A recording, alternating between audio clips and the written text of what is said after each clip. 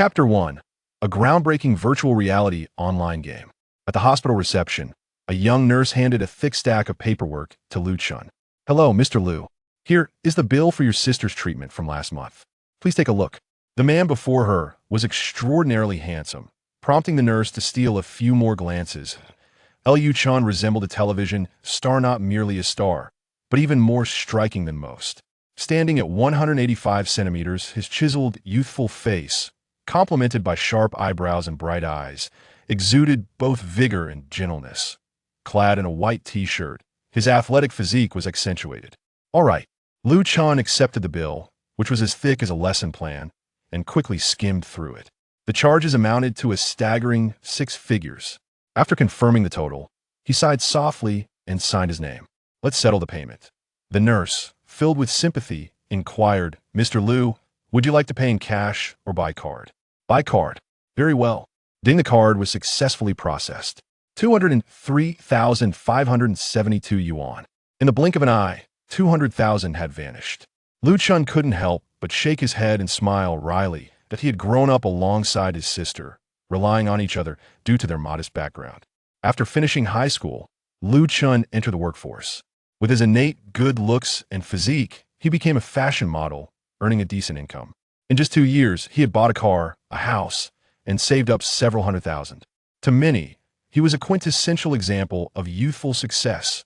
However, just as his life and career were on the verge of flourishing, his sister was suddenly involved in a severe car accident. After a desperate struggle, she survived but remained in a coma, a vegetative state, requiring exorbitantly priced medication to sustain her life, with monthly treatment costs exceeding 200,000 yuan. Over the past year, Chen had exhausted his savings, sold his house and car, spending more than 2 million, yet his sister showed no signs of awakening. Despite this, Chen refused to abandon his sister, with whom he had shared over a decade of companionship, tirelessly striving to cover her exorbitant monthly medical expenses. Ding! Chen's phone vibrated, notifying him of the recent card transaction. Industrial and Commercial Bank.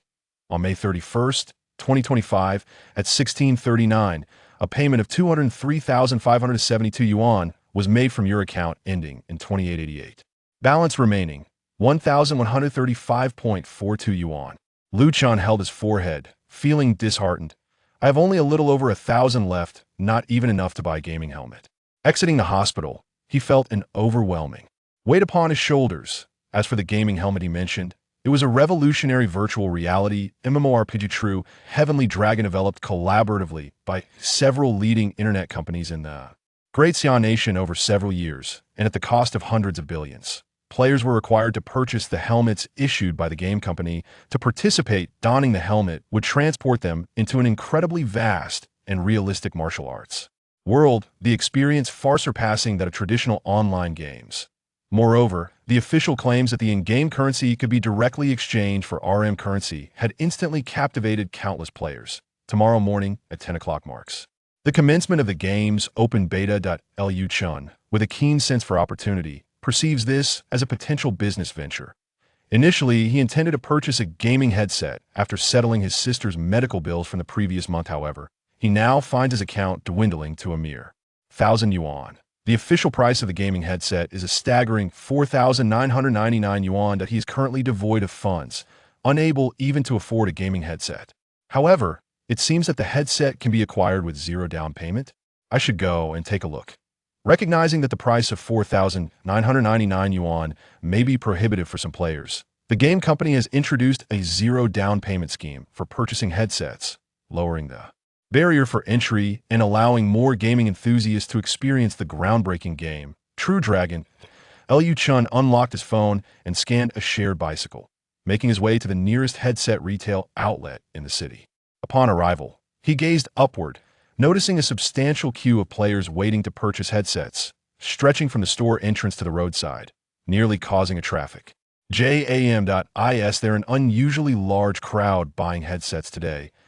Chen was slightly taken aback. It was evident that this revolutionary virtual reality MMORPG, True Dragon, had garnered immense popularity, with many players eager to partake in the experience. Even the pricey headsets could not dampen their enthusiasm as they queued eagerly to make a purchase. After nearly 2 hours, It was finally his turn. With a radiant smile, he approached the counter and inquired, "Hello, I would like to purchase a headset. Is zero down payment available?" Of course. Two sales representatives, eager to assist, promptly rushed over to enthusiastically explain the zero down payment option. "Sir, with zero down payment, you may choose between a 6-month or 1-year term. The interest for 6 months is 600 yuan, while the 1-year interest totals 1,200 yuan, with timely repayments required for each installment." Lu Chen mused inwardly. As expected, 4-0 down payment often comes with exorbitant interest rates. A headset costing 4,999 yuan incurs an interest rate exceeding 10% for 6 months. However, he truly cannot muster 5,000 yuan at the moment. He finds himself with no alternative. If it is zero down payment, then so be it. The game is launching tomorrow. Every moment counts, and he cannot afford to lag behind. He must acquire that headset. Very well, I'll opt for the 6-month plan. Certainly, sir. Please present your identification, and I will register your information to Lu Chen produce his ID, and after a series of swift operations by the sales assistant, he secured a gaming headset through a zero down payment plan, divided into 6 installments. I hope that the virtual reality martial arts MMORPG, True Dragon, provides me with a delightful experience, and perhaps even allows me to earn some in-game currency. Lu Chen's motivation for purchasing the headset stemmed from 2 primary reasons. Firstly, the immense pressure he has endured over the past year necessitated a mental escape, and True Dragon, touted as a groundbreaking virtual game, seemed the perfect outlet. Secondly, he aspired to generate in-game wealth, converting gold into RM currency to assist with his sister's medical expenses. Otherwise, relying solely on his modeling income of 30 to 40,000 yuan monthly would scarcely suffice to cover his sister's exorbitant medical bills exceeding 200,000 yuan each month. As Lu Chen prepared to leave after purchasing the headset, ready to scan a shared bicycle with his phone, a woman approached him directly. The woman, adorned with glasses and appearing to be around 25 or 26, donned a tailored suit accompanied by a pencil skirt, and her feet were elegantly encased in black high heels with red soles. Her long legs were complemented by the standard black stockings, epitomizing the essence of a professional woman. Upon spotting Lu Chen, she exclaimed in delight, "Lu Chen." She hurriedly approached him, her heels echoing against the ground, and soon stood before him. Lu Chen, towering at 185 centimeters, slightly lowered his gaze and recognized her, responding with a smile, "Sister Chen, it's been a while." This impeccably dressed woman, whose surname is Chen, is a female manager at a fashion company, and Lu Chen had previously modeled for her on multiple occasions. "Sister Lu Chen, I have missed you so much. Where have you been lately? I have been eagerly awaiting our reunion." In the eyes of others, Sister Chen exuded an icy, aloof demeanor akin to that of a goddess. Yet before Lu Chen, she appeared charmingly delicate. Lu Chen felt a hint of exasperation had he not just visited Sister Chen's company as a model last week. She herself had personally attended to him. Then how could she have forgotten so soon? Was 1 week truly equivalent to an eternity? Around them, numerous individuals were purchasing gaming headsets. Due to Lu Chen's striking good looks and Sister Chen's elegant and alluring presence, many turned their attention to them, overhearing their conversation. They cast envious glances in Lu Chen's direction. Wow, a stunning and graceful woman like her is actually greeting him with such warmth. It truly pays to be handsome. I suppose we less fortunate souls will never experience such a feeling. We might as well stick to our games. I can't believe it. Honestly, I am incredibly envious. Both Lu Chen and Sister Chen were aware of the murmurs and sighs, yet they remained unfazed. Sister Chen gazed at Lu Chen with anticipation, sweetly inquiring, "Do you have other matters to attend to? It has been so long. I would like to invite you to dinner and discuss a few things." Lu Chen nodded with a smile, of course. The game True Heavenly Dragon was not set to launch until 10 the following day, so he certainly had time this evening. "Yay!" Sister Chen exclaimed joyfully, nearly losing her balance as she jumped with excitement. Instantly, she linked her arm with Lu Chen's and, amidst the astonished gazes of bystanders, led him toward a hotel at the end of the street. Those witnessing the scene felt a twinge of envy towards Lu Chen. Wasn't she supposed to treat him to dinner? Why were they heading to a hotel instead of a restaurant? Indeed, being handsome seemed to grant one the freedom to indulge in whatever one pleased. After dining at the hotel that evening, Sister Chen inquired about Lu Chen's lifestyle with great concern, discussing work-related matters as well. She mentioned that her company had recently launched several trendy men's clothing lines and needed male models for promotional shoots, offering a remuneration of 1,000 yuan for just 2 hours of work, asking Lu Chen when he would be available. She also pulled out her phone to show him photos, asking for his opinion on the design of the new men's fashion styles. Continuing, Sister Chen engaged in a conversation with Lu Chen about the groundbreaking game True Heavenly Dragon, AS, the first epic-making virtual reality online game. It has garnered immense popularity. Sister Chen expressed her keen interest in the game and mentioned that she would like Lu Chen to accompany her once the servers go live. The two delved into their discussions well into the night. The following morning, warm sunlight streamed through the window, illuminating the disheveled bed linens. Lu Chen rose and glanced at the time, exclaiming, "The game is about to launch. I must hurry back." He hastily donned his clothes, grabbed the gaming headset he had purchased the day before, and prepared to leave. "Lu Chen, wait a moment," Sister Chen called out urgently. "What is it?" Lu Chen paused.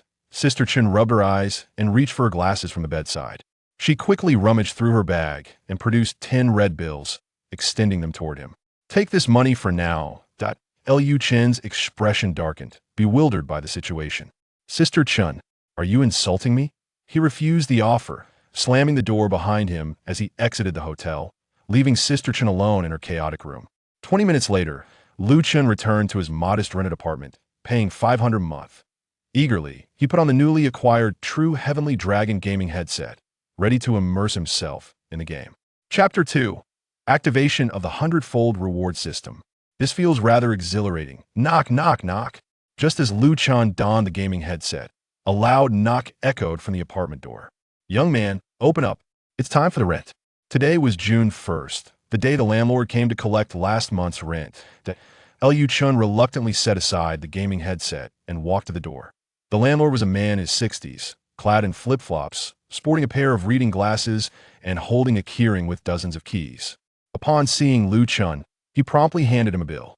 "Rent is 500, and with utilities totaling 150, the overall amount comes to 650. Do you prefer cash or mobile transfer, young man?" "Mobile transfer, please." Ding. Lu Chen retrieved his phone and transferred 650 to the landlord. "All right, received," the landlord replied casually, moving on to collect from the next tenant, while muttering complaints. My ungrateful son insists on working a stubborn job that pays only a few thousand a month. Here I am, at my age, still collecting rent from 8 buildings. It's exhausting for an old man like me." Lu Chen closed the door, receiving a transaction notification from his bank, Industrial and Commercial Bank. On June 1st, 2025 at 16:39, a quick payment of 650 yuan was made from your account ending in 2888. Your balance is now 485.42 yuan. Seeing the meager balance, Lu Chen couldn't help but smile wryly. Not long ago, he had been a promising young man with a house, a car, and savings. Yet now, he was left with a mere 500 yuan. He recalled Sister Chen's offer of 10 bills at the hotel, which he had stubbornly declined. Could he possibly regret his pride now? Shaking his head, Lu Chen settled back into his computer chair and donned the gaming headset once more. "I hope that the game True Heavenly Dragon will serve as a catalyst for transforming my current circumstances." Lu Chen finds himself in a state of utter destitution, burdened by the exorbitant hospital bills for his sister each month. The weight of this pressure is akin to a mountain pressing down upon him, a burden that would likely suffocate many others. Fortunately, Lu Chen possesses a resilient mindset and remarkable ability to withstand stress. He has not succumbed to despair, but instead endeavors to seize the opportunity to alter his present situation. Might this groundbreaking virtual reality MMORPG, True Heavenly Dragon, be that very opportunity? Upon donning the gaming headset, Lu Chen found himself transported into a virtual interface. A countdown timer for the game's public beta test was displayed prominently at the top of the screen, indicating that there remained 8 minutes and 35 seconds until the grand launch. During this waiting period, players were invited to create their characters as a virtual reality MMORPG. The character essentially embodies the player themselves, albeit with certain distinctions. A notice titled Character Guidelines appeared. One, that the character's gender, appearance, and physique would be automatically generated based on the player's real-life attributes, with a similarity of 70. 2. Players could choose to use their real name or create a new nickname, ensuring that the chosen name is not offensive. 3. Should players wish to modify their character's appearance, they could later seek specific NPCs within the game to alter hairstyles, hair color, attire, and other adornments. However, immutable traits such as gender, facial features, and height could not be changed. Chen found the rules for character creation quite agreeable, as 70 likeness to his real self lent an air of authenticity, alleviating concerns about encountering burly men masquerading as women in the game. I understand. Let us proceed. Ding. The system is generating your character's appearance based on 70 of your likeness. In the next moment, Chen's appearance underwent slight modifications, yet he retained his height of 185 centimeters, his handsome visage, and a physique adorned with six-pack abs. He remained strikingly handsome. Would you like to use your real name as your character's nickname? Players have the option to employ their true name or devise an alternative nickname. No, Chen responded, preferring not to use his real name for gaming, much like the majority of players. Please enter your nickname. What sort of nickname should he choose? Should it be one of overwhelming might or suave charm? Should it convey earnestness or lean toward the avant-garde? Should it be unremarkable or possess poetic flair? After 2 minutes of contemplation, Chen ultimately settled on a fitting nickname: Handsome Shocking the World. Let it be Handsome Shocking the World. As a 185 centimeters tall fashion model, his striking good looks warranted such a name, and he believed no one would object. Chuckles. Handsome Shocking the World. Please select 3 sets of novice attire. With his nickname established, he now needed to choose the most basic novice garments in a classical style. Given that this was a martial arts-themed MMORPG, it would be rather jarring for players to enter the game clad in jeans, shirts, or suits. The novice attire came in 3 colors: red, green, and blue, with no distinctions beyond color and no added attributes. Players would later acquire faction outfits or other costumes within the game, so selection was a matter of personal preference. Chen chose a set of blue novice attire. With Chen's physique and appearance, he would look handsome in anything he wore. Only 2 minutes and 19 seconds remained until the server launch countdown. Chen quietly awaited at the character interface. He could see this moment. Undoubtedly, tens of millions of players were waiting alongside him for the public beta of True Heavenly Dragon. Countdown: 10, 9, 8, 0. Beep. The game has launched. The dashing hero may select a server to play on. Before Chen's eyes, 100 server options instantly refreshed. Half City Smoke and Sand, Listening to Fragrance Pavilion, Summit of the Forbidden City, Fairy Island of Taihu, #1 in the world, Soul Sovereign, Immortal Couple Romance.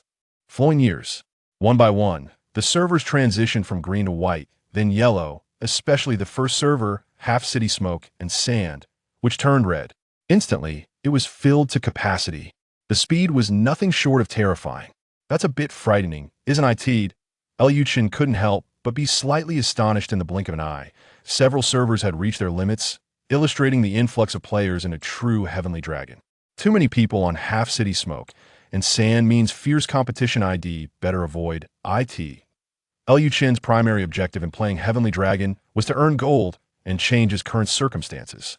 Based on previous gaming experiences, the first server would undoubtedly have the most players, resulting in heightened competition for resources, which didn't align with Chen's status as a small Karami. He decided to choose another bustling area instead. Immortal Couple Romance seems quite appealing, at least I like the name. Ultimately, Chen opted for the Immortal Couple Romance server. Although nearly all 100 servers have become full, each server would still host a significant number of players. Chen closed his eyes and opened them again, entering the game. Before him, a new scene unfolded. The origin of boundless possibilities. Every player found themselves in the novice guide map of True Heavenly Dragon Mount Wuliang. Mount Wuliang was enveloped in swirling clouds and mist, ethereal like a gossamer veil. The winding paths were flanked by dense forests, where sunlight dappled the ground, creating patches of light and shadow. The trees were diverse, with ancient pines standing tall and sturdy, their branches stretching like dragon claws beneath. Various wildflowers swayed gently in the breeze, releasing a faint, refreshing fragrance. Players occasionally spotted animals wandering through the woods ahead, such as the grinning highland white ape and the agile lightning leopard. An ever-increasing number of players surged into the game, born upon Mount Wuliang, where people filled the hills and valleys, They were all taken aback by the breathtaking scenery, marveling in awe. Is this what a virtual reality game looks like? It's astonishingly realistic. Truly a groundbreaking online game. This incredibly immersive experience makes the $5,000 headset feel worth every penny. It's simply invaluable. Oh wow, it's really Mount William. My hometown is near there, and it feels so real and familiar. I'm in love. Oh no, I've already immersed myself in the game world and don't want to leave. I'm looking for a good husband, one who can protect me. Don't worry, I'm not a green tea type.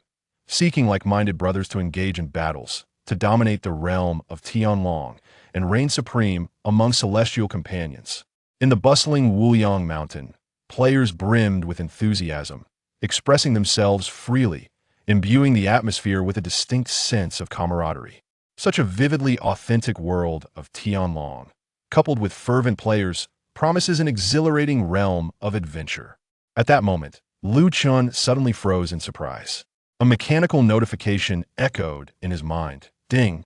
System activation in progress. 100-fold reward system successfully activated. All items acquired, as well as prop rewards in the true Tianlong, will be multiplied by 100. Have I truly activated the system? Chen exclaimed in disbelief, followed by overwhelming joy.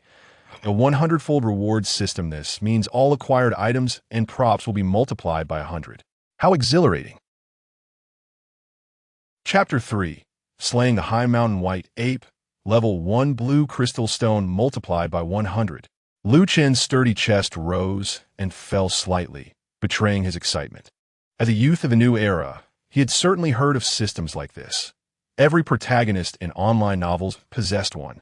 Now, he felt as though he had become the protagonist himself, a chosen one, having activated the 100-fold reward system. In the game, True Heavenly Dragon, nearly all his gains could be multiplied by 100. True Heavenly Dragon, as the foremost virtual reality MMORPG in the Great Xia Kingdom, had garnered immense popularity, evidenced by its instant surge in servers the moment it launched. With the game newly opened, all players were at the initial stage, and according to Chen's knowledge, although the game featured a recharge option, it lacked a game store. This meant that nearly all items and tools had to be obtained through grinding. The prices of these items would undoubtedly be exorbitant.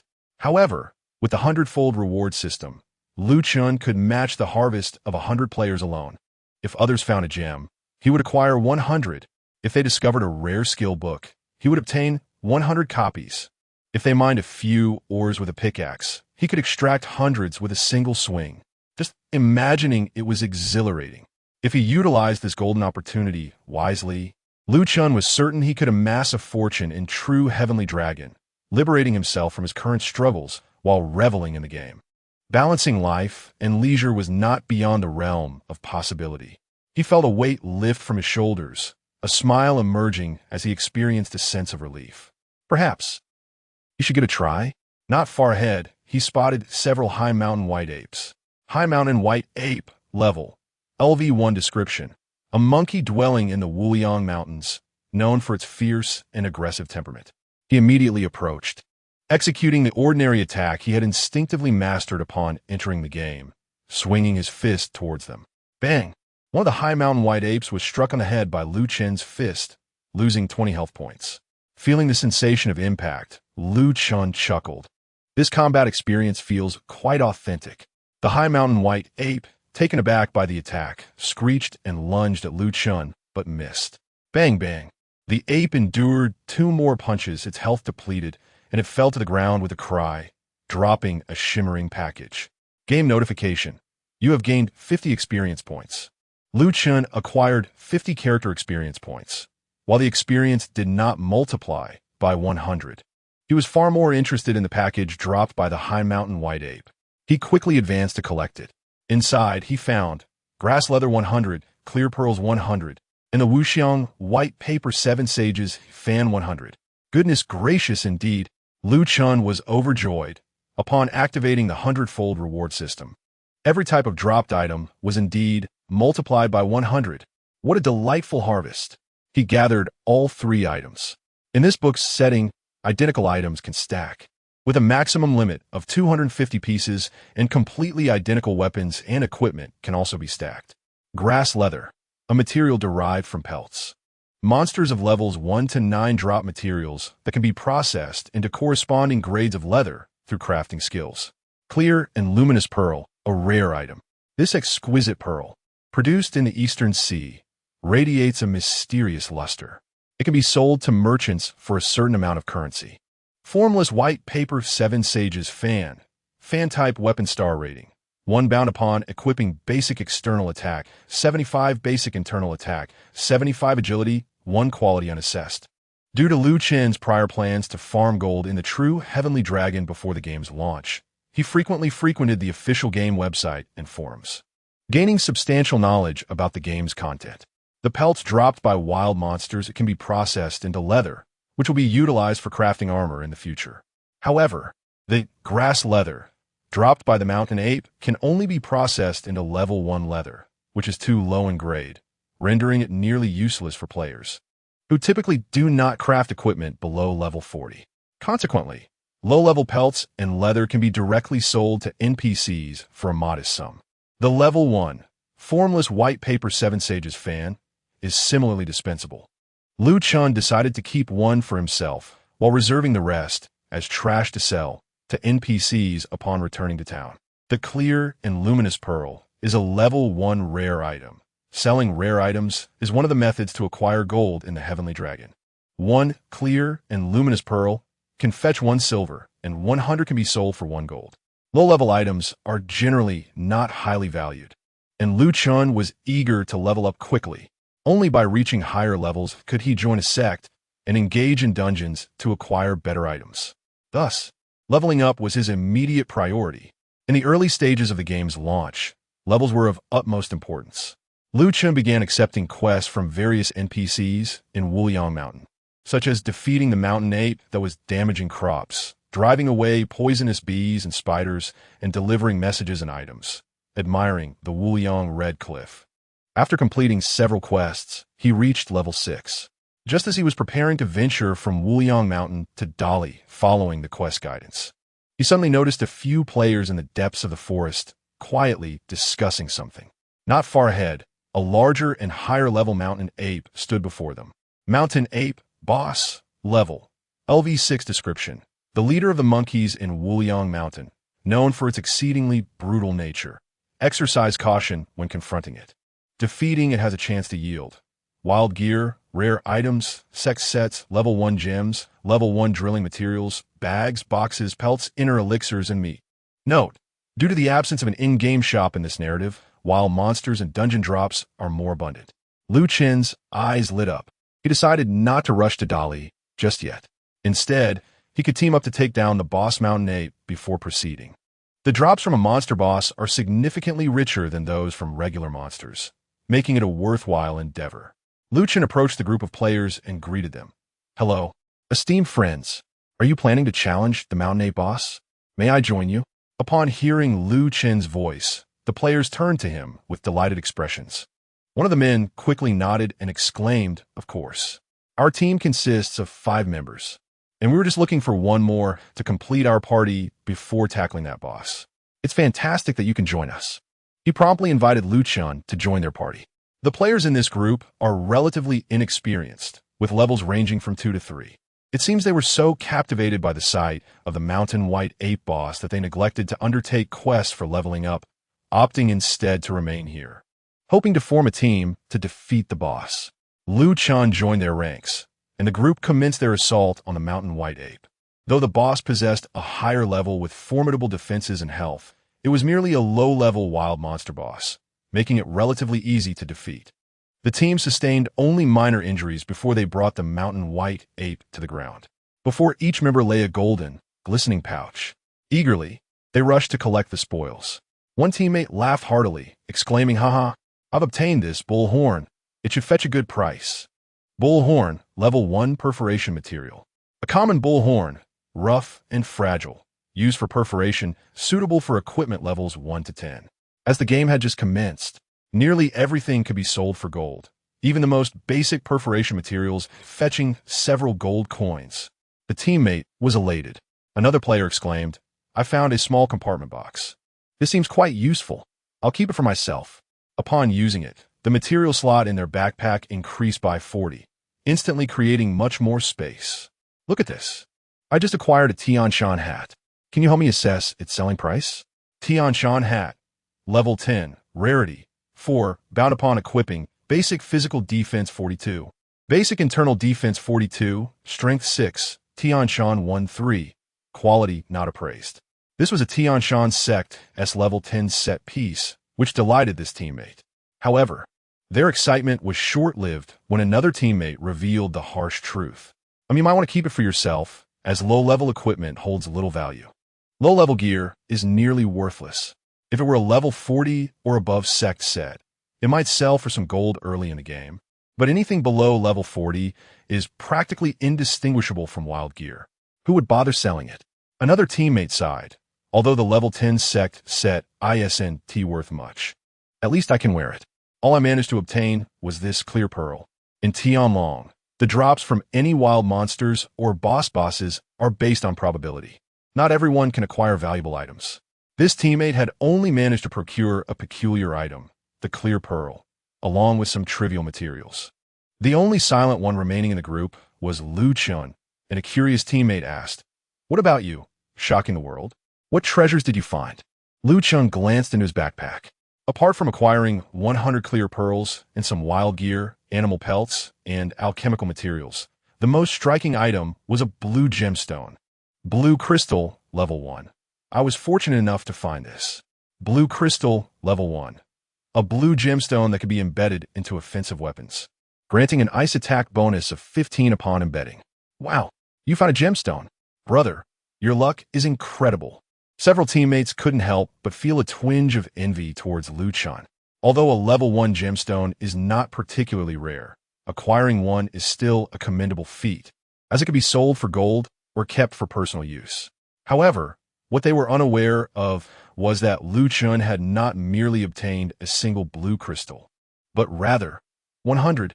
Chapter 4. Joining the sect. Of course, it is Wudong. 100 pieces of level 1 blue crystals, each valued at 7 to 8 gold coins, amounting to 7 or 800 gold. Chen effortlessly earned 7 or 800 gold simply by defeating a wild boss. It was an exhilarating experience. However, he also realized that none of his 5 remaining teammates had obtained a level 1 gem, indicating that the drop rate for such gems from wild bosses was indeed quite low. He was merely fortunate to have acquired one. The most pressing matter now was to elevate his level. Bidding farewell to his companions, Chen exited the party.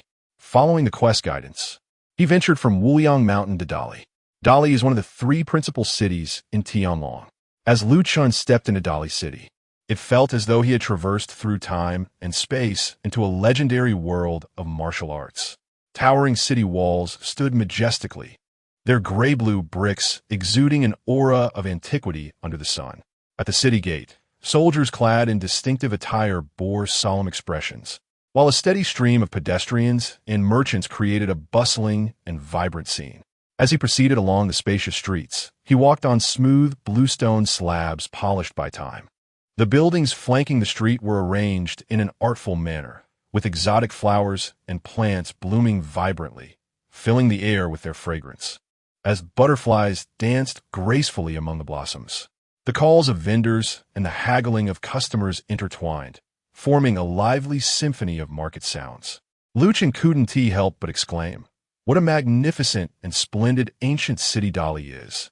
Many players who had completed their tasks at Wuyang Mountain also entered Dali City, gazing at the imposing and dignified structures and expressing their sentiments. Wow, the architecture around me, the stone slabs beneath my feet, the patrolling NPC soldiers. It all feels so incredibly lifelike. I can hardly distinguish between the virtual and the real. Dali is astonishingly authentic. Being here feels like returning home. Every player here is exceptionally talented, and I absolutely adore this place. Work is exhausting. It's far more comfortable to enjoy the scenery in Dali. Haha. Are there any rich second-generation young men? I would love to find someone to share the views and cultivate a relationship. Hit me up if you're interested. At that moment, a round and cheerful-looking female player in her 30s brightened up and approached Chen. With a beaming smile, her eyes nearly squinted into slits. She said, Hello. Handsome. Let us get to know each other. I'm Annie Hua, Kai Fu Gue. Auntie, please look elsewhere. Lu Chen quickly sidestepped, making a hasty retreat. There was no time to dwell on other matters. Leveling up was paramount. He opened his quest panel and continued with the novice tasks. Quest 1. The first weapon. Please find a weapon shop owner, Pu Yang NPC. Quest 2. The first armor. Please find a clothing store manager, Huang Gongdao NPC. Quest 3. The first rare beast. Please find Yun Pia Piao and Dolly NPC. These tasks were designed to help players familiarize themselves with the game content. Thus, they were quite straightforward, requiring merely travel and dialogue to complete. After successfully engaging in 7 or 8 dialogue quests, Lu Chen reached level 10. At this moment, the venerable Elder Zhou, riding the yellow crane in Dolly City, addressed Lu Chen. Congratulations, valiant hero, on reaching level 10. Quickly make your way to the gathering point of the 10 major sects in Dolly City and select a faction to join. Upon reaching level 10, players are permitted, and indeed required, to affiliate with a sect.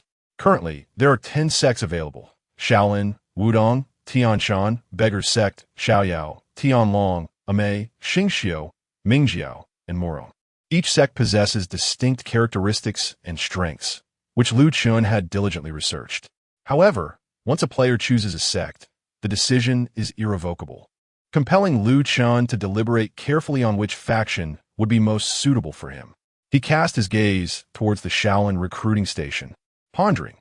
Although Shaolin is renowned for its martial prowess, perhaps it is best to reconsider, as he had no desire to become a monk. While Shaolin boasts high attack and substantial health, rendering it an admirable sect, it also has conspicuous drawbacks: short and cumbersome legs. In encounters with more agile factions, he feared he might find himself outmaneuvered. Moreover, Lu Chen was not inclined to embrace the life of a monk. Thus Shaolin was promptly dismissed. His attention shifted to the Beggar's Sect, where the recruiting NPCs donned tattered clothing, projecting a rather dismal image. I certainly do not wish to live the life of a beggar, he mused. Furthermore, the skills of the Beggar's Sect appeared rather lackluster, lacking the necessary ferocity and damage output. Lu Chen, having thoroughly examined the skills of the 10 sects on the official website, recognized that while the Beggar's Sect's techniques may be flashy, they ultimately lacked substance, devoid of any formidable burst skills, with their primary attribute, poison, growing at a mere 1. 3. In terms of single target damage, they were outclassed by Tianshan, Mingjiao, and Shaolin, though they performed decently in group battles. Yet Lu Chen was still unconvinced. Amei was also dismissed from consideration, as 90 of its players were female, and he, as a man, had little interest in joining. Mingjiu seemed promising, with rumors of a powerful skill called Rage Slash at level 80 that boasted impressive damage. But level 80 felt far off, and it seemed that playing Mingjiao might not surpass the appeal of Tianshan. The Tianlong sect, proficient in both internal and external skills, was a ranged faction with decent strength. It struck him as rather mediocre. The fighting style of Xingxiu appeared too ungraceful for his taste, leading him to disregard it. Morong, though uncertain, gave off an impression of being rather unremarkable as well. On the other hand, Xiaoyao intrigued him. It possessed a skill called Stream Mountain Journey that doubled damage, a veritable game-changer when activated. Tianshan, with its ability to become invisible and execute the devastating skill Flower Transformation, could eliminate foes without warning. After analyzing each sect thoroughly, Lu Chen concluded that Xiaoyao was commendable, while Tianshan exhibited formidable strength. Thus, he decided to embrace Wudong. What? Indeed, Wudong was a viable choice. Its skills offered ample control, and at level 60, the full rage skill could refresh cooldowns, allowing for 2 successive skill casts that could incapacitate enemies in an instant. Most importantly, Wudong exuded an air of elegance. Wielding a great sword while vanquishing foes was undeniably stylish. After much contemplation, Lu Chen ultimately chose Wudong, swayed by its aesthetic appeal. In avoiding the paths of monk and beggar, he found himself on the road of a Taoist. So is this entire analysis not in vain? Congratulations to the valiant hero, Shuaijing Tianxia, on joining the Wudong sect and becoming its disciple. It is my fervent hope that you will elevate the martial arts of our esteemed sect. Please accept these items. 100 pieces of Yushu Taoist robe, 1,000 sect recruitment orders, and 100 novice exploration swords.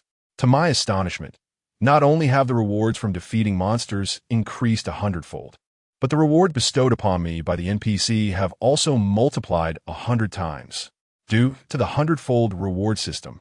While others who join the sect typically receive a single piece of beginner sect attire, 10 recruitment orders, and a novice weapon of level 10, I, Chen, have been granted 100-fold. The sect attire is bound, so one piece suffices. The 1,000 sect recruitment orders are quite commendable, providing ample resources for quite some time, thus sparing me the cost of purchasing positioning items. Clad in the beginner attire of Wudong, Chen officially embraced his identity as a disciple of the sect. He also acquired several fundamental skills. Vanquished, basic attack, instant release, single target ranged attack, effective range of 0 to 15 meters. Xianren Ji Lu, consuming 143 chi points, instant release. Single target ranged attack, effective range of 0 to 15 meters. Internal power increases by 88 points, with a 12 chance of rendering the target vulnerable for 30 seconds upon hitting. Yun Chuan Saw, consuming 143 chi points, instant release, single target ranged attack, effective range of 0 to 15 meters. Internal power increases by 88 points, with a 12 chance of immobilizing the target for 5 seconds upon hitting. Xinyo Wanwei, consuming 80 chi points, single target enhancement, increases the target's spiritual energy by 18 points, lasting for 30 minutes. These skills are merely at level 1. As players advance in level and refine their internal methods, they will unlock further abilities with enhanced effects. After becoming a disciple of Wudong, Chen, wielding his novice great sword, felt a surge of ambition. After all, I am a destined child with a system. Since I have joined Wudong, let me set a modest goal for myself. First and foremost, I must amass wealth. With financial resources, I can address the challenges of reality and provide a chance for my sister's revival. If the opportunity arises, I aspire to become the strongest Wudong disciple in the realm of Zional Qunjun, and ultimately the mightiest player in the entire region. With such thoughts swirling in his mind, Chen brimmed with determination. Chapter 5. The Intricacies of the Chess Game. Who prevails? The art of deception or the fury of unrelenting strikes. As Chen prepared to depart, a guide from Wudong remarked, "Young hero, venturing through the martial world without the aid of a wealth card is quite unwise. You must seek out Du Daswang and Dali for enlightenment." While delving into the strategies of Zhen Tianlong, Chen had indeed encountered the concept of the wealth card. In essence, the wealth card serves to bolster a player's progression and strength, and it is undoubtedly advisable to bind it if possible. Following the coordinates provided, Chen made his way to the central location of Wuhua Altar in the Dali map, where he encountered a rotund NPC named Du Daswang. At that moment, Du Daswang was surrounded by dozens, if not hundreds, of players, all presumably seeking to bind their wealth cards as well. With a jovial demeanor, Du Daswang proclaimed, "Fear not, esteemed heroes. To celebrate the grand opening of Zhen Tianlong's public beta, each of you may activate your wealth card by presenting the code TLBB 8888 to me, and it shall assist you on your journey." Understanding the task at hand, Chen confidently recited the code to Du Daswang, and as expected, it was a resounding success. Du Daswang, congratulations, gallant hero, for successfully binding the Tianlong wealth card. With each level you attain, you may collect specific rewards from me. Chen promptly checked the rewards available to him. As a level 10 player, he was eligible for the rewards at levels 1 and 10. Du Daswang, here, take this Tianlong heroic sword, this Tianlong heroic amulet, and these 2 bags and chests as gifts. Chen received a novice weapon, a novice amulet, and 2 expandable bags and chests. However, the rewards did not multiply by 100-fold, likely due to the unique nature of the wealth card rewards, which are not derived from monster hunting or quest completion, thus negating the 100-fold effect. Nevertheless, this was of little concern, as the quality of the weapons was somewhat inconsequential. The weapon and amulet held minimal value, but the bags and chests would certainly prove useful. Lu Chen equipped the bags and chests granted by the wealth card, increasing his inventory and materials capacity by 60, which immediately made his pack feel considerably roomier. He resolved to return for further rewards once his level increased. Departing from Wuhua Altar in Dali, Lu Chen gazed at his overflowing inventory and decided to visit the Dali warehouse.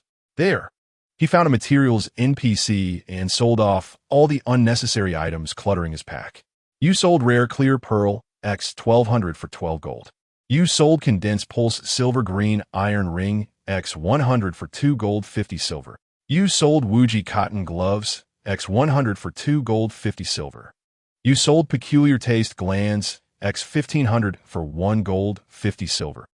Lu Chen sold all the worthless gear and materials from his inventory. Although these items bore little value, their sheer quantity proved advantageous. After selling everything, Lu Chen found himself with a total of 30 gold coins in his bag. It was astonishing to realize that even selling trash could yield such returns. With the recent launch of Zhen Tianlong, the public beta was immensely popular, and the exchange rate between RM coins and gold coins was nearly 1-to-1. 30 gold coins equated to approximately 30 yuan, enough for 2 meals. Of course, Lu Chen understood that this was merely the beginning. The higher his level, the more precious the items he could acquire. It would no longer be a mere matter of selling worthless junk. The profits would undoubtedly multiply by hundreds, thousands, or even tens of thousands. Thus, he was determined to elevate his level as swiftly as possible. In the realm of Tianlong, players have 3 primary means to gain experience and level up: completing quests, tackling dungeons, and defeating wild monsters. Typically, a player could reach level 30 after finishing several quests in the beginner maps. At this juncture, Lu Chen noticed a message in the World Chat channel. World, Big Egg, attention players. We're heading to Dali for a chess match. Everyone above level 10 is welcome. Once players reach level 10, they can participate in chess matches. These matches yield substantial experience, so they must not be missed. Lu Chen promptly applied to join the team. He successfully entered the group, which was now filled with 6 members. Team, Big Egg. Quickly gather, let us start the chess match. The team leader, Big Egg, appeared to be a young man in his 20s. He eagerly urged the group to assemble and prepare for the match. Team, handsome shocking the world, here I come. Lu Chen made his way to the chess match location east of Dali City. Half a minute later, the 6 players had gathered. Team, Street Slayer, handsome shocking the world? What a cool name. One player from the Mingjiao noticed Lu Chen's nickname, scrutinized his physique and appearance, and nodded in agreement, acknowledging that Lu Chen was indeed quite handsome. In terms of looks, he felt somewhat inferior. Team, Big Egg, ahem, let us not dwell on idle chatter. Let us get started. Team leader Big Egg activated the party follow feature, leading the group into the resting area. Here, players could claim a 1-hour double experience bonus, which could be redeemed once daily for free. Team, Big Egg, hurry and claim the double experience, and then we'll begin. Lu Chen, Street Slayer, and several other teammates claimed their hour of double experience. The dungeon was successfully created. The group entered the precious chessboard dungeon. Beneath their feet lay a vast chessboard, where pieces would continuously manifest. Players must work together to defeat these pieces. If they exceeded the time limit, the pieces would transform into aggressive chess souls. And while defeating these souls would still grant experience, the amount would be halved. Team, Money-Loving Mule. Captain, do you think we can handle this? Team, Blue Bottle Calcium. I just joined the MA sect and lack healing skills. Is that a problem? Just as they entered the dungeon and the pieces had yet to appear, a little carefree and a female MA began to express their concerns about their ability to complete the dungeon. Team leader Big Egg waved his hand dismissively, exuding confidence. I thought it was something serious. It's just a chess match, and we will definitely succeed. The MA's lack of healing is of no consequence. Clearly, Big Egg had researched the Tianlong dungeons and knew that the chess match was the simplest and least difficult of all, assuring that with the combined efforts of the 6 players, they would surely prevail. Besides, I am a powerful Tianshan warrior. The Tianshan region can be quite fierce. But fear not, dear sister, for your brother shall guide you. Haha, The boastful Big Egg began to proclaim himself as Tian Shan, exuding great ferocity. Lu Chan could not help but roll his eyes. Come on, everyone has just joined the sect at level 10. There isn't much distinction. Besides, in the early stages, aren't we all relying on the squirrel baby to battle? All players are alike upon joining the sect, apart from varying health points and internal-external skills. The only difference lies in a few sect-specific abilities. Where then is this so-called ferocity? Before acquiring equipment and gems, a player's damage output is even inferior to that of a cherished beast. Big Egg's bluster was ruthlessly dismantled by Lu Chan, who laughed heartily and feigned ignorance. Oh? Is that so? Ha. It seems you little Wudong are quite perceptive. Lu Chan replied with a smile, just a bit of understanding. In the team chat, Fear Street Slayer inquired, why do you play Wudong? The health points are so low, you might be looked down upon in future dungeon runs. The members of the Mingjiao sect were quizzical, for Wudong's health growth is a mere 1 stamina, equating to 44 points, the lowest among the 10 major sects of Tianlong. Given that players emphasize health in the early stages, having insufficient health could lead to disdain when teaming up for monster hunting or dungeon runs. Lu Chun simply replied, because it's handsome, that's all that matters. His response was straightforward. The allure of Wudong's aesthetics overshadowed any other considerations. Moreover, who cares if health growth is minimal? With time, one could acquire superior gear and higher-grade gems to compensate. Handsomeness, after all, lasts a lifetime. Haha. Indeed, the dashing Wudong suits your character perfectly, but my Mingjiao is not to be outdone, equally striking, powerful, and formidable. Laugh Fear Street Slayer. I just want to make money. Exclaim Mule loves money. Upon learning about the enhanced skill Shishan travel for the Xiaoyao class, I decided to play Xiaoyao instead. I've heard they're indispensable for future dungeon runs. I'm a girl, and girls don't particularly enjoy fighting, said Calcium of Blue Bottle. I prefer to explore dungeons and admire the scenery, so I chose Ame for its healing abilities.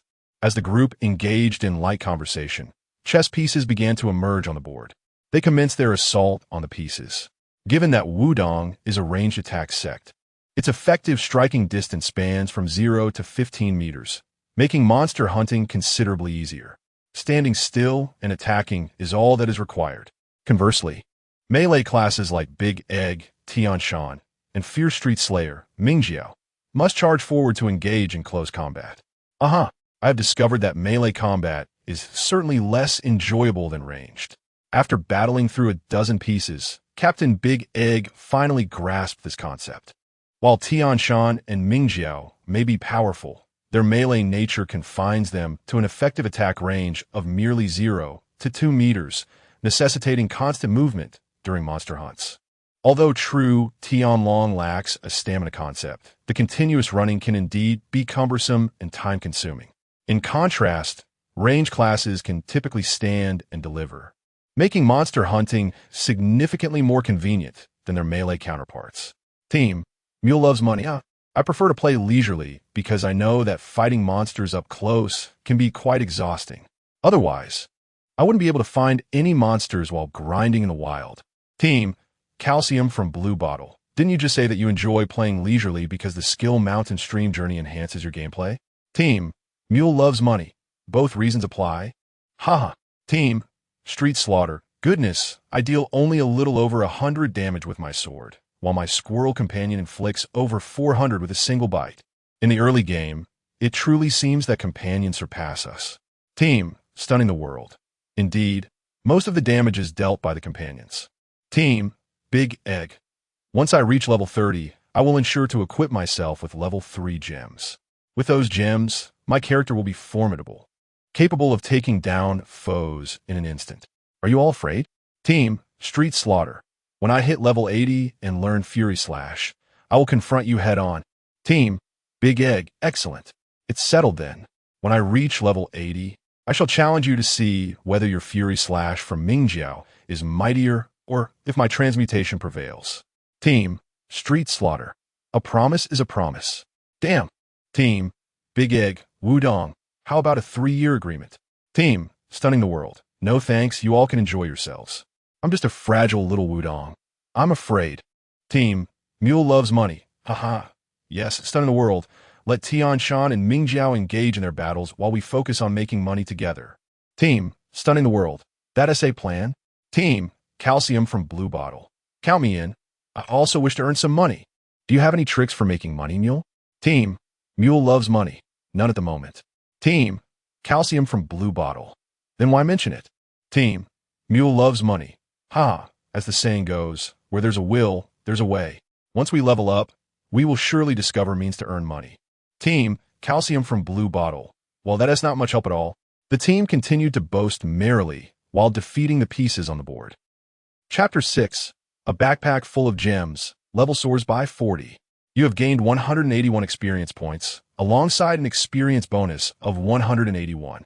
You have gained 181 experience points, alongside an experience bonus of 181. Defeating the chess pieces yields a significant amount of experience. In the early stages of the game, players require relatively little experience to level up, and before long, both Lu Chen and his teammates had ascended several levels. Upon reaching the 100th chess piece, the game suddenly announced, a fortuitous encounter has been triggered. A golden chess piece has appeared. Defeating the golden chess piece grants substantial experience and guarantees the drop of a level 1 gem. A resplendent golden piece suddenly graced the chessboard of the Zhenlong chess game. A golden chess piece? We are quite fortunate to encounter this. Everyone hastened to defeat it and claim the gems. The team leader, Big Egg, was exceedingly excited, immediately swinging his dual rings to attack the golden chess piece. The other members of the team were equally eager, anticipating the gems that would follow the defeat of the golden chess piece. With the combined efforts of the 6 members, the golden chess piece was swiftly vanquished, dropping a splendid golden package for all to claim. The team rushed forward to collect the spoils. Team leader Big Egg received Garnet, level 1, 2. Street Slayer received Green Crystal, level 1, 1. Blue Bottles Calcium received Ruby, level 1, 1. Black Gem, level 1, 1. Emerald, level 1, 1. Mule Loves Money received Bloodstone, level 1, 1. Yellow Topaz, level 1, 1. The teammates received between 1 to 3 level 1 gems each. Team, Big Egg, I'm flabbergasted. I got 2 garnets, both enhancing internal defense. Does anyone really seek such gems? Team, Blue Bottles Calcium. Haha, I was lucky enough to acquire 3 gems. But it would have been even better if they were all health-enhancing rubies. Team, Street Slayer. I only managed to get 1 green crystal. And I'm a Ming sect member. A poison attack green crystal is of little use. Mule, do you have any red crystals? If so, I'd like to trade. Team, Mule Loves Money. I didn't find any red crystals, and besides, I plan to play with fire attributes in the future. Fire immortals do not require green crystals. You can keep them to sell or trade for fire attack gems.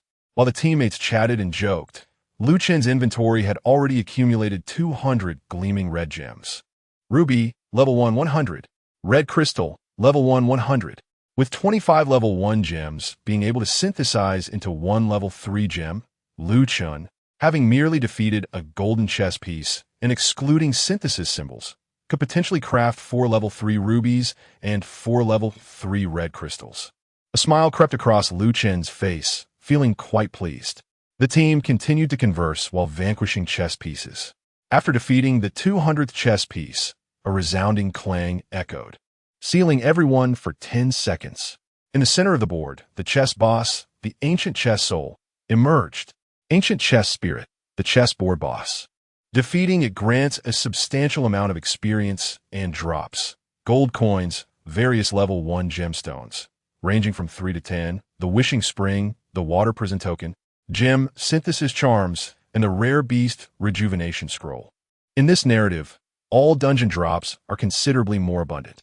Upon the appearance of the ancient chess spirit, the eyes of several team members gleamed with excitement, eager to besiege the boss for rewards. Despite the initial intimidation of being sealed for 10 seconds by the ancient chess spirit, the battle proved to be quite simple. The team merely needed to continue their relentless assault. With each strike, the ancient chess spirit's health dwindled, and victory was within reach. Team, Big Egg, Heavenly Spirits, please grant me favor this time and spare me the garnet. I desire other types of gemstones. Team, Money-Loving Mule, boss chess spirit, whatever treasures you possess, feel free to unleash them upon me. I shall not mind. Haha. Team, calcium in blue bottle. I, too, wish for an abundance of everything. Suddenly, the ancient chess spirit let out a mournful cry and succumbed. The 6 members of the team hurriedly gathered the loot. Chen reaped a bountiful harvest, acquiring 500 gold coins, 100 water prison tokens, 100 rare beast rejuvenation scrolls, 100 gem synthesis charms, 100 wishing springs, 100 level 1 rubies, 100 level 1 citrines, 100 level 1 sapphires, 100 level 1 amethysts, and 100 level 1 tiger eye stones. Having only defeated a chessboard boss, Chen's inventory was now overflowing with items and level 1 gemstones. In this book, each boss in the dungeons generally drops gold coins. The chess spirit yielded 5 gold coins, translating to a staggering reward of 500 gold coins. The water prison token is an essential item for entering the Taihu water prison dungeon. Players possessing the water prison token may form a team to delve into the depths of the water prison for now. The rare beast rejuvenation scroll allows one to revert adult rare beasts or rare beast babies under level 75 back to level 1. The wishing spring is an item players can use to make wishes at the Taihu wishing tree. The gem synthesis charm is employed for the synthesis of gemstones. For simplicity, this book does not distinguish between low-level and high-level gem synthesis charms. They are all referred to as gem synthesis charms. Chen glanced through his inventory. After just one encounter with the chessboard, without accounting for the other items, he had accumulated an astonishing 700 level 1 gemstones. Such a wealth of gemstones could be combined to yield 5 level 4 gemstones or 1 level 5 gemstone. At this moment, his teammates also completed gathering their spoils, similarly acquiring several level 1 gemstones, gem synthesis charms, rare beast rejuvenation scrolls, and other treasures. Team, Big Egg, fortune smiles upon me this time, with 5 level 1 gemstones and a gem synthesis charm. Ha ha ha. Team, Frantic Street Slayer, I found 6 level 1 gemstones, but 2 are pointed crystals enhancing physical defense, and 1 is a black gemstone augmenting willpower. I feel these 2 have little utility. Team, Money-Loving Mule, what on earth is the water prison token? Never mind, I'll set it aside. The rare beast rejuvenation scroll should fetch a handsome price. Team, Blue Bottles Calcium, with the golden chess piece and the ancient chess soul, I have amassed a total of 11 level 1 gems. It feels like I've struck a bit of fortune. Haha. The teammates cheerfully share their gains, unaware that their collective haul would need to be multiplied 20-fold to match Chen's. Having a system is indeed a blessing. In truth, the Xinlong chess game primarily serves as an experience dungeon, and the levels of the team have surged from the initial level 10 to 20. The pace of leveling up is quite impressive. As the group exited the Xinlong chess dungeon and returned to Dali, the team leader, Big Egg, promptly suggested, "Let us not disband just yet. Let us all add each other as friends to play together in the future, in the realm of the rivers and lakes." One cannot do without friends. Since they had all tackled the chess game together, it was only fitting to connect as friends for future adventures. Crazy Slasher chuckled, of course. "I'll add you. Once I reach level 80 and learn the Fury Slash, I'll be looking for a duel with you." Mule Loves Money chimed in, "Add me. Add me. I'm a person who loves making friends. From now on, we'll tackle dungeons together." Blue Bottles Calcium remarked, "Handsome boy who astonishes the world. I've added you. Please accept my request." Thus, the team members mutually added each other as friends. What would they do next? Naturally, it was time to level up vigorously. The group journeyed from Dali to Luoyang, then to Dunhuang, where they commenced the main storyline quests, proceeding to Songshan, Westlake, and Irai. Upon completing the main quests in several maps, Chen reached level 32. He first returned from Irai to Dali and sought out the NPC, Do Das Huang, at Dali Wuhua Altar. It was time to claim the rewards from the wealth card for levels 15 to 30. Chapter 7. The Cliff Cave is a splendid locale, perfect for leveling up while simultaneously achieving perfection. Chen claims his rewards from the wealth card for levels 15 to 30, which include wealth silver coins, the Great Recovery Pill, the Lion Dance Mount for 30 days, the hidden weapon Flying Locust Stone, and an entire set of the 30-level Imperial gift armor. Wealth silver coins, Upon use, one may acquire 10 gold coins. Chen utilizes this immediately, increasing his gold coins by 10. The Great Recovery Pill. Consuming this grants a staggering 500,000 experience points. Now, at level 32, Chen opts to consume the Great Recovery Pill directly. Ding! The experience bar fills instantly, and Chen ascends 3 levels, reaching level 35. Lion Dance Mount. As a mount, summoning it enhances movement speed by 80. Chen rides the lion dance, joyfully wandering around the Wuhua altar, relishing the experience. However, a slight drawback is that the mount is only available for 30 days. Its permanence would have been preferable. The Flying Locust Stone is a hidden weapon, which players can equip after reaching level 30, along with the complete set of the 30-level Imperial Gift Armor, which Chen dons effortlessly. His minor martial arts statistics receive a boost. At this moment, a member of the party, Xiaoyao, suddenly exclaims, "Shuijing Tianxia, how did you reach level 35 so quickly? You jumped 3 levels in an instant." Mule's love for money appears bewildered, as the group had all started together at level 10, subsequently reaching level 20, and completing several novice tasks to arrive at level 32 together. Just moments ago, Chen was also at level 32, yet suddenly he is now at level 35? What could be the explanation? Party. Big Egg. Mule, are you unaware of this item? Great Recovery Pill. Big Egg also consumed the Great Recovery Pill gifted by the Wealth card and similarly reached level 35. Party. Crazy/Street. After consuming the Great Recovery Pill, you instantly reach level 35. Mule, you must not have bound the Wealth card, right? Party. Blue Bottle Calcium. Binding the Wealth card grants numerous wonderful items. This lion dance mount is simply adorable. I adore it. Upon hearing the conversation among his party members, Mule's love for money feels as though the sky is collapsing. I had no knowledge of the Wealth card. Is it too late for me to obtain it now? Not all players are aware of the existence of the Wealth card, leading some to miss binding it before reaching level 30. Once surpassing this level, binding becomes impossible. How infuriating. I input TLBB 8888, but it says my level is too high to bind. Is this truly how it works? Mule feels utterly despondent, believing he has lost an opportunity worth a fortune.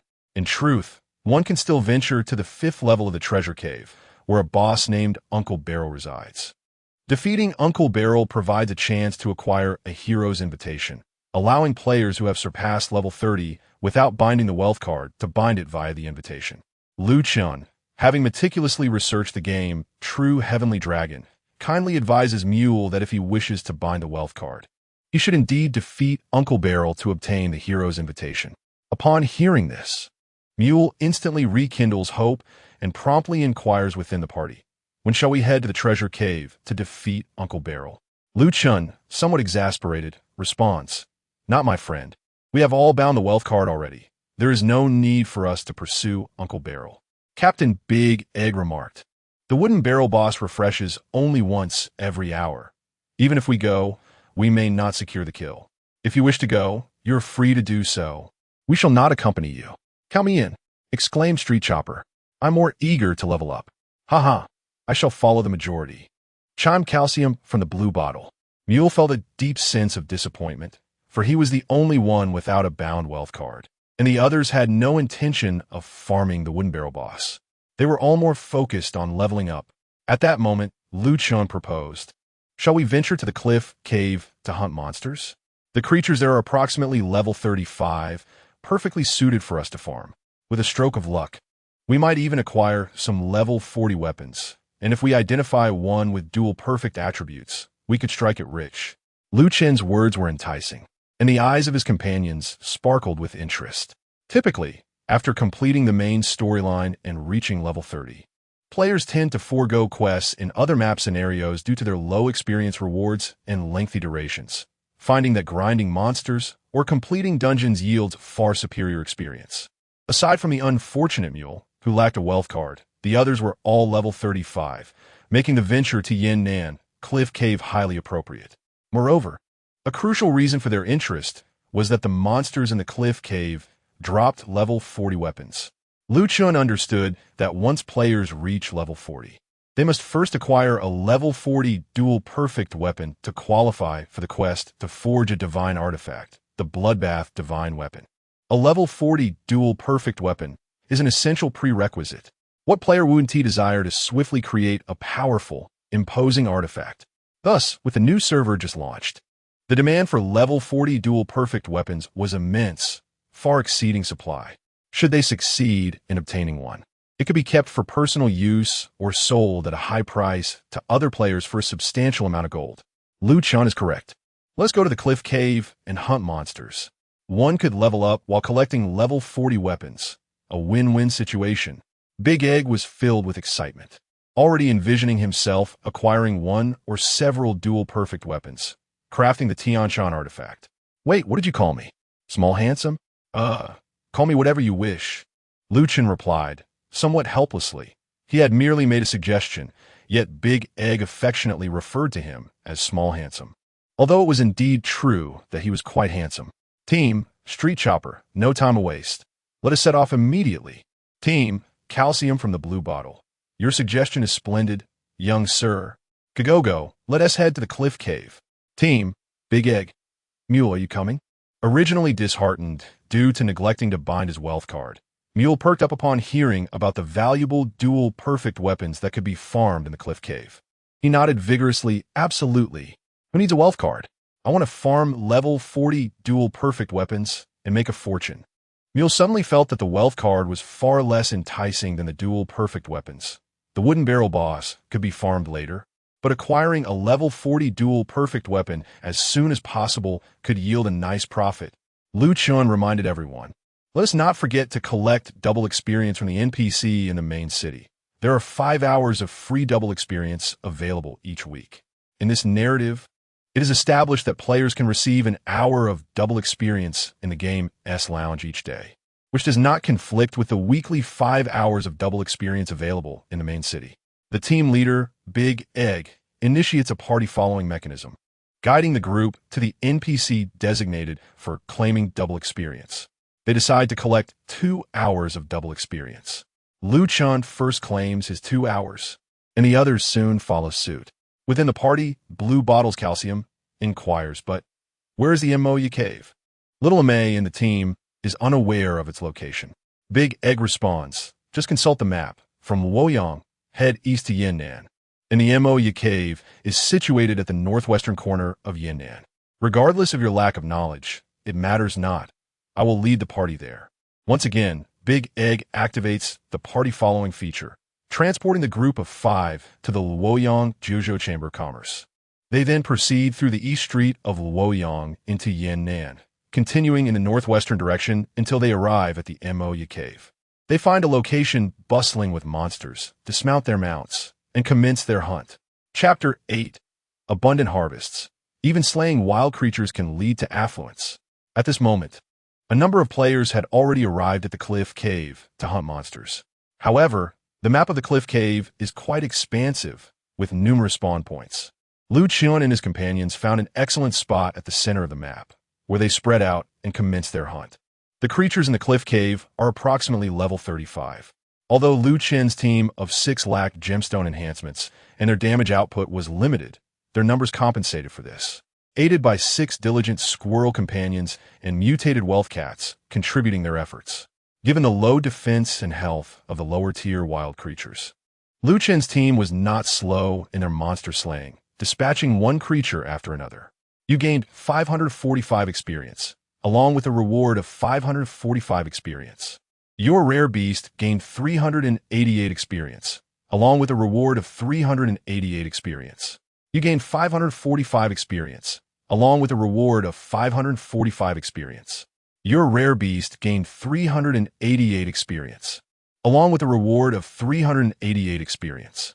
As the team continued to hunt monsters and engage in conversation, they collected loot. Chen picked up a package containing 100 dragon pattern Qingxi vases, 100 yellow paper, 100 worn fan bones, and 100 worn mysterious threads. The dragon pattern Qingxi vase is a level 3 rare item that can be sold to NPCs for gold, and its price is significantly higher than the level 1 rare item, Shimmering Pearl, dropped by the monkeys in Wuliang Mountain, making it quite lucrative. Additionally, The yellow paper is a valuable item. Chen understood that yellow paper is essential for crafting locator talismans and is a necessary material for players to create inscriptions after reaching level 50. With the new region freshly opened, the demand for yellow paper is immense and far exceeds the supply, ensuring a handsome profit. As for the worn fan bones and worn mysterious threads, they can be processed into level 4 cast iron, level 4 refined jade, and intermediate fabric. Cast iron is typically used for crafting weapons, but Dragon Clan players are focused on creating divine artifacts, rendering cast iron nearly useless, so it can simply be discarded to NPCs. Refined jade can be combined with ores and crafting diagrams to produce rings, talismans, and necklaces. But few players are inclined to craft level 35 gear idly, so level 4 refined jade can also be discarded. Intermediate fabric, however, can be combined with cotton, leather, and crafting diagrams to create level 40 and 50 handcrafted armor, making it worth saving for future sales. Team chat, calcium from Blue Bottle. I found a weapon. I'm so excited. Toxic Flow Cloud Sword. One of the members, Xiaomei, had discovered a weapon, which thrilled her immensely. However, when the others in the team examined the weapon, they couldn't help but chuckle. Toxic Flow Cloud Sword, single-handed level. 38 2 stars base physical attack, 345 base physical attack, 345 spirit 5 stamina 5 quality. Undetermined Chen shook his head and chuckled. Sister, you're unnecessarily elated. Huh? What do you mean? Xiaomei asked, puzzled. The ruthless Jiden explained. Look closely at the weapon's level. It's only level 38, not a level 40 weapon. Therefore, even with perfect dual qualities, it holds no value. Xiaomei was instantly left dumbfounded. She was so overwhelmed with excitement that she overlooked the weapon's level. The level 38 weapon proved utterly ineffective. Alas! Heartbroken, disheartened, and on the verge of tears, Mule loves to make money. Don't be upset, sister. If you keep grinding, you will surely find one. While the mule consoled little Amei, the team S. Mingjiao was indeed rampaging through the streets and managed to acquire a weapon. Ding ding ding. Everyone, please take a look.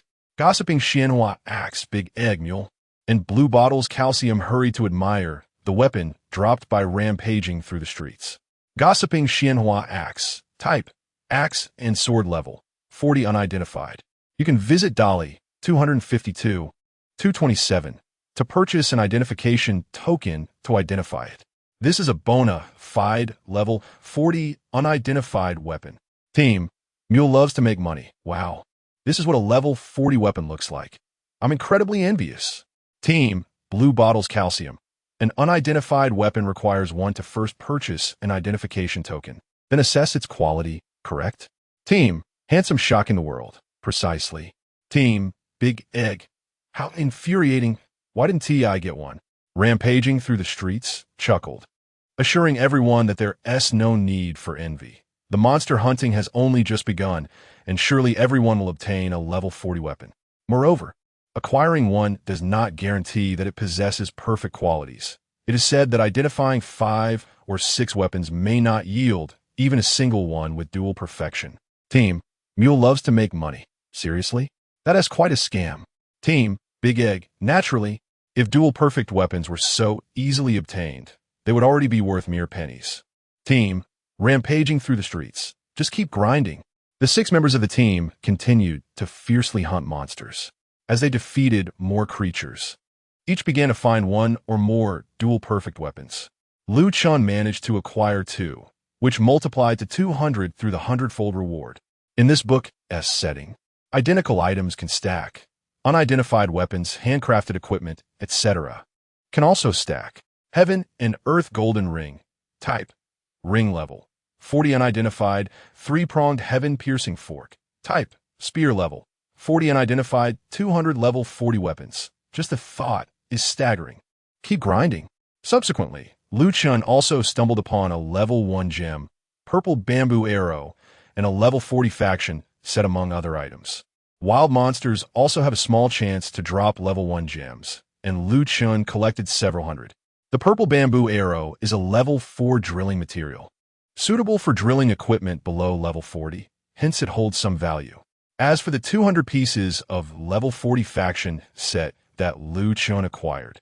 He decided to keep them for himself to wear later. Dragon Battle Hidden Iron Gloves Level 40 gloves, 4 stars bound upon equipping basic external defense, 138 basic internal defense, 138 stamina, 11 agility 603. The entire set was designed by Wu Shuejiao of the Beggar's Sect.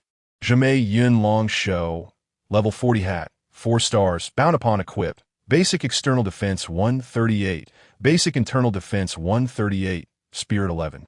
Willpower 11, 03. The entire set is designed by the elusive Shiqing Liu. The value of the level 40 sect set is rather negligible. It suffices to keep 2 pieces for personal use. After 2 hours of relentless hunting, Lu Chen and his team received a notification from the game system.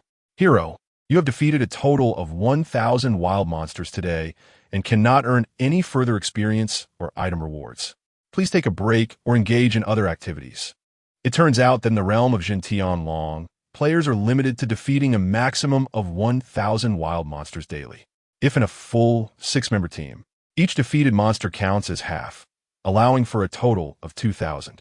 Lu Chen and his team had already vanquished nearly 2,000 small monsters in the Moya Cave, reaching their limit. For simplification, and to allow players time for additional pursuits, this narrative establishes that players could defeat a maximum of 1,000 wild monsters daily. After reaching this limit, engaging in dungeons or battling bandits remains unaffected. Team, Big Egg. Damn, we've reached the limit so quickly. I've only obtained 11 level 40 weapons and still need more. Team leader Big Egg had acquired 11 level 40 weapons, yet he clearly desired more. Team, Calcium from Blue Bottle. Haha, Captain, I have one more than you, totaling 12 level 40 weapons. I also gathered 4 purple bamboo arrows for socketing materials, a few level 1 gems, and a plethora of various materials. Team, Mule loves money. Why do I only have 9? I feel like I have the least. Team, Crazy Slash down the street. I've collected 13 weapons and a heap of yellow paper materials, and I've leveled up to 40. What a delight. With the monsters defeated, the team naturally accrued substantial experience. Except for the mule, who was carefree, the rest had all reached level 40. Lu Chen's gains were astonishing.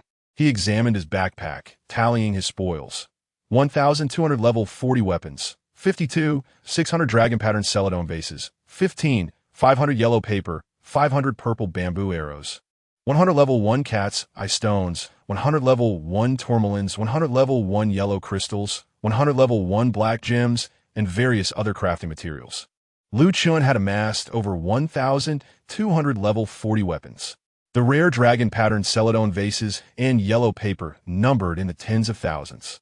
500 purple bamboo arrows, and 500 level 1 gems. His backpack was overflowing, necessitating the use of a temporary storage space. The temporary storage is akin to the classic version's Tianji pouch, used for the temporary holding of items. As Lu Chen beheld his bountiful collection, he momentarily found it difficult to ascertain their total worth. Who said slaying wild monsters couldn't lead to riches? With his hundredfold rewards, Lu Chen certainly could. Now, to return to town to clear his inventory and appraise the double perfection of his treasures. Let us see how many of these 1,200 weapons will yield double perfection. Lu Chen utilized the sect summons he received upon joining to swiftly return to Wudong Mountain, and then teleported from Wudong Mountain to Dali. Chapter 9. Identifying Dual Perfections. The thrill of wealth. Lu Chen rode his majestic lion mount to the Dali warehouse to clear out his inventory, first selling off all his curiosities and miscellaneous items. You sold Dragon Pattern Celadon Vase X5 for 52,500, earning 425 gold and 50 silver. You sold Level 2 Universal Stones X2000 for 40 gold. You sold Intermediate Cast Iron for 37,300, earning 186 gold and 50 silver.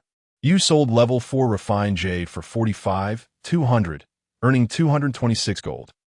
In this book, the concepts of currency notes and ingots have been eliminated, with all transactions unified in gold coins. By merely selling the curiosities and miscellaneous items obtained from the cliff caves to the NPC, Lu Chen amassed nearly 3,000 gold. This was merely the most basic income, not including the several hundred level 1 gems, countless materials for drilling, tens of thousands of yellow papers, and most significantly, 200 level 40 weapons.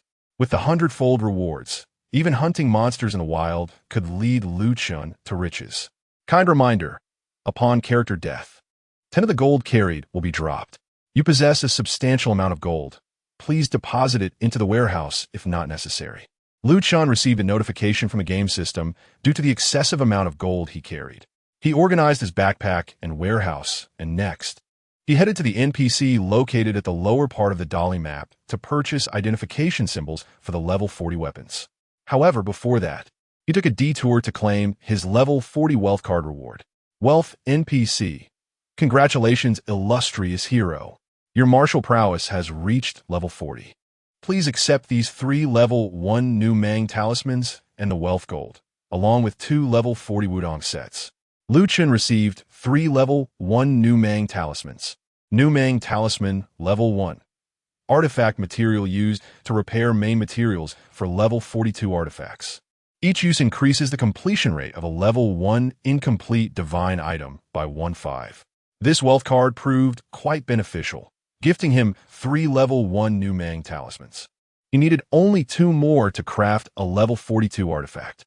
Chen nodded in satisfaction. With his possession of 200 level 40 weapons, he was certain to identify many with dual perfections. Coupled with the 3 level 1 new Mang talismans from the wealth card, he believed it would not be long before he could create the level 42 artifact. Chen carefully stored the new Mang talismans, mounted his lion, and proceeded to purchase 200 identification symbols in Dolly City. Since the attributes of identified weapons varied, they could not be stacked, compelling Chen to first identify a portion of the weapon attributes. To assess the equipment quality, he needed to visit the artifact NPC, the Yezi, at the Suzhou blacksmith shop. Consequently, Chen journeyed to the Suzhou blacksmith shop. Meanwhile, several teammates had already finished identifying the level 40 weapons they had acquired.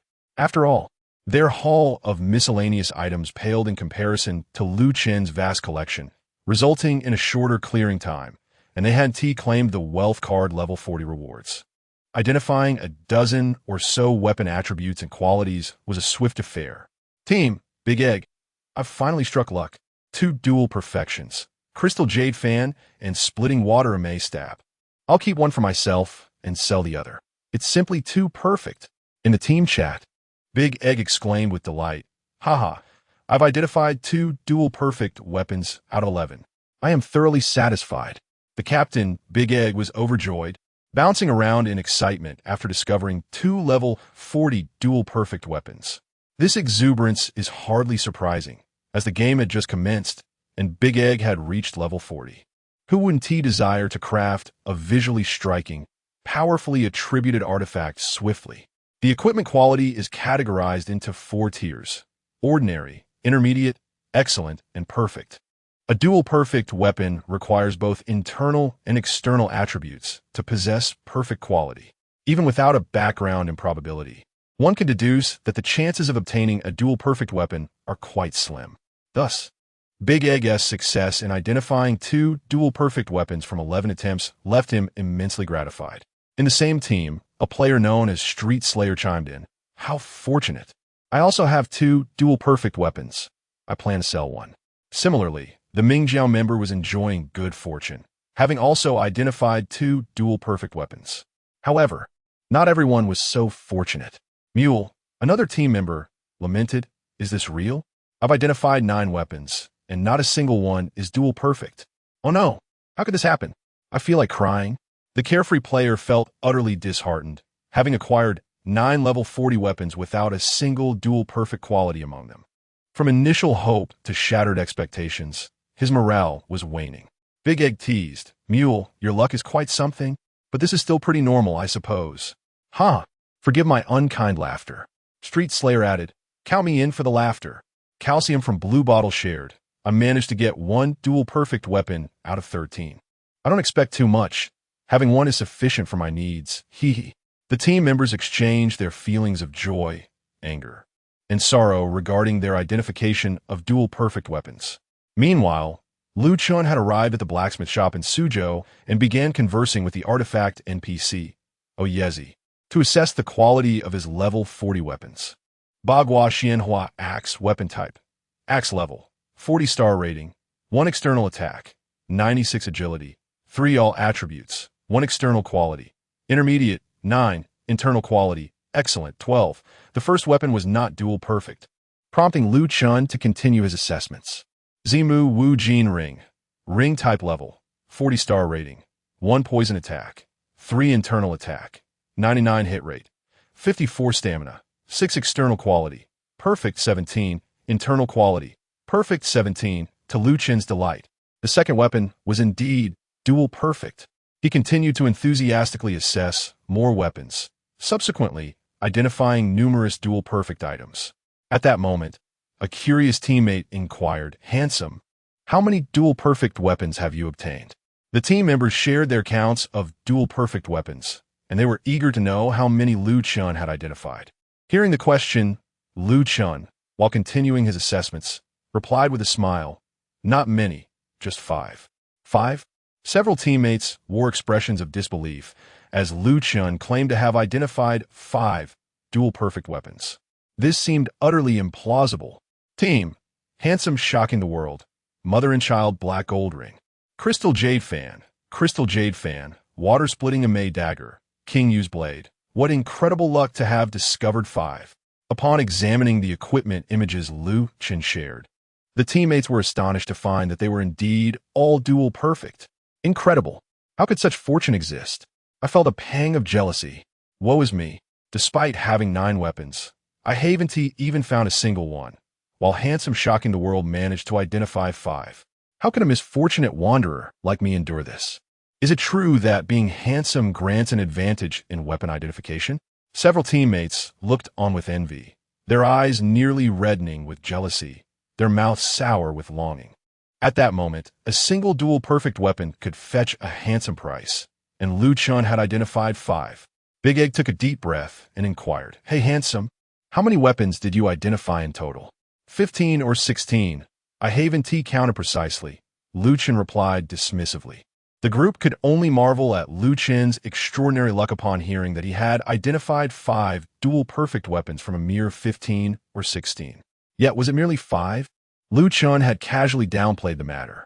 He was still identifying dual perfects. Meanwhile, the World Chat channel was bustling with players calling out for level 40 dual perfect weapons. As many had reached level 40, they were eager to craft divine artifacts, and acquiring a level 40 dual perfect was no easy feat thus for many affluent players. Announcing their intent to purchase was the most direct and effective approach. World, Zhang Depio, 500 gold for a level 40 dual perfect. Is anyone selling? World, Super Tyrannosaurus, high price for 2 level 40 dual perfects. Note that it's 2. Interested sellers, message me. World, Chiu Mukenfeng, 600 gold for a level 40 dual perfect. Come without delay. World, Morong Zaikalami, group forming to farm level 40 weapons in Moya Cave. Range attackers needed to seize the monsters, only ranged. Lu Chen glanced at the World Channel, noting that a level 40 dual perfect could command at least 600 gold, with demand far exceeding supply. Big Egg chuckled, "Huh, I just shouted in the World Channel about selling a level 40 dual perfect, and guess what? I received a dozen private messages. Everyone wants to buy my dual perfect. Team, crazy chopping the street. Same here, but alas, I only have 2. If only I were as fortunate as Handsome Wu Dang to identify 5, how splendid that would be. What a pity. Team, Mule loves money. Ming Jiao, don't say that. I don't have a single dual perfect. I'm the unluckiest of us all. I envy you all so much. Team, Big Egg, I'm leaving the team to sell my perfect weapons. Brothers, farewell. Team, crazy chopping the street. Me too, goodbye everyone. Team, Blue Bottles Calcium, I shall attend to some guild tasks for a while. Farewell, team. Mule loves money. I too must take my leave, venturing into the treasure cave to farm for the Barrel Baron, hoping to replenish my wealth card. One by one, teammates departed, leaving only Lu Chen alone at the blacksmith shop. Lu Chen remained unperturbed, diligently appraising his wares. After a lengthy span of over 10 minutes, he finally finished evaluating all 200 weapons in his inventory.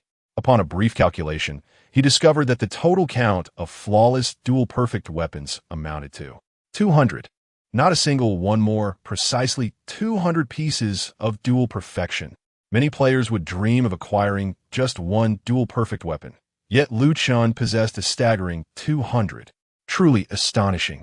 With a stroke of fortune, if we consider each dual-perfect weapon valued at 600 gold, that totals a remarkable 120,000 gold.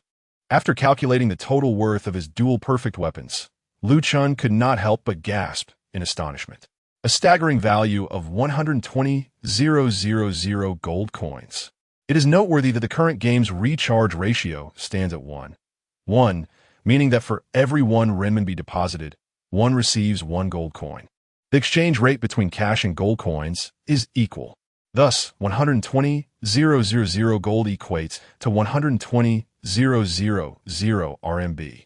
In an instant, Chen found himself immensely wealthy. A windfall indeed. In comparison, the game helmet purchased for a mere 5,000 with 0 down payment seemed trivial. Exhilarating. Utterly exhilarating. Off I go.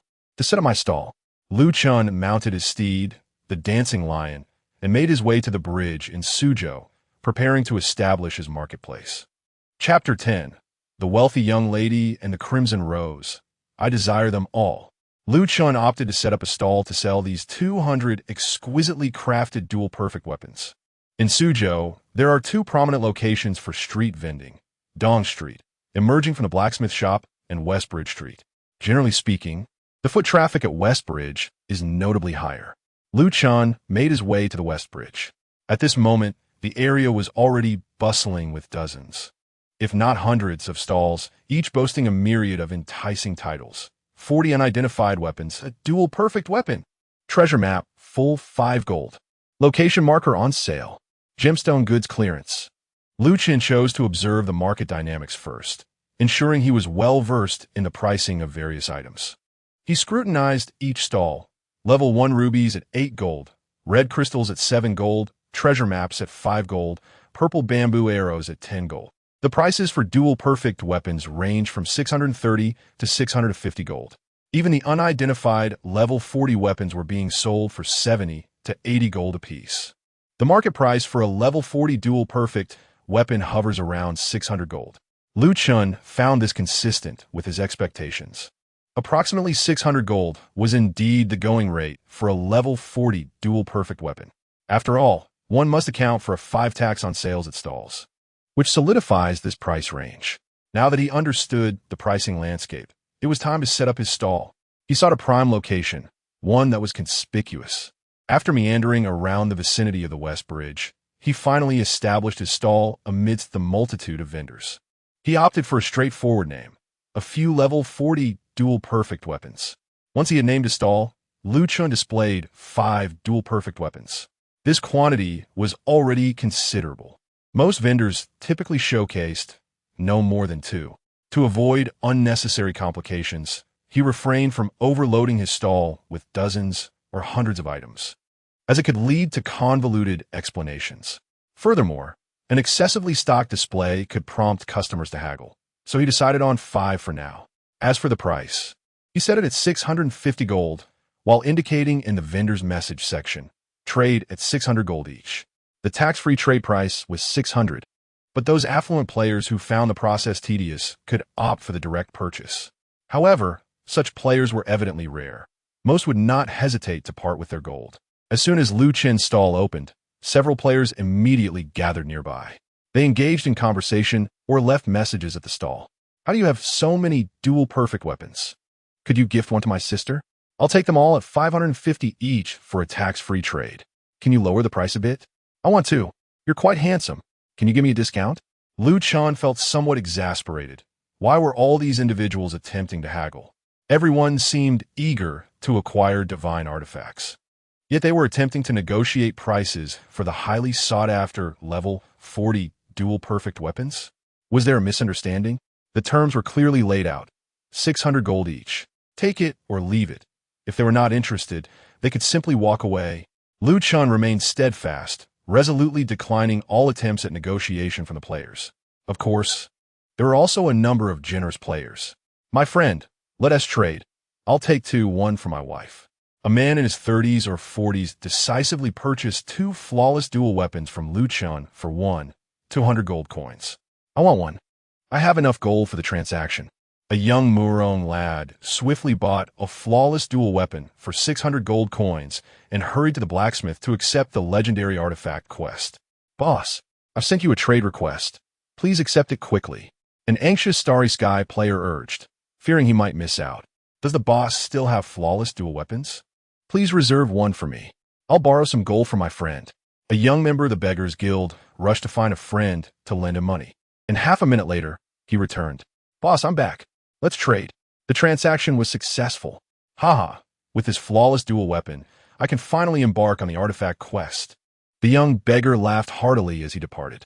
Before long, Chen had sold dozens of flawless dual weapons. After all, his flawless dual weapons were primarily sold through face-to-face tax-exempt transactions, and each time he stood up, he cleared his stall's information, leaving others unaware of how many he had sold. Chen amassed a fortune of several tens of thousands of gold coins. "Hey, could you give me a flawless dual weapon? I could really be your girlfriend. Pretty please. I genuinely like flawless dual weapons." I like you." Beside Chen, a girl named Cousinly Lily from the Amay sect persistently begged. Growing somewhat irritated, Chen cast her a glance. Goodness, she had a broad face and a thick neck, weighing at least 140 pounds. It was evident that the image of players in Tianlong mirrored only 70 of reality.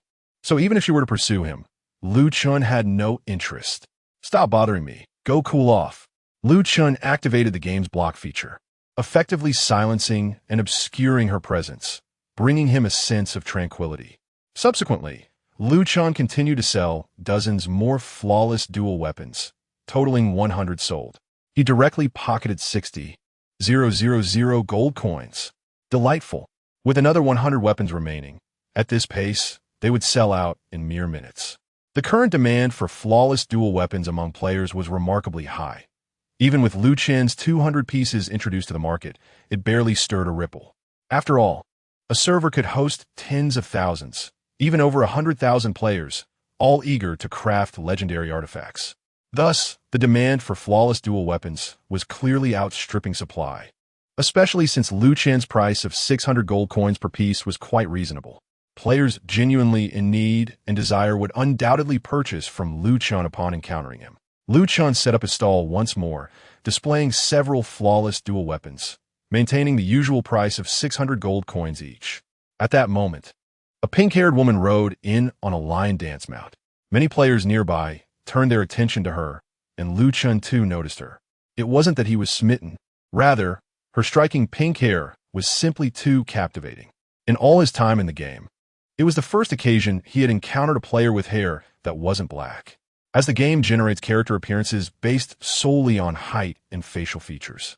Hair color is not inherited, resulting in all players initially having black hair. Yet, amidst this sea of black, a striking figure with pink hair emerged, reminiscent of a single red blossom amidst a verdant thicket. The crowd was quite substantial, and a curious query arose. How many dual-perfect weapons were for sale? Approaching Chen was the exquisitely beautiful pink-haired woman, who dismounted her steed with a graceful sway that momentarily dazzled Chen. She was a level 44 Tianshan, bearing the moniker Blood Rose. In her hand, she wielded a level 10 fan weapon, which radiated an intense and resplendent blue light. Weapons adorned with gems of level 2 or higher emit light, with the brilliance increasing alongside the gem's level. A level 3 or 4 gem would hardly match such luminescence. It must be a level 5. Blood Rose's fan was embedded with a level 5 azure crystal. Given the game's recent launch, such a gem was astonishing. It is worth noting that in true Heavenly Dragon, there is no marketplace. Nearly all items are acquired through grinding. A single level 5 gem requires the synthesis of 625 level 1 gems, along with crafting materials, amounting to a cost exceeding 10,000 gold. Remarkably, Blood Rose possessed more than 20 of these level 5 gems. Truly formidable. With a light flick of her fan, Blood Rose privately messaged Chen. "How many dual perfect weapons do you have? I want them all. Her bold assertion immediately indicated her strength and tenacity. Lu Chen's eyes sparkled. She was indeed a wealthy patron. He feigned a gentle smile and courteously inquired, "Mighty lady, are you truly intent on purchasing all my dual-perfect weapons?" "Mighty lady?" Blood Rose paused, glancing down and suddenly realizing the implication. As she bit her lip, ready to retort, she caught sight of Lu Chen's handsome visage, which diminished her ire considerably. She murmured, "Very well. This fellow doesn't he appear to be speaking nonsense. I shall let it go this time." Feeling slightly pleased with herself, she quickly resumed her assertive demeanor. "Enough small talk. I demand to buy the dual-perfect weapons. No dilly-dallying. I want every single one." However, her bravado was swiftly undermined by Lu Chen's unexpected revelation. "To be honest, I have 100 left. Are you certain you want them all?" Lu Chen happened to have exactly 100 dual-perfect weapons, and if she genuinely wished to purchase them, he would not decline. 100? Are you jesting? Blood Rose clearly found it hard to believe. Who could possibly grind such an abundance of dual-perfect weapons? Although it was rumored that weapons could be crafted using fine iron and ores, the game had only recently launched, and players' mining skills had not yet developed sufficiently to extract or for crafting level 40 weapons. Fine iron could indeed be used to create weapons, but those would bear the creator's moniker. While she marveled at the quantity, she was too indifferent to ponder the source of such an impressive collection of dual-perfect weapons. Upon witnessing the astonished expression of the pink-haired maiden before him, Lu Chen chuckled. "Do not worry, my dear great evil sister.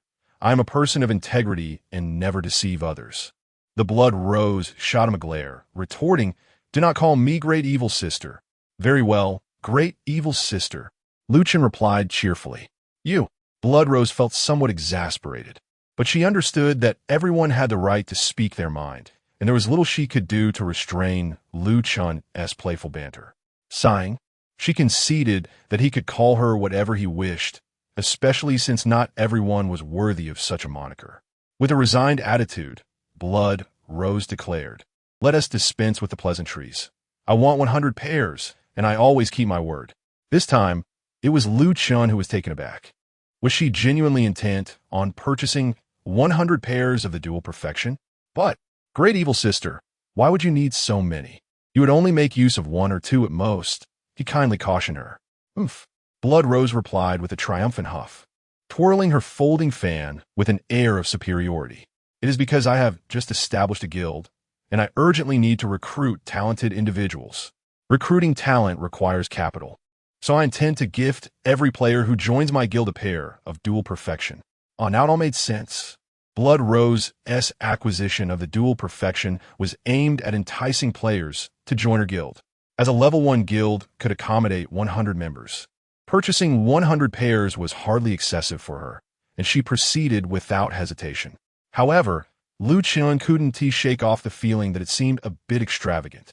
No, rather, it was a display of ostentatious wealth. "Let us proceed with the transaction for 100 pairs. I trust you will not deceive me, otherwise." Blood Rose gazed at Lu Chen with a smile that held an edge of warning. If he dared to trick her while calling her great evil sister, he would surely face her wrath. "Of course, great evil sister." Lu Chen agreed readily, but his expression suddenly shifted. He had just recalled something significant. Chapter 11. The Icy Fire and the Mysterious Venom. The attribute growth coefficient of Wudong, alas. "I have forgotten to accept the Bloodbath Divine Weapon quest." Lu Chen suddenly recalled that he had yet to embark on the artifact mission. Earlier, he had identified a total of 200 dual-perfect weapons, but had immediately set up a stall at the bridge. Consequently, he still possessed 100 dual-perfect weapons. However, the Blood Rose intended to monopolize the market, which meant he would be left with none. Eureka! An idea struck Lu Chen, and with an innocent smile, he proposed. "How about this, dear sister of calamity? You provide me with 60,000 gold, and I shall give you 99 dual-perfect weapons." The Blood Rose, bewildered, responded, "I require 100. At 600 gold per weapon, that amounts to 60,000 gold. What do you mean by 99? Are you trying to swindle me?" Clearing his throat, Lu Chen chuckled and clarified, "I am a person of integrity, conducting business with honesty, never deceiving the young or the old." Did you not just say that whenever someone joins your guild, you gift them a 40 dual perfect weapon? If I join your guild, you must also bestow one upon me. Correct? Thus, if I sell you 99 weapons, retaining one for myself is only reasonable. Lu Chen added with a smile. Wouldn't it be wiser to offer me a discount rather than others? What do you think? He intended to keep a dual perfect weapon to undertake the artifact quest. And the affluent blood Rose needed dual perfect weapons to attract talent to her guild. It was an opportunity too good to pass up. The Blood Rose, indeed, appeared momentarily dazed by Lu Chen's persuasion. After pondering for a moment, she nodded. That seems to make sense. However, the phrase wouldn't it be wiser to offer me a discount rather than others sounds rather peculiar. It resembles a line from a television drama. Is it truly appropriate? Very well. I shall give you 60,000 gold for 99 dual perfect weapons. The Blood Rose sent a trade request to Lu Chen, adding a warning. You better not attempt to deceive me. Otherwise what? The Blood Rose waved her shimmering blue fan. If you dare to trick me, I shall pursue you relentlessly until you abandon the game. Sister of Calamity, you are quite fierce. Lu Chen's lips twitched slightly. The Blood Rose was no naive fool. She was as formidable as her name suggested. After a couple of self-satisfied huffs, the Blood Rose urged, enough chatter, let us trade. Both parties proceeded with the transaction. Lu Chen placed 99 weapons into the trade window, and the Blood Rose entered 60,000 gold. After verifying the transaction, they locked it in, and the trade was successfully completed. As the Blood Rose mounted her dancing lion and prepared to leave, she cast a final glance at Lu Chen, reminding him, remember, the 5th guild is dreamlike Rose. If you dare not show up, humph. Lu Chen shrugged, unsure if she had truly absorbed his words. First, he needed to accept the artifact quest, lest he forget again. Summoning his mount, the dancing lion, Lu Chen headed to the blacksmith, Ouyang Zi, and submitted one of his 40-level dual perfect weapons, successfully accepting the Bloodbath Divine Weapon quest.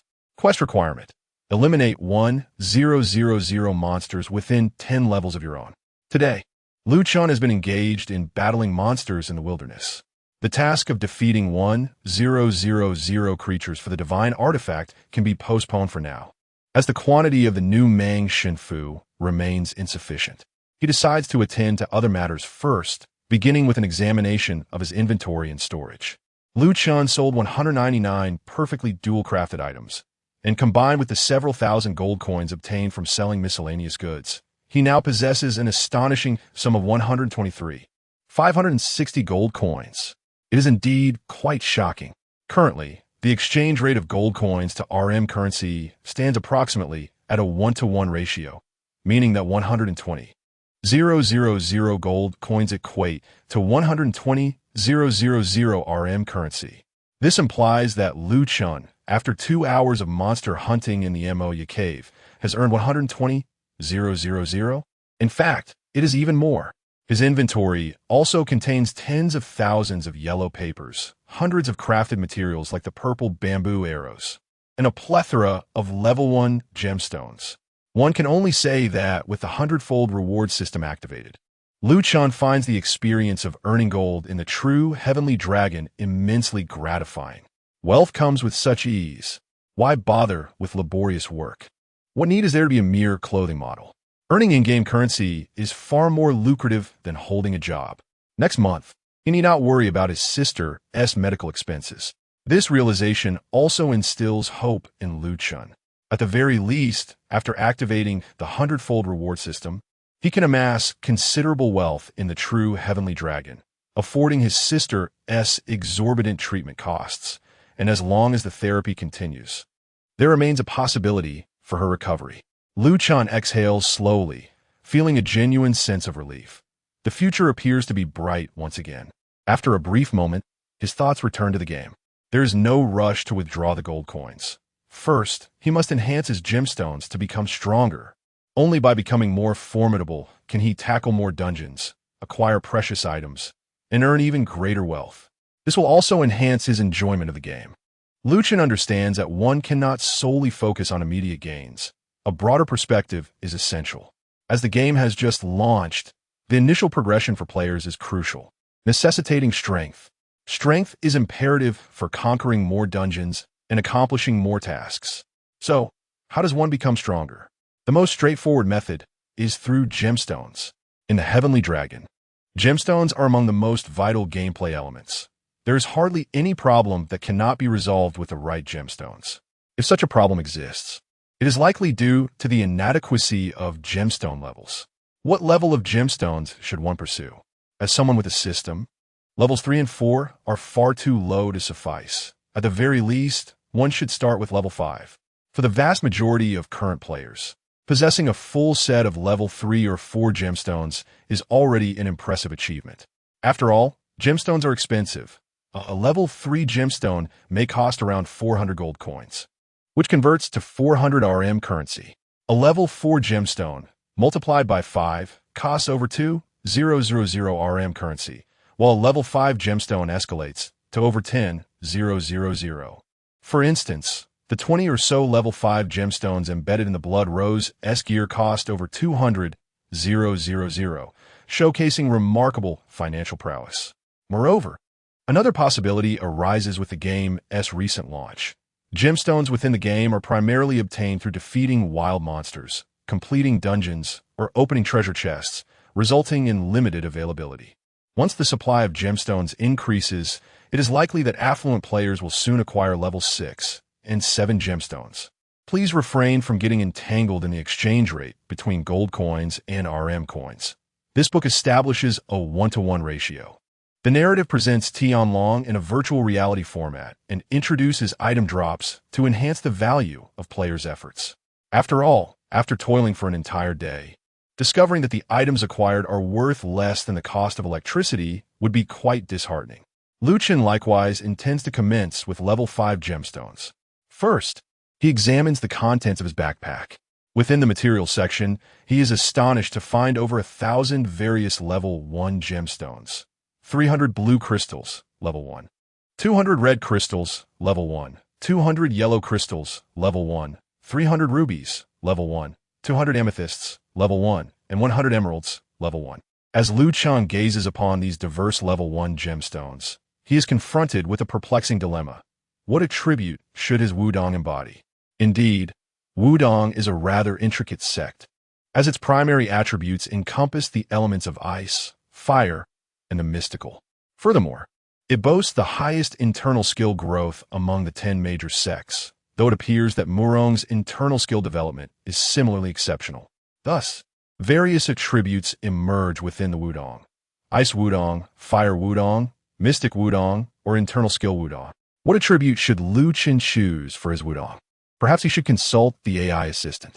Summoning the AI assistant from the Tianlong game, Chen acknowledges its presence, a hallmark of this groundbreaking virtual reality MMORPG. AI Assistant Xiaolong. Dear Valiant Hero, how may I assist you today? I wish to review the growth coefficients for the 4 attributes of Wudong. AI Assistant Xiaolong. Certainly. Here are the various growth coefficients for the Wudong sect. Ice Attribute 1. 25. Fire Attribute 1. 2. Mystic Attribute 1. 1. Poison Attribute 1. 0. Very well. I understand now. Xiaolong, you may withdraw. Chapter 12. Synthesizing Level 5 Gems. This individual is truly remarkable, with the highest growth coefficient in ice attributes. The ice-based Wudong is undoubtedly the primary choice. Without much hesitation, Chen opted for the attribute that inflicts the greatest damage: ice. Given the choice between ice and fire, he naturally selected ice, deciding to embrace the ice Wudong. As for the potential proliferation of ice-resistant players in the future, he dismissed such concerns entirely. There was no need to ponder. After all, Chen possessed a hundredfold reward system. Should a scenario arise where ice-resistant players became ubiquitous, he could simply forge higher-level gems. A subtle smile graced Chen's lips as he mused to himself. I suspect many players believe that Wudong's main attribute is Xian, unaware that the Ice Wudong actually yields the highest damage. This misconception arose because the skills such as Heavenly Flight and Pegasus Waterfall enhance Xian attacks, leading most players to mistakenly assume that Xian is the primary attribute, oblivious to the fact that Xian ranks behind Fire. The damage output of a Xian Wudong is so low that even dogs would not deign to play it. Chuckles, after determining his primary attribute. Lu Chen cast another glance at the gem materials in his inventory. He had 300 level 1 blue crystals, which were insufficient to synthesize even half of a level 5 gem, necessitating further purchases. He also possessed 300 rubies, and he retrieved other gems such as amethyst and emerald, preparing to synthesize them into level 5 gems if possible. Lu Chen retained the usable gems in his inventory and stored the rest in the warehouse for safekeeping. He then mounted his steed and began scouring the market stalls, purchasing the requisite level 1 gems in abundance. You spent 7 gold to purchase blue crystal, level 1. You spent 16 gold to purchase ruby, level 1. You spent 6 gold and 50 silver to purchase amethyst, level 1.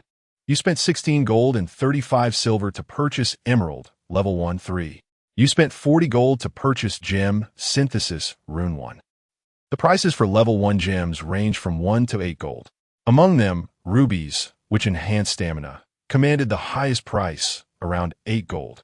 Blue crystals and similar gems that boost attribute attacks were somewhat less expensive, but generally not below 7 gold.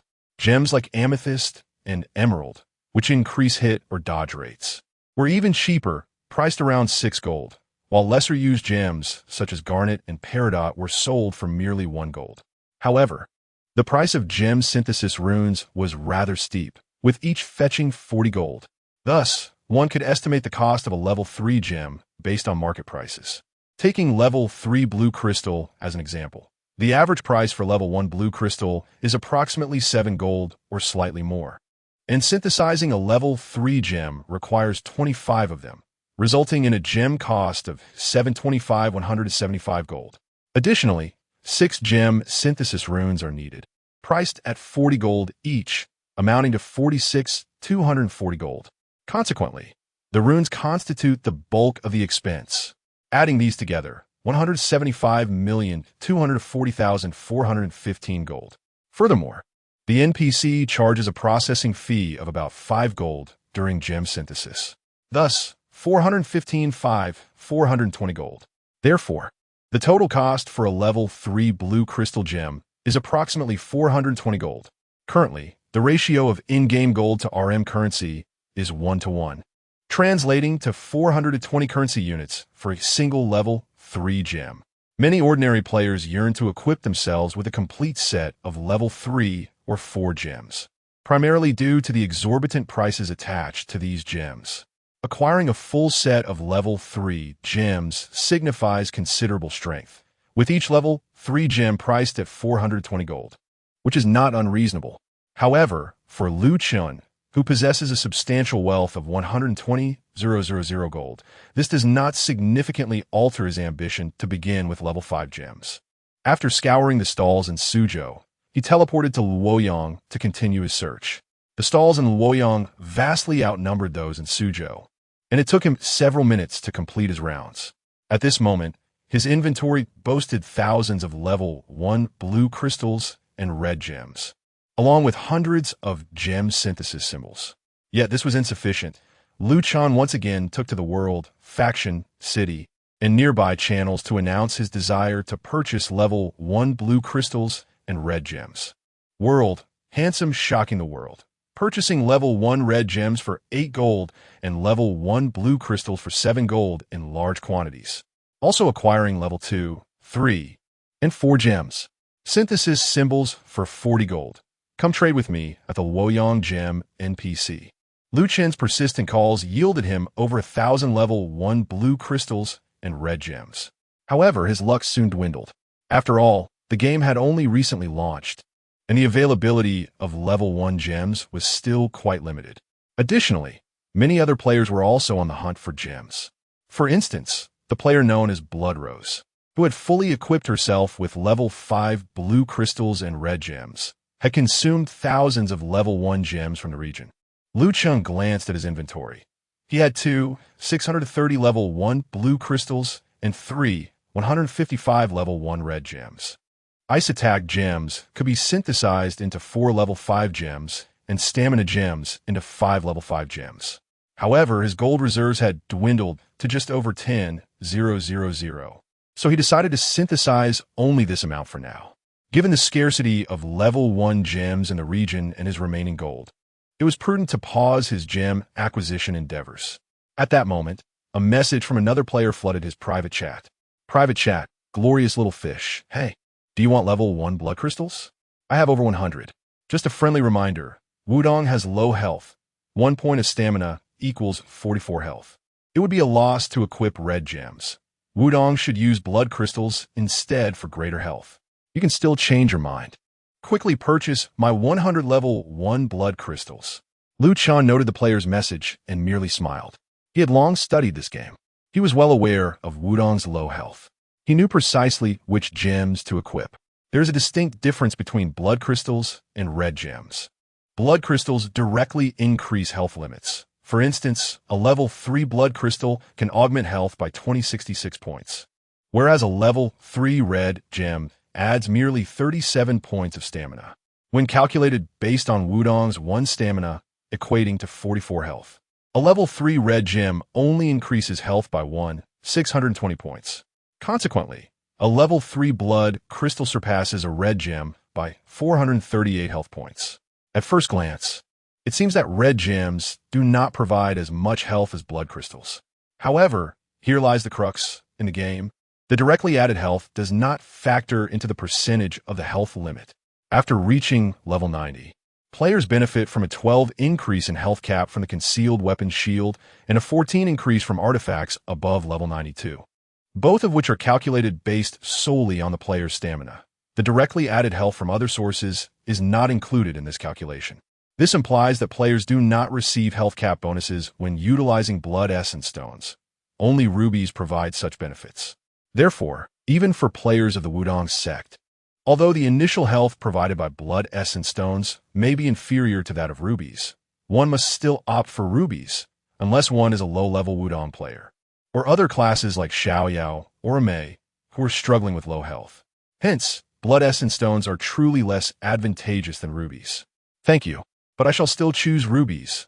Lu Chen politely declined the suggestion. Subsequently, he began the process of gem synthesis. Engaging in conversation with the gem NPC, Peng Huayu, Lu Chen selected the gem synthesis function. Gems can be combined in sets of 3, 4, or 5. As the name suggests, combining 3 gems of the same level with a synthesis talisman yields a mere 50 success rate. The success rate for 4 gems is 75, while 5 gems guarantee success. Lu Chen, unwilling to take risks, chose to proceed with the 5-gem synthesis method. Let the synthesis commence. For simplification, this book omits the concept of gem engraving talismans. Starting from level 1, he combined to level 2, then from level 2 to levels 3, 4, and 5. System, Shuijing Tian Xia, through considerable effort, has successfully synthesized a ruby, level 4, illuminating Luoyang City with a radiant glow. System, Shuijing Tian Xia, through considerable effort, has successfully synthesized a blue crystal, level 4, illuminating Luoyang City with a radiant glow. Lu Chen synthesized a multitude of level 4 gems and proceeded to combine them into level 5 gems. System, the brilliance of Luoyang City soars. It turns out that Shuijing Tian Xia has synthesized a ruby, level 5. System, the brilliance of Luoyang City soars. It turns out that Shuijing Tian Xia has synthesized a blue crystal, level 5. System, the brilliance of Luoyang City soars. It turns out that Shuijing Tian Xia has synthesized a purple jade, level 5. Lu Chen successfully combined all the gems in his inventory to level 5. Ruby, level 5, a vibrant red gem, suitable for embedding in defensive gear, grants 137 stamina. Blue crystal, level 5, a striking blue crystal, ideal for offensive gear, enhances ice attack by 120. Purple jade, level 5, a regal purple gem, perfect for offensive equipment, increases accuracy by 1483. Emerald, level 5, a lush green gem.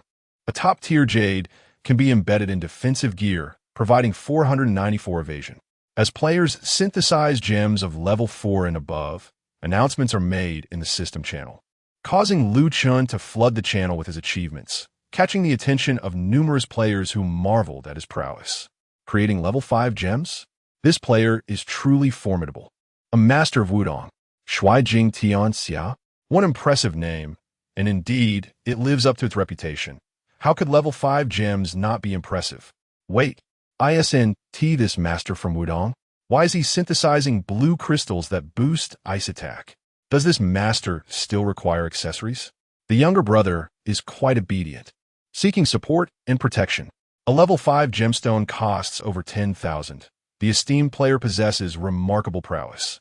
I would be thoroughly satisfied if I could merely acquire a row of level 3 stamina and a row of level 3 attribute gemstones.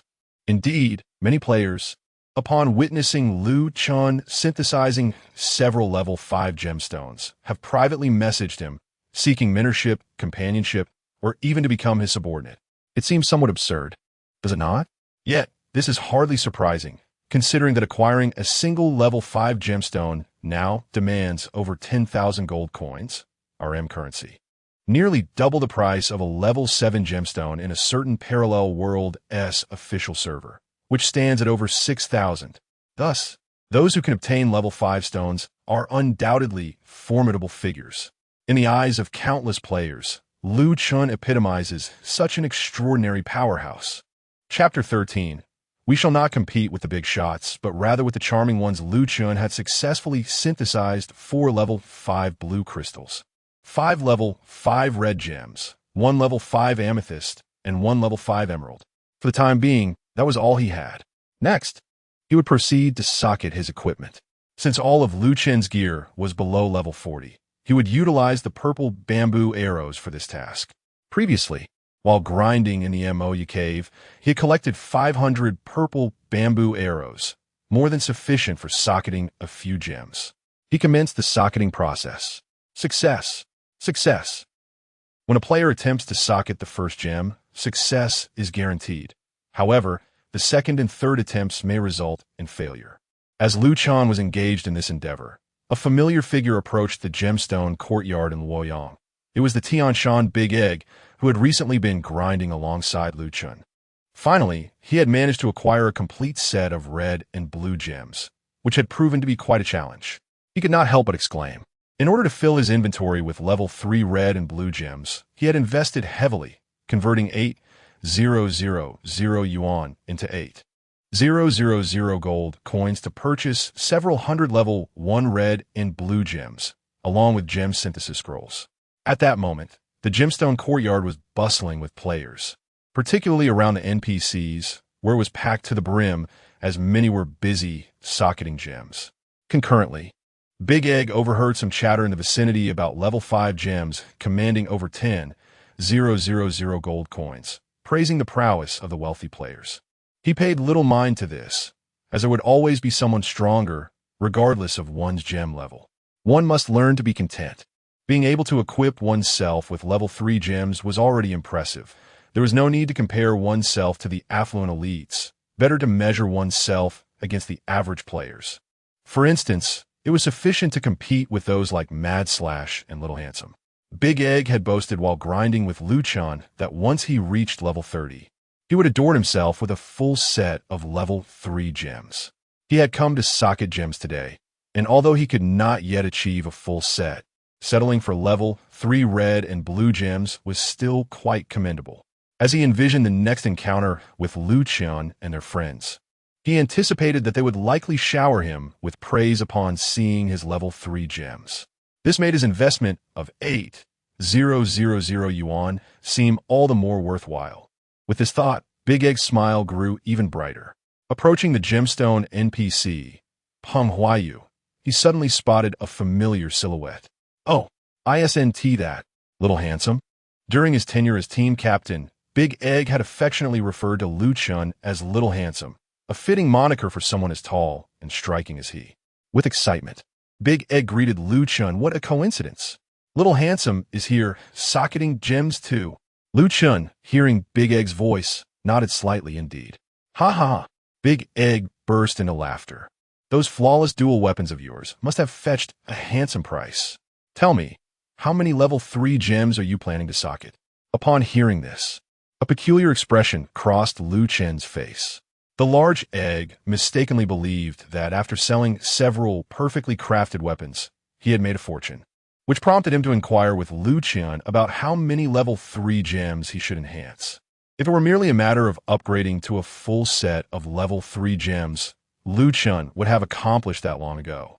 He found himself at a loss for words, unsure how to respond. Don't feel shy. Gems can be enhanced gradually. Eventually, you'll reach your goal. The large egg assumed that Lu Chen was merely hesitant to admit he was enhancing a few level 3 gems. After all, Lu Chen had previously mentioned identifying 5 perfectly crafted weapons, retaining one for himself while selling the other 4, each for 600 gold, totaling 2,400 gold, enough to embed 4 or 5 level 3 gems. He reassured Lu Chen that it was perfectly fine to take his time with the gems. One day, he would inevitably fill them all. Indeed, Lu Chen agreed, recognizing the truth in the other's words. The large egg grew increasingly jubilant and excited, simultaneously synthesizing level 3 gems while continuing to boast, I've invested heavily in numerous level 1 sapphires and rubies, preparing to fully embed level 3 ice attack and vitality gems. With those gems, my Tian Shan will be tremendously powerful. Just imagine the devastation when I unleash my skills, like an eagle soaring through the skies. Your Wudong may have a bit less health and lower damage, but fret not. In future dungeons, I, with my fully enhanced Tian Shan, will ensure you are well protected, the large egg grandly proclaimed, vowing not to look down on Lu Chen's lower health and damage, asserting that he would shield him in dungeons. He exuded a brotherly camaraderie. However, Lu Chen's expression grew increasingly peculiar, yet he felt too embarrassed to dampen the other's spirits, responding with a forced smile, thank you. There's no need for formalities between friends, Xiao Shuai. Rest assured, with me and my fully enhanced Tian Shan by your side, you're in safe hands. The large egg laughed heartily, while Lu Chen struggled to suppress a twitch at the corner of his mouth. Was the level 3 Tian Shan truly that formidable, capable of protecting a level 5 Wudong? Surely not. Thank you once again. Lu Chen reiterated his appreciation for the large egg's goodwill, though he sensed a tinge of pride in that goodwill. Of course, I am. The large egg was eager to continue boasting, but he inadvertently caught sight of a message in the system channel, abruptly halting his self-aggrandizement. System, shocking the world, has embedded a level 5 ruby into Dragon Battle's hidden iron hand, significantly enhancing the equipment as power. What? The large egg was momentarily stunned, his eyes widening in disbelief. No way. He suspected he had misread the message. Rubbing his eyes, he scrutinized the system channel again. System, shocking the world, has embedded a level 5 ruby into a hidden weapon, Grasshopper Stone, significantly enhancing the equipment as power. System, shocking the world, has embedded a level 5 sapphire into a hidden weapon, Grasshopper Stone, significantly enhancing the equipment as power. What the hell? The large egg was momentarily petrified, as if struck by lightning. What had he just said? Upon overhearing discussions about the formidable 5th level gem masters, he had reassured himself not to compare with such elites, suggesting instead to measure himself against his former teammates. Upon seeing Lu Chen, he even inquired if Lu Chen had brought along a few 3rd level gems, comforting him with the notion that it was perfectly acceptable not to fill them up all at once, as it could be done gradually. He had boasted about how powerful his 3rd level gem, Tian Shan, was, claiming he would not disdain Lu Chen's low health and minimal output, insisting he could assist Lu Chen in dungeon runs, providing him with protection. A 3rd level gem, Tian Shan, shielding a 5th level Wudong? Oh, how could I have uttered such words? The large egg now desperately wished to slap himself twice. This world is truly harsh. Xiao Shuai, if you have 5th level stones, why didn't you mention it earlier? You should have said so. You are a 5th level gem master. I am but a junior. It should be you safeguarding me. Boss Shuai, let's not forget our humble beginnings. I am merely a little egg. Boss Shuai is magnificent, truly magnificent. The large egg, once brimming with pride, now grovels in utter humility, referring to himself as a little egg. Even his address to Lu Chen has changed. He no longer calls him Xiao Shuai, but instead Boss Shuai. Lu Chen wore a look of exasperation. Seriously, can you not maintain a shred of dignity? Chapter 14. The mission of the sect. A calamity descends upon Xuanwu Island. The illustrious Master Shuaizong is indeed a formidable figure, a fifth-level gemstone master of Wudong. I, little egg, was truly blind to his prowess. How could I ever compare with Master Shuaizong? The tattered remnants of my gear scarcely amount to a fraction of the worth of a single fifth-level gem adorning his person.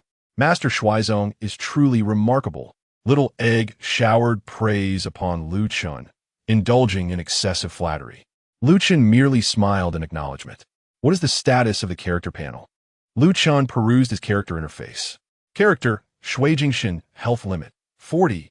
140 ice attack, 480 ice resistance reduction, 0 minimum ice resistance reduction. 0 Lu Chen had a fixed 5 fifth-level red gemstones, barely pushing his health beyond 40,000. With each point of constitution translating to 44 health, a single fifth-level gem providing 137 vitality equates to over 6,000 health. Thus, 5 gems yield more than 30,000 health. Coupled with his base attributes and a collection of subpar equipment, Lu Chen's health barely surpassed 40,000. Were he to belong to Shaolin or any other sect, his health would likely soar to 60,000 or 70,000. One cannot help but lament the anemic state of Wudong. A fifth-level blue crystal grants 120 ice attack. 4 of these gems culminate in 480 ice attack.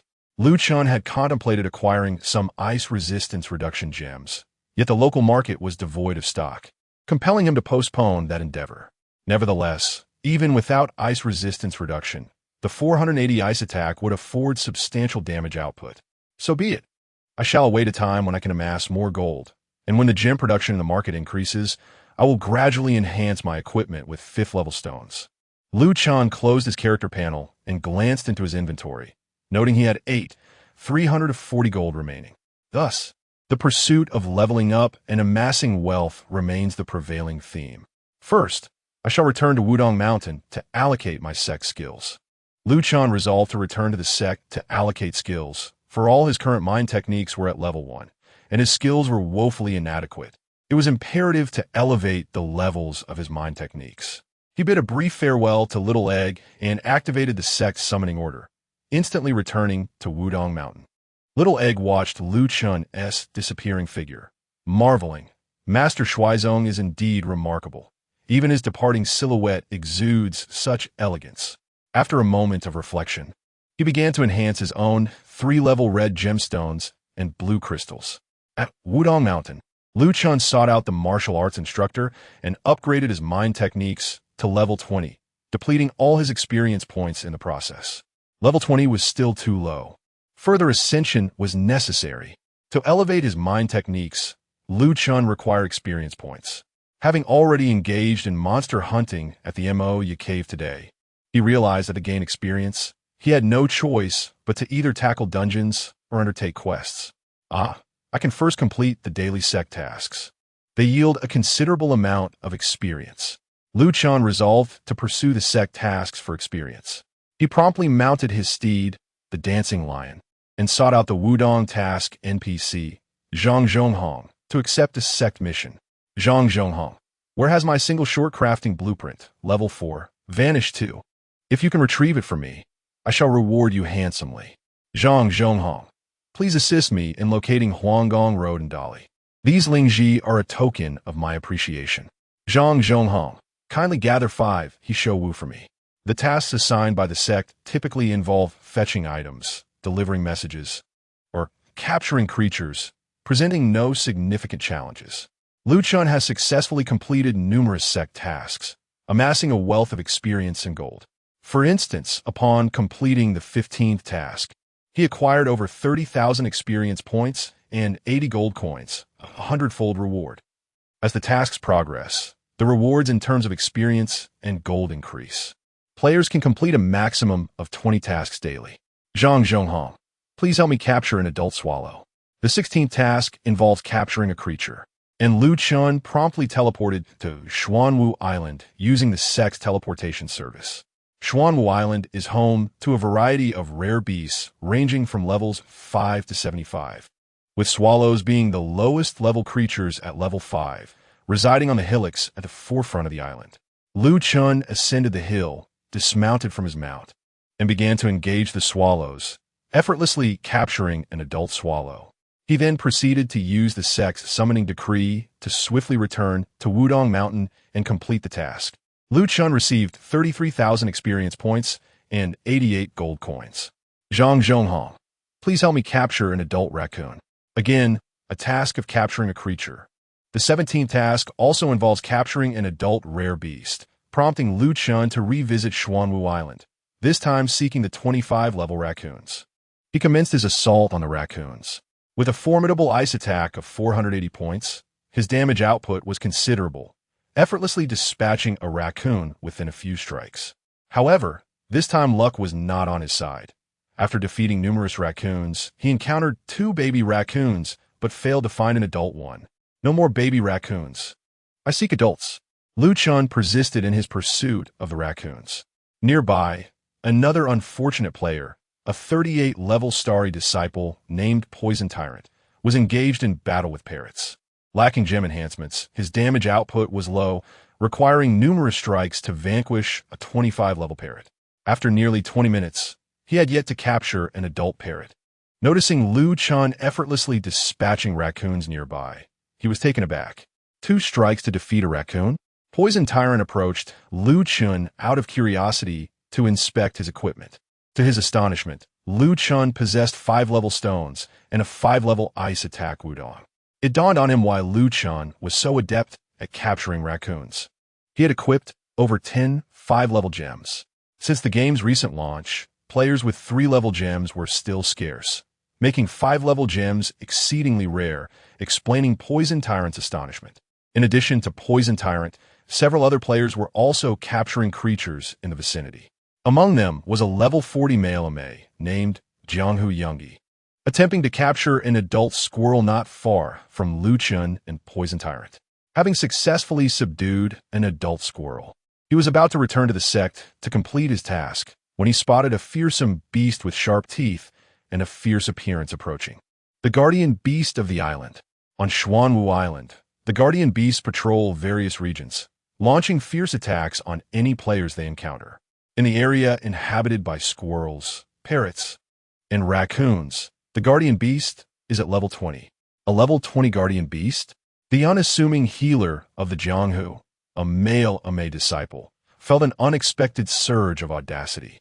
With my character at level 40 and having mastered the healing skill, Chongshu Yangqi, Ame possesses both offensive and defensive capabilities.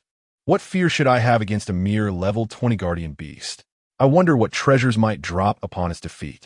With greedy determination overpowering rational thought, the healer rubbed his hands together. The bolder the man, the greater the harvest. He boldly initiated his attack on the guardian beast, intending to leverage Ame's healing prowess to gradually wear it down. As the guardian beast was struck, it immediately rushed forward, baring its teeth to bite. Swish! Minus 2088, minus 2,174 critical hit. With just one bite, the guardian beast nearly halved the healer's health. What? How can the damage be so high?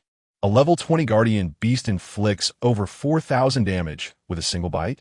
The healer was stunned, having gravely underestimated the beast's might. Even a level 20 guardian beast was beyond the capabilities of an ordinary player without proper gear. His feeble Ame strikes were akin to a gentle rub.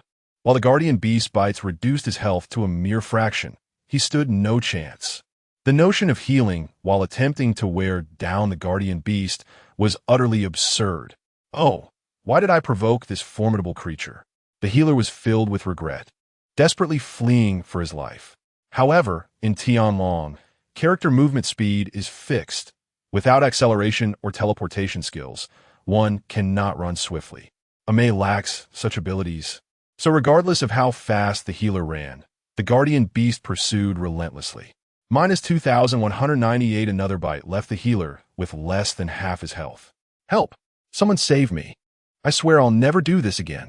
He was on the verge of tears, forced to continue his flight. Suddenly, he spotted a level 38 player, Duba Tianxia, engaged in battle with a parrot up ahead, and shouted in exhilaration, "Buddy, save me!"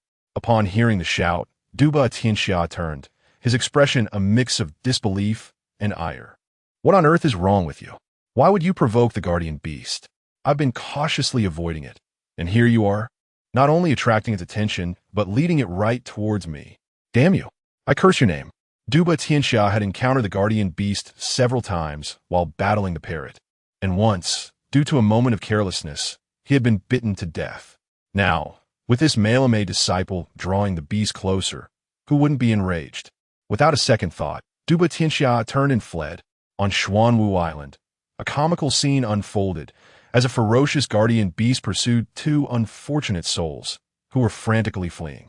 The direction of their escape led them straight to the raccoon territory where Chen was situated. At that moment, having vanquished dozens of raccoons, Chen had finally managed to summon an adult raccoon, poised to capture it. However, the two hapless individuals inadvertently drew the guardian beast toward him. "Master, save us! The guardian beast is after us." The desperate cries reached Chen's ears, and upon witnessing the imposing figure of the guardian beast approaching, a twitch of irritation crossed his lips. While he had been diligently engaged in battling raccoons, these two had unwittingly attracted the wrath of the guardian beast. Was this what the text referred to as an unexpected calamity? Truly, their antics were exasperating. Rather than retreating, Chen resolutely turned to confront the beast head-on. Chapter 15, The Blood Sacrifice Skill Book. Has Chen had a moment of conscience? The immortal points the way. The Jade Maiden traverses. The 13 Swords of Tai Yuan. Half angry, Chen directly unleashed several skills upon the island guardian beast, followed by a barrage of attacks. Booby -535, -517, -1048, critical hit. In the original Tianlong, characters dealt approximately 5 times the damage to monsters compared to players. For simplification, this book standardizes damage, making it roughly equivalent for both. Chen inflicted over 500 points of damage to the island guardian beast, bolstered by several level 5 blue crystals, contributing to his overall damage. Coupling this with a few single-target output skills, he managed to deplete nearly 1/3 of the guardian beast's health in a single blow. Feeling the pain, the guardian beast let out a roar, abandoning its pursuit of the toxic overlord and the wandering doctor, and turned its wrath upon Chen. Whoosh! The guardian beast lunged at Chen, but the outcome displayed 3 prominent words: missed. Aside from the level 5 red gemstones and red crystals adorning him, Chen boasted a level 5 amethyst and a level 5 emerald. The level 5 emerald significantly enhanced his evasion, and given the 20-level guardian beast's relatively low accuracy, it was hardly surprising that its attack failed to connect with Chen. Standing his ground, Chen faced the guardian beast, unperturbed by its 40,000 health points. Confident in his superior evasion, amidst the exchange of blows, he took a moment to examine the guardian beast's entry in the bestiary. Island Guardian Beast, the protector of Xuanwu Island. Upon defeat, there is a chance to drop level 1 gemstones, low-level rare beast skill books, rare beast rejuvenation scrolls, rare beast rejuvenation tomes, rare beast bone essence, rare beast longevity pills, and more. The loot seemed quite abundant. A slight smile graced Chen's face, invigorating his resolve to take down the island guardian beast. As its health continued to dwindle, Chen's own health diminished slightly as well, but it was of no concern. He could easily endure. At this moment, the toxic overlord and the wandering doctor looked on in astonishment and delight. They were grateful that Chen's intervention had spared their lives from the guardian beast's jaws. Yet, they were equally astonished that Chen could stand his ground against the guardian beast. Incredible. Truly a master from Wudong. He single-handedly faced off against the island guardian beast. With level 5 gemstones, it was no wonder. Chen had already equipped over 10 level 5 gemstones. If he couldn't even handle a 20-level guardian beast, then those efforts would have been in vain. By Yubiu, with 2 final strikes, Chen brought the 20-level island guardian beast to its knees. The guardian beast dropped a brilliant golden package. Curious about its contents, Chen promptly moved to collect it. He was taken aback. Blood Sacrifice Skill Book. The Guardian Beast had dropped 100 Blood Sacrifice Skill Books, 100 low-level Rare Beast Rejuvenation Tomes, and 100 Level 1 Black Gemstones. Blood Sacrifice Skill Book consumes 50 of the Rare Beast health to restore 75 of the owner's mana. Low-level Rare Beast Rejuvenation Tome transforms a mature Rare Beast or Rare Beast offspring of carrying level 35 or below back into a new Rare Beast offspring. Black Gemstone, Level 1. A black gemstone that can be embedded in defensive equipment, providing 13 resolve. Chen was truly overjoyed. He had merely summoned a guardian beast of the island, yet he reaped such a bounty. Particularly remarkable were the 100 Blood Sacrifice skill books, which are worth their weight in gold. Each player expends mana when casting skills, and aside from the starry players who can convert health into mana through reverse meridians, those from other factions inevitably require a blood sacrifice beast to replenish their mana. This is especially true for the Ame, who must constantly heal their teammates.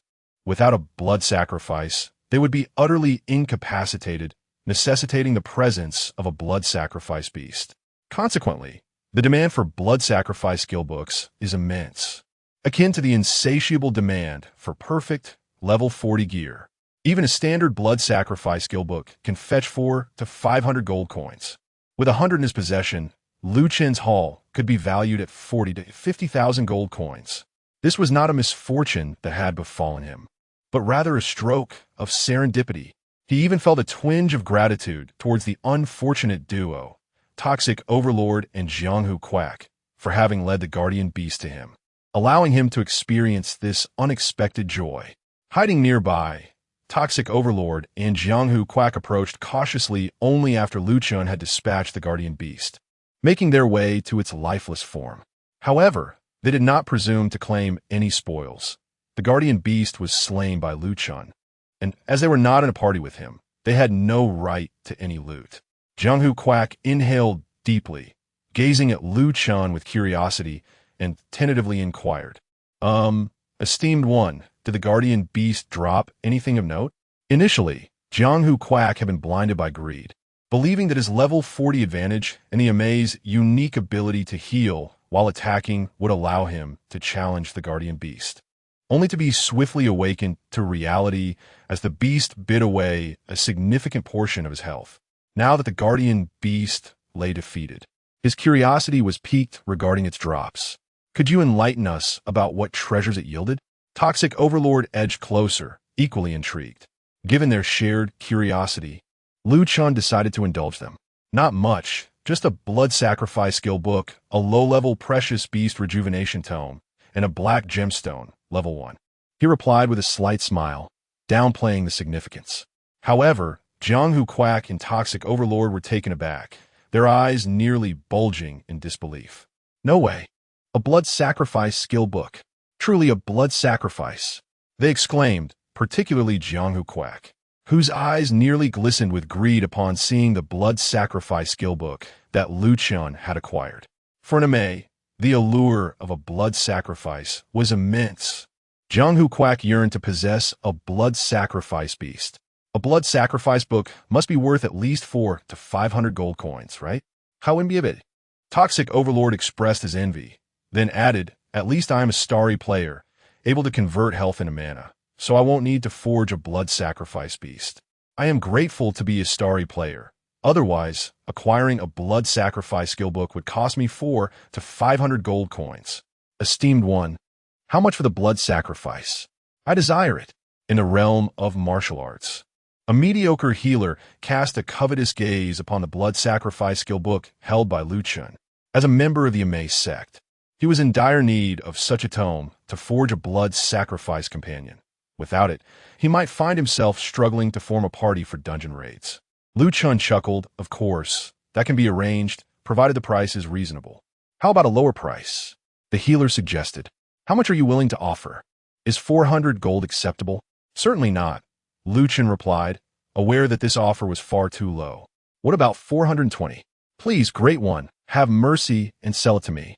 As an Ame practitioner, I truly require the blood sacrifice. The healer donned a pitiful expression, pleading with Lu Chen to part with the coveted skill book. Well, considering that the guardian beast of the island was summoned by both of you, I can offer you a discounted price. What is the discount? Lu Chen boldly stated a figure, 450. In the current market, a standard blood sacrifice skill book could fetch up to 500 gold. Yet, Lu Chen chose to show some benevolence by reducing the price by 50 gold coins. Merely a charitable act. Excellent. 450 gold it is. Thank you, esteemed one. The healer, after a brief moment of hesitation, nodded in agreement. He had previously visited the market in Luoyang and noted that the price for the blood sacrifice was indeed around 500 gold, making Lu Chen's offer a genuine bargain. However, I do not have the gold on me. I must return to the city to fetch the funds for our transaction. Typically, players venture into the wilderness with minimal gold, as death in the wild results in the loss of 10 of one's coins.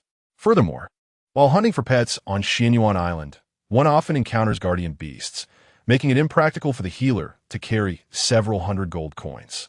As Lu Chen caught the adult raccoon he had previously engaged, he replied, "Very well. Please add me as a friend, and I shall contact you upon my return to the city." Certainly. The healer excitedly added Lu Chen as a friend, feeling a thrill at having befriended a level 5 gem master from Wudong, finding Lu Chen to be surprisingly approachable. I shall return to retrieve the gold now. I will reach out to you shortly. Very well. The healer activated his return to Dali City. After securing the adult raccoon, Lu Chen too prepared to report back to his faction for his task. Meanwhile, a 38-level player named Starry Poison, summoning his courage, timidly inquired, "Esteemed one, may I add you as a friend?" He too wished to connect with Lu Chen. Lu Chen, known for his generosity, readily acquiesced, of course. Starry Poison rejoiced, exclaiming, "Thank you so much for your kindness. You truly are easy to talk to." He promptly added Lu Chen as a friend. Subsequently, Starry Poison continued to battle parrots on Xianyuan Island, while Lu Chen used a sect summon order to return to Wudong Mountain. Upon delivering the adult raccoon to the sect task NPC, he completed the 17th round of his sect mission, earning 35,000 experience, 92 gold, and 55 silver. He then accepted the 18th round of the sect mission. Zhonghong. It has been a long time since I have seen the ethereal clouds of Luoyang. These Lingji mushrooms are a token of my sincerity. I kindly ask you to deliver them. The current task for my sect is merely to deliver items, a straightforward endeavor. Meanwhile, the quack doctor of the Jianghu sent a friend request. "Where are you, esteemed one? I have exchanged the gold coins, and I am at the small warehouse in Luoyang." The quack doctor managed to gather 450 gold coins to purchase Lu Chen's blood sacrifice skill book. "I will stand still. I will find you on my way." Soon, Lu Chen arrived at the small warehouse in Luoyang and completed the transaction with the quack doctor. Lu Chen sold a blood sacrifice skill book and received 450 gold coins in return. The quack doctor was exceedingly thrilled, repeatedly expressing gratitude to Lu Chen for granting him a discount of 50 gold coins. He eagerly rushed off to Xuanwu Island to capture stamina beasts for the blood sacrifice. Meanwhile, Lu Chen glanced at the items in his backpack. After selling one blood sacrifice book, he still had 99 remaining. Chapter 16. I wish to capture 2 crocodiles. Are you going to mutate them directly? Lu Chen rode his mount, the lion dance, following the coordinates to locate the rare beast NPC Yun Miao Miao in Luoyang. After engaging in dialogue, he completed the sect mission. Utilizing the sect summoning order, he swiftly returned to Wudong Mountain, accomplishing the 18th round of the sect task, which awarded him 36,000 experience points and 95 gold coins. Just 2 more rounds remained, so he pressed on to continue. Zhonghong, please assist me in capturing an adult crocodile. Once again, it was about capturing rare beasts. Lu Chen mused that he might as well catch 2 crocodiles to rejuvenate and breed a second generation, crafting a transitional blood sacrifice crocodile. He contemplated the possibility of capturing several crocodiles to create a blood sacrifice beast for himself. After all, aside from the star constellation, nearly every player required a blood sacrifice beast to enhance their blue stats, and in the early stages, crocodiles were undeniably the best stamina pets. Additionally, Lu Chen had just acquired 100 low-level rare beast rejuvenation books after defeating the Island Guardian beast. Unlike rejuvenation scrolls, the rejuvenation books guaranteed that the beasts emerged with at least outstanding growth rates. With a stroke of luck, he might even breed a premium high-quality, transformed crocodile. Thus, Lu Chen ventured back to Xuanwu Island, intending to fulfill his sect tasks while also capturing a few crocodiles for breeding. Crocodiles inhabit the lower central region of the Xuanwu Island map. Upon arriving, players must traverse some distance. As Lu Chen passed through the raccoon and parrot area, he noticed a level 38 star constellation player struggling to defeat parrots. Hasn't he managed to capture a single adult yet? This fellow must have rather unfortunate luck. He chuckled to himself and continued onward. After descending a slope, he arrived at the beach, where level 35 mantises resided. Further to the right lay the crocodile territory. Lu Chen had little interest in the mantises and made his way directly to the crocodile area. At that moment, several players were also present, vying to capture crocodiles in hopes of completing their sect tasks or for rejuvenation breeding. Among them, Lu Chen recognized a familiar figure, the level 40 MA Quack Doctor. Having just purchased Lu Chen's blood sacrifice skill book, the Quack Doctor eagerly arrived at Xuanwu Island to capture crocodiles, having arrived half a minute before Lu Chen. He had already slain several crocodiles, but had not achieved any success. "Hey, can you refrain from stealing my crocodiles, you worthless MA?" A Shaolin player named Tang Sanzang confronted the Quack Doctor, his voice laced with menace. What do you mean by your crocodiles?" The Quack Doctor furrowed his brow but did not back down, retorting, "Is Xuanwu Island yours?" Tang Sanzang had been at it for nearly an hour, yet he had only managed to capture a single crocodile pup. Due to the Shaolin's short stature, he found himself running back and forth to engage monsters, while several range players seized the newly spawned crocodiles before he could even begin his pursuit. He felt as if he were being walked like a dog, utterly frustrated. This was the inherent disadvantage of melee classes. It was exceedingly difficult to compete with range players in terms of capturing monsters. Hence, Tang Sanzang's anger escalated, prompting him to resort to verbal threats. The itinerant quack is unperturbed by the threats of Tang Sanzang. In the realm of Zhen Tianlong, there exists a system of hostility. Should players recklessly declare war and slay others in the wilderness, they will find themselves marked for vengeance. Once labeled as such, they become targets for all, subject to retribution. Thus, in the usual maps imbued with hostility, players typically find their safety assured, unless, of course, their adversaries are reckless enough to disregard the penalties associated with aggression. Merely engaging a crocodile, Tang Sanzang should not descend into madness to such an extent. Hence the itinerant quack remains unfazed by his verbal threats. "You worthless MA, ignoring my counsel and stealing my crocodile. I shall not allow you to escape unscathed if I encounter you elsewhere." Tang Sanzang gritted his teeth, issuing fierce threats without daring to act upon them.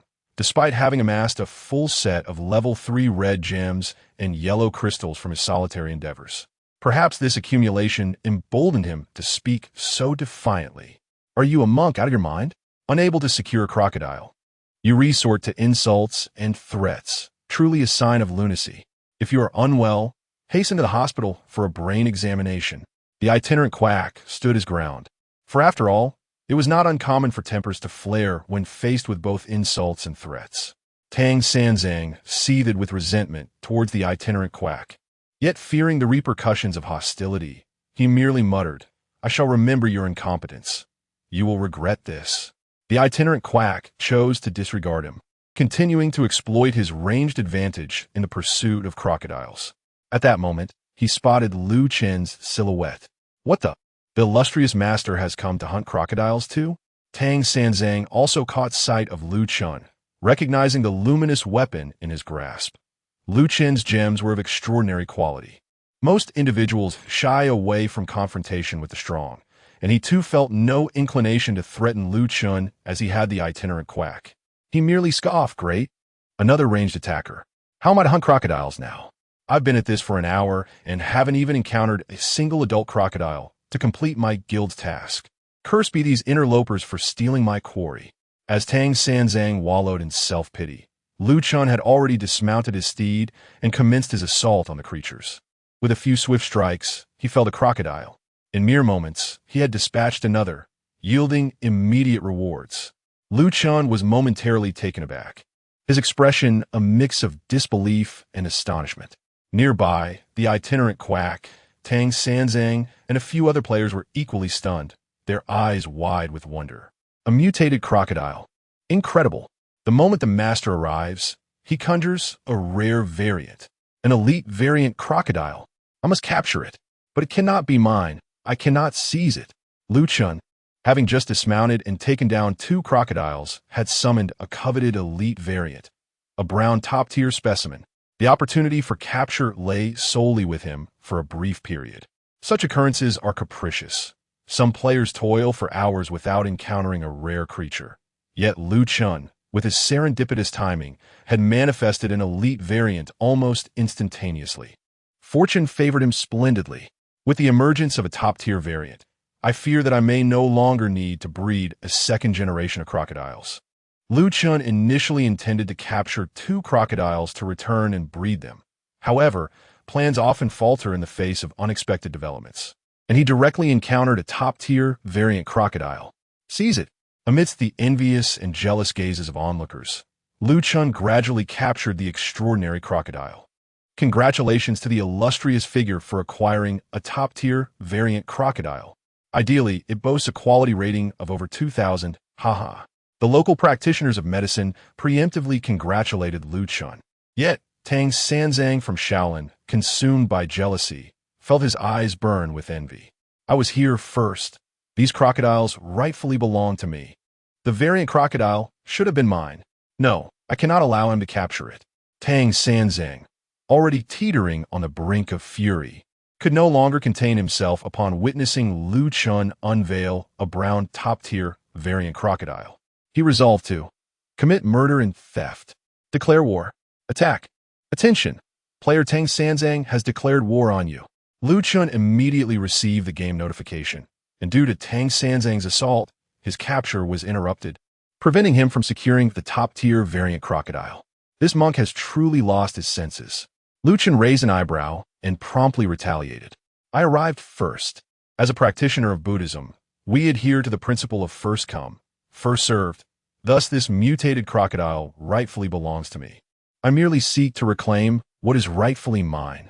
Tang Sanzang spoke with an air of righteous indignation, utterly shameless.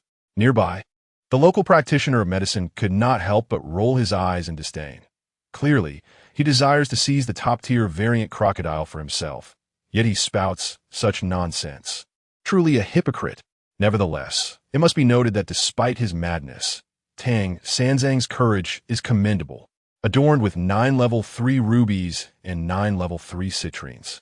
His health and damage are indeed formidable.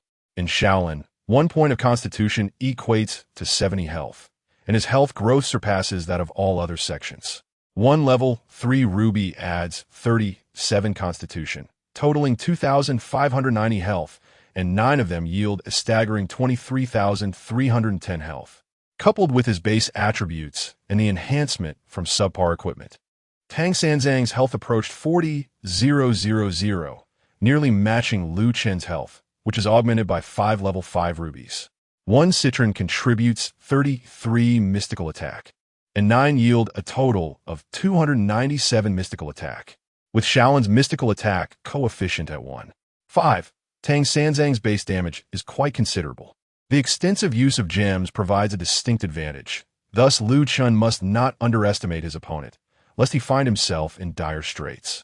Lu Chen initially planned to maneuver and outwit Tang Sanzang, but such tactics had become entirely unnecessary. For the local practitioner of medicine had seized the moment to assist Lu Chen with healing. Fear not, great one. Unleash your wrath upon this mad monk. I shall heal you. Charge forth and gather your strength. The local practitioner of medicine tirelessly healed Lu Chen, although his health had not diminished significantly. Meanwhile, the practitioner reveled in secret delight, not forgetting to taunt loudly. You mad monk dare to insult me as a worthless Amay. But to think you would even bite my elder brother?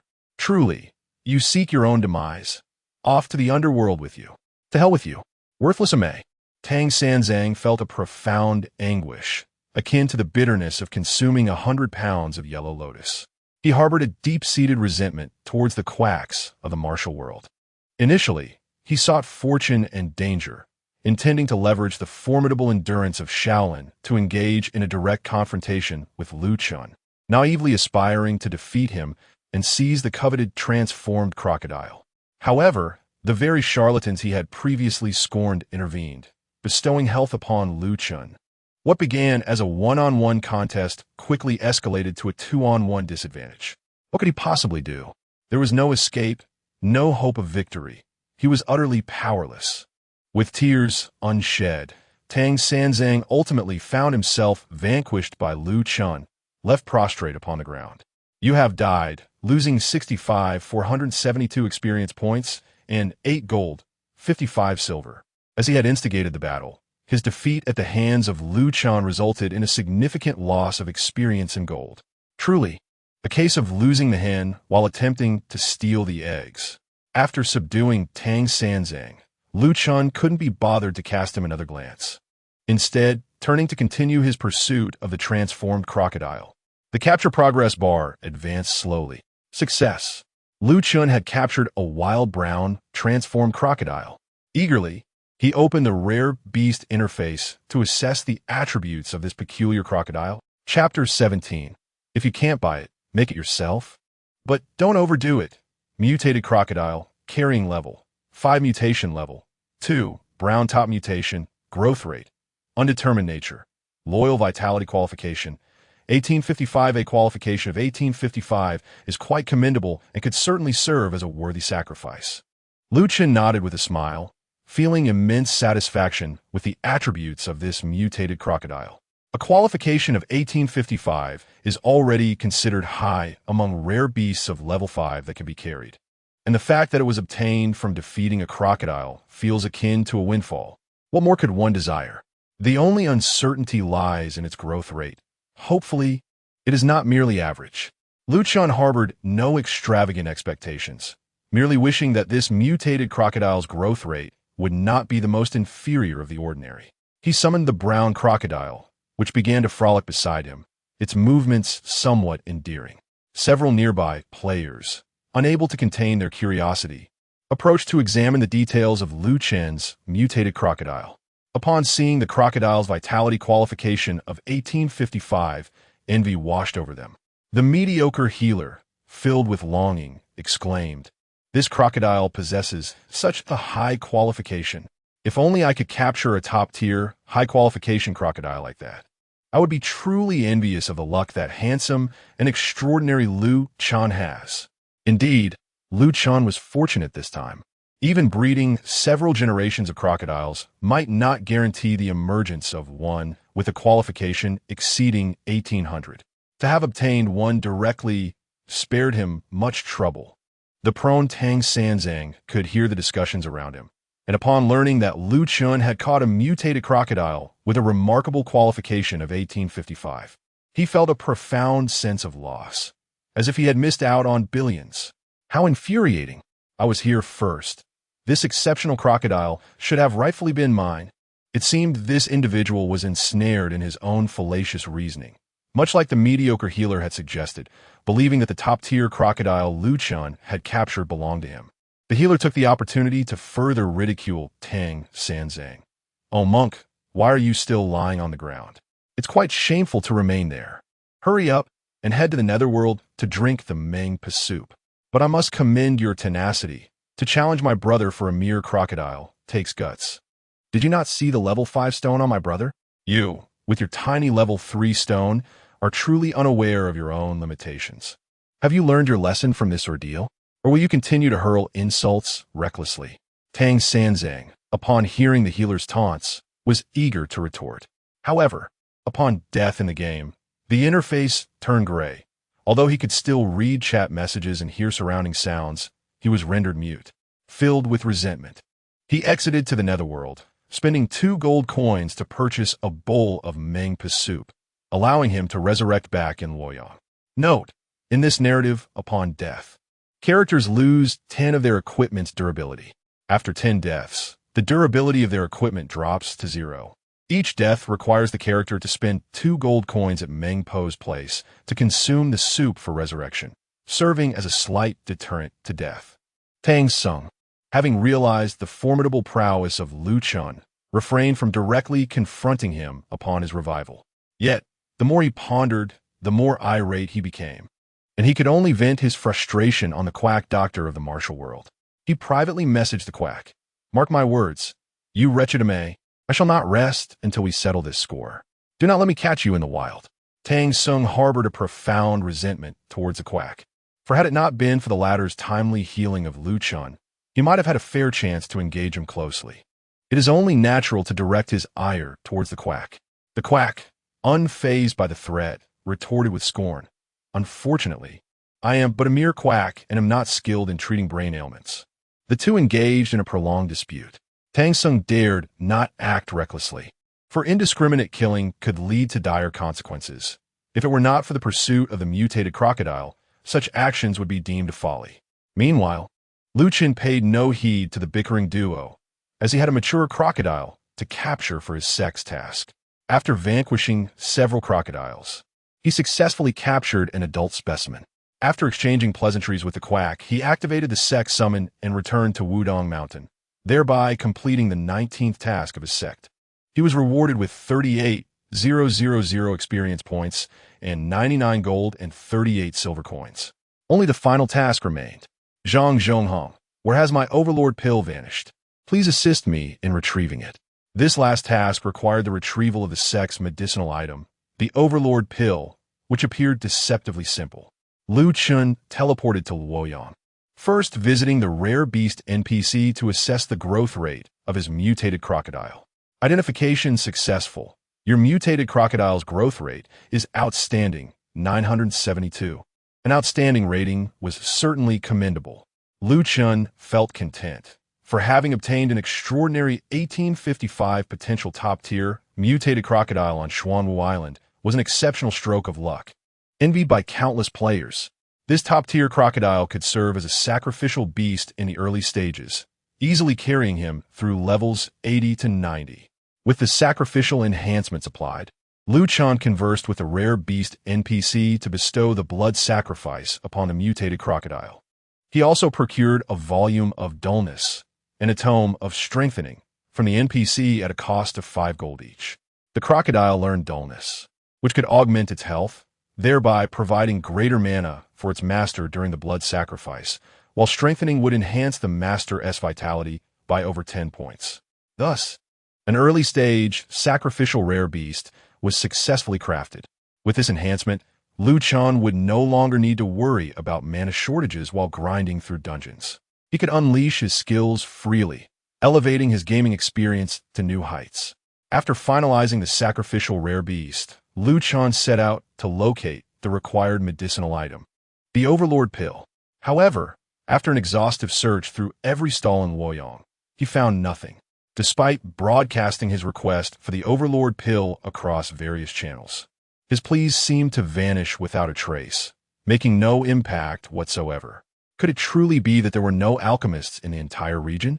Or perhaps the number of players capable of crafting such medicinal items was exceedingly scarce, rendering sect medicines a rare commodity. Lu Chun pondered these possibilities in disbelief. As the game has only recently launched, the majority of players are preoccupied with completing quests, engaging in dungeons, or battling monsters to level up.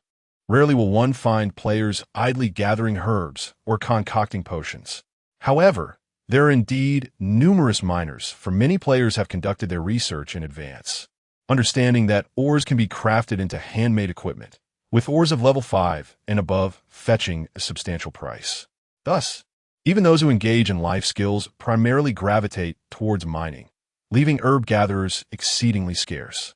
As a result, the coveted medicinal item has become exceedingly difficult to procure. Lu Chun finds himself in a quandary, contemplating whether to abandon the 20th tier of his guild quest and wait 15 minutes to re-accept it. Weighing the pros and cons, he realizes that forsaking the quest would mean a 15-minute wait to take it up again. Although the re-accepted quest would still count as the 20th tier for the day, it would be recalibrated to the first tier, yielding minimal experience and gold. Consequently, abandoning the quest would result in a loss of experience, gold, and time. Yet, with the inability to purchase, what options does Chen have? Is he truly expected to craft it himself? Suddenly, an idea sparks in Chen's mind. Perhaps that is not a far-fetched notion after all. It presents an opportunity to test whether his hundredfold reward applies to gathering herbs and mining. Given the scarcity of in the market, Chen resolves to create it himself, while simultaneously exploring the efficacy of his reward system on life skills. Without delay, he approaches the herbalist NPC, spends 50 silver to learn the first level of herbalism, and invests another 10 silver in a sickle before heading to the Wuyang Mountain to gather herbs. Upon arriving, he discovers a wealth of first-level medicinal plants and ores. The herbs abound, yet there are hardly any gatherers, while the ores are nearly invisible. Indeed, everyone is preoccupied with mining, leaving Chen to collect herbs on his own. With a resigned shrug, he proceeds to gather. Bending down, he uses his sickle to harvest a plant. You have obtained 200 white ing. White ing, a first-level medicinal herb belonging to the nightshade family, useful for potion crafting, among other purposes. Your herbalism proficiency, 100. Joy floods Chen as he realizes the reward system is indeed effective. His hundredfold reward not only applies to defeating wild monsters and completing quests, but extends even to life skills. With each swing of his sickle, the yield of herbs multiplies 100-fold. While ordinary players typically gather between 2 to 5 herbs, Chen directly reaps 100-fold. He collects another plant, yielding 300 primary medicinal herbs. Each herb he gathers and he mines amounts to what others would accomplish in 100 attempts. The exhilaration is unparalleled. The Wuyang Mountain is teeming with medicinal plants, and Chen gathers them with ease. His herbalism proficiency continuously ascends. After thoroughly harvesting the herbs of Wuyang Mountain, he proceeds to Dunhuang to collect more. Your herbalism proficiency, 100 upgrade available. Having gathered herbs 100 times, he can now return to the city and seek the NPC to upgrade his herbalism skill to level 2, allowing him to gather second-level herbs in the future. Simultaneously, a game notification appears. You have gathered herbs mined farmed 100 times today. You are quite fatigued. Please return tomorrow to continue gathering. In the realm of true Sky Dragon, the concepts of vitality and energy do not exist. However, each player is limited to gathering herbs, mining, or farming a maximum of 100 times per day. Beyond this threshold, no further actions can be taken. Other activities, such as alchemy, cooking, and crafting, remain unrestricted, provided one possesses sufficient materials. With over 30,000 white ing and pu huang herbs in his inventory, Chen pondered whether such an abundance of primary medicinal ingredients would suffice to concoct the coveted Ba Wang Wan. He returned to the city, first elevating his herbalism skill to level 2, then acquiring the alchemy skill. After spending 50 silver coins on a basic medicinal formula, he approached the alchemical furnace and commenced his craft. Each consumption of 3 herbs yielded a single potion, and players had the option to produce in bulk, significantly reducing the time required for alchemy. You have successfully crafted Qi Dispelling Powder X1. You have successfully crafted Blood Dispelling Powder X1. You have successfully crafted Trauma Ointment X1, simultaneously obtaining Heavenly Eye Pill X1. You have successfully crafted Blood Dispelling Powder X1, simultaneously obtaining Een Moon Powder X1. With each alchemical process consuming 3 level 1 herbs and Chen possessing over 30,000, he could produce more than 10,000 potions. Given that alchemy imposed no limitations, Chen decided to engage in mass production. He depleted his inventory of over 30,000 level 1 herbs, resulting in the creation of several hundred Heavenly Eye Pills, while discarding the less useful primary potions and retaining only those for his sect. After over 10,000 attempts at alchemy, Chen amassed Heavenly Eye Pill X302, Ba Wang 1 X266, E-Moon Powder X278, and Ice Spirit Powder X243. In total, he acquired over 1,000 sect-specific potions. Gazing at the bounty of medicinal items in his inventory, Chen found himself at a loss, torn between joy and resignation. Initially, He had sought merely a single Ba Wang wand to fulfill a sect task, but due to the unavailability of the item, he resorted to self-harvesting and crafting. Yet, in an unforeseen turn of events, he had created an overwhelming surplus, likely to last until the distant future. In any case, the 20th segment of the quest to locate Ba Wang wand could now be completed. Chapter 18. Merchant or Virtuous Man. Perspectives differ. Lu Chen returned to Wudong Mountain using the sex summons, fulfilling his sex tasks. System. Today, the illustrious Shui Jingxin, after diligently completing 20 sect tasks, stumbled on his way and upon rising, discovered a crumpled gem synthesis talisman at his feet. Players who accomplish 20 sect tasks daily are rewarded with additional bonuses. In addition to the 41,000 experience points and 102 gold and 75 silver earned from the final task, Lu Chen received 100 gem synthesis talismans, 100 spirit beast pills, wind, and 100 wishing springs. The gem synthesis talisman is an essential item for combining gems, currently valued at approximately 40 gold each. Thus, 100 talismans equate to 4,000 gold. The spirit beast pills. Wind can enhance the sluggishness, brute strength, and magical essence skills of rare beasts, each priced around 30 gold. Consequently, 100 pills amount to 3,000 gold. In essence, Lu Chen, by merely completing 20 sect tasks, not only amassed hundreds of thousands of experience points, but also earned 7,000 to 8,000 gold coins. Furthermore, he fortuitously vanquished a guardian beast of the island, acquiring 100 skill books on blood sacrifice and 100 low-level rare beast rejuvenation tomes, and even captured a crocodile with a remarkable aptitude of 1855. What a bountiful harvest! At that moment, Lu Chen noticed that his experience bar was completely filled. His initial intent in undertaking sect tasks was to gain experience, thereby unlocking more skills in his mental cultivation. Now it was time to invest in that cultivation. He mounted his steed and sought out the martial arts instructor at Wudong. He elevated his mental cultivation from a mere level 20 to an impressive level 35, unlocking numerous skills such as Sparrow Tail, Close Barrier, Cloud Ladder, Moon Circlet, Curtain Lift, and Oblique Flight. Among these, Curtain Lift and Oblique Flight represent two distinct states of Wudong. Curtain Lift, a defensive state that enhances rage accumulation speed by 30. While in this state, attacking a target grants a chance to increase one's own rage by 2. Oblique Flight, an offensive state that adds 4 points to critical hits.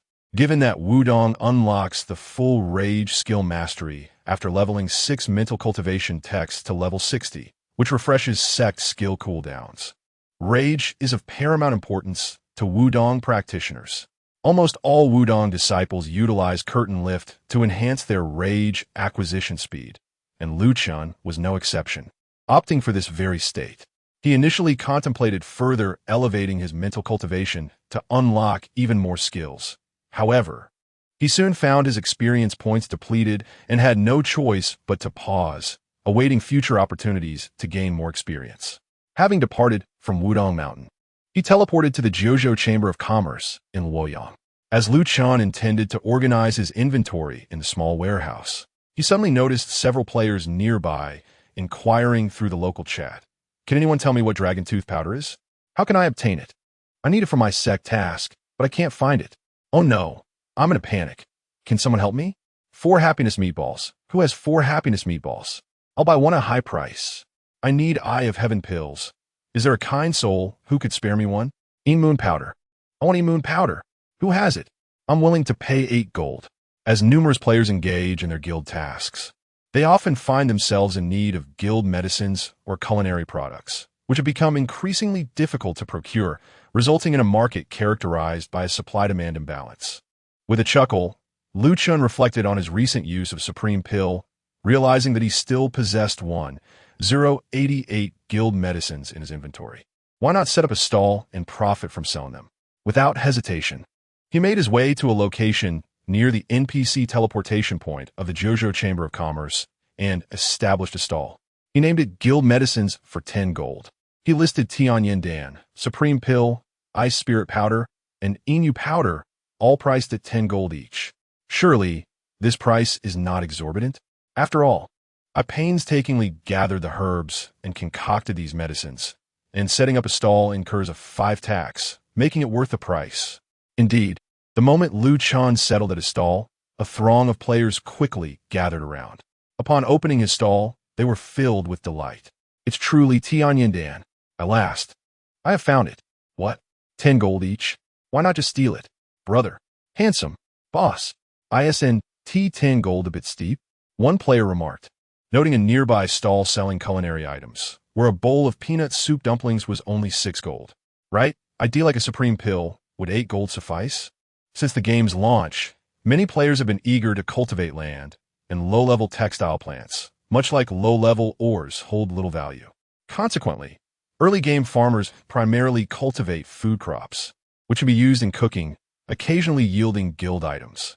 Adjacent to Lu Chen were 2 stalls selling culinary guild items, priced between 6 to 8 gold, prompting several players to grumble about the high cost of Lu Chen's guild medicines. However, Lu Chen paid no heed to the cacophony of dissenting voices and instead channeled the bravado of a once popular streamer. Is 10 gold for a guild medicine too expensive? Please, harvesting herbs on the mountain is arduous. Crafting these medicines is no easy feat. Have those who think it's pricey ever reflected on their own efforts? Since the game started, have you diligently farmed monsters to level up and earn gold? Guild medicines are inherently more expensive than culinary items. If you think 10 gold is steep, that's your own issue. Chuckles, the prices are clearly marked, fair to all. If you wish to buy, do so. If not, kindly leave. Onlookers noted the audacity of Lu Chen's words, while some considered his pricing reasonable given the greater difficulty in acquiring guild medicines compared to culinary items. Others muttered complaints, but ultimately had no choice but to make a purchase. You sold Tianyindan 1, earning 9 gold, 50 silver. You sold Ice Spirit Powder 1, earning 9 gold, 50 silver. You sold Inu Powder 1, earning 9 gold, 50 silver. Lu Chen's stall thrived, the notifications of sales ringing out like a continuous stream of water. He busily replenished his stock, struggling to keep pace with the rapid sales. Before long, he had sold over 100 guild medicines, amassing over 1,000 gold. He continued to sell at his stall. Meanwhile, a monk named Tang Sung approached the vicinity of the Jiuzhou Chamber of Commerce. Before Tang, Sanzang caught crocodiles on Xuanwu Island. He found himself at a disadvantage due to the short legs of the Shaolin disciples and the increasing number of players vying for the same prey. Frustrated by his inability to secure a catch, he resorted to treachery, attempting to seize a crocodile from Lu Chen, only to be met with a swift demise at Lu Chen's hands. Enraged, he abandoned his quest for mature crocodiles on Xuanwu Island and forsook his sex task. After a wait of 15 minutes, he re-accepted the mission, only to be instructed by the Shaolin NPC to procure an Ice Spirit Powder. He made his way to the Jiuzhou Chamber of Commerce, where he found that Lu Chen was the sole vendor of the required potion. Upon checking the stall, he indeed discovered the coveted Ice Spirit Powder, priced at 10 gold coins. While this was not exorbitant for him, he could not shake off his resentment towards Lu Chen. The audacity of that insufferable Ice Wudong. The memory of his futile hour-long battle with the crocodile, only to see Lu Chen effortlessly defeat a high-quality variant and send him packing, further fueled desire. Yet, he hesitated to voice his grievances, fearing that if Lu Chen chose to close his stall in a huff, he would be left without a means to acquire the Ice Spirit Powder. If he failed to procure the necessary item, he would have to abandon the task and endure another 15-minute wait. Thus, he reluctantly purchased the Ice Spirit Powder and left a message at the stall, denouncing the inflated prices and urging others to avoid purchasing from this unscrupulous merchant. He labeled Lu Chen as a rogue trader, inciting other players to refrain from buying his Sectes potions. Lu Chen, amused by Tang Sanzang's message, found the monk's antics rather entertaining. It was quite absurd that he had bought the potion himself while discouraging others from doing the same, rendering his argument utterly unconvincing. The surrounding players, aware of Tang Sanzang's admonition, largely ignored it, as they required the sect potions to complete their quests, and Lu Chen was the only vendor available in the area, even at a higher price. Disheartened by the ineffectiveness of his message, Tang Sanzang cursed under his breath and returned to submit his task. After completing several more sect missions, the Shaolin NPC tasked him with acquiring Demon King Pill. Resigned to his fate, he returned to Lu Chen's stall, spending another 10 gold coins on the pill, all the while muttering curses about the rogue trader. Lu Chen found the situation increasingly amusing. Despite Tang Sanzang's obstinate words, his actions spoke of honesty. Deciding not to engage further with the monk, Lu Chen chose to treat the entire affair as a source of amusement. At that moment, Lu Chen received a friend message. Mail, Toxic Overlord. Have you completed your sect tasks, Big Shot? I only need 2 more rings, but the sect requires me to find Heavenly Eye Pill. How do I obtain that? Do you know, Big Shot? This message was from Toxic Overlord, a player Lu Chen had met on Xuanwu Island not long ago, seeking assistance. Perhaps he believed that Lu Chen's higher gem rank and greater understanding of the game made him more approachable and knowledgeable. Mail, Handsome Shocking the World. Just come to the Zhuzhou Chamber of Commerce in Luoyang, 330-270. I have it for sale in my stall. Great. Upon encountering the esteemed Lu Chen stall at the Zhuzhou Merchants Association, Duba Tianxia was instantly filled with delight as he spotted the coveted Tian Yindan, priced at 10 gold pieces each. Might there be a discount, esteemed sir? He inquired, for a humble figure like him, devoid of even a single gemstone, instinctively felt that 10 gold pieces was rather extravagant. Very well, I shall extend a friend's price to you. Lu Chen acquiesced, pleased to offer a concession. Duba Tianxia's spirits soared anew, perhaps encouraged by his recent collaboration with the mediocre healer, leading to the summoning of the island's guardian beast. Lu Chen seemed genuinely inclined to grant him a favor. I shall provide you with a 20 discount on the final Tian Yindan from the front row of my stall. Be swift in your purchase. With a deft adjustment, Lu Chen marked the last Tian Yindan at 8 gold pieces, urging Duba Tianxia to act quickly. Though the reduction amounted to a mere 2 gold pieces, it was still a significant sum for Duba Tianxia. He hastened to procure the Tian Yindan for 8 gold pieces. Thank you, kind sir. You are truly a benevolent individual, he exclaimed with joy.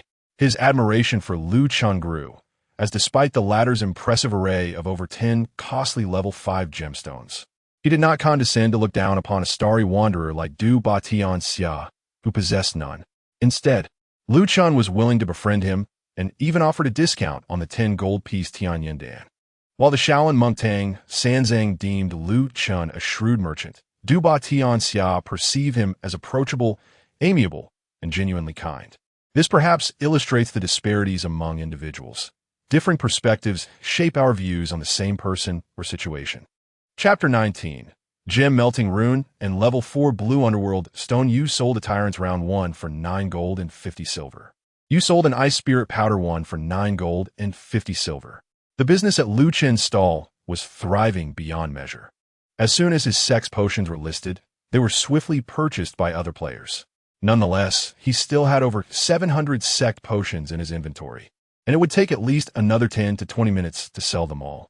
At that moment, Lu Chen noticed a private message. Private message, Cherry Maruko, hello boss.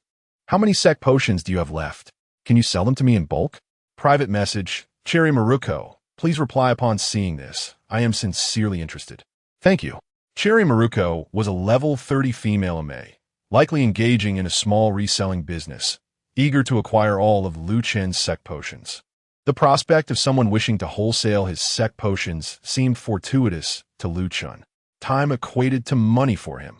Despite the bustling business at his stall, the sheer quantity of potions he possessed made it time-consuming to sell individually. If the offer were advantageous, he could indeed consider wholesaling to others. What price can you offer? Lu Chen asked directly. Cherry Maruko, 7 gold and 50 silver. Boss, you know that selling at a stall incurs a 5 tax. If I sell at 10 gold, I only take home 9 gold and 50 silver, earning merely 2 gold per item, which isn't substantial. Lu Chen shook his head. The price is too low.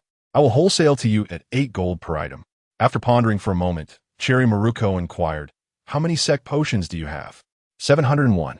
Cherry Maruko was taken aback by this number. How could there be so many? I acquired them wholesale, at 8 gold each. Do you want them or not? Absolutely. I want them all. Cherry Maruko was suddenly quite exhilarated, She had not anticipated that Lu Chen still had over 700 sec potions remaining. Purchasing them at 8 gold each would yield her a profit of 5 gold per item, totaling over 1,000 gold. For the majority of players, such an amount was not insignificant. Reselling them would bring her substantial profit, so she quickly nodded in agreement. "Boss, please initiate the trade." She promptly sent a trade request to Lu Chen. To save time, he transferred all 701 remaining sec potions to Cherry Maruko. Earnings, 5,608 gold. Coupled with the over 300 sec potions sold earlier, his total income reached 9,429 gold. By merely selling sec potions, Lu Chen had amassed nearly 10,000 gold. At this moment, the total gold in his inventory and warehouse amounted to 21,172. For gold, once again, he found himself with a significant sum of money. "Thank you, boss. It was a pleasure doing business with you. Please inform me of any future stock. May I add you as a friend?" Cherry Maruko wished to add Lu Chen to her friends list for easier future collaboration. Of course, they mutually added each other as friends. For Lu Chen, harvesting medicinal herbs 100 times each day yields tens of thousands of plants, allowing him to concoct hundreds or even thousands of medicinal items. Collaborating with Sakura Maruko alleviates the hassle of setting up stalls, while also enabling the latter to profit from the price difference, creating a mutually beneficial partnership poised for longevity. Subsequently, Lu Chen summoned his mount, the Dancing Lion. However, he noted that the number of gemstones he possessed was still insufficient. He had over 20,000 gold and more than 100 gemstone synthesis tokens, which could allow him to craft 2 additional level 5 gemstones. Nevertheless, his current character had not yet reduced resistance, limiting his damage output against monsters to merely 40 of his attributes. Lu Chen contemplated the necessity of first acquiring some ice resistance-reducing gemstones. In the world of Zhen Tianlong, all monsters inherently possess a baseline resistance of 60 against the 4 elemental types: ice, fire, mysterious, and poison. Without reducing this resistance, players can only utilize 40 of their attribute damage. Regardless of the circumstances, Lu Chen understood he must first accumulate a reduction of ice resistance to 60, ensuring that his ice attacks would reach their full potential, thus enhancing efficiency in monster hunting and dungeon runs. As time passed from undertaking guild tasks to harvesting herbs and selling potions, numerous players within the district had leveled up, engaging in monster battles or treasure map digging, suggesting that blue crystals must have been produced in abundance. Lu Chen began traversing the stalls to purchase blue crystals. You spent 7 gold and 10 silver to purchase blue crystal, level 1-1. You spent 14 gold and 50 silver to purchase blue crystal, level 1-2. You spent 7 gold to purchase blue crystal, level 1-1. Lu Chen acquired all blue crystals priced around 7 gold. After scouring all the stalls in Luoyang and Suzhou, he secured over 800 level 1 blue crystals. These crystals were sufficient to create 2 level 4 resistance-reducing gemstones. 1 level 4 resistance-reducing gemstone provides a 35-point reduction in resistance, totaling 70 when combined, enough to negate the resistance of monsters and dungeon bosses. Lu Chen planned to craft 2 to navigate the early stages effectively, converting all blue crystals into level 4 ones. System. With great effort, Shuijing Tianxia successfully synthesized a blue crystal, level 4, illuminating the city of Luoyang with its brilliance. Lu Chen had synthesized 6 level 4 blue crystals, yet he required 2 gemstone refining tokens to transform these into 2 level 4 blue Ming stones. Ice resistance reduction 35. Players, upon joining a guild and consuming activity points to complete guild alchemy tasks, have a chance to obtain these refining tokens. Since Lu Chen had yet to join a guild, he could only purchase the tokens from other players. He recalled that these tokens were typically available at the money exchange, so he decided to pay a visit. Lu Chen approached the money exchange guide and entered from Luoyang. Although the concept of ingots had been abolished in this narrative, the money exchange remained, with its inventory largely unchanged.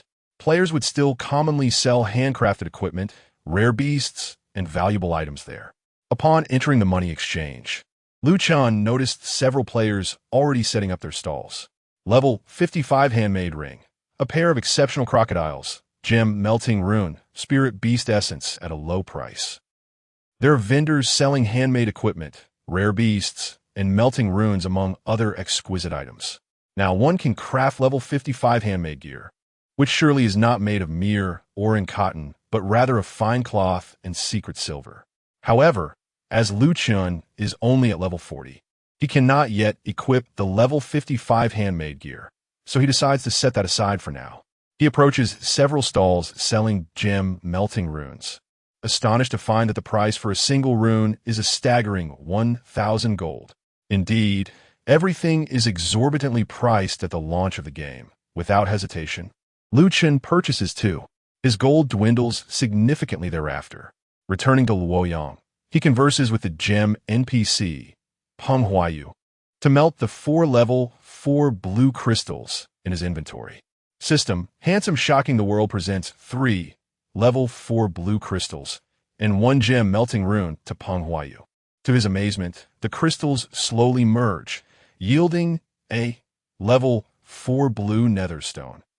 Chen successfully melts 2 level 4 blue netherstones. Blue netherstone, level 4, a blue stone of the nether, capable of being embedded into offensive equipment.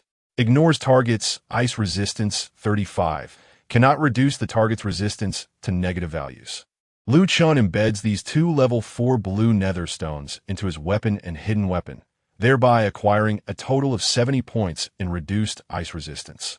At this moment, his Wudong character's panel displays. Character, handsome shocking the world, health cap, 42337, ice attack, 480, reduced ice resistance, 70, reduced ice lower limit, 0. The 70 points of reduced ice resistance can entirely negate the inherent 60 points of resistance possessed by wild monsters, significantly increasing Chen's damage output when battling foes. Just then, he receives a message from a friend. Mail, Crimson Rose, why haven't you joined the guild yet? Are you trying to fool me into believing your double perfection? Chen's lips twitch. He nearly forgot about this matter. Chapter 20. Joining the guild. Dreamlike Rose Chen had been preoccupied with gem crafting, fulfilling guild tasks, and setting up his stall, nearly forgetting the importance of joining a guild. Within the game, guilds play a pivotal role. Players who become members can forge connections with fellow gamers, engage in collective monster hunting, tackle dungeons, undertake quests, and vie for in-game resources. Even the enhancement of life skills, such as mining, herb gathering, and farming necessitates contributions within the guild for upgrades. Thus, it is imperative for every player to join a guild.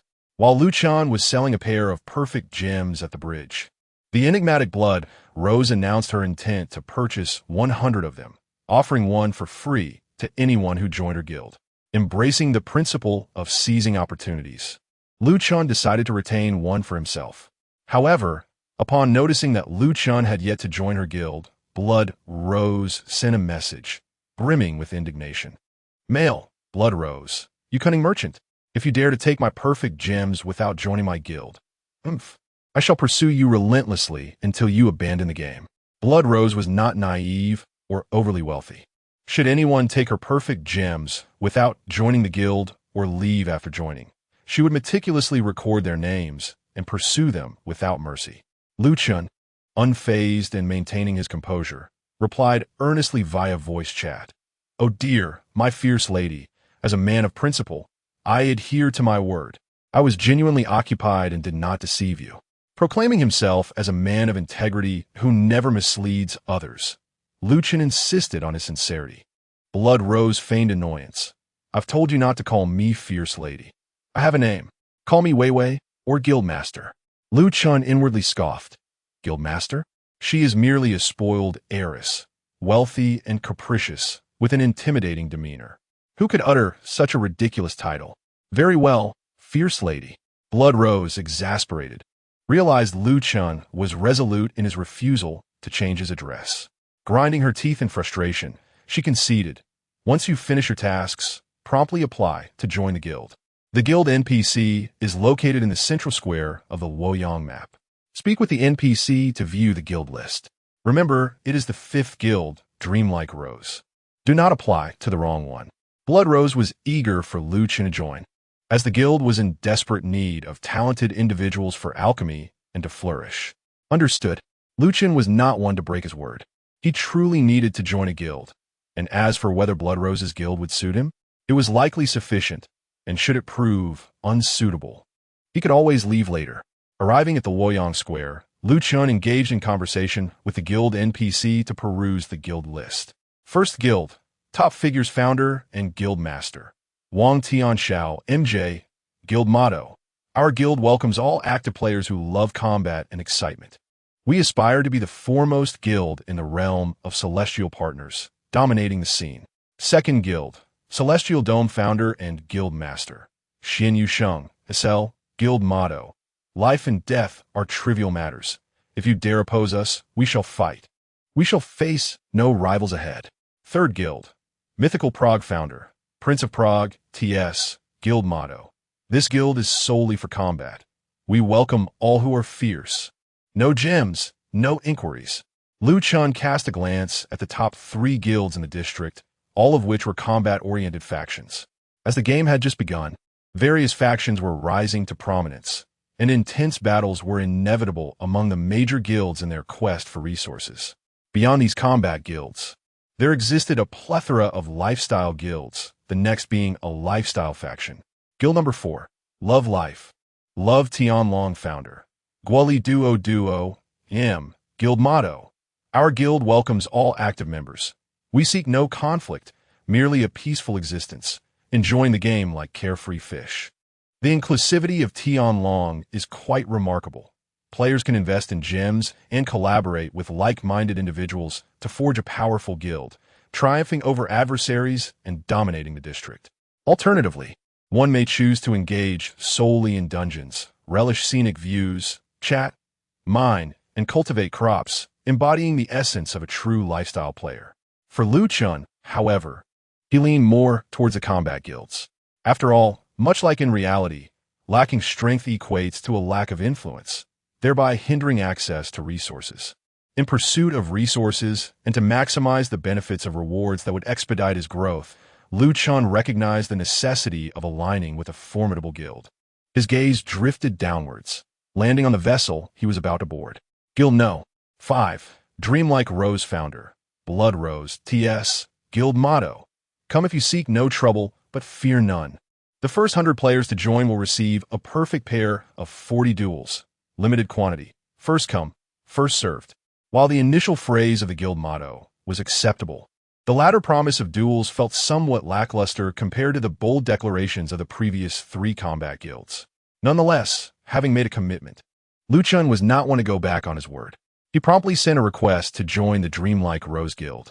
On the other side, the guild leader, Dreamlike Rose, immediately received the application and accepted it without hesitation. The speed was astonishing. Guild, welcome, handsome hero, to our guild. Let us forge a prosperous future together and revitalize our faction. Upon joining the guild, Lu Chen was greeted with notifications visible to all members. Dreamlike Rose also welcomed Lu Chen in the guild channel. Dear family, let us warmly welcome the merchant, Xiao Wudong, to our guild. From now on, we are one family, and let us coexist peacefully and support one another. Lu Chen became the 88th member of the Dreamlike Rose Guild, receiving a warm reception from many players upon his entry. Guild, Li Susu Mar, welcome, welcome, a hearty welcome to our new member. Although you are undoubtedly a victim, forcibly brought in by Sister Weiwei.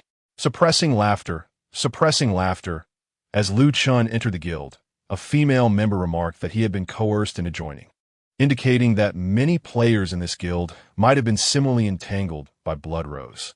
It seemed to evoke a sense of falling prey to a trap in pursuit of minor gains. Guild the Wei Tianlong SL, no way, my friend. How is your name even more flamboyant than mine? I am the Wei Tianlong.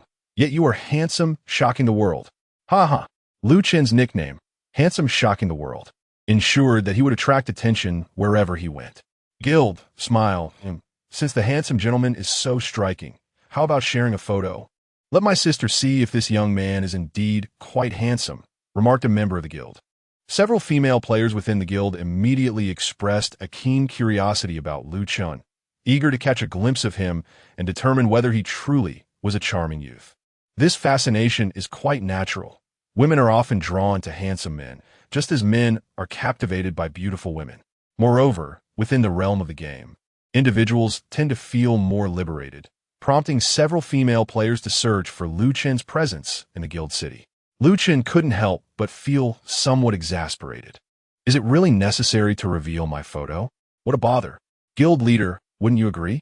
The guild leader, Blood Rose, rolled her eyes in response. Oh, look at you, little Wudong, feeling shy. Nevertheless, I must admit, you are rather good-looking. Blood Rose had a favorable impression of Lu Chen, which was a significant reason for her invitation to join the guild. Many in the guild recognized that if someone with Blood Rose's discerning taste had such praise, Lu Chen must indeed be as handsome as his name suggests. This only fueled the desire of several female players to see Lu Chen for themselves, to indulge their eyes. Curiosity also arose regarding Lu Chen's gem configuration. Looks are secondary. What truly matters in the game is the strength of one's gems. What is your configuration? Are you a level 3 Wudong or a level 4? One member stated that in-game gem configuration was paramount, a sentiment that held merit. However, Lu Chen's gems were indeed formidable. Upon entering the guild city, Lu Chen accepted an alchemy quest using 50 activity points. Noticing inquiries about his gem configuration in the guild channel, he casually replied, "I'm just a minor Wudong, having only embedded a handful of gems, so I won't elaborate." Lu Chen modestly referred to himself as merely a minor Wudong. Upon hearing this, many players, including the one who inquired, assumed that he had only embedded about 10 level 3 gems. After all, who would humbly claim to be a minor Wudong if they had level 5 or even 6 gems? Before long, several guild members began to console and encourage Lu Chen. It's all right. The game is just launched, and having 10 level 3 gems is quite commendable. Keep it up. Aim to fill your gear with level 3 gems soon. Another player remarked, "Gems may be lacking, but if you have time, we can assist you with dungeons." Another chimed in, "This game is meant to be savored over time. What's the point of maxing out gems on the first day?" Another player added, "It seems that both you and I share the same philosophy. Let us take our time with the gems.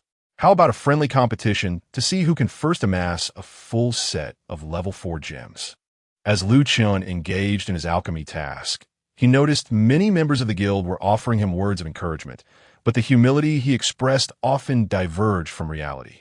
Had they perhaps misunderstood something? At that moment, a female player named He spotted Lu Chen in the guild city, standing at an impressive height of 185 meters. With a chiseled face, he was bent down picking up gold or to complete his alchemy task. Indeed, he was quite a handsome young man. He marveled and approached him, greeting him with enthusiasm. "Hello there, you are truly handsome." Curiosity piqued. She examined Lu Chen's equipment details. Upon closer inspection, she was taken aback. Level 5 blue crystals. Are you telling me this is a minor Wudong? What a ist. He couldn't help but feel a mix of amusement and exasperation. Was Lu Chen merely being modest, while the others took it to heart? He was far from a minor Wudong. He was evidently a grand Wudong with level 5 gems. Does anyone comprehend the essence of humility? On the very day the game launched, players capable of wielding level 5 gems were exceedingly rare.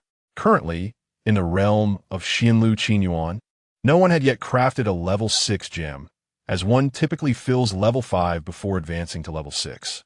Lu Chen adorned himself with over a dozen level 5 gems, placing him above 99 of players in the region in terms of gem configuration. There was no need for consolation or encouragement. In the guild chat, several members attempted to reassure Lu Chen, suggesting that having fewer gems or lower levels was inconsequential, advising him to take his time, or offering to accompany him in dungeons or to farm resources together to help him reach level 3 sooner. He covered her forehead, unable to bear witnessing the misunderstanding any longer. "You all have misinterpreted this young man. He is not a minor Wudong, but rather possesses level 5 gems akin to the guild leader Wei Wei, level 5 ice Wudong gems." At this revelation, the guild chat fell into an immediate silence. Chapter 21. The adaptable Lu Chen and the formidable team. Upon hearing He's words, the members of the Rose Guild were momentarily taken aback, their eyes widening in astonishment. How could Lu Chen merely be described as a minor wudong? He was, in fact, a grand wudong, boasting level 5 gemstones. How ironic that just moments earlier, many had offered him words of consolation. Now, who would mend their wounded spirits? Guild, Lonely Northern Hemisphere, TS. This is an ice wudong with level 5 stones. If that S considered minor, then what does that make my Tian Shan, which only has a few level 4 gemstones? A humble Tian Shan? Guild, Newton loves to smash apples, GB. What did I just say? How could my little level 4 gemstone beggars sect be expected to team up with a level 5 wudong for dungeon runs? My modest sect is clearly unworthy of such a grand figure. Please disregard my previous comments. Esteemed Master. Guild, Freeloader all 4 rename, XY. The Esteemed Master is already a level 5 gemstone wudong. And here I am comparing myself to him in a race to acquire level 4 gemstones. I truly commend my own audacity. Esteemed Master, kindly dismiss my earlier remarks. Guild, Young Master Duan, TL. I take back my previous statement. The game of Tianlong is indeed more engaging when one begins with high-level gemstones. Gyuji, Ismail, Ing. Wow. The handsome gentleman is no mere ornament. Guild Leader, didn't you just say that he is only good-looking? Guild, Great Dragon SL. Esteemed Master, I humbly request your guidance. The players in the guild were left in a state of surprise, awkwardness, and mild frustration. Lu Chen, feeling somewhat helpless, had just joined the guild, and when asked about his configuration, he modestly claimed to be a minor wudong, having only affixed a few gemstones. Did they truly believe his pleasantries? Clearing his throat with a hint of regret, Lu Chen explained, "You flatter me. I have not affixed many gemstones, so I hardly qualify as a level 5 character." Having already initiated the polite exchange, he felt compelled to continue in the same vein. However, his statement was immediately met with opposition from the guild members. Team, Lonely Northern Hemisphere, TS. Esteemed Master, do not be modest. A level 5 gemstone makes you a level 5 character, plain and simple. Team, Flame Dragon Unmatched, MJ, exactly. Who says one must have fully affixed level 5 gemstones to be considered a level 5 character? Besides, with your prowess, you will undoubtedly affix all level 5 gemstones soon enough. What difference does it make now or later? It's all the same. Team, ETL, may I timidly inquire if the handsome young man has a girlfriend? Is he in a relationship? Shut team. Coffee shop after the rain? No. Sister, could you perhaps maintain some decorum? Pay attention to your image. Young man, let us add each other as friends. I've sent a request. Please accept. Lu Chen facepalmed. Very well. If he was to be regarded as an esteemed master, so be it. He harbored a small ambition to become the best in the region. Therefore, it was not unfounded. He would eventually adorn himself with a full set of level 5 gemstones, and perhaps even ascend to level 6, 7, or even 8. This title of esteemed master would not go unnoticed. Upon seeing the messages in the guild channel, Blood Rose was taken aback, feeling a sense of incredulity. When she first encountered Lu Chen, he was merely a novice wudong, peddling flawless weapons at the bridgehead, devoid of any gemstones. Yet now, he had astonishingly transformed into a level 5 character. This fellow surely must have used the gold from selling those flawless weapons to acquire his gems, right? Lu Chen had sold her 100 flawless weapons, netting him 60,000 gold coins. A level 5 gem costs over 10,000 coins. Thus, the 60,000 coins could only purchase 5 or 6 gems. Yet it was evident that Lu Chen possessed far more than that. Guild, Blood Rose. Who would have thought, you sly merchant, that you've acquired level 5 gems? I truly have an eye for talent to have recruited you, huh? At that moment, Blood Rose felt an immense sense of value. She had merely paid the price of one flawless weapon to bring Lu Chen, this level 5 wudong, into the guild. It was an exceptionally profitable transaction. Meanwhile, Lu Chen had just completed an alchemy quest, earning some guild contributions and experience. Upon seeing Blood Rose's dreamlike message, he couldn't help but roll his eyes. When did I become a merchant? Whether selling flawless weapons or guild medicines, Lu Chen had always adhered to fair pricing, treating all customers with integrity. How did he come to be seen as a merchant in Blood Rose's eyes? Guild, Blood Rose. I don't care. You are a merchant. Who told you to call me big? Lu Chen chuckled, recognizing that his guild leader was merely throwing a playful tantrum. He feigned ignorance and asked, "What did I call you?" Guild, Blood Rose, big. You know it in your heart. Lu Chen pretended not to understand. My apologies, guild leader, but I believe I am correct. You indeed are. Guild, Blood Rose, you are so despicable. Lu Chen, just admit it, will you? Yes. Lu Chen, rather thick-skinned, continued to defend himself. Moreover, guild leader, you cannot speak carelessly. My statements are substantiated. While your claim of me being a merchant is nothing short of slander and defamation, is it not? Blood Rose, infuriated, found herself unable to counter Lu Chen's arguments. He had valid reasons for calling her big, fierce sister, yet her accusation of him being a merchant lacked any basis. I can never win an argument against you. You are truly insufferable. I shall kick you out. Thank you, guild leader. Think again.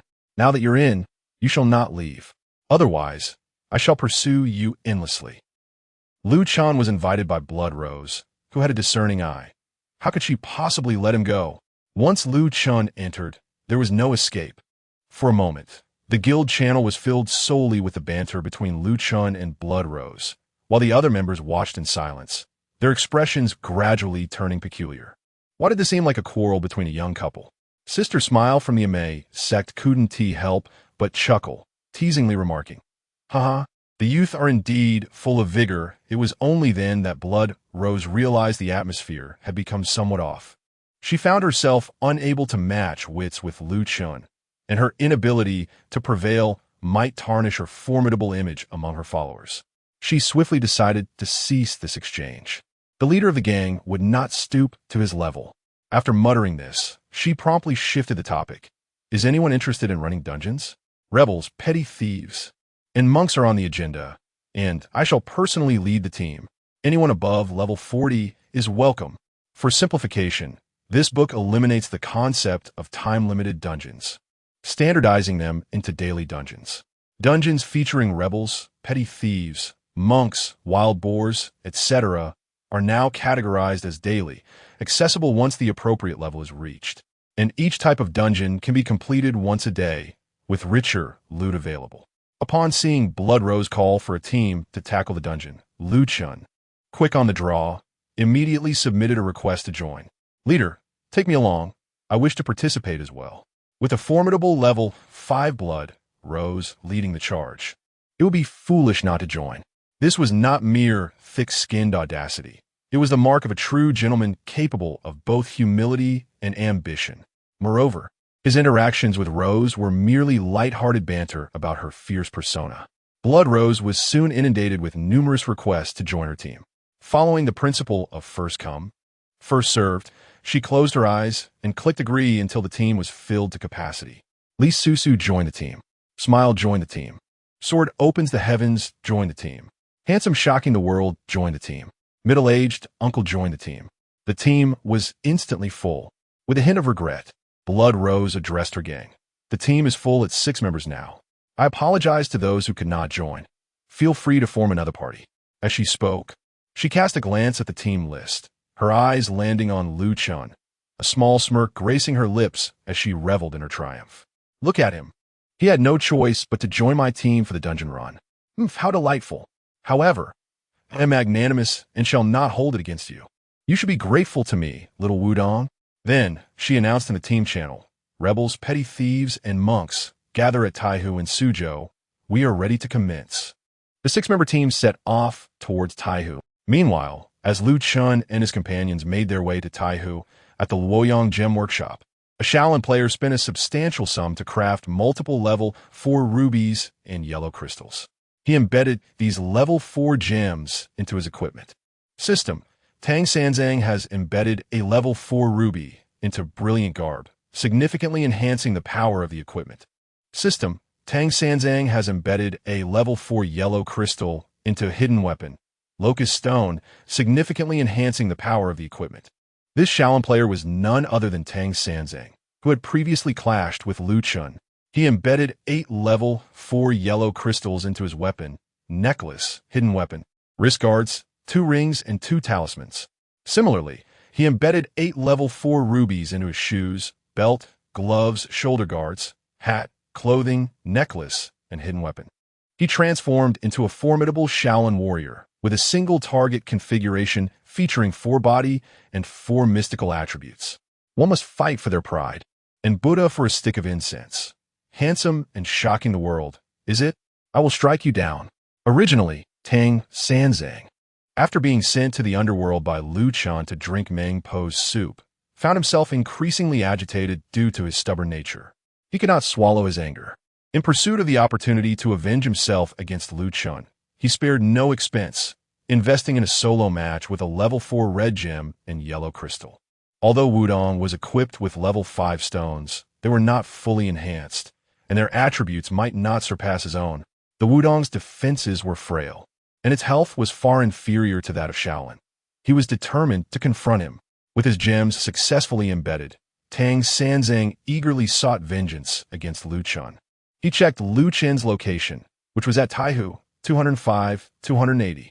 The Wudong was at Taihu. Tang Sanzang's heart leaped with joy. As soon as Lu Chen left the city, he could strike. He immediately brandished his great sword and mounted his steed, racing towards Taihu. At this moment, the rest of the team also arrived at Taihu in succession. The 6 members had gathered. Apart from Blood Rose, the other 4 were new to Lu Chen, and he took a moment to appraise them. Team member Li Susu was a youthful girl from the Murong sect, wielding a sword, and appeared to be of similar age to Blood Rose. Her weapon was adorned with prominent level 5 gems. She had embedded numerous level 5 yellow crystals and red gems into her gear. Sister Wei Wei, everyone is here. We can commence our hunt for the traitor, Li Susu remarked. She and Blood Rose were acquainted in real life and were friends, both from affluent families, having started playing together since the launch of the game. Upon seeing the handsome Wudong youth, she couldn't help but comment on his striking looks. The team member Mei Smile, who appeared to be in her late 20s, approached Lu Chen, playfully assessing him. She too was adorned with several level 5 red gems. Blood Rose, Li Susu, and Smile were all level 5 characters. Suddenly, someone beside Lu Chen voiced their confusion. Why is he an ice Wudong? Isn't the primary attribute of Wudong Xian? Why choose ice? The team member Jian Keishiman, a young man in his 20s, looked perplexed. Being a Wudong himself, he had chosen yellow crystals to enhance his Xian attack, while Lu Chen opted for blue crystals to augment his ice attack. Another team member, a carefree man adorned with some level 3 fire attack and level 3 red gems, appeared to be in his 30s, humorously named middle-aged uncle. Haha, thank you, guild leader, for bringing me to this dungeon. Everyone here is so young and impressive. I truly admire you all. Middle-aged uncle was quite eloquent and charming. The team comprised 4 level 5 characters, 1 level 4, and 1 level 3. Although their gems were not fully enhanced, such a configuration was already considered exceedingly formidable for early game dungeons, guaranteeing swift progress. With everyone assembled, it was time to set forth. Blood Rose gave a slight nod, initiating the team follow command, as not far ahead lay a traitor. She converses with the rebel. Am I to fear you? The copy has been successfully created. The Crimson Rose leads the group into the bandits' encampment. Chapter 22. Although the Ice Wudong inflicts significant damage, the Xuanwu is far more economical and worry-free. Tang Sanzang followed the coordinates to Taihu, yet he found no trace of Lu Chen. Where could the Wudong have gone? He checked Lu Chen's coordinates once more. As the coordinates were not detailed, there was no cooldown time, nor did it cost 10 gold coins. And Lu Chen's position indicated he was at the bandit camp. That rascal has entered a dungeon. Alas, I have arrived a moment too late. What a pity. However, you cannot escape. I shall await your emergence right here. Without hesitation, Tang Sanzang settled onto the ground, meditating while he awaited Lu Chen's return from the dungeon. Today, he was determined to seek vengeance against Lu Chen, and he would wait for him to emerge. Meanwhile, within the bandit camp, Lu Chen was leisurely battling monsters. Occasionally, he would shamelessly exclaim, "The leader is truly formidable.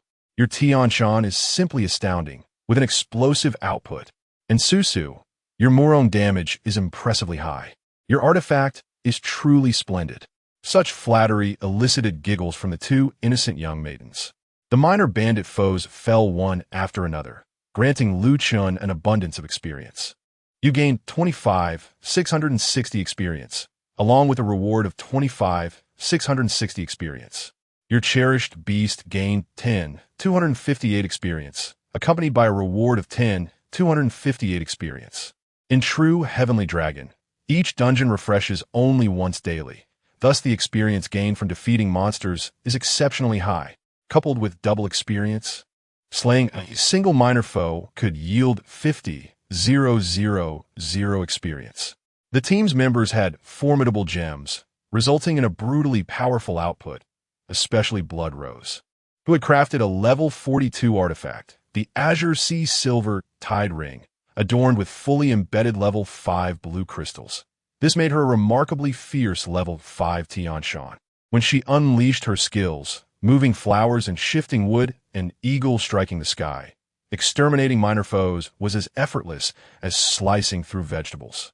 As the minor bandit foes fell in quick succession, Lu Chen's experience bar at the bottom of his character panel surged rapidly, nearing the next level. Team, smile. With the leader at the helm, slaying monsters is swift and health remains intact. I, as a Mirame, can afford to be a bystander. Team, Lisusu. No wonder Sister Wei Wei plays Tianshan.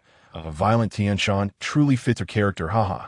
Team, Sword opening the heavens. Can the leader's ensemble of level 5 stones not be ferocious? Even the wild monsters tremble at the sight.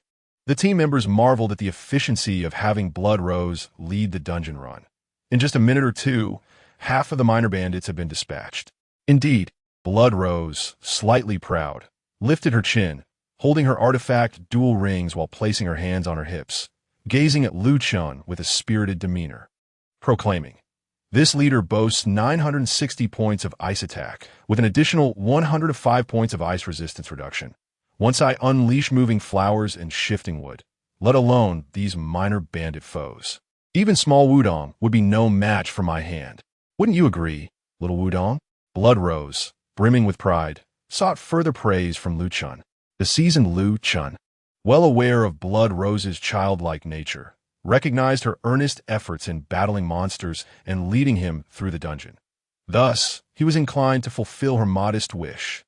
Lu Chen smiled and nodded, speaking in a serious and loud tone. "Absolutely.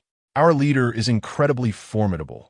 I, as a humble Wu Dang disciple, cannot help but feel inferior.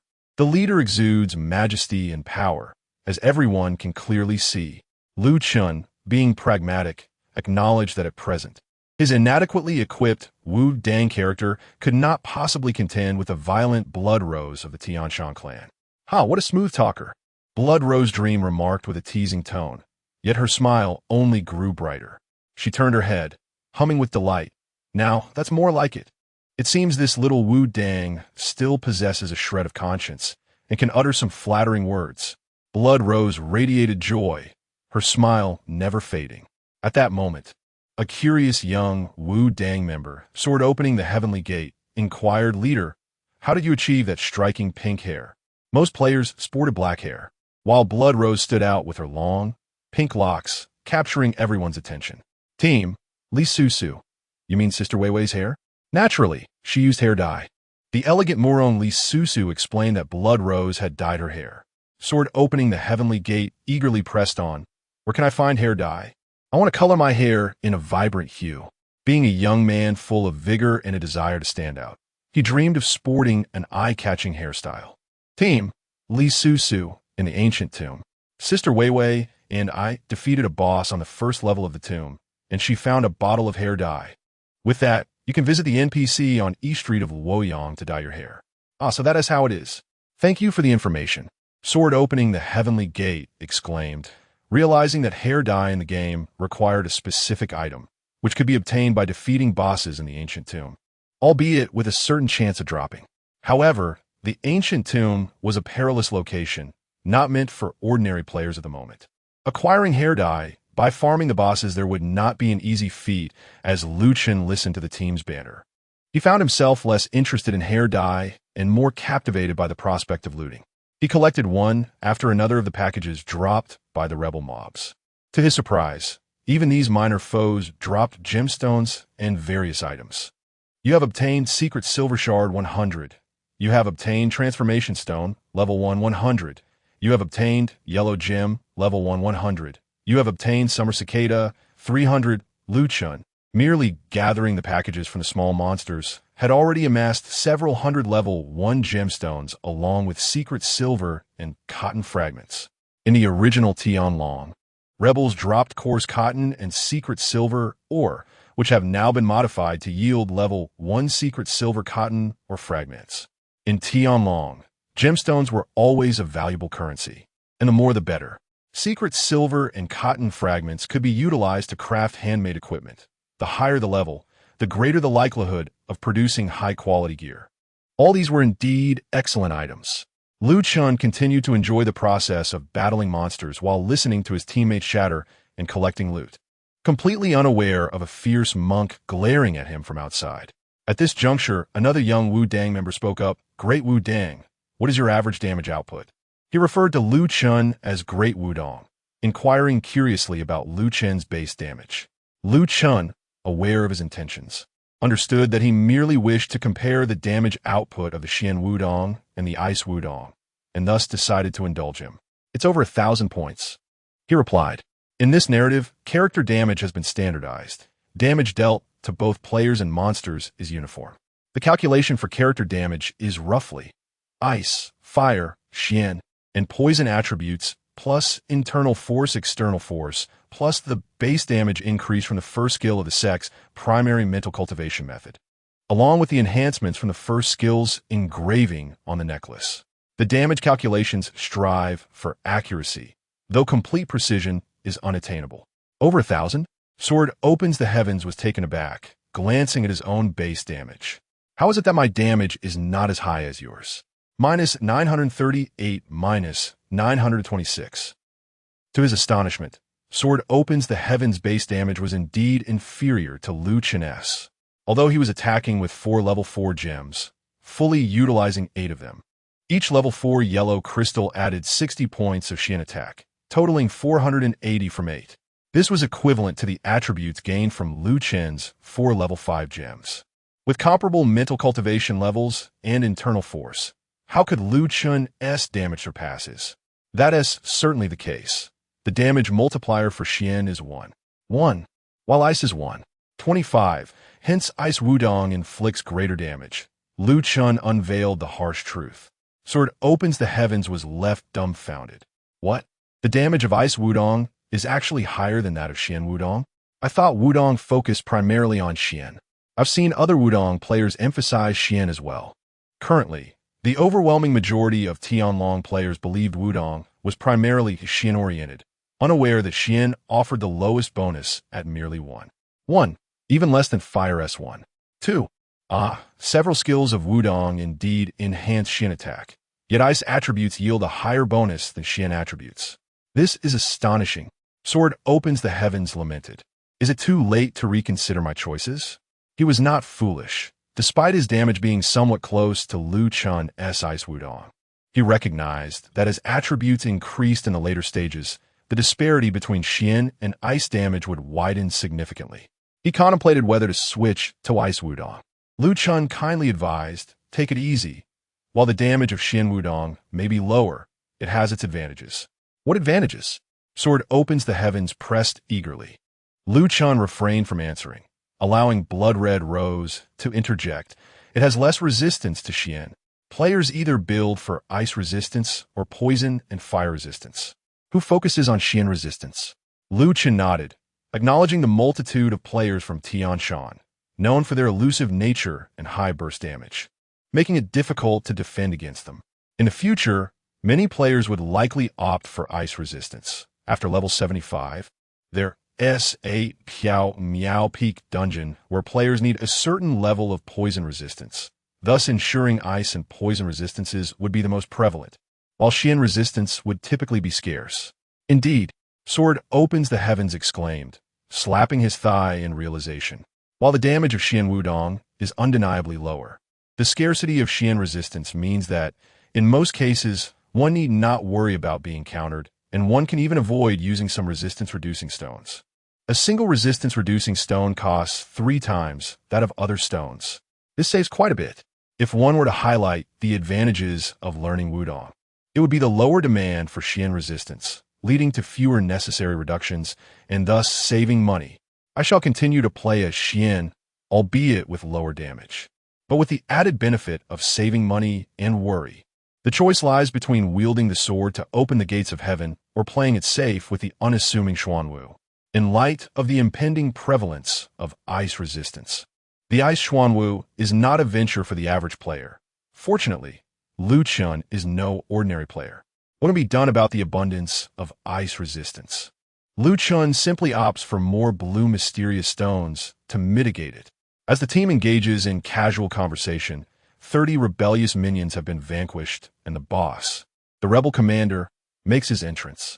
A formidable figure brandishing a large cleaver, the boss appears intimidating yet poses no real threat, easily dispatched by the team.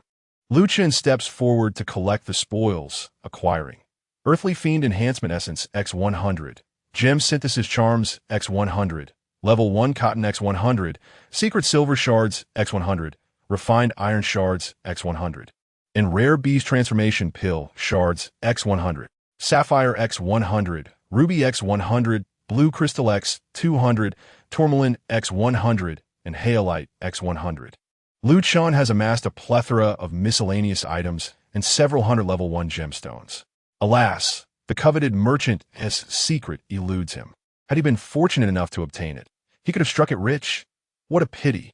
Lu Chen chuckled and shook his head. Every player in the new district who confronts the rebels dreams of acquiring a Merchant's secret, hoping to achieve overnight wealth, and he is no exception. However, the probability of obtaining the Merchant's secret is exceedingly low. How many can truly count themselves among the fortunate? Moreover, if Lu Chen were to indeed secure it, the Hundredfold Reward would amount to 100 Merchant's secrets, a prospect that is undeniably daunting. Chapter 23. How could a level 4 player surround several level 5 players? How audacious! After Blood Rose collected the loot, she sneered, "Humph, just a few worthless stones. I had hoped for a stroke of luck to acquire the Guild Master's manual." Every player in Heavenly Dragon dreams of obtaining a Guild Master's manual, and Blood Rose was no exception. Sister Weiwei, how could the Guild Master's manual be so easily obtained? The odds are akin to winning the lottery. Li Susu consoled Blood Rose, suggesting it would be more practical to purchase one directly. Once a fortunate player acquires it, you could buy it from them. Amei Smile nodded, recalling that about an hour ago, she had seen a player who had obtained the first Guild Master's manual in their region. She wondered how much it had sold for. Blood Rose sighed in resignation. I saw that too.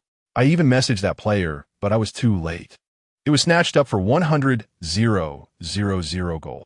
It turned out that the first Guild Master's manual in the region had indeed surfaced and sold for a staggering price of 100,000 gold. 100,000 for a single Guild Master's manual? That's nearly enough to buy a small car. The middle-aged man in their team exclaimed.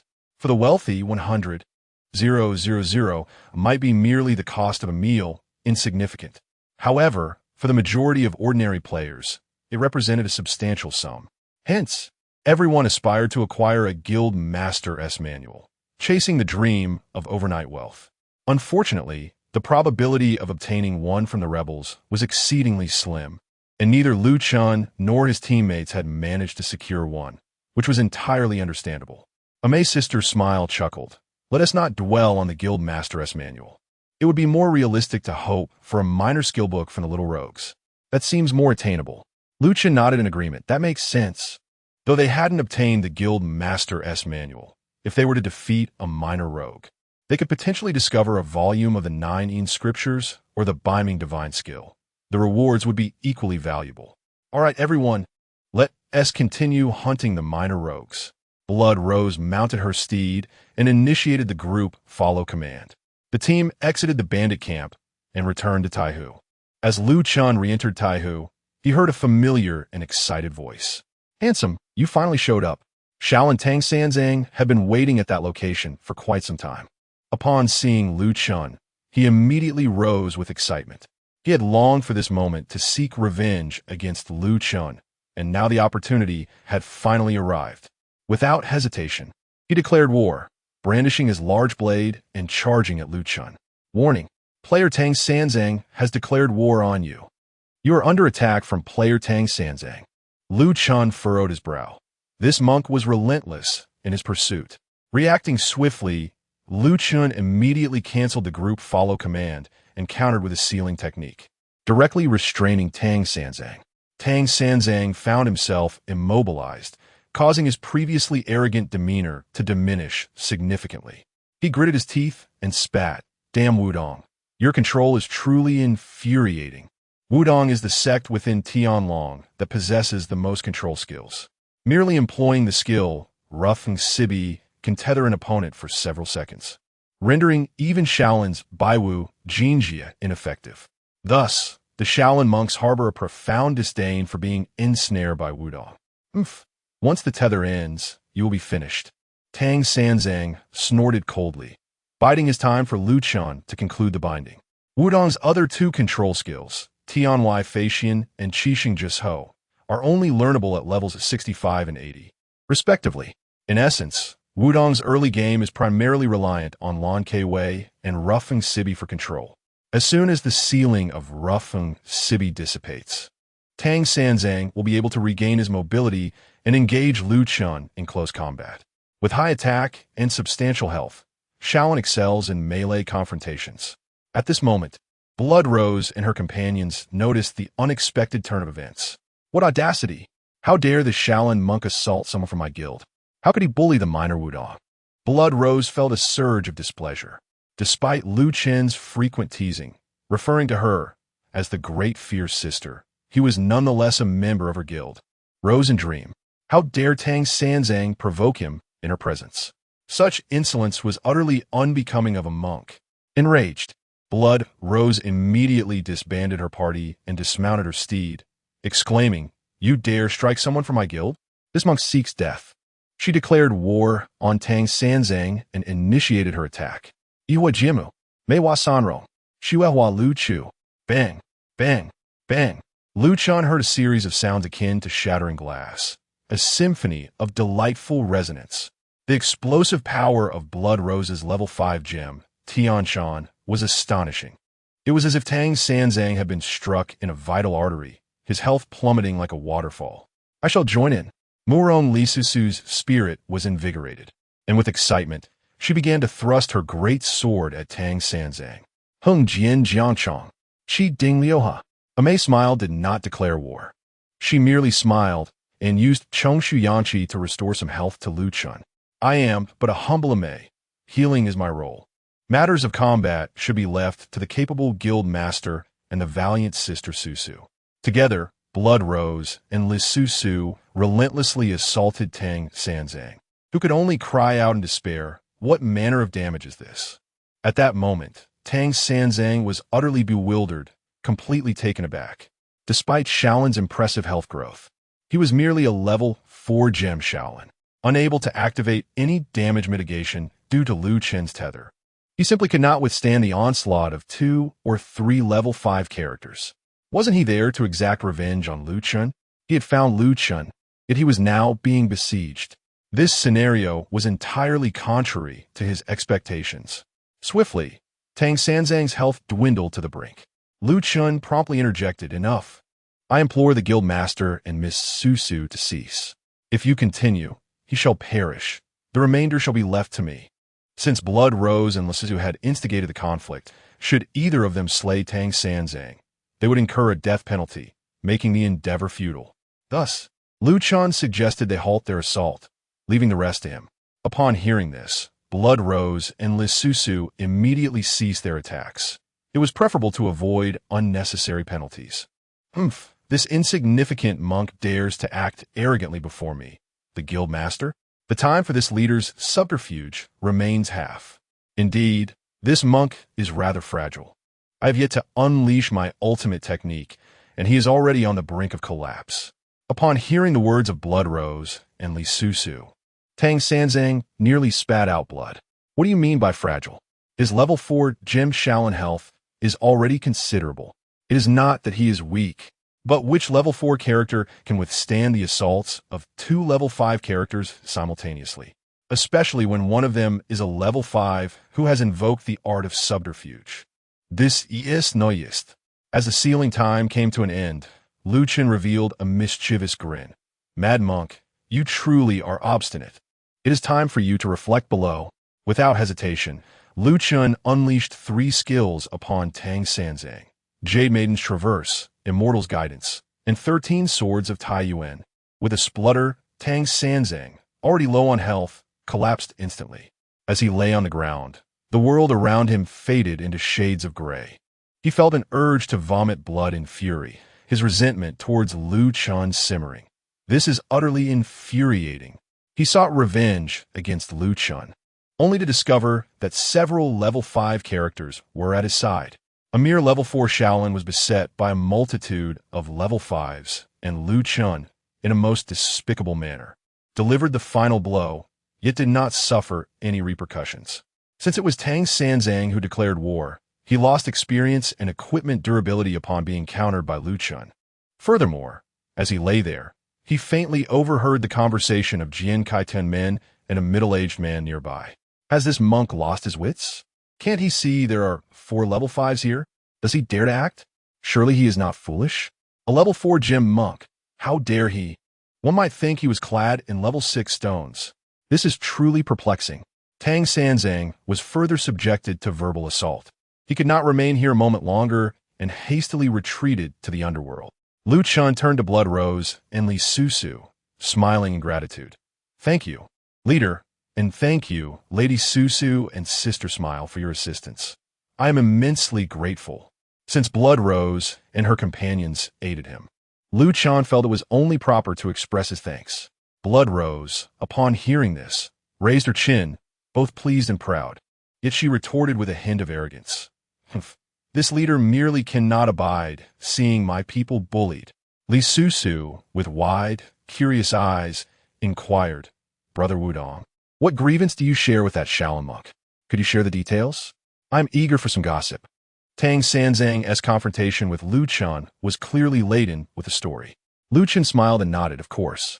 Blood Rose immediately leaned in closer, while Smile and Jian Kai Tianmen also lent an ear to the unfolding tale. Lu Chen recounted the incident on Xuanwu Island, where he encountered a crocodile and clashed with Tang Sanzang. Upon finishing the story, Blood Rose's eyes widened in indignation. That monk truly has a deranged mind. If you defeat the mutated crocodile, it rightfully belongs to you. How can he audaciously claim it as his own? This is sheer nonsense. Such a person deserves to be dealt with repeatedly. Li Susu nodded repeatedly, affirming, indeed, Brother Wudong, you are absolutely correct. It is that Tang Sung who, in his frustration at not securing the mutated crocodile, resorts to indignation while espousing hollow principles of morality. Such a character is truly despicable. The Great Ame smiled lightly. It is quite absurd.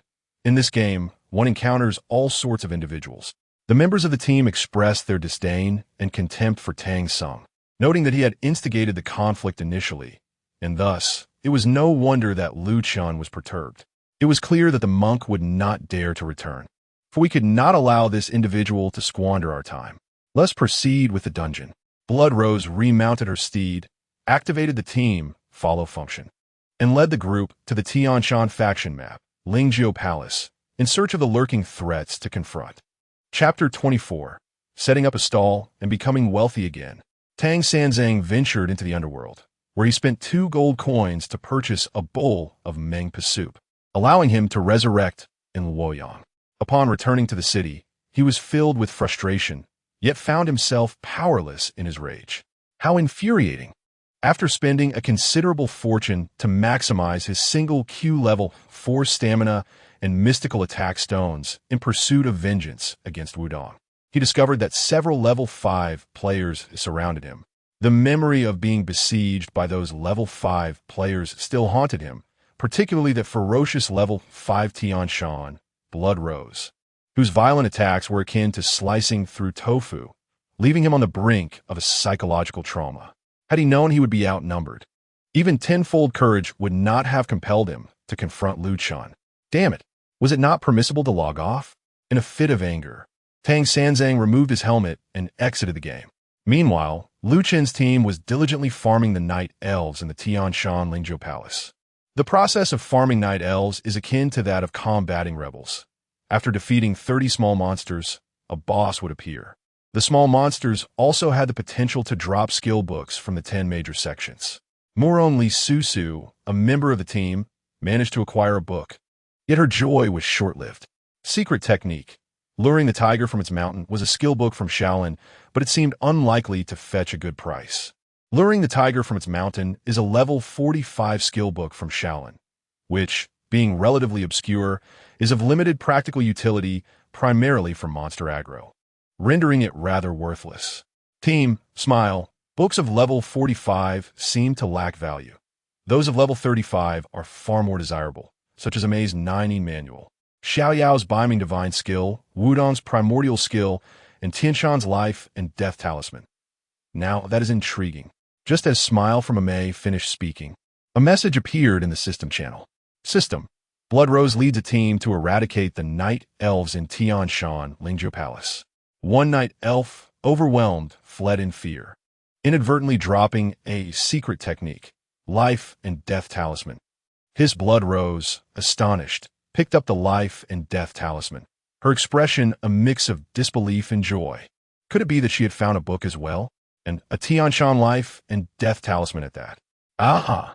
Although a level 35 sec skill book would not exceed 2,000 gold coins, which is insignificant for a level 5 player like Blood Rose, the unexpected delight was undeniable, especially since she belonged to Tianshan and could directly utilize it. Team. Li Susu, Sister Wei Wei, your luck is extraordinary. Can I exchange my luring the tiger from its mountain for your life and death talisman? Team. Blood Rose, do you think I'm foolish? Haha, I have already used it. Team. Handsome, shocking the world. It is only fitting for our leader diligently guiding the team through dungeons to obtain a life and death talisman. Perhaps another Biming Divine Skill would be in order. Team. Blood Rose. Ha ha ha, little Wudong. Your words are truly delightful. Team. Middle-aged uncle, I envy our leader. If only I could also acquire a level 35 Xiao Yao's Biming Divine Skill. I wouldn't need to purchase it. I could learn it directly. Lu Chen occasionally participated in the team channel while diligently collecting the various loot dropped by the Night Elves. However, instead of acquiring the coveted skill book, they stumbled upon an assortment of level 1 gemstones, cotton fabric, and fragments of mithril and fine iron. Undoubtedly, these items held significant value. Soon, the team successfully vanquished 30 minor adversaries, and the formidable boss bully emerged at the heart of the faction map. All team members eagerly anticipated that defeating the boss would yield a valuable faction skill book. Yet, as is often the case, reality did not align with their hopes. The boss's loot contained no skill book, only a collection of gemstones, celestial essence for enhancement, gemstone synthesis talismans, level 1 mithril, level 1 fine iron, cotton fragments, 5 gold coins, and a wish spring. Nevertheless, Lu Chen did manage to acquire a spirit essence of a mystical beast. Spirit essence of the mystical beast. A precious remnant left behind after the demise of an ancient mystical beast, it can be utilized to enhance the spirit of rare beasts. A single essence holds a value of approximately 100 gold, and 100 would amount to a staggering 10,000 gold. Coupled with the numerous gemstone synthesis talismans, level 1 gemstones, and level 1 crafting materials or fragments, the haul was indeed bountiful, much to their delight. The experience gained from the minor adversaries and the boss was substantial, allowing Lu Chen to ascend 4 levels, reaching level 44. Next, they ventured to West Lake to engage with the monks in the Scripture Pavilion. The entry requirement for the Scripture Pavilion dungeon is a player level of 40 or above, with a difficulty level surpassing that of the chessboard, rebels, and minor adversaries dungeons, classifying it as a moderately challenging dungeon. However, this level of difficulty posed no challenge for the Rose Dream team, who breezed through it effortlessly. Although Lu Chen did not manage to acquire a faction skill book from the Scripture Pavilion, his rewards were still plentiful. He obtained 100 patterns for stamina engravings on gloves, 100 patterns for spirit engravings on accessories, 300 pigments, 100 level 8 piercing materials known as falling star arrows, and 600 level 1 gemstones, along with 100 level 1 cotton fabric. Stamina engraving pattern for gloves can be synthesized into a level 1 stamina engraving for gloves using 20 pigments and 20 sheets of yellow paper, which, when etched onto gloves, provides a stamina boost of 15. Spirit engraving pattern for accessories can be synthesized into a level 1 spirit engraving for accessories using 20 pigments and 20 sheets of yellow paper, which, when etched onto accessories, provides a stamina boost of 15. Falling Star Arrow, an 8th level piercing material, suitable for piercing equipment below level 80. As players increasingly pursue attributes, the majority of accessory enhancements focus on agility engravings, rendering spirit engravings largely redundant. Chen discarded them, retaining only the stamina engraving pattern for gloves. Each stamina engraving pattern for gloves is valued at 200 gold, totaling 20,000 gold for 100. 8th level piercing materials fetch around 30 to 40 gold each, resulting in 3 to 4,000 gold for 100. Adding in the various gemstones, pigments, and miscellaneous items, Chen could amass several tens of thousands of gold from a single round of monks. It was utterly exhilarating. Moreover, the experience gained from the Scripture Pavilion dungeon was exceptionally high. Upon completing a round, Chen's level surged from 44 to 46, with more than half a bar of experience remaining. The drops in the true Heavenly Dragon dungeons not only brim with abundance, but also offer extraordinary experience gains. They're the prime choice for leveling up and accumulating wealth. Having completed the enjoyable dungeon run, the guild leader decided to take their leave. The dungeon had been cleared, and Captain Bloodrose was ready to turn and depart. Within the ranks of the Wudong team, the young swordsman Jian Kai Tianmin eagerly inquired, "Wait, leader, are we not going to attempt the 3 circles?" With the presence of the 5th level gemstone, Blood Rose, Tianshan, the dungeon runs had become remarkably efficient, devoid of any challenge. Thus, Jian Kai Tianmin was reluctant to see the team disband and yearned to continue pursuing the 3 circles. Blood Rose nonchalantly waved her artifact, the silver tide ring, and remarked, "Can you guess how I acquired this artifact?" Murong Li Susu, pointing at her own artifact, the traceless autumn water sword, chimed in with a smile. "Indeed. Dear Wudong, can you guess where our artifacts came from?" Blood Rose and Li Susu had long since completed the 3 circles to obtain their artifacts. In the realm of True Dragon, each player could only attempt a dungeon once daily. Having completed it, they could not revisit it. She had previously stated that their focus would be on defeating rebels, rogues, and monks. After finishing their task, it was only natural to disband. Thus, Rose in a dream dissolved the team. Jian Kai Tianmin, covering his face, sheepishly admitted, "Look at my foolish mind. How could I obtain an artifact without completing the 3 circles? I just can't bear to part with our leader, haha." In the team chat, Handsome Shocking the World remarked, "I cannot bear to part with this. The days of having the leader guide us through dungeons are truly effortless." Blood Rose replied, "Farewell, leader, and farewell to all. I shall seek a team for the 3 circles." Jian Kai Tianmin returned to Suzhou to find others for the dungeon run. The leader returned to town to fulfill her guild duties. Before leaving, Blood Rose glanced back at Chen and cheerfully said, "Dear Wudong, train hard, collect more gemstones, and grow stronger to become the backbone of our guild. I have high hopes for you." Blood Rose held Chen in high regard, wishing for him to strengthen himself swiftly through gemstone acquisition. Chen responded with a smile, "Understood, leader. Safe travels. No need to see me off. Farewell, Miss Susu, farewell. Sister Smile and safe journey, uncle." After bidding farewell to his teammates, Chen rubbed his hands together, summoned the guild's gathering order, and returned to Wudong Mountain. He indeed needed to rapidly enhance his strength through gemstones. Otherwise, even a level 4 Shaolintang Sung dared to confront him, which was simply absurd. Now that he was back at the guild, he prioritized upgrading his mental cultivation before enhancing his gemstones. Chen allocated all his mental cultivation points to level 40 and completed the task of unerring accuracy, earning numerous great recovery pills, which he used to further elevate his mental cultivation. His mental cultivation level surged to 45, unlocking new guild skills. The two instruments sword, the Heavenly Gang Northern Dipper Formation, and the Cloud Leaping Technique. The two instruments sword enabled single-target ranged attacks, dealing 219 damage per second to the target.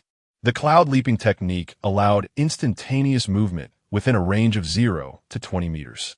The Heavenly Gang Northern Dipper Formation increased his maximum chi by 22.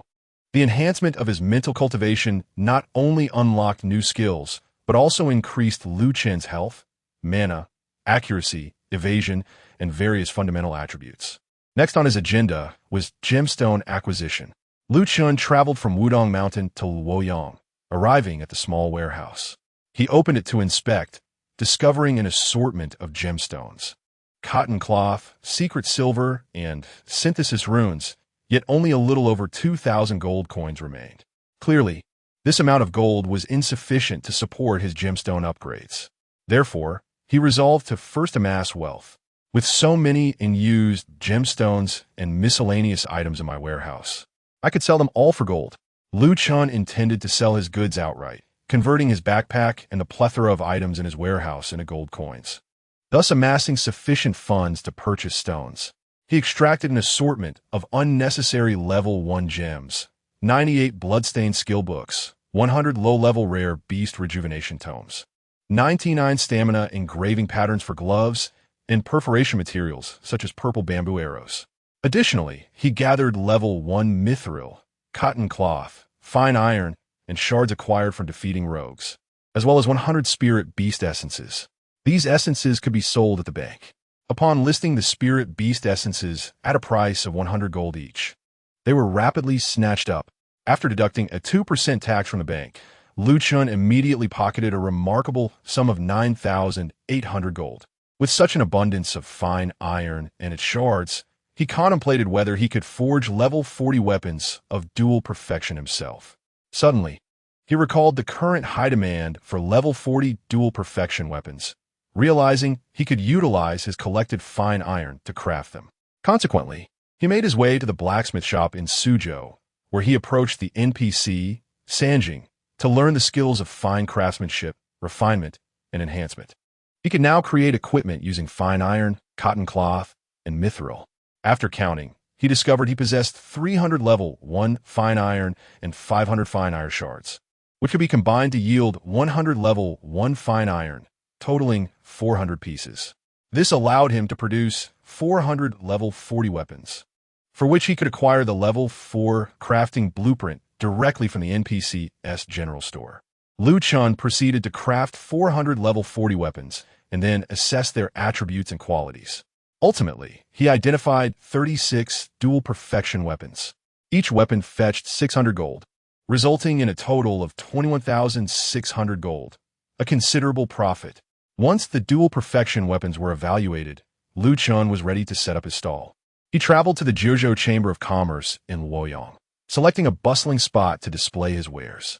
He showcased the 40 dual perfection weapons, bloodstained skill books, various level 1 gems, level 1 cotton cloth, and level 1 mithril.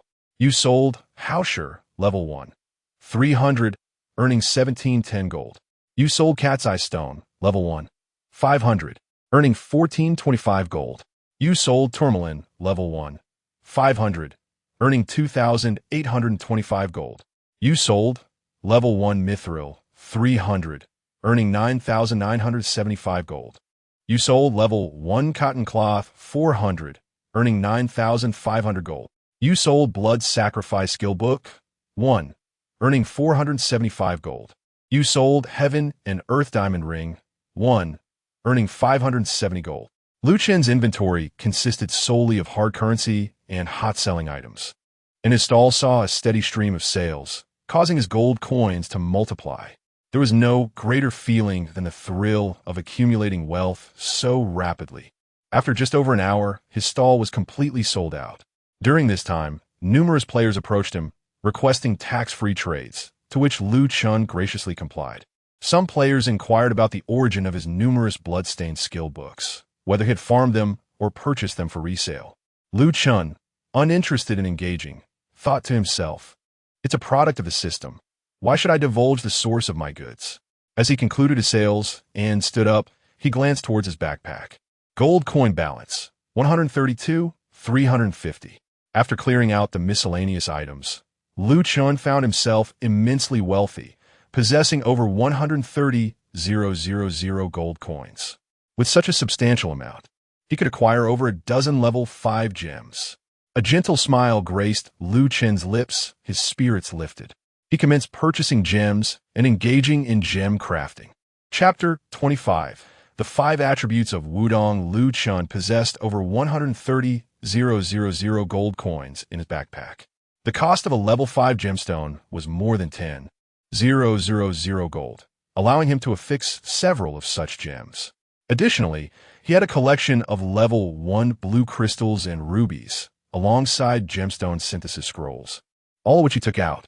Earlier, while clearing his inventory, Lu Chen had sold only the unnecessary gemstones, retaining the blue crystals and rubies. Upon inspecting his storage, he found 600 level 1 blue crystals, 500 level 1 rubies, and 300 each of purple jade and emeralds, as well as over 300 synthesis scrolls. He retrieved everything and began to acquire more. Today, he was determined to fully enhance his 5 attributes. First, he scoured the local stalls, purchasing rubies priced around 8 gold and blue crystals at approximately 7 gold, acquiring some purple jade and emeralds as well. You spent 7 gold, 20 silver to purchase blue crystal, level 1. You spent 43 gold to purchase ruby, level 1. 5. You spent 14 gold, 50 silver to purchase blue crystal, level 1. You spent 380 gold to purchase gemstone synthesis scroll. 10. Lu Chen traversed the markets of Luoyang and Suzhou, gathering over 600 level 1 blue crystals, more than 200 level 1 rubies, and a number of synthesis scrolls. Yet, this was insufficient. He called out in the world chat for over 10 minutes and finally amassed a sufficient quantity of gemstones. It was time to synthesize. System. A brilliant light shines over Luoyang. It is revealed that the illustrious Shui Jingshan has synthesized a blue crystal, level 5. System. A brilliant light shines over Luoyang. It is revealed that the illustrious Shui Jingshan has synthesized a ruby, level 5. He successfully synthesized 4 level 5 blue crystals, 3 level 5 rubies, 1 level 5 purple jade, and 1 emerald. He then embedded these level 5 gemstones into his equipment. System. Shui Jingshan has embedded a ruby, level 5, into linen gloves, significantly enhancing the power of the equipment. System. Shui Jingshan has embedded a blue crystal, level 5, into Biming S formless chain, significantly enhancing the power of the equipment. The embedding process was complete. Lu Chen had equipped himself with single-line ice attack and vitality gems, totaling 8 level 5 blue crystals and 8 level 5 rubies, along with 2 level 5 purple jades, 2 level 5 emeralds, and 2 level 4 blue crystals. In total, he possessed 40 level 5 stones and 2 level 4 resistance reduction gems. His character statistics had dramatically improved. Character, Shui Jingshan level, 46, health maximum, 62, 421, ice attack, 960, ice resistance reduction, 70 minimum ice resistance reduction. 0 indeed, Wudong was somewhat lacking in vitality, despite having equipped 8 level 5 vitality gems. His health barely exceeded 60,000. Lu Chen gazed at his health value and couldn't help but shake his head with a wry smile. The growth rate of Wudong's health was rather dismal, with 1 point of vitality translating to merely 44 health points. Each level 5 gemstone contributed 137 points of vitality, and with 8 fully equipped, that amounted to 1,096 points of vitality, yielding a total of 48,224 health points. Incorporating the inherent stamina attributes of the character, the meager health provided by subpar equipment, and the enhancement from the cultivation level, Lu Chen, a level 5 Wudong disciple, only possesses a mere 62 for 121 health points. Alas, this deficiency in vitality stands as the most significant flaw of the Wudong school. Yet, Lu Chen's ice attack has soared to an impressive 960 points. This remarkable figure is solely a result of stacking 5-level blue crystals, coupled with a 70-point reduction in ice resistance, which mitigates the 60 points of resistance possessed by wild monsters, thus ensuring a considerable amount of damage, particularly in the early game and relative to other players. A subtle smile graced Lu Chen's lips.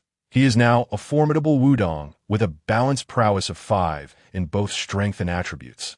Should the audacious mad monk Tang Sanzang dare to provoke him again, Lu Chen would take great pleasure in delivering a few more resounding defeats until his opponent concedes in submission. Closing the character panel, Lu Chen's gaze returned to his inventory, which still contained 500 gold coins. His recent gem embedding venture cost him just over 80,000 gold, a worthy investment for the enhancement of his character's attributes. At present, at level 46, he deemed it unnecessary to switch equipment before reaching level 50. His focus would be on utilizing gems to bolster his character's stats, saving equipment upgrades for after surpassing level 50. However, crafting the level 42 artifact remains a pressing objective. Lu Chen checked the progress of the artifact quest, Bloodbath Divine Weapon. Noting his current monster kill count, 325 out of 1,000. While he still had some distance to cover before reaching the target, there was no rush. He could first engage in the 3 Circles quest to acquire the level 1 New Mang Talisman.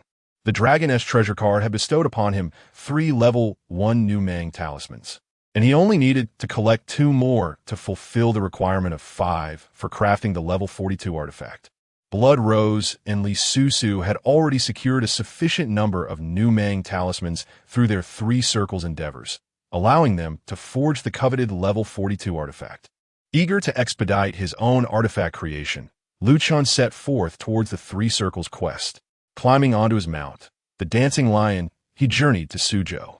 The task location for the 3 Circles lay to the west of Suzhou City, where players could find the NPC Qian Hongyu to accept the quest. With many players having reached around level 40, all vying to craft a powerful and impressive artifact.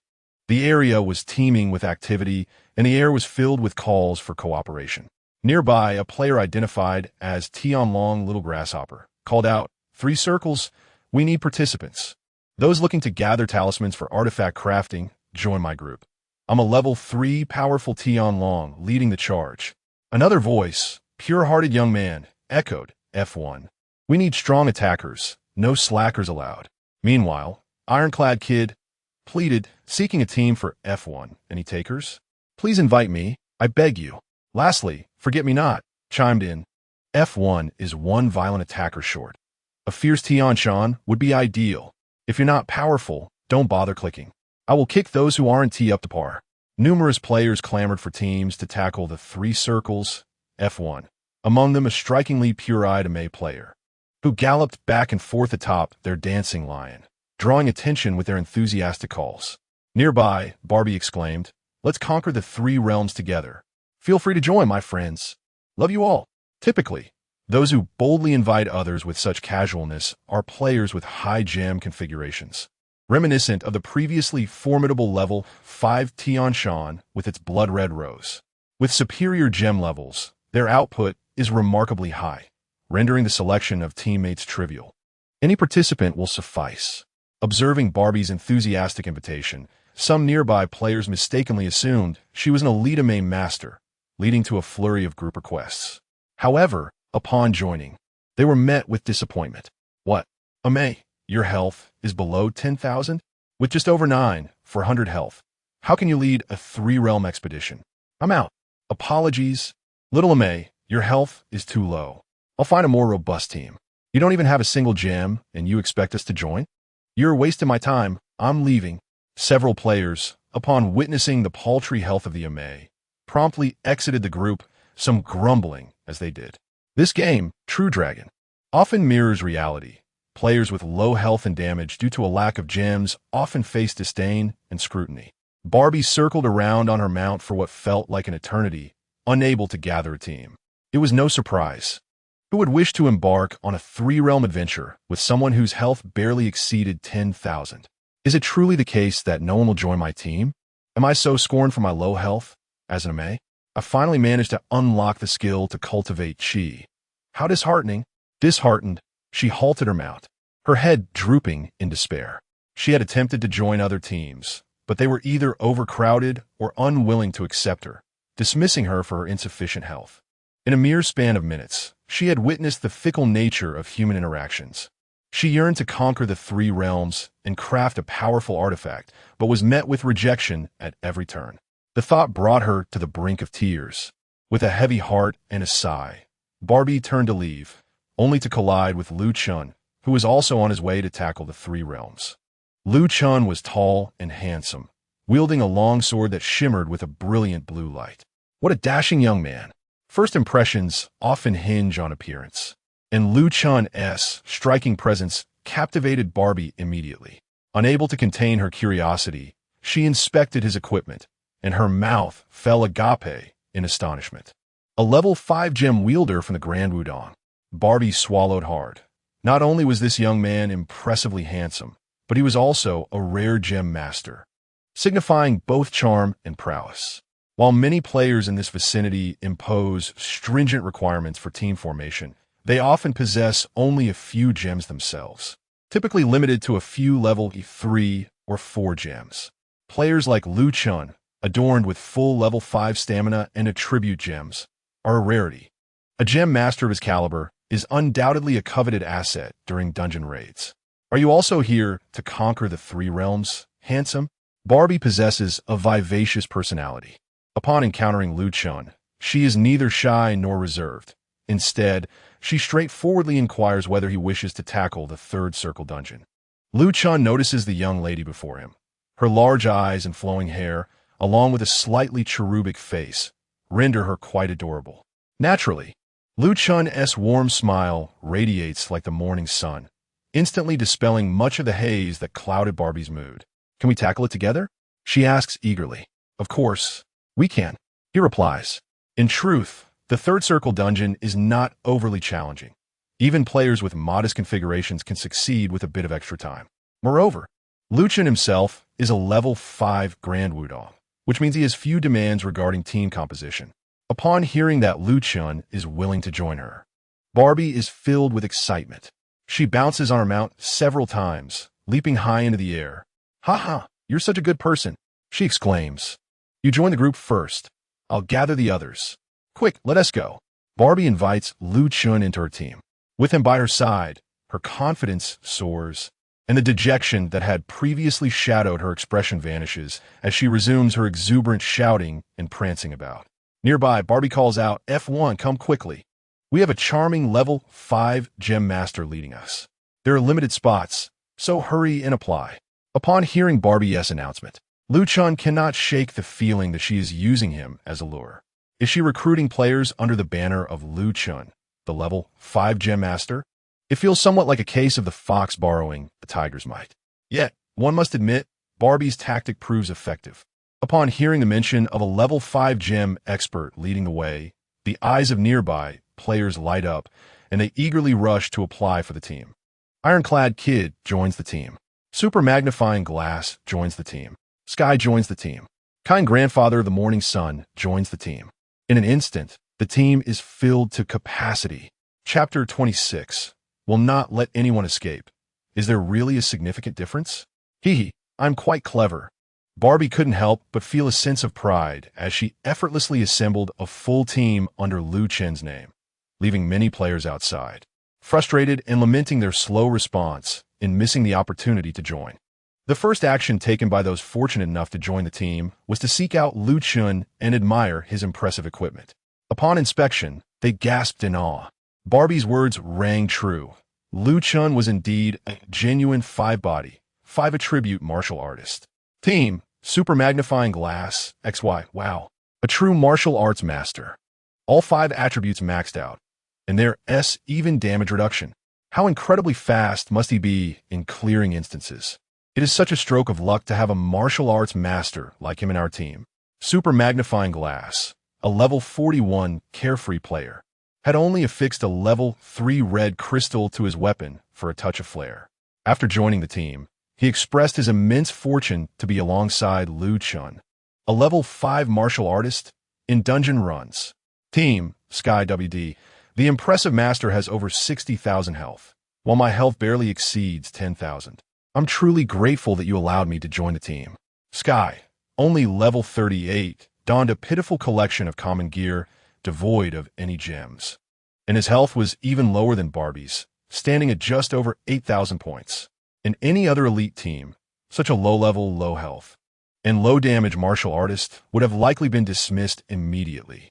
However, having recently experienced the sting of being rejected, Barbie, empathizing with Sky, chose not to expel him from a group. Barbie couldn't help but roll her eyes. I am a captain. Shouldn't you be thanking me, little martial artist? Thank me for not dismissing you. Team Sky. Of course, I also thank the beautiful and kind-hearted Barbie. Barbie's smile instantly brightened, feeling the warmth of the compliment wash over her. She grinned, revealing her two tiny canine teeth. Now that's more like it, team. Ironclad Kid, GB. Barbie, is the impressive master your boyfriend? Ironclad Kid, with only 2 level 3 red gems and a health of merely 15,000, posed a question that rendered both Chen and Barbie momentarily speechless. Chen, perplexed, wondered why such a question had arisen. Ironclad Kid earnestly replied, Master, you are strikingly handsome, and Barbie is youthful and charming. You both seem like a perfect couple. Besides, if you two were not acquainted, how could one be fully leveled while the other has less than 10,000 health, yet end up in the same team? Chen, speechless, could only respond with 3 words, blind analysis. He simply had a kind heart and believed that high configuration wasn't necessary for dungeon runs. Thus, he casually agreed to join Barbie's team. As for the notion of a romantic relationship, that was purely absurd. However, unlike many shy girls who would blush and become flustered at such misunderstandings, Barbie turned to Chen, her large eyes scanning him from head to toe. And the more she looked, the more she liked him. The sun shines brightly, illuminating a kind-hearted spirit, both handsome and formidable. He embodies the type I admire. Of course, she dared not voice this sentiment, yet she felt that Chen was quite exceptional. Barbie chuckled softly, neither denying the speculations about the iron-armored boy nor suppressing her slight delight. Team, compassionate grandfather of Dawn, TL. Haha, with such a striking figure leading us, there's no doubt we'll succeed. Let us get started. I can hardly contain my excitement. The dragon of the team boasted a commendable configuration, adorned with a full set of level 3 red gems and level 3 yellow crystals, making him the only other competent player in the team besides Chen. However, the nickname of this dragon felt rather odd. All right, everyone, accept the quest. Let us commence. Barbie, brimming with enthusiasm, urged her teammates to take on the task, and they were soon ready to tackle the Triple Ring. The Triple Ring, as the name suggests, consists of 3 dungeons combined into one. Players must begin from the first ring, meaning that no dungeon can be skipped, colloquially referred to as running or brushing. Have all the tasks been accepted? Yes, they have. After all 6 members of the team accepted the running tasks, Barbie initiated the team follow-up and engaged in conversation with the NPC, Chen Hongyu. Dungeon creation successful. The 6 members of the team entered the running dungeon. This realm was blanketed in falling snow, where players were tasked with defeating 50 pseudo-song soldiers, intercepting 10 fleeing bandits, and vanquishing the pseudo-army-S deputy commander, the pseudo-army-S deputy governor, and the boss, Residual Toxin, to complete the mission. Upon entering the dungeon, the team busily applied various buffs to themselves and their comrades. Skills such as internal protection, external protection, and Star Sphere counterattack were activated in abundance. Although Chen recognized the limited efficacy of these skills, as the enhancement from a single gem far surpassed the benefits of such basic abilities, he acknowledged that the sex status skills still held some merit. Wudong, grant me the rhino-gazing moon along with spirit energy. Beggars, provide me with agility. Amay, grant me the unwavering heart status for increased resolve. Has the status for the carefree cloud body wind form to enhance critical strikes not yet been activated? Once the team had fully buffed their various statuses, Barbie began to lead the group forward. Generally, when tackling dungeons, it is optimal to gather the minor monsters together for easier combat. Barbie halted after luring a dozen pseudo-song soldiers, promptly dismounting from her mount.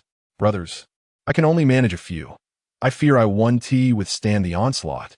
Barbie was self-aware, understanding that with her health just shy of 10,000, she could only attract a limited number of foes, lest she succumb to their assault. However, she slightly overestimated her capabilities. Merely a dozen pseudo-song soldiers, armed with spears, relentlessly jabbed at her, causing her health to plummet dramatically, losing half of it in the blink of an eye. Ouch, that hurts! Barbie exclaimed in pain. Hastily consuming a healing potion and utilizing Amay's healing skill, ethereal chi, but the assaults from the pseudo-song soldiers repeatedly interrupted her efforts to heal. The super magnifying glass immediately called out, "Everyone, focus on the monsters.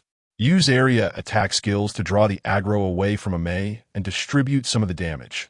Otherwise, Amay won't be able to endure." As he spoke, the magnifying glass unleashed several peach blossom formations beneath his feet. Upon detonation, several pseudo-song soldiers in the vicinity turned to attack him, indeed alleviating some of the firepower directed at Amay.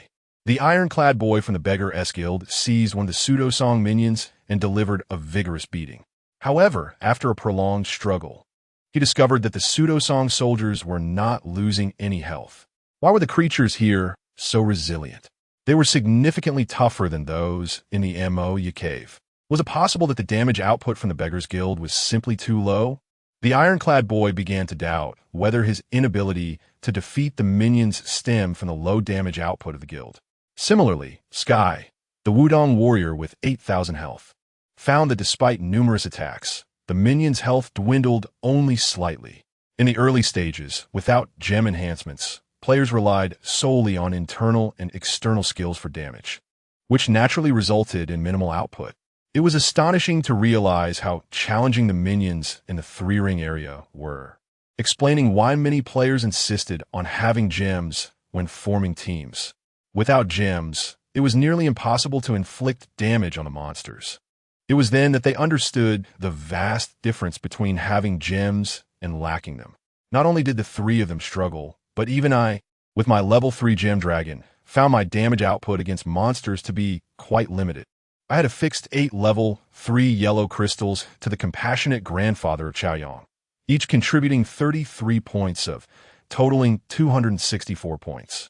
However, due to the absence of reduction and the innate 60 resistance of the creatures within the dragon, this 264 points of could only manifest at 40 effectiveness, equating to a mere 105, 6 points of, and thus the damage was naturally not substantial. Relying solely on the meager damage from the few members of the team was akin to a slow grind against the minions, leaving them uncertain of how long it would take. Fortunately, there was Chen. With a sweep of his greatsword, he unleashed the true martial 7 cuts formation, inflicting substantial damage as 7 or 8 pseudo-song soldiers fell to the ground in response. Then came the relentless assault. The pseudo-song soldiers continued to collapse, and in under half a minute, they all lay defeated. Indeed, the creatures within the dungeon were considerably sturdier than those in the wild, yet for Chen, this level 5 Grand Wudong warrior, it seemed to make little difference, for he dispatched them with effortless ease, devoid of any challenge. Chapter 27. Unreliable Teammates? I am enough. As Chen made his move, the surrounding dozen or so pseudo-song soldiers swiftly fell to the ground, plunging the area into silence, save for the sound of a few teammates gasping in astonishment. Team Ironclad Kid, I've been battling these minor foes for ages without causing them any damage. Yet the magnificent great boss dispatches one with just a couple strikes. I feel as though my 10 hits amount to less than his single blow. Team Sky, as the saying goes, 3 cobblers can outsmart Zhuge Liang, but I believe that our combined damage doesn't even reach half of what the great boss inflicts. Team Super Magnifier, half? What are you even thinking? We probably haven't even reached a quarter. Having witnessed Chen's astounding damage output, the teammates felt the disparity was insurmountable, realizing that their combined efforts paled in comparison to Chen's prowess. Team Kind Grandfather, isn't there a damage percentage feature in the dungeon? You can check for yourselves. Indeed, in the realm of Tianlong, There exists a function that allows players to view the real-time damage contribution of team members. Barbie mounted her steed, while simultaneously drawing the minor foes and checking the damage percentages. However, upon her first glance, she was taken aback. Barbie, team damage contribution 1 could it be? Is my damage contribution truly that low? Just 1? I have been diligently fighting as well. Could there be an error? Just moments ago, apart from using healing skills, she had unleashed several abilities against the foes, yet her contribution was merely 1. In truth, it was even less than 1, as there existed no value smaller than 1. The damage contributions of the others were as follows. Ironclad Kid, GB3 Sky, WD3 Super Magnifier, XY3 Kind Grandfather, TL9 Great Boss, WD81 in an instant. The other teammates were rendered speechless. The expressions on their faces were tinged with disbelief. Prior to seeing the specific numbers, they only knew that Liu Chan's damage was remarkable, as he swiftly dispatched the surrounding pseudo-song soldiers. However, they had not anticipated their own damage contributions would be so minuscule. They had indeed underestimated the disparity brought about by the gemstones. Liu Chen alone accounted for 81 of the total damage. The remaining 5 teammates combined contributed merely 19.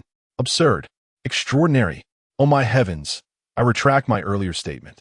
Let alone 3 cobblers. Not even 30 would suffice to rival a single Zhuge Liang. The great boss is truly impressive. The combined damage of the 5 of us doesn't even reach a quarter of his. No wonder he obliterates minor foes as if chopping vegetables. His damage is genuinely formidable. Barbie's lips twitched, her smile somewhat awkward. Upon seeing that Ironclad Kid, Sky, and Super Magnifier each had only 3, she suddenly felt that her own one was not so low after all. Ahem, I'm a member of the Amaze sect. My duty is to heal. A lower damage output is inconsequential. Achieving even 1 is commendable. Barbie consoled herself, simultaneously feeling grateful for the presence of Liu Chen in their team, which significantly expedited their dungeon runs. Without him, merely relying on their small band of misfits would have prolonged their battles against low-level monsters for an eternity. Liu Chen cast a glance at the damage distribution list, his expression betraying no surprise, as if everything unfolded precisely as he had anticipated. Given that Barbie and her trio had refrained from utilizing gemstones, how much damage could their meager internal or external power possibly inflict? The benevolent Elder Chaoyang had not reduced enemy resistance. Thus their damage output was exceedingly limited. Therefore, Liu Chen's contribution of 81 to the total damage was utterly unsurprising. They pressed on, and under Liu Chen's formidable prowess as a mighty output character, the 50 pseudo-song soldiers fell swiftly.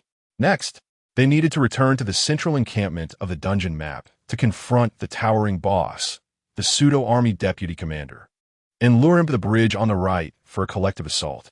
Seeing the massive model of the pseudo-army deputy commander, Barbie felt a pang of fear. She hesitated, apprehensive that a single thrust from him could spell her doom. How hard can it be? Just watch me, exclaimed the team member Xiaoyao, who volunteered to lead the pseudo-army deputy commander to the right bridge. The team then engaged in a frenzied attack. Skills rained down, and with Liu Chen's substantial damage, the deputy commander's health dwindled like paper, quickly reducing to a sliver. Team, Sky, Captain, what is our plan? Should we send 123 over or 456? Upon defeating the pseudo-army deputy commander, 2 groups of bandits would spawn at each end of the bridge, necessitating simultaneous interception by players. It was crucial to heed the captain's orders. Should the members numbered 1, 2, and 3 intercept the bandits on the left, or should members 4, 5, and 6 proceed instead? Barbie paused, momentarily bewildered. She was not entirely clear on what her teammates were discussing, despite her large eyes.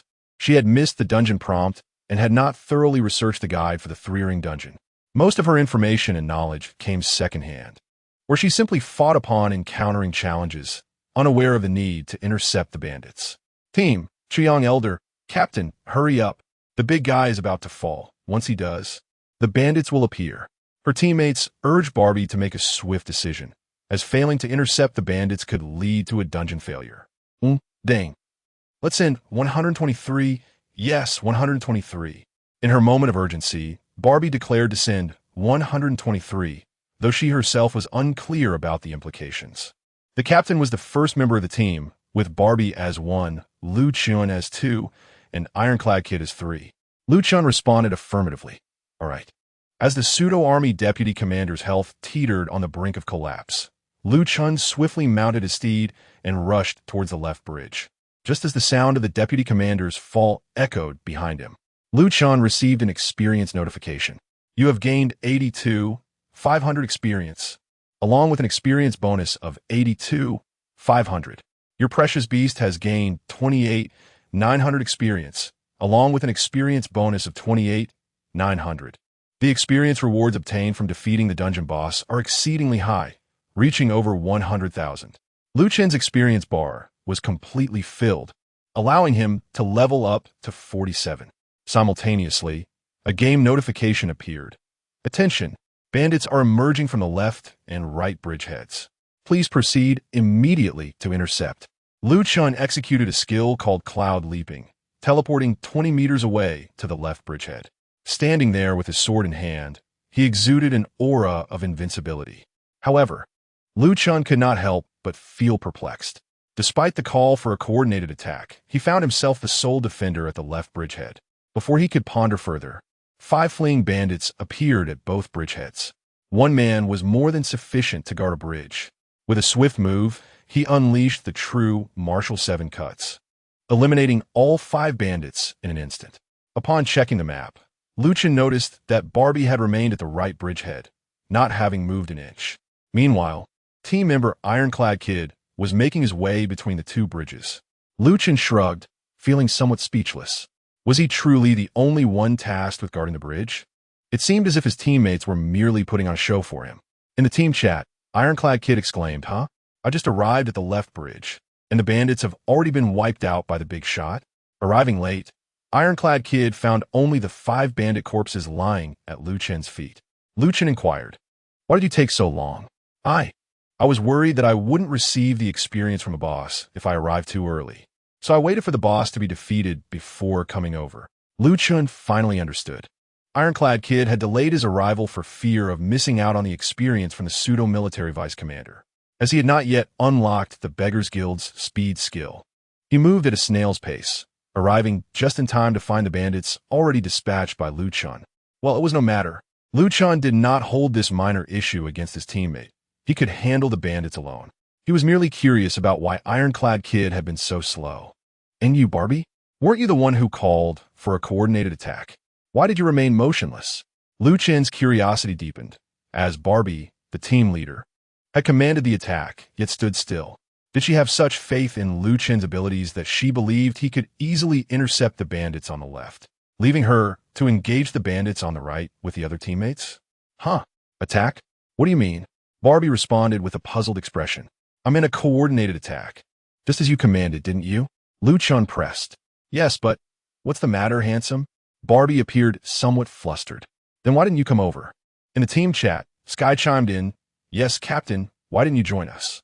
Did you think our team composition was lacking? So you stayed back to assist with the bandits on the right?" In response, kind grandfather of the morning remarked, "It is evident that the captain was right. The 4 of us combined cannot match the speed of the formidable Chen." Barbie's mind began to whirl with fervent thoughts, gradually comprehending the intricacies of the situation. Naturally, she was reluctant to admit her mistakes, so she had a sudden inspiration and decided to embrace the error. Indeed, that was the way. "Captain, I shall critically assess the circumstances, and in this crucial moment, I will remain here to assist my fellow team members in thwarting the bandits. As for the passage, that shall be entrusted to you, my dear sir, for I believe with your prowess, intercepting a few marauders would be but a trivial task." It was soon evident that her judgment was not misguided, and her decision was entirely sound. Barbie spoke with such conviction, it seemed almost genuine. Chen remained skeptical. Sensing something amiss, there was always an air of unreliability about this girl. Fortunately, Chen was the second member of the team. Otherwise, with a clueless captain who was oblivious to the meaning of the situation and a slow-moving little beggar fearing the loss of experience, they would have been unable to halt the bandits at the bridge. Wouldn't that have led to the failure of their mission? How fortunate they were to have Chen. Chapter 28. Barbie's dream of capturing a little turtle for blood sacrifice at the right side of the bridge. Barbie, Sky, super magnifying glass, and the kind grandfather of the morning sun finally joined forces to vanquish the bandits. However, their speed paled in comparison to Chen's swift dispatching of foes. Bandits killed. 10-10. The puppet army commander will appear in 1 minute. Next, the players arrived at the central camp on the map, patiently awaiting the emergence of the mini-boss. By the time Barbie and her companions arrived, Chen was already there, meditating in tranquility. Beside him, his small brown crocodile yawned adorably, its cuteness almost disarming. Thanks to this blood sacrifice crocodile, Chen could freely utilize skills while farming dungeons or monsters, untroubled by mana depletion. As Barbie approached Chen, her gaze fell upon the charming brown crocodile, and a glimmer of envy sparkled in her eyes. One adorable little crocodile. How I yearn to possess one as my blood sacrifice companion. I wonder how much gold it would take to create such a creature. Barbie, being a novice Amei, lacked a blood sacrifice companion, and the energy cultivation was draining her mana significantly. She had purchased a large supply of fragrant pills to replenish her mana, resorting to consuming them voraciously. Life had become quite arduous for her. Thus, she earnestly hoped to acquire a blood sacrifice companion. Unfortunately, the costs associated with creating one were not negligible. Team, super magnifying glass. This crocodile is a top-tier brown variant with a quality score of 1855. Such a creature is not easily obtainable. Many players in the new zone are seeking crocodiles for blood sacrifices, making high-quality, mutated crocodiles or second-generation crocodiles exceedingly expensive. Chen's crocodile is worth at least 2,000 to 3,000 gold, if not more. Team, Sky. To purchase a crocodile with a growth rate deemed outstanding and decent quality, it would require around 1,000 gold, plus a blood sacrifice skill book costing 500 gold. Thus, creating a blood sacrifice companion would entail a minimum of 1,500 gold. Team, Iron Armored Kid. Is it truly that costly? 1,500 gold is enough for several grade 3 stones. If I run out of mana, I might as well just take potions. Team, kind grandfather of the morning sun. While we can slowly replenish our mana with potions, it is indeed disheartening for an Amei to lack a blood sacrifice companion. As the group conversed about the blood sacrifice companion, they were merely average players having barely acquired any gemstones. For them, a blood sacrifice companion was nearly a luxury, and they believed that if they possessed gold, it would be better spent enhancing their grade 3 stones. Thus, Chen stood alone in the team as the sole owner of a blood sacrifice companion. Come on, you all. Chen's cheeks twitched slightly, feeling that his teammates were rather impoverished. The more Barbie gazed at Chen's crocodile, the more she admired it, nearly drooling with envy. However splendid things may be, they ultimately belong to others. Thus, she set a modest goal for herself, placing her hands on her hips and declaring loudly, "Once I save enough money, I shall purchase a blood sacrifice skill book and venture to Xuanwu Island to catch crocodiles and create my own blood sacrifice companion." Life as an Amei practitioner consuming fragrant pills and blue potions is too arduous. I must have a blood sacrifice. Team, Iron Armored Xiao Bao, Captain. Even if you manage to save enough to buy the blood sacrifice skill book, there's no guarantee you'll catch any crocodiles at Xuanwu Island, as many players are after them now. Iron Armored Xiao Bao doused Barbie's enthusiasm with a bucket of cold water. Barbie's expression stiffened. Her earlier fervor dissipated significantly. Is reality truly this harsh? Sobi. Even if she amassed enough gold coins, competing with other players for crocodiles would be a daunting task. The aspiration to craft her own blood sacrifice companion seemed fraught with challenges. Seeing Barbie's pitiful demeanor, Chen, in a moment of kindness, offered a suggestion. The blood sacrifice need not be a crocodile. Catching a turtle will suffice. Turtles, like crocodiles, are level 5 stamina-type companions.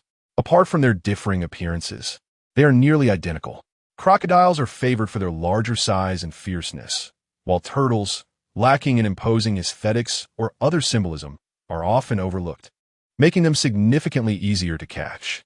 Chen's well-intentioned advice caused Barbie's eyes to sparkle, as if a door to a new world had swung open. Turtles? Indeed, there seemed to be little turtles on Xuanwu Island. Turtles must be adorable too. You are absolutely right, handsome. I won't catch crocodiles anymore. I shall catch little turtles. Haha, you truly understand? Thank you. Observing the girl's excitement and joy, Lu Chen replied with a smile. No need to thank me. I believe little turtles are quite suitable for you. Why are they suitable for me?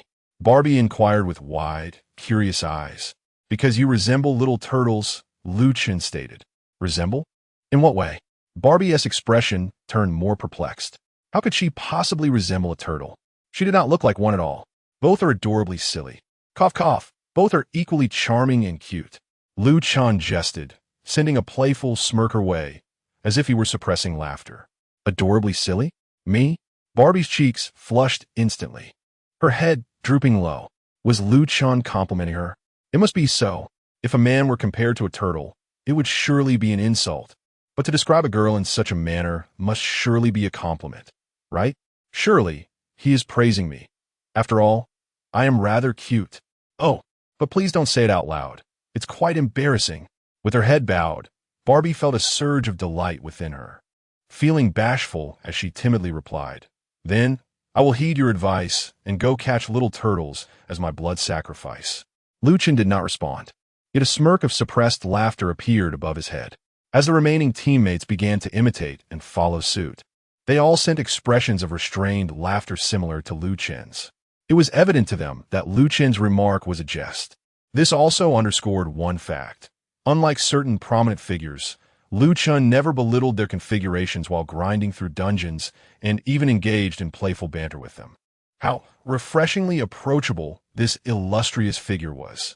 The teammates couldn't help but feel this way. Meanwhile, a pseudo-military general brandishing a large blade made his appearance. Oh, isn't this the leader of the rebels, that boss? The team was momentarily taken aback. How did the rebel leader suddenly transform into a pseudo-military general for this dungeon run? The same model reused. The developers truly have a penchant for taking shortcuts. Regardless, they decided to strike first and ask questions later. A flurry of attacks ensued, and the rebel leader was swiftly defeated. However, no valuable loot dropped. Once the rebel leader fell, the final boss, the pseudo-military commander, Yudu, materialized immediately. Draped in golden armor and wielding a large blade emanating a green glow, Yudu charged ferociously into battle. Minus 4,587. With just one strike, Sky Tian fell victim, losing a significant portion of his health. The damage was astonishing. Sky Tian was dumbfounded. With his modest health pool of 7 to 8,000, Yudu's strike had almost claimed his life. If another blow landed, would he not meet his end? As fate would have it, Yudu struck again, and he collapsed to the ground. Sky Tian. Team, Shuijing Tian Xia. Don't revive, just stay down. Lu Chen cautioned Sky Tian against reviving, as doing so would return him to the dungeon's entrance, making it likely that he would miss out on any loot. This was knowledge Lu Chen had acquired while perusing a guide on Tianlong in a certain forum post. All right, Sky Tian obediently adhered to Lu Chen's advice, remaining still, though the truth was he couldn't move even if he wanted to. Shishan Journey. To everyone's surprise, a member of the team, Xiaoyao, magnified Yudu. Team, super magnifying glass. It's enlarged. Everyone unleash your skills. Yudu's damage taken doubled, except for Sky Tian, who lay incapacitated. The other 5 teammates unleashed their skills relentlessly upon Yudu. His health plummeted swiftly, although most of the damage was dealt by Lu Chen. The collective efforts soon brought Yudu to his knees. With a resounding crash, Yudu fell, dropping a golden package for each member. Lu Chen picked up the package and received Divine Dragon Charm Armor X100, Moonstone X100, Tiger Eye Stone X100, Gold Coins X500, Extermination Token X1. The Divine Dragon Charm Armor was a level 50 set for the Beggar's Sect. While not particularly valuable, a level 60 set would have commanded a handsome price. In the realm of Tianlong, dungeon bosses typically dropped various level 1 gems and gold coins, and Lu Chen had acquired some. However, the most crucial item was the Extermination Token, a quest item necessary for accessing the second phase of the Extermination quest. It was imperative not to forget to collect it. Team, Shui Jing Tianxia. Don't forget to pick up the token. Without it, you won't be able to progress to the second phase. Lu Chen kindly reminded them. A few members of the team collected the packages dropped by the residual toxins, picking up the pest control token. Team, Sky Me and me too. Captain, quickly lift me up. Almost forgot, this fragile wudong is still lying on the ground. Oh, right away. After Barbie finished gathering the items, she hurried over to Sky's side, ready to channel the Amei resurrection skill to bring him back to life, only to receive a notification. Insufficient mana. This is quite awkward. I'm out of mana, and I've run out of fragrant pills. Can someone lend me some? The entire team. I have some. Let's trade. The ironclad kid traded a fragrant pill to Barbie. After consuming it, Barbie regained a small amount of mana, enabling her to perform the resurrection skill and revive Sky. Thank heavens. Thank you, Captain. I've finally gotten back on my feet. Once Sky stood up, he eagerly rushed to collect the package, but within it, he found only a pest control token and 5 gold coins. Is that it? Did the boss drop only this pest control token? Aren't there any other gems or treasures? He felt somewhat disappointed. Team, Ironclad Kid, of course I picked up 2 level 1 gems. You were lying on the ground for too long and didn't contribute. So you didn't get any gems? Haha. Team, Super Magnifying Glass. Exactly. You didn't even fight the residual toxins before you bit the dust. Be grateful for the package you managed to collect. Team, Kind Grandfather of Dawn. This is just the first phase. What good loot could Gurone possibly drop?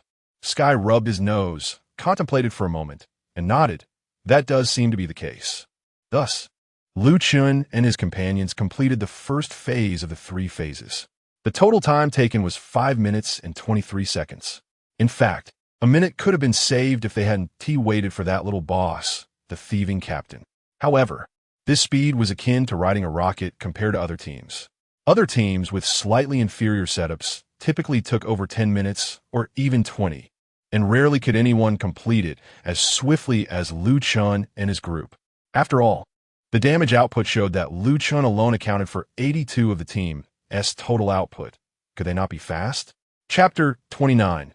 Exterminating Pests in the Bamboo Grove. The claw of the Red Bear King Lu Chun and his companions mounted their steeds and turned back towards the exit, emerging from the instance and returning to Suzhou. At this moment, Lu Chun's teammates were still in disbelief. They had completed the running instance in just a few minutes. Team, Super Magnifying Glass. We finished the run in just over 5 minutes. With such an extraordinary player leading us, it's swift and exhilarating. It feels like flying. Team Sky, indeed. I feel like a salted fish, merely needing a cheer for the great player. Haha. Team Barbie, absolutely. The young man is truly impressive. Without him, we might still be battling minor monsters. Had it not been for Lu Chun, this team would have been akin to a mere collection of outdated equipment. Yet, with Lu Chun, a level 5 Grand Wudong, they transformed into an unstoppable force, breezing through the instance with ease and speed. Having completed the first phase, they moved on to the second phase, exterminating pests in the Bamboo Grove, bear hunting. Lu Chun headed towards the upper right corner of the Suzhou map, gently reminding his team in the chat, bear hunting ahead. His teammates responded promptly. Team, Kind Grandfather Morning Sun. After completing the running task, everyone should head directly to the coordinates for the second phase task. We must move quickly and not waste the precious time of our esteemed leader. Team, Ironclad Kid, huh? Of course. Though my damage output against monsters is negligible, I shall not dawdle on the journey. Team, Super Magnifying Glass. Almost there? With an energy akin to that of a caffeine-fueled rally, the teammates rushed to the upper right corner of the map, to the second phase NPC, Hua Jinyu, eager not to delay Lu Chun. I've accepted the task. Me too. Count me in. Captain, we can enter now. All the teammates had accepted the second phase task and were ready to venture into the Bamboo Grove instance to eliminate the pests. However, they suddenly realized, where was the captain? Where did Barbie go? Wait, I'm not there yet. While the teammates had all accepted the task, Barbie was still at the NPC pharmacy on West Street in Suzhou. The fragrant pills are so expensive. A set of 20 cost me 80 silver. The little squirrel has no provisions left. I'll buy 10 sets. And I need a set of happy balls too. It turned out that after emerging from the running instance, Barbie had first organized her backpack. then gone to the warehouse to retrieve some gold coins, purchasing meat for her pets and fragrant pills, which caused a slight delay. This created a somewhat awkward situation. Despite the teammates having agreed to act swiftly and not waste their esteemed leader Lu Chen's time, their captain Barbie was moving at a turtle's pace. Team, Ironclad Kid, Captain, hurry up. We can wait a little longer, but the time of our extraordinary leader is incredibly valuable. It's fine, no worries.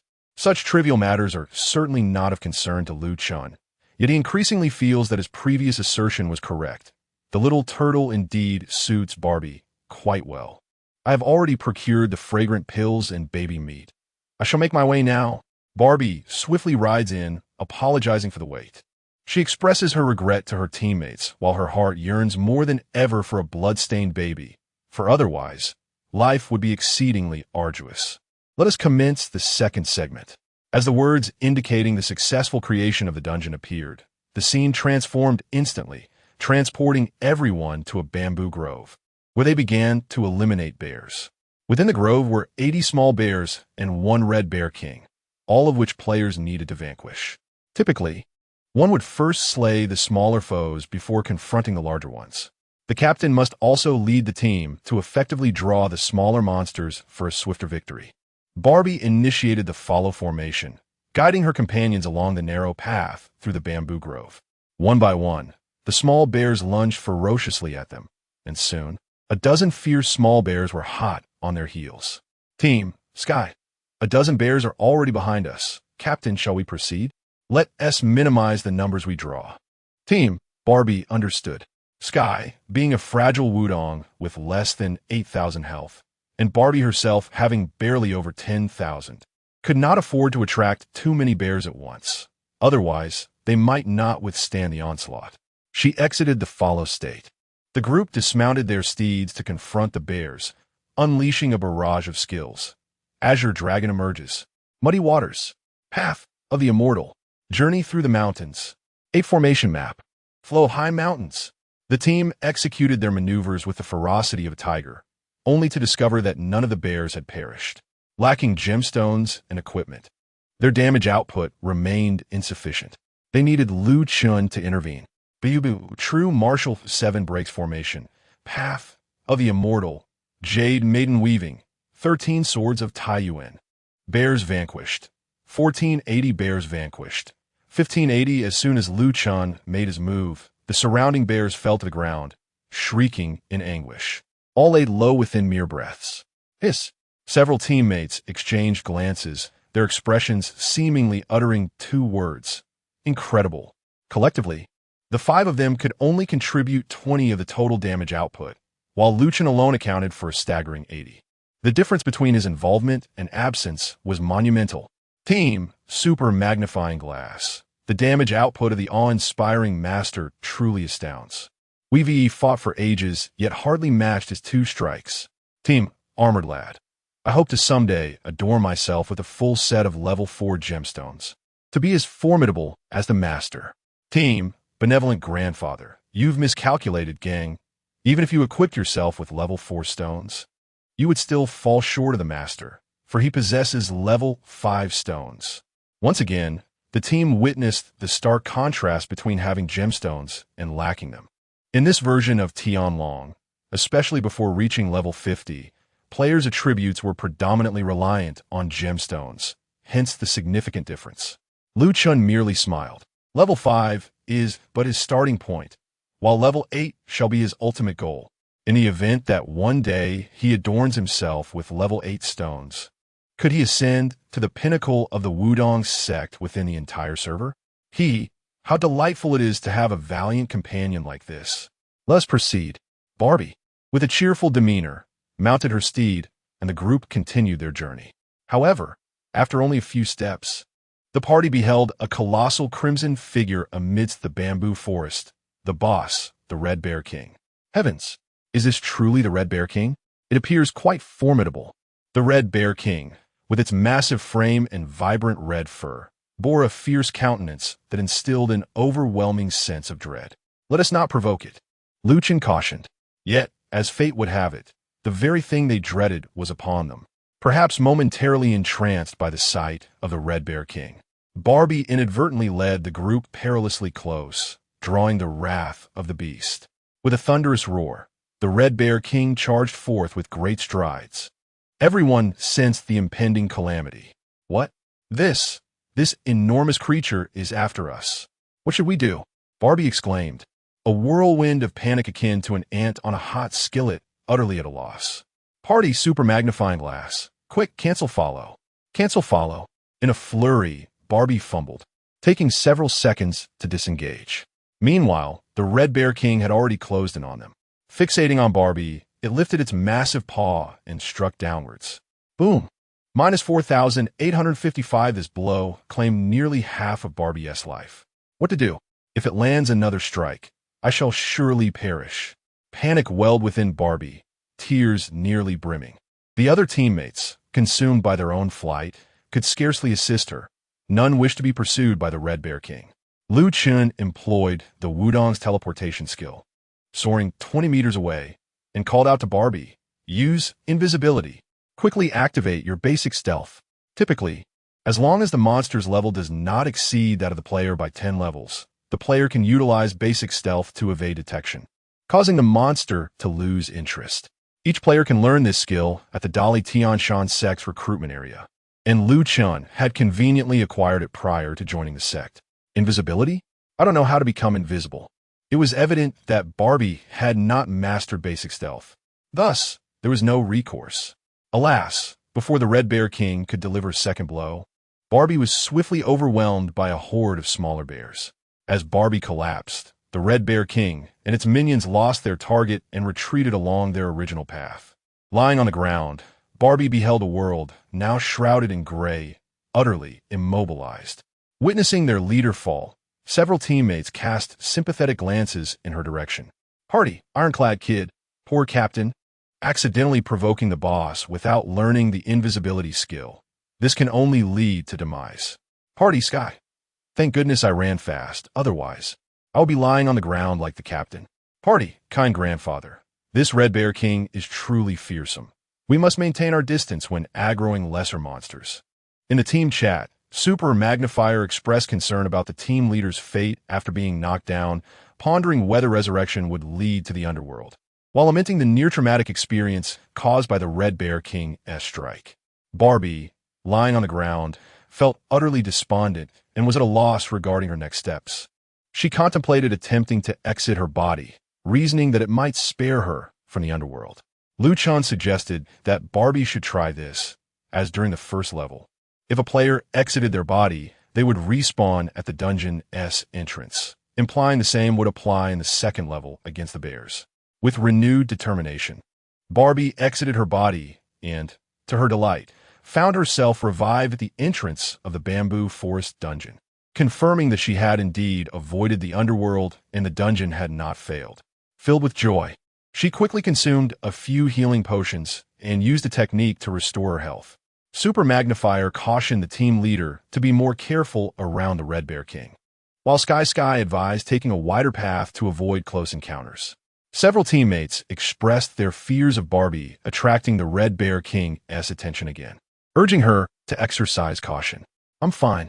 I've learned my lesson and one stumble in the same place twice, Barbie asserted, though her voice lacked conviction as memories of the Red Bear King's pursuit haunted her.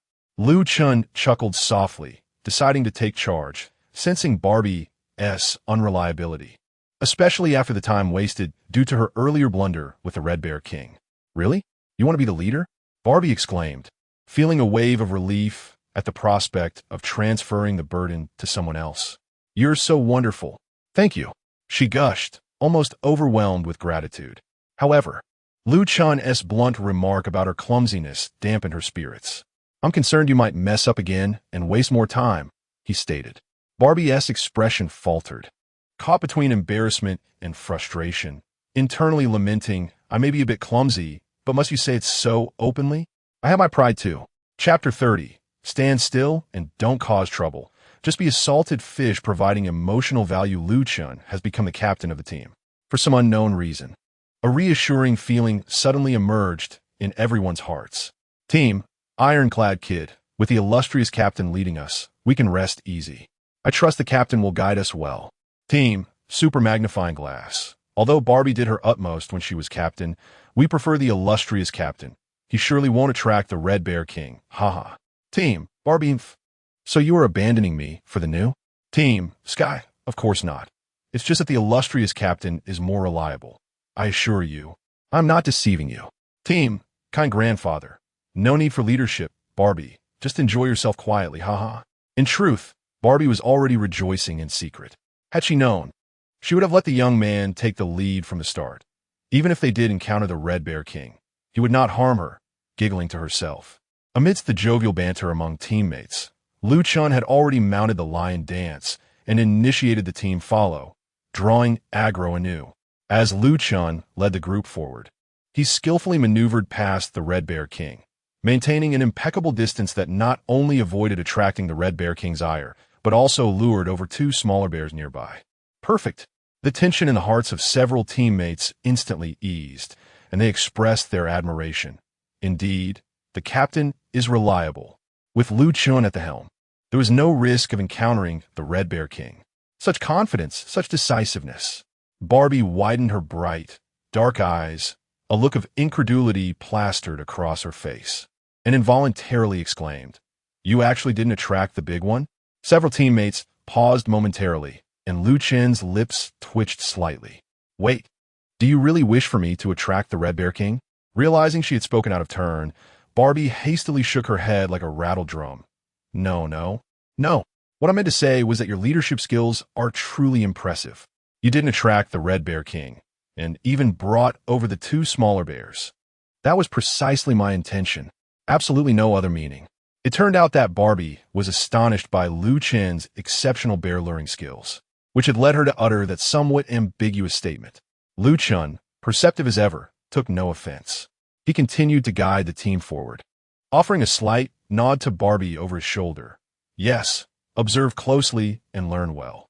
Luring bears could indeed be considered an art. Barbie should remember how Chen controlled the distance and executed the lure so that when she faced dungeons in the future, she would not attract the Red Bear King. Indeed, the young man's words held merit. It remained uncertain whether Barbie and the others had absorbed the lesson, but surely mastering the simple art of bear luring was not beyond their grasp. Chen continued leading the group onward, traversing half the map without any sign of halting. Meanwhile, a pack of 30 to 40 ferocious, bloodthirsty bears was trailing behind them. The teammates, filled with trepidation, felt a chill run down their spines and hurriedly cautioned him. "Team, Ironclad Kid, Captain, you can stop now. We have a multitude of bears following us." In the team chat, Barbie expressed her fears, asking, "Could you please stop attracting monsters? I'm terrified." Yet, Chen remained unfazed and replied nonchalantly, "It's nothing to worry about." His teammates wore expressions of confusion. Behind them trailed 30 or 40 bears, and he intended to continue drawing them in. Chen pressed on, having traversed more than 2/3 of the map. Suddenly, a chilling thought crept into the minds of his teammates. Could it be that the expert intended to draw them all at once? "Please don't frighten me. I'm scared." They instinctively swallowed hard, glancing back at the ever-growing horde of ferocious bears, their fear intensifying. Unlike Chen, they were poorly equipped, with scarcely any gems enhancing their health, evasion, or attack, struggling even against a few minor creatures. How could they possibly contend with all these beasts? Although they had initially slain 15, a staggering 65 remained. Was Chen genuinely going to draw all 65 bears in one go? Surely not. That was downright terrifying. Chen responded with calm assurance. Yes, he was indeed intent on drawing all remaining bears at once. Why would he do it in parts when it was unnecessary? His teammates were left in stunned silence. "Captain, please don't act recklessly. We could face total annihilation. I think it's wiser to be cautious. Let us stop now," pleaded an elder teammate. "Please, Captain. I only have 8,000 health, and Barbie's health is below 10,000. We could easily find ourselves in dire straits." The teammates trembled in fear, urging Chen to halt and draw fewer bears. In stark contrast to his teammates' anxiety, Chen remained remarkably composed. "It's fine, worst case. Just refrain from using group skills or remain still." I can handle it myself. He casually suggested that they stand still like wooden posts, thus avoiding attracting the monster's aggro and preventing the bears from attacking them. He would take all the hits himself. His teammates were taken aback. While Lu Chun's plan seemed sound, the thought of facing 65 bears alone was daunting. Amidst their nervous apprehension, Lu Chun had already led them to the end of the dungeon map, with a swarm of 65 bears surging towards them.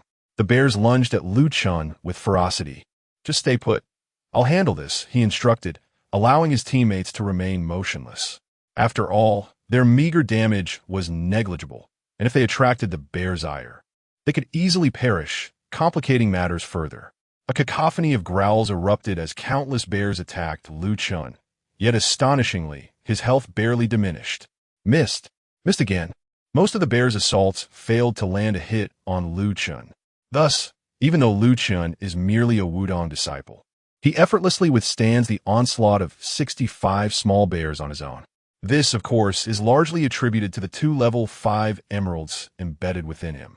1 level 5 emerald, combined with an additional 494 points of evasion, nearly doubles the evasion to almost 1,000 points with the 2. Furthermore, Lu Chun has allocated his points to agility, further enhancing his evasion. What accuracy can a small bear of over level 40 possess? It is estimated that it would take 10 scratches to land a hit. Even if struck, Lu Chun still boasts over 60,000 health points, more than capable of enduring the assault. Hence, this is the reason behind his audacity to draw all the bears at once. The outcome proved him correct. Team, Ironclad Kid. The captain isn't losing health. He hardly takes any damage. Team, Benevolent Grandpa Cheong. Our concerns were unfounded. The expert handles these minor foes with ease. He doesn't even lose health. Team, Sky. If I didn't know better, I would have thought our expert was a tanky Shaolin monk. Team, Super Magnifier. We can't just stand by and let our expert do all the fighting. We must join in, but remember to refrain from using area skills. His Barbie took a deep breath, her face filled with disbelief. Lu Chun, a Wudong disciple, typically evokes an image of fragility, yet this Wudong adept can withstand all the attacks from the small bears. At this moment, she would even believe it if someone claimed Lu Chun was a Shaolin monk. The young man is truly formidable. She gasped in awe, wishing to use her technique to restore Lu Chun's health, but she recalled his earlier warning against adding chaos with her healing, and promptly held back. His health remains robust. I shall heal him once the bears are nearly defeated. With Lu Chun's powerful output, the small bears fell as if they were made of paper, one after another. 3.5 minutes later, the game's task prompt appeared. Small bears slain 80-80. All small bears have been defeated, and Lu Chun still retains more than half of his health. For the others, it was a close call. For Lu Chun, it was entirely anticipated, an effortless endeavor. The young man is indeed impressive. He single-handedly absorbed all the attacks from the minor foes. Our expert is magnificent. Even drawing all 80 bears at once poses no challenge for him. We were misguided to question his capabilities. Indeed, having such an expert leading us is exhilarating. With him around, there are no surprises.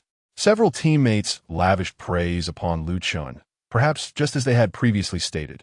With Lu Chun at the helm, their only task was to avoid causing trouble, to be mere passive observers contributing emotional support. Lu Chun waved his hand nonchalantly.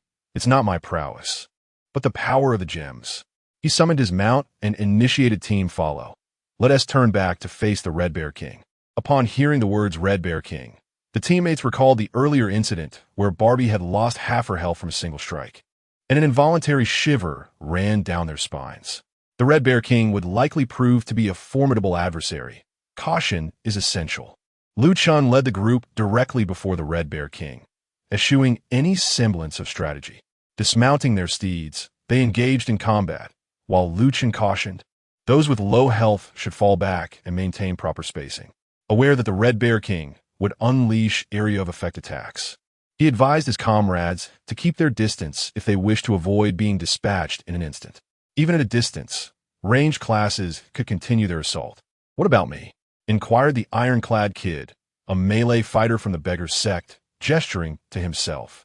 Just stay cool over there, Lu Chun replied, complying with Lu Chun's directive. The ironclad kid obediently moved to the side. Bang! Bang! The Red Bear King unleashed 2 successive area attacks, which Chen absorbed, losing over 20,000 health points, an inconsequential sacrifice. Meanwhile, the collective efforts of Chen and his allies had already depleted half of the Red Bear King's health. With a thunderous roar, the half-health Red Bear King let out a terrifying bellow, causing Chen to succumb to a state of fear, rendering him unable to perform any actions beyond speech. In its fright, the Red Bear King turned and fled, desperately seeking escape. In the extermination dungeon, once players reduced the Red Bear King's health to half, it would activate its fear skill and attempt to retreat. Should the players fail to prevent its escape back to its lair, the dungeon would be deemed a failure. While Chen was immobilized by fear, the rest of his teammates, maintaining a safe distance, remained unharmed. Chen urged, "Quickly strike it. Do not let it escape. I will hold its attention." Sky, utilizing a skill akin to sealing, ensnared the Red Bear King. The remaining teammates surged forward, delivering a flurry of strikes. Yet their damage was disappointingly minimal. They needed Chen's intervention. Once Chen's state of fear dissipated, he employed a rapid maneuver to close the distance and unleashed a relentless onslaught. The Red Bear King hardly had time to struggle before it let out a pitiful cry and succumbed. You have gained 182,800 experience, along with an additional experience reward of 182,800. Your cherished beast has acquired 45,500 experience, with a further reward of 45,500. Chen amassed a significant amount of experience. He approached the spoils dropped by the Red Bear King, acquiring 100 level 1 rubies, 200 level 1 black gems, 100 moonlight stones, and 500 gold coins. Chapter 31. An Unexpected Encounter. The wrath of Gurong this round against the Bear King consumed a mere 6 minutes and 37 seconds. Had it not been for Barbie's delay upon reaching the Red Bear King, it would have likely taken even less than 6 minutes. Their speed was astonishing. Chen single-handedly accounted for 90% of the team's output, akin to a great general leading 5 mere soldiers to battle. The general's prowess rendered the soldiers mere supporters in the rear, waving flags and cheering. Once the Red Bear King fell, teammates eagerly rushed forward to collect their spoils, each receiving 5 gold coins and a variety of level 1 gems. Among them, Barbie discovered a wild weapon, North Sea Sword of the Dragon Subduing, a single-handed sword, level 46.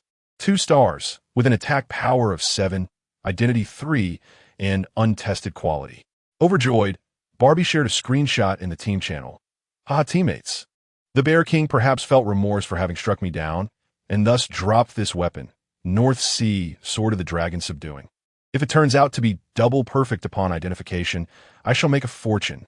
The true value of this wild weapon lay in its potential quality assessment. Should it possess double perfect qualities, it could be worth 500 to 600 gold coins. Chen remained indifferent. Previously, while farming level 40 weapons in the Cliff Cave, he had amassed 1,000 to 2,000 weapons, identifying 200 of them as double perfect. Therefore, a single untested level 46 weapon held little significance for him.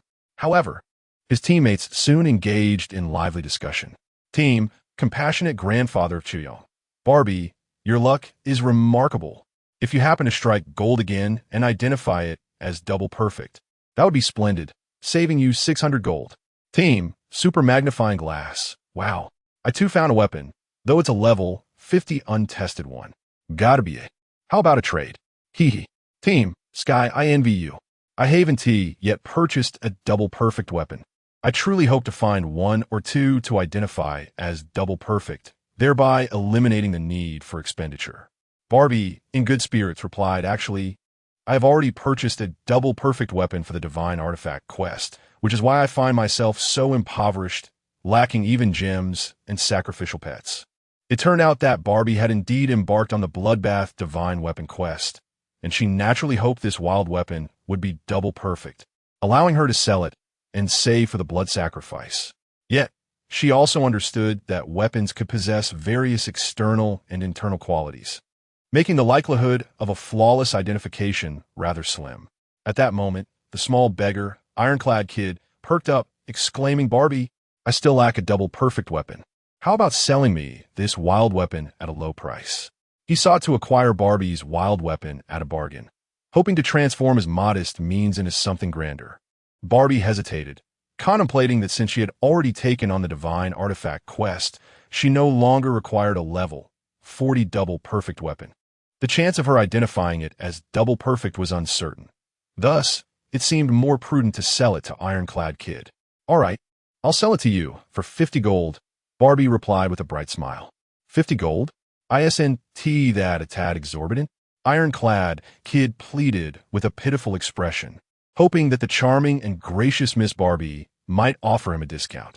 Currently, the market price for a flawless level 40 item stands at 600 gold, while an unidentified level 40 weapon typically fetches around 50 gold.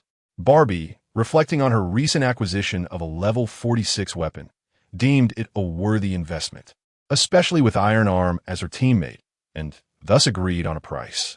All right, let us settle on 40 gold. That is quite reasonable, she declared generously, reducing the price by 10 gold. Her teammates were intrigued. In the team chat, Super Magnifying Glass exclaimed, "Sell the weapon to me for 40 gold. I desire it." Sky replied, "I too wish to take a chance at 40 gold." Iron Arm, feeling the urgency, interjected, "Please. I was the first to express interest. Do not compete with me." Barbie chuckled, "All right, let us trade, little beggar." Iron Arm promptly initiated the trade with her. The transaction was successful. Iron Arm acquired the level 46 wild gear weapon for 40 gold. Upon exiting the bamboo forest dungeon, he hurried to the blacksmith. Taking a deep breath, his eyes sparkled with anticipation. If the weapon turned out to be double flawless, he would reap a fortune. Rubbing his hands together, he engaged with the legendary NPC to have the weapon appraised. "May the heavens grant me a stroke of luck." Ding! The appraisal was successful. His gaze quickly shifted to assess the weapon's attributes. External power attribute, flawless, 18. Internal power attribute, excellent, 14. What the heck? Iron Arm nearly choked in disbelief. The weapon was not double flawless. It was so close. How wonderful it would have been if the excellent attribute had been flawless instead. Iron Arm felt a wave of despair. The weapon, lacking dual perfection, was rendered virtually worthless. He had gambled and lost, wasting 40 gold. In the team chat, Sky inquired, "Little beggar, has the appraisal been completed? Is it double flawless?" Super Magnifying Glass added, "I bet it's not. Otherwise, he would have shared the image by now, haha." Kind Grandfather Morning Sun remarked, "I concur. Achieving double flawless is no easy feat." With a sorrowful expression, Iron Arm shared the appraisal result in the team channel. Northern Sword of the Dragon subduing, so close. Upon viewing the results, his teammates wore knowing smiles. "See, I told you it wouldn't be double flawless, haha. Good thing I didn't buy it." Little beggar, you ought to understand that misfortune can be a blessing. Experiencing loss can be beneficial, haha. Gamblers typically lose 9 out of 10 times, a classic outcome. His teammates felt relieved for not having rushed to purchase Barbie's weapon, as it would have resulted in their loss. Witnessing Iron Arm's misfortune, they couldn't help but feel a sense of joy. Was this the infamous schadenfreude? Perhaps it was. Barbie blinked, already stifling a laugh. "Fortunately, I did not appraise it myself. I've made a profit of 40 gold. Haha, I truly am clever." Barbie considered herself quite the clever one, having made a remarkably astute choice. The ironclad lad, filled with regret, timidly inquired, "Barbie, oh beautiful Barbie, may I return this?" A smile tugged at Barbie's lips. The notion of a return was utterly out of the question. With a dismissive gesture, she donned a serious facade and declared with utmost gravity, "A purchase is binding. No returns accepted." Laughter erupted from her, unable to contain herself. The other teammates joined in the merriment, leaving only the ironclad lad in sorrowful tears. "I swear, I shall never gamble again. If I do, I shall be a dog. Woof, woof." In this moment, the dragon's chance had successfully dissuaded a gambler, reminding him to turn back before it was too late. Meanwhile, Chen had arrived at the western gate of Suzhou, where he accepted a bandit extermination quest from the NPC Chen Hongyu. He called out to his team, "We are at the final stage. Everyone gather around. F1 is beckoning us." Upon hearing the term F1, the team members perked up with renewed energy. In the early stages of the game, players primarily farmed the 3 rings for F1, the new Mang Divine Talisman, level 1. The boss Gurong in the 3rd Ring Bandit dungeon had a chance to drop F1, and everyone yearned to gather a few to craft powerful artifacts. With eager anticipation, the team ventured to the western gate of Suzhou to accept the bandit extermination quest. Even the ironclad lad brushed aside his earlier disappointment of losing 40 gold and began to look forward to the future, hoping to farm more F1. Team leader, let us proceed into the lair to battle Gurong. Go, go, go. The wealth card has provided 3 talismans. If we farm 2 more, we can craft the level 42 artifact. If luck is on our side, we might achieve it today. I can hardly wait. Was the final boss, Gurong, difficult to defeat? According to the revelations from the True Dragon Online official website, it should not be too challenging, especially with our dashing team leader present. What is a mere Gurong to us? Let us give him a good thrashing. The dungeon was successfully created. Chen led the group into the dungeon, arriving at the entrance of the bandit stronghold. At that moment, all players received a notification on their game interface. Please be advised, Gurong appears exceptionally enraged today, with significantly heightened attack power. Proceed with caution. The team was taken aback. What was happening? Only Chen's lips curled into a slight smile, revealing his delight. We are fortunate to have triggered an event. We have encountered an enraged Gurong. Defeating him will guarantee the drop of the new Mang Divine Talisman. Chapter 32. The creation of the divine artifact, the Autumn Water No Trace Sword. Previously, Chen meticulously studied the intricate details of various dungeons on the official website of Jintianlong to secure a chance at fortune. When players engage with Gurong, there exists a small probability of encountering him in a state of fury, and defeating this enraged Gurong guarantees a drop of the new Mang Shinfu. Furthermore, as dungeons in Jintianlong refresh only once daily, the drops become increasingly bountiful. An enraged Gurong could potentially yield 5 new Mang Shinfu. With just 3 from the wealth card, the creation of a divine artifact would be within reach. Chen was elated. It appeared that today he would surely forge the 42nd artifact. Upon hearing Chen's words, his teammates were equally stirred. A guaranteed drop of F1? Perhaps several? How exhilarating. I am merely 2 F1s short. Encountering the furious Gurong is indeed my stroke of luck. I can almost see the divine artifact beckoning to me. However, one must ponder, will this enraged Gurong be difficult to defeat? Is there a specific strategy to employ? While his teammates continued their excited discussions, Chen had already initiated a team follow and led them directly to Gurong's stronghold. Chen was determined to confront Gurong head-on. Typically, when players face Gurong, the optimal strategy is to send one individual into the stronghold to lure Gurong out, isolating him near the dungeon entrance for a coordinated assault. This is the most prudent and effective method. However, Chen chose to charge straight in. Bringing his entire team into the stronghold, he intended to clear the minions as well. The minions within the dungeon offered substantial experience.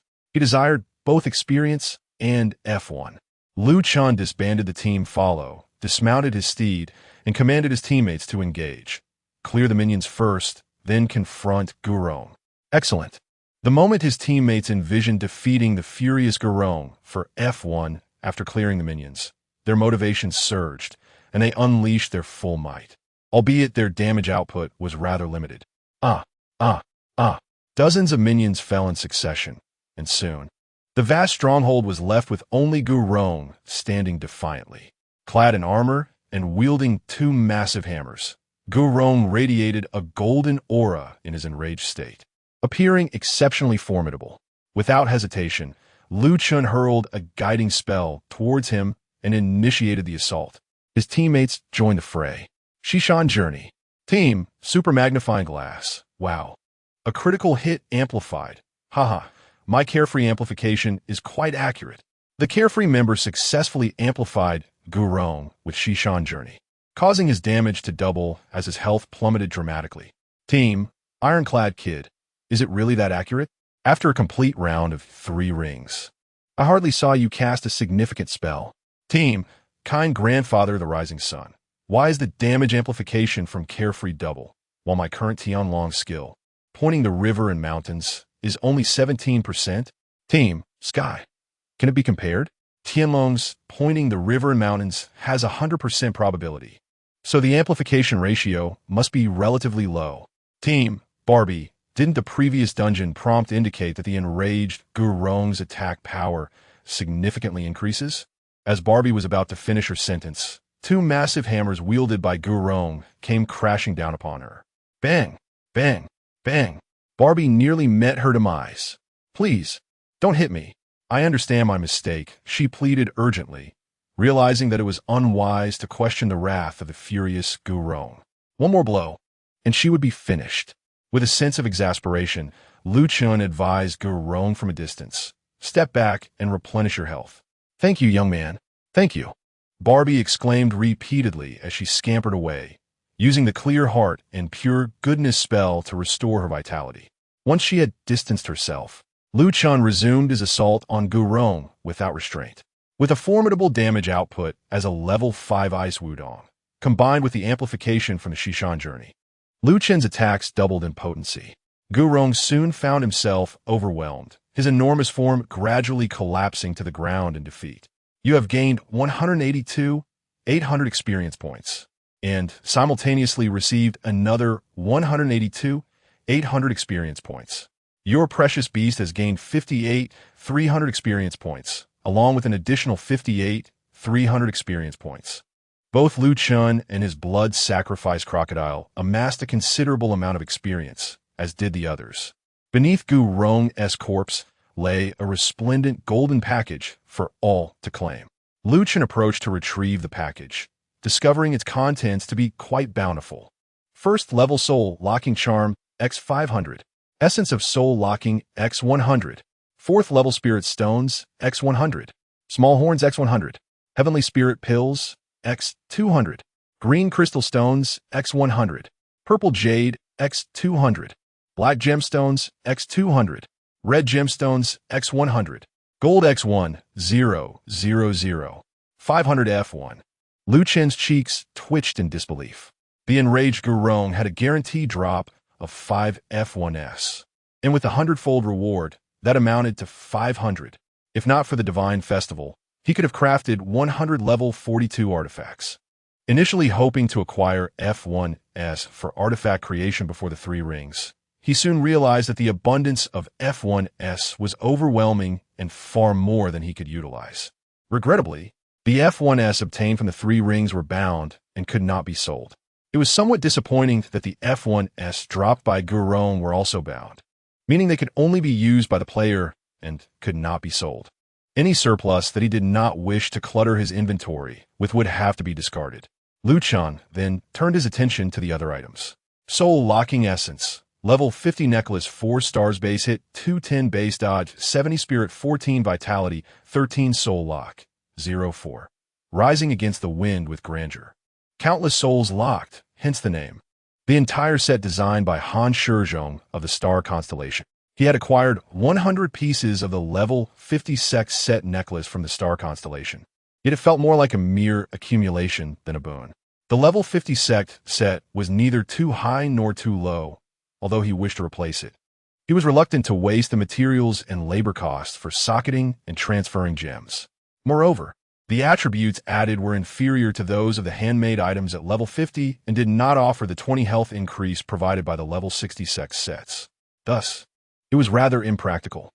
Chen decided that once he exited the dungeon, he would sell the entire set to the NPC shop. The same applies to the universal spirit stones. The bestowed equipment obtained from them is rather useless and can be discarded directly at the NPC shop. However, Chen was somewhat surprised to discover that he had also acquired 100 small trumpets and 200 heavenly spirit pills. The drops from Gurong were indeed bountiful, including small trumpets and heavenly spirit pills. Small trumpet, a tool for communication. Using a small trumpet allows one's voice to reach a wider audience. Heavenly spirit pill. Consuming this grants an additional hour of double experience time. Small trumpets can be employed in the small trumpet channel for announcements, which is significantly more noticeable than shouting in the world channel. As long as one utilizes the small trumpet to communicate, Nearly all players in the Celestial Couple realm can see it. It is indeed a valuable item. I shall accept it. The Heavenly Spirit Pills, which can also extend double experience time, are equally advantageous. Although players can receive 1 hour of double experience for free daily in the Chess Lounge, and 5 hours weekly in the 3 main cities, it is certainly insufficient. With 200 Heavenly Spirit Pills, Lucha need not worry about lacking double experience anymore. This is rather delightful. The other teammates finished collecting their loot, each brimming with excitement. Team, Barbie, truly, I have 5 tokens. Ha ha. Combined with the 3 from the fortune card, I now possess a total of 8 tokens. Far too many to use. Team, Super Magnifying Glass. Indeed. By purchasing a double perfect completion of the Bloodbath Divine Weapon mission, I can forge a Divine Artifact. Team, Kind Grandfather of Dawn. The Furious Gurong guarantees a drop of 5 F1 tokens, which is fantastic. I can now create a Divine Artifact. Team, Ironclad Kid. While I have gathered enough tokens, I have yet to achieve double perfection. I shall venture to the Cliff Cave for a stroke of luck. Team, Sky. Gurong also drops small trumpets. Utilizing small trumpets for communication is quite extravagant. I think I shall keep them for sale instead. They should fetch about 30 to 40 gold coins.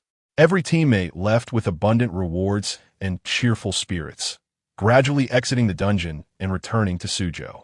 Lu Chen reported back to NPC Qian Hongyu, receiving several 100,000 experience points in return. He has now reached level 50, while the Blood Sacrifice Crocodile has advanced to level 53.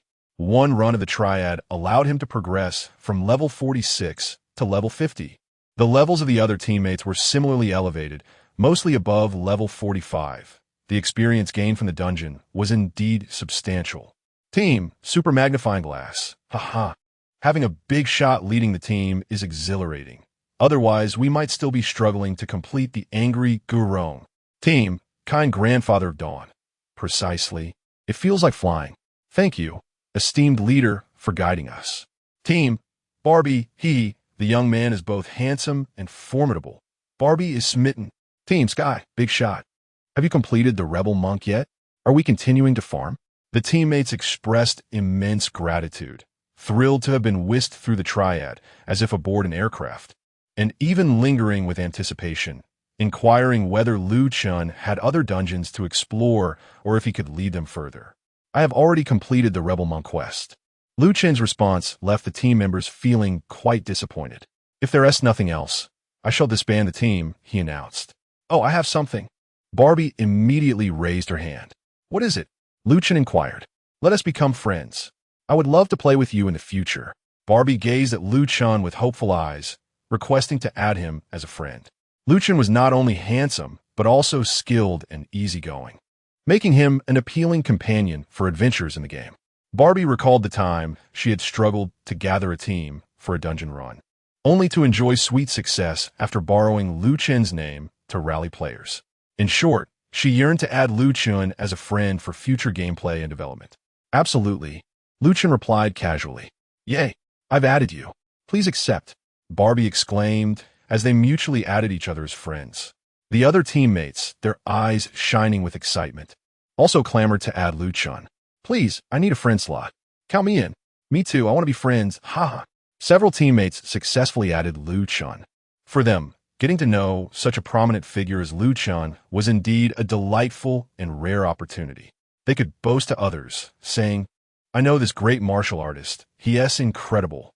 All right, goodbye, Lu Chen said as he disbanded the team. Next, he was determined to craft the legendary weapon.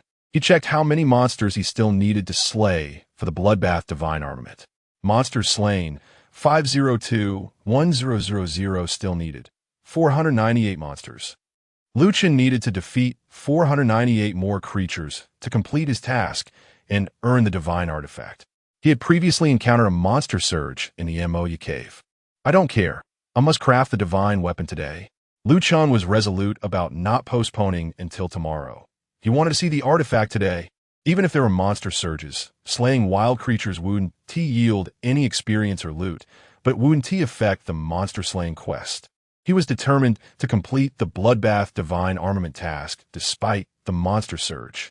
At level 50, The monster-slaying requirements for the Bloodbath Divine armament demanded that the creatures be no more than 10 levels above or below his own. The Wildman Valley in Songshan and the grassland in Yanbei were both suitable locations for him. Ultimately, Lu Chen chose to hunt in the Wildman Valley. Without delay, he mounted his steed, teleporting from Suzhou Station to Dali, then entering Irai and proceeding westward into Songshan. Upon arriving at Songshan, Lu Chen was enveloped by lush greenery and breathtaking scenery. The background music of Songshan was uniquely captivating, reminiscent of a slowly unfurling ink wash painting, with the ethereal notes of a flute weaving through the misty mountains, creating an enchanting and tranquil atmosphere that was utterly mesmerizing. Though the scenery and music were delightful, Lu Chen had no time to indulge. He pressed on to complete his quest. He continued his journey and arrived at the Wildman Valley, where numerous wild monsters roamed, their levels ranging from 43 to 48, making it an ideal place for him to grind. However, at this moment, numerous players were already teaming up to hunt monsters.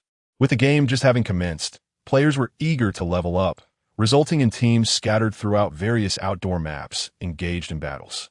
Lu Chen wandered around for a bit and found a group of 3 players, requesting to join them in their monster hunting endeavors.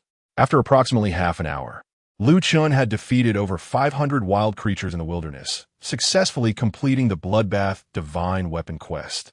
He exited the team, cast the Sex Summoning Scroll, and returned to Wudong Mountain, subsequently teleporting to the blacksmith shop in Suzhou. Lu Chen approached the artifact NPC, Oyezi, and conversed with him to conclude the Bloodbath Divine Weapon quest. Congratulations on completing the Bloodbath Divine Weapon quest, proving your prowess. This level 1 incomplete divine fragment is bestowed upon you. You may also choose any one of the following artifact patterns. Lu Chen received the level 1 incomplete divine fragment. The artifact patterns available were 4.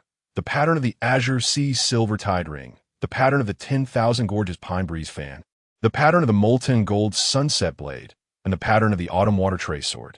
Given that Wudong's traditional weaponry consists of single or double short blades, it was evident that he should select the Autumn Water Trace Sword.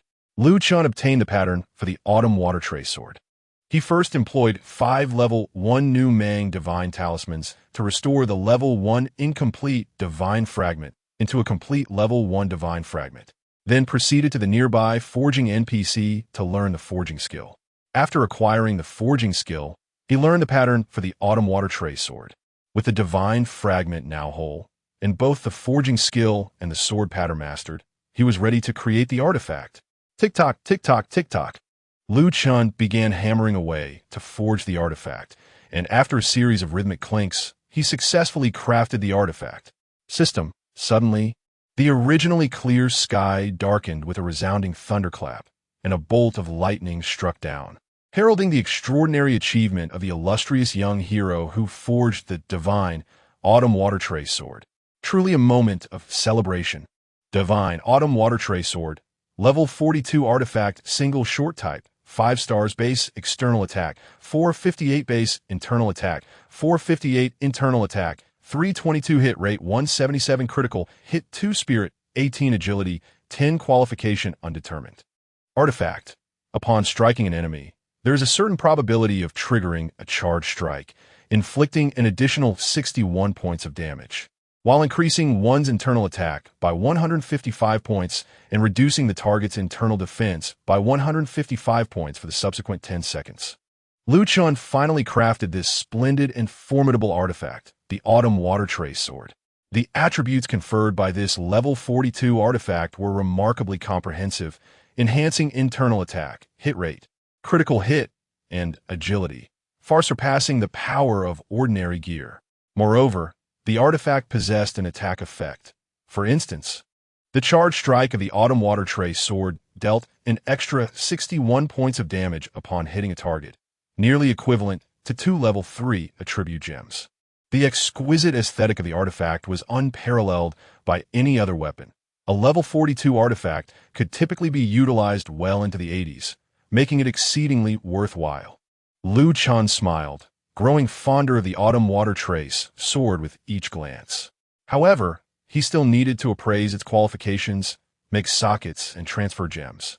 First, he proceeded to appraise the weapon's qualifications. Ding. External skill aptitude. Perfect, 19. Internal skill aptitude. Perfect, 19. Perhaps the divine artifact's qualities render the identification of dual perfection more feasible. Thus, Lu Chen's autumn water without trace sword was immediately recognized as dual perfect. He then proceeded to Luoyang to inscribe the artifact. Lu Chen's satchel contained only a few purple bamboo arrows, which were suitable for inscribing equipment of levels 1 to 40.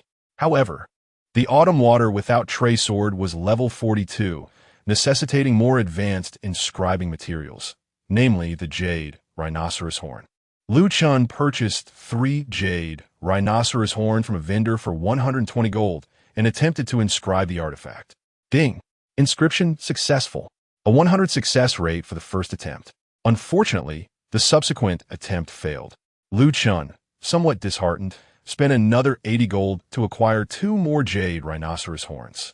This time, fortune favored him as he successfully inscribed 3 slots onto the autumn water without trace sword. Gem transformation.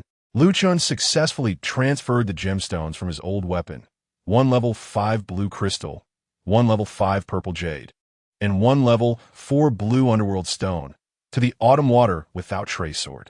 At last, the task was accomplished. He held the autumn water without trace sword in his hand, and its attributes underwent some alterations. Character, handsome, shocking the world level, 50 health cap, 64598, ice attack, 960 ice resistance reduction, 70 minimum ice resistance reduction, 0 internal attack, 4556 hit rate, 6463 evasion, 2085 critical strike, 27 critical defense, 20 for players below level 50. Lu Chen's attributes were already impressively high. Naturally, should he elevate his level further and don a full set of handcrafted equipment exceeding level 50, fully embedded with level 5 gemstones and intricately engraved, his attributes would ascend to even greater heights. In any case, Lu Chen was destined to grow ever stronger. Chapter 33. Punishing evil and reaping riches from treasure maps with the coveted artifacts secured and the daily dungeons successfully completed, Lu Chen pondered his next course of action. A brilliant idea struck him. Treasure map hunting. Players level 30 and above could find NPC Wu Xie at the northern end of Suzhou Bridge to accept the quest of punishing evil. By defeating bandits, there existed a chance to acquire a treasure map. Engaging in my sex tasks, gathering herbs, and mining yielded rewards 100-fold. Surely, the same principle applied to treasure maps. If the Hundredfold Reward indeed affected treasure map hunting, Lu Chen would be akin to a solitary warrior against 100 foes, while others garnered a single map. He could potentially claim 100. Without delay, he set forth to pursue this newfound endeavor. Arriving swiftly in Suzhou, he sought out NPC Wu Xie. Wu Xie, the brigands roam unchecked. Young hero, could you assist in bringing them to justice? Defeating these ruffians may reward you with a treasure map. The implication of may reward suggested a probability of success, leaving Lu Chen curious about the odds. How favorable could they be? Such is the nature of the game True Dragon, filled with varied probabilities. Even the quest for punishing evil bore a chance of yielding treasure maps. Intrigued, he accepted. However, accepting the quest required an expenditure of 10 silver. Wu Xie, to rid the world of harm and uphold justice is our duty. This order of punishment is entrusted to you. Peruse its contents and act accordingly. Upon completion, benefits shall follow. Lu Chen received a quest item, an order of punishment. Upon inspecting it, he noted, you may only use this order at Songshan 250-235. This indicated his mission to eliminate brigands at Songshan 250-235. Given the considerable distance, it was prudent for players to utilize a positioning talisman before venturing into the wilderness. After slaying the brigands, they could instantly return to Suzhou to turn in their quest and continue with the next stage of their treasure hunt. Nearby the treasure map NPC, numerous stalls offered positioning talismans for sale. Lu Chen approached one of the stalls to inquire. Red positioning talisman, level 1, priced at 15 gold. Blue positioning talisman, level 1, priced at 15 gold. Wait a moment. a level 1 positioning talisman for 15 gold? Lu Chen was taken aback, realizing the price was exceedingly steep. However, upon reflection, he grasped the rationale. The talismans were crafted from yellow paper, which also served another purpose, synthesizing carvings. The high demand for yellow paper undoubtedly inflated the prices of the talismans as well. Since yellow paper was costly, it followed that positioning talismans would be equally expensive. Yet, speaking of yellow paper, didn't he possess over 10,000 sheets from a cliff cave? He could learn to craft the talismans himself. Lu Chen resolved to create positioning talismans independently. He summoned the AI sprite, Little Dragon, from True Dragon. Little Dragon, where may I learn to craft the positioning talisman? Dear young hero of True Dragon, you may travel to Dali to find NPC Zhang Lingjun, 28,240. For a fee of 30 gold, you can learn the skill within reach to craft positioning talismans. Very well, I understand. You may leave now. Upon receiving a prompt from the AI spirit, Lu Chen ventured to Dali and encountered the NPC Zhang Lingjun, investing 30 gold to acquire the life skill Distant Horizons. He opened the skill to examine its requirements, noting that crafting a level 1 locator necessitated 5 sheets of yellow paper. With the current price of yellow paper at 2 gold per sheet, the cost to create a single locator would amount to 10 gold. Thus, the stall vendors selling them for 15 gold each did not seem excessively overpriced. Nevertheless, crafting them himself appeared to be more economical and convenient. A faint smile graced Lu Chen's lips as he began to manually create the locators. You consumed 5 sheets of yellow paper, producing a blue locator, level 1. Your proficiency in Distant Horizons has increased to 100. You consumed 5 sheets of yellow paper, producing a green locator, level 1. Your proficiency in Distant Horizons has increased to 100. He decided to craft 10 locators in total. With that, his inventory was enriched with 10 level 1 locators. These locators could be utilized in Dali, Luoyang, Suzhou, and Lulan. Each level 1 locator could facilitate 8 teleports before being rendered useless. Currently at the locator NPC in Dali, Lu Chen opted to refrain from teleporting and instead headed towards Tsongshan to engage in treasure hunting. Mounting his steed, he galloped towards Tsongshan. Upon reaching the designated coordinates, he activated the punishment order. You have unleashed a bandit. Please proceed with caution. A burly bandit wielding a large sword appeared, charging at Lu Chen without hesitation. Lu Chen swiftly unleashed 2 skills, and the bandit met his demise. You earned 550 experience points, along with an experience bonus of 500. Your cherished beast gained 438 experience points, alongside an equivalent bonus. The monster spawns in True Heavenly Dragon pertain solely to the wilderness. They do not affect creatures within dungeons or quest-related tasks, such as bandit encounters. Therefore, Lu Chen still garnered experience from vanquishing the bandit.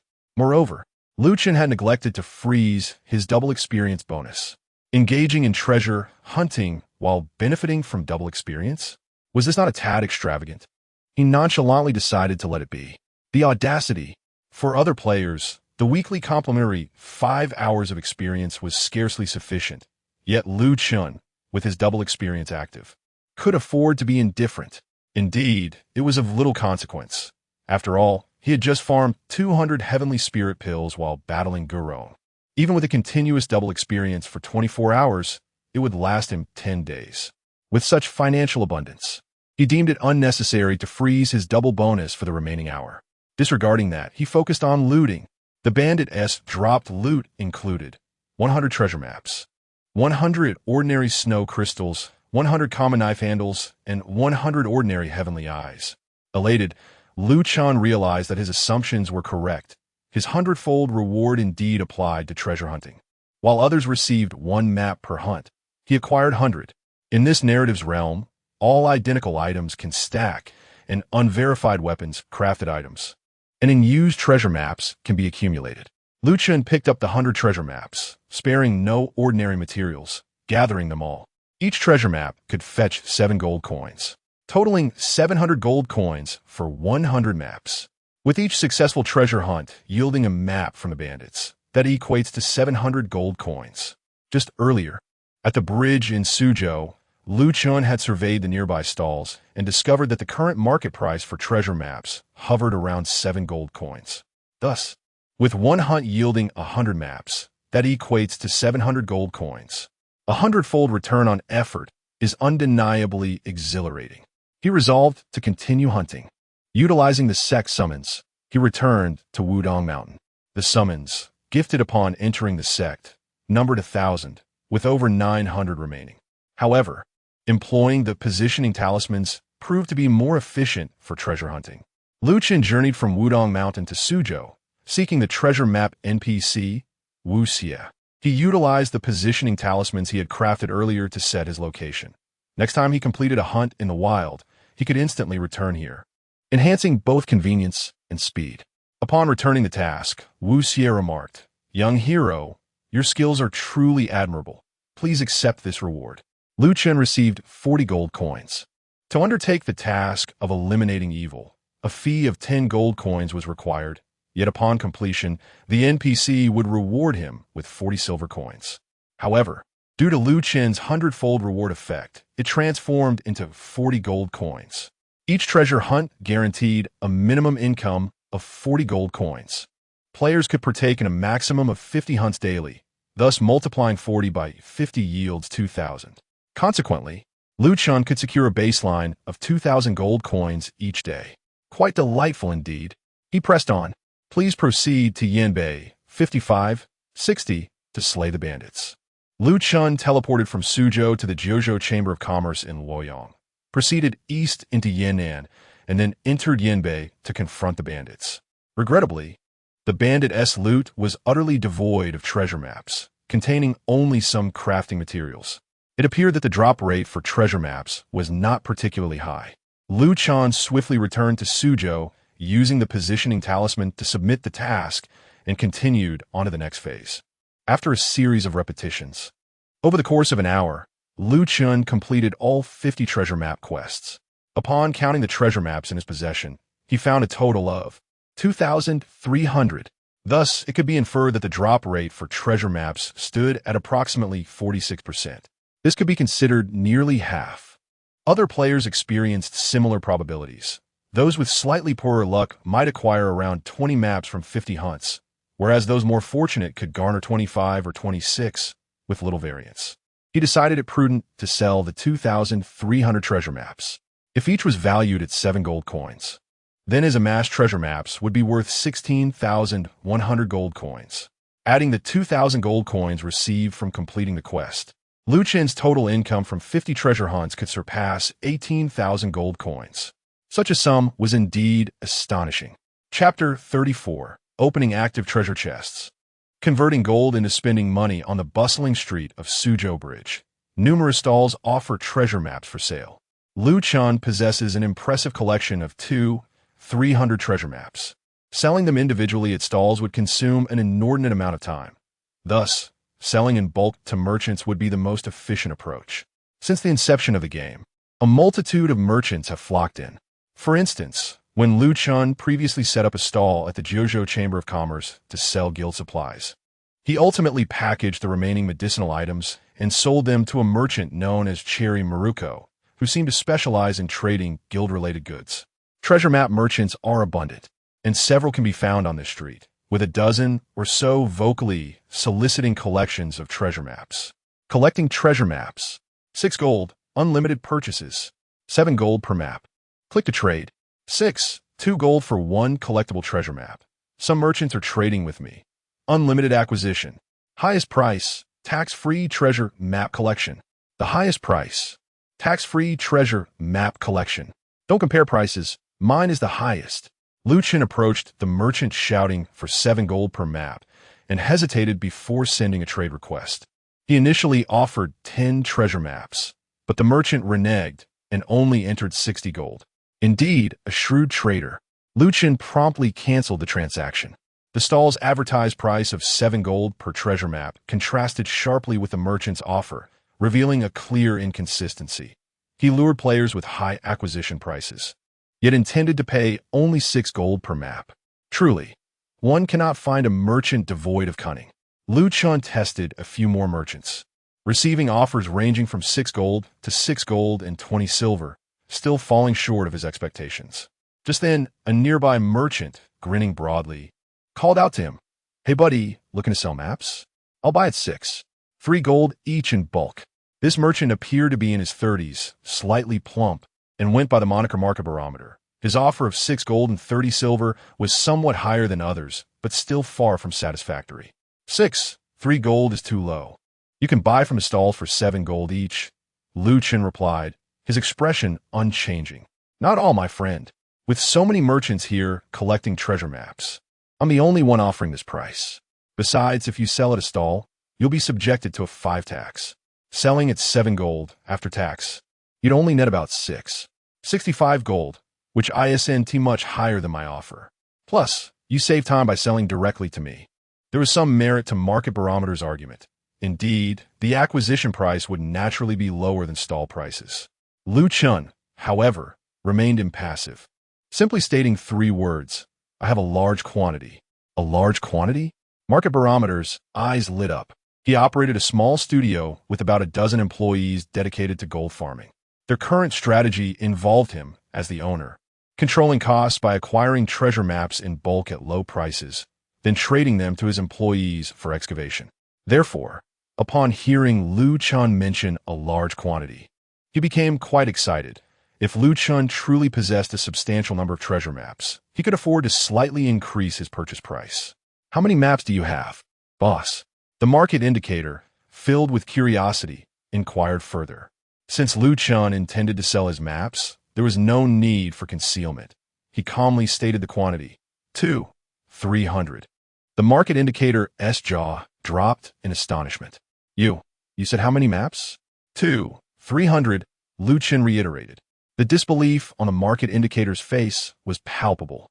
While others usually acquired only a few, or at most, a couple of dozen treasure maps, Chen presented himself as a formidable client, declaring an astounding 300 treasure maps. Was this not utterly astonishing? "Really?" the market indicator asked, skepticism evident in his tone.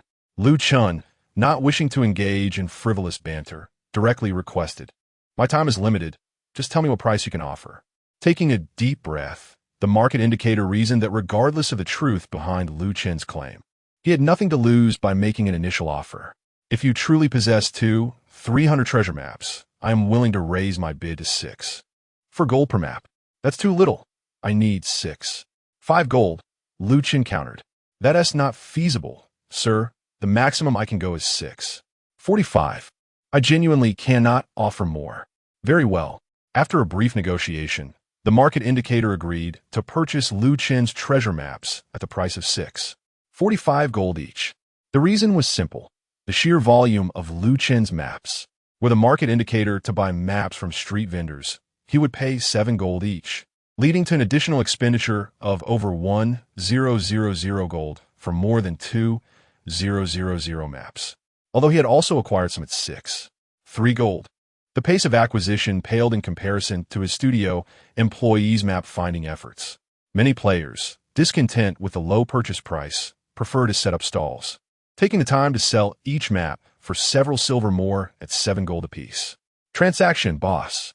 With a hint of trepidation, the market indicator sent a trade request to Chen. Upon acceptance, Chen placed all 300 treasure maps into the trade window. For simplification, it is established in this book that there are no inventory limitations when trading between players, allowing for the simultaneous exchange of any quantity, provided the other party's inventory can accommodate it. Wow, it really is 300 treasure maps. The market indicator, taken aback with a mix of surprise and delight, promptly entered 835 gold. "Boss, this is impressive. Let us finalize the trade swiftly." After verifying the amount, Chen confirmed the transaction. The trade was successful, resulting in Chen acquiring nearly 15,000 gold. The market indicator was elated, having secured such a substantial number of treasure maps. He felt confident that his 10 or so employees would have ample work ahead. However, curiosity inevitably began to gnaw at him. "Hey, wait a minute, boss." With a somewhat obsequious smile, he halted Chen. "Is there something else?" Chen inquired. "Could you share how you managed to acquire So many maps? Typically, a player could only complete 50 treasure map tasks a day, yielding approximately 25 maps. Yet here was Chen, possessing an extraordinary 300. How could this not provoke astonishment? Initially, Chen intended to evade the question, but he deemed it harmless to share the details. In truth, I employed over 200 workers in Feizhou for gold mining. Chen casually rambled on, disregarding whether the other party believed him or not, and departed on his mount. Upon hearing Chen's words, the weather vane stood there, momentarily dazed. My heavens! Over 200 employees in Feizhou for gold mining. This individual must truly be a boss. Should I consider establishing my workshop in Feizhou as well? The labor costs there must be low, allowing for greater profits. Chen's offhand remarks were taken seriously by the weather vane, who even entertained the notion of opening a gold mining studio in Feizhou. However, he suddenly recalled a news report he had seen a few days prior about a certain mine owner in Feizhou being targeted by a gang of robbers and suffering significant losses. He immediately shivered at the thought, concluding that he lacked such bravery. Perhaps it was wiser to remain in the safety of his homeland. Having left Suzhou, Chen arrived at a small warehouse in Luoyang. He deposited the approximately 17,000 gold earned from completing quests and selling images into the warehouse. The warehouse balance displayed 69,835. He had nearly 70,000 gold. Additionally, his backpack and warehouse contained several hundred level 1 gems, more than 15,000 sheets of yellow paper, and various dungeon items. That was enough for today. A sense of fatigue washed over Chen. After all, he had played for over 10 continuous hours since the game launched. It would be untrue to say he wasn't tired. He had completed all the dungeons and tasks for the day. While the game was enjoyable, it also required a balance between work and rest. As he contemplated logging out, a prompt appeared before him, indicating the activation of the active treasure chest. It turned out that players of Tianlong could unlock active treasure chests upon reaching 150, 150, and 450 points of activity each day, rewarding them with experience and various items. Chen's activity points for the day totaled only 335, allowing him to unlock the first 3 treasure chests. Upon opening the first chest, he received 588 experience points. From the 50 activity point chest, he obtained 100 Tianling pills, 100 small trumpets, and 200 wealth gold coins. The 150 activity point chest yielded 200 golden silkworm threads, 100 level 2 cotton cloths, and 500 wealth gold coins. The Tianling pills, small trumpets, wealth gold coins, and golden silkworm threads. These treasures were quite commendable. Chen was overjoyed. After opening the active treasure chest with a hundredfold reward, the items became exceedingly bountiful. Although the items from the active treasure chest were bound, he could still keep them for his use. How much gold could he garner by selling the wealth gold coins? Chen sold the 700 wealth gold coins obtained from the treasure chest to an NPC, earning 400 gold. It turned out each wealth gold coin was worth 2 gold, which was rather decent. This narrative does not include the concepts of notes or ingots. Uniformly referring to gold coins, Chen deposited the 400 gold into the warehouse, officially surpassing 70,000 gold, reaching 71,235. Quite splendid indeed. After completing these tasks, Chen reflected on his reality, realizing he had merely a few hundred yuan left in his bank account. This simply wouldn't do. He needed to exchange some RMB for spending money. In the promotional phase of the game, True Sky Dragon boldly claimed that gold could be exchanged for RM currency. And the error within the game lay in the platform known as Chang'e Pavilion. Players have the opportunity to sell their gold on this platform. Chen examined the gold situation in the Zional Qinyuan server, discovering that the exchange rate between gold and RM currency stood at approximately 1:0. 98, with the missing 2 attributed to transaction fees levied by the game's officials. He decided to test the waters by exchanging 20,000 gold coins.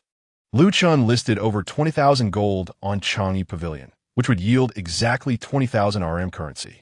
After placing his order, he awaited purchases from other players. Chen exited the game, his consciousness returning to his rented apartment. Upon removing his helmet, his phone vibrated, indicating a message from a bank. Industrial and Commercial Bank. On June 1st, 2025, at 1933, your account ending in 2888 received an income of 20,000 yuan, with a balance of 20,485.42 yuan. Lu Chen was somewhat astonished. The 20,000 gold coins he had just listed on Changi Pavilion were snapped up in an instant. It appeared that within the realm of true Sky Dragon, there was no shortage of wealthy players willing to spend lavishly. The extravagance was palpable. A slight smile graced Lu Chen's lips, his spirits lifted. With over 20,000 yuan now in his bank account, he felt a sense of relief that he hadn't experienced before. Additionally, he still possessed 50,000 gold coins in true Sky Dragon, coupled with a hundredfold return system, foreshadowing a future where he could continue to amass wealth through relentless gold farming. Life was gradually improving, and the future brimmed with promise. Chapter 35. Good news about my sister. It has not been easy, but I must continue to strive. There are 2 missed calls on my phone, one of which is from my sister's attending physician. A wave of panic washes over me. Could it be that my sister's condition has deteriorated? Please no. She is my only sibling, and we have grown up depending on each other. Even after the accident that left her in a vegetative state, I refused to give up. I sold my house and car, doing everything within my power to secure her ongoing treatment. I immediately dialed the attending physician's number. After 2 beeps, the call connected swiftly. Dr. Zhang, I apologize for not answering your call sooner. I was preoccupied. How is my sister? Has her condition worsened? My words tumbled out in a rush, my voice laced with urgency. Dr. Zhang, an elderly gentleman with snowy hair, chuckled at my anxiousness. No, it is not as you fear, young man. I bring you good news regarding your sister. The phrase good news instantly eased the tension in my heart. Please, Dr. Zhang, do tell me. Understanding my eagerness, Dr. Zhang replied directly, your sister's condition has improved somewhat. There is a faint response in her brain waves. I was taken aback, then elated. My sister had sustained severe trauma to her head during the accident, causing her brain to jolt violently within the skull, resulting in contusions, intracranial bleeding, and damage to critical areas such as the cerebral cortex and brainstem, factors that hindered her consciousness and neural signaling, leading to her vegetative state. The fact that there are now slight brainwave responses indicates that the treatment over the past year has yielded some positive effects. Perhaps her consciousness is gradually returning, and once it is fully restored, she may awaken. This news is nothing short of monumental for me. Indeed, June 1st has proven to be a day of double blessings. I activated a hundredfold reward system in a game, and now, my sister's brain waves, which have been silent for so long, have finally shown signs of life. Thank you, Dr. Zhang. I am immensely grateful for the efforts of you and your staff. Before I could finish my expression of gratitude, Dr. Zhang interrupted with a smile. Ah, young man, there is no need for such formalities.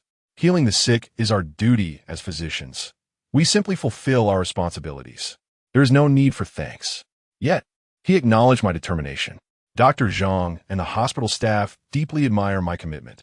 After all, the treatment costs over 200,000 a month, an amount that is far beyond what an ordinary person could bear. Most would have long since given up.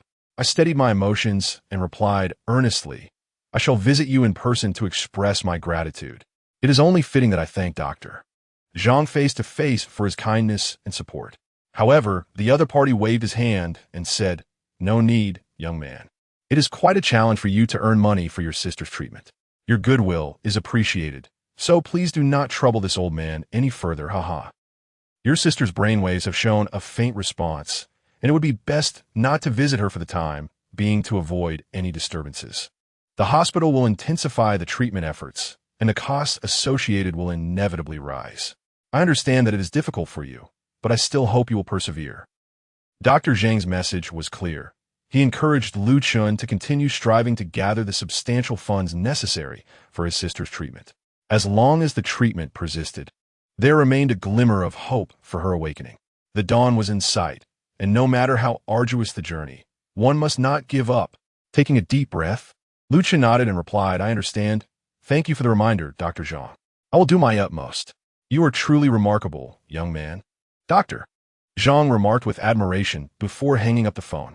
At that moment, a smile illuminated Lu Chen's face, a blend of joy and a hint of confidence. Over the past year, He had borne the weight of exorbitant treatment costs every month, which had been no small feat.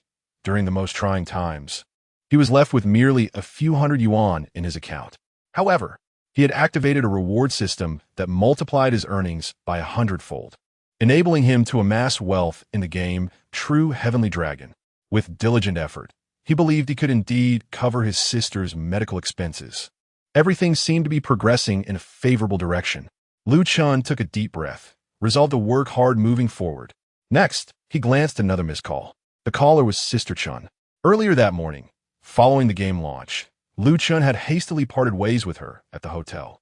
A few hours ago, Sister Chen had called, and there were several messages from her on the QQ app. Sister Chen, Chen, are you busy? Why aren't you answering your phone? I bought the game helmet for True Heavenly Dragon as well. Which server are you in? I tried on the helmet, and it felt quite good, sparking interest in me. Someone who was previously indifferent to games. I just don't know how to play. It turned out Sister Chen had messaged to inquire about Chen's server. Chen responded with a smile. Apologies, Sister Chen. I was immersed in True Heavenly Dragon and couldn't take your call. I'm in the Xian Qing Yuan server. My username is Shuijing Tianxia. You can search for it, but I'm offline at the moment.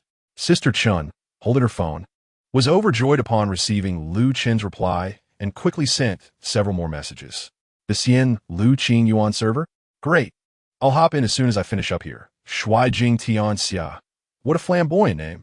But I can attest that you live up to it. Haha. Chen, would you guide me this evening? I'm new and a bit lost. Sister Chen wished for Chen to assist her in navigating the game that night. After a moment's hesitation, Chen politely declined. I'm sorry, Sister Chen. I've been playing for over 10 hours today and am quite fatigued. I haven't eaten yet, so I plan to rest well tonight. Do explore on your own for now. Chen spoke truthfully. He was no machine, and after a tiring gaming session, it was essential to take breaks for meals and rest. Moreover, he has nearly completed all the tasks he was meant to undertake in the game today, so he plans to rest well tonight, rejuvenating his spirit in anticipation of tomorrow. Alas, Chen Jie feels a pang of sadness and regret. She decides to end the conversation. Bidding farewell, Chen says goodbye to Chen Jie and continues to peruse the unread messages on the QQ software. As his primary occupation is that of a fashion model, he has joined numerous work groups and acquired contacts of various employers. Consequently, there are a plethora of unread messages awaiting him on the QQ platform. Men's Fashion Model Recruitment Group, Agent Li Lei, Brothers, a new clothing store, Sun Yo, has opened in the North City Square and is in need of 7 models for the first 3 days of its opening. The remuneration is 1,500 per day, including food and accommodation. If interested, please contact me. Now fully staffed. No further recruitment. Yi Cool District Manager.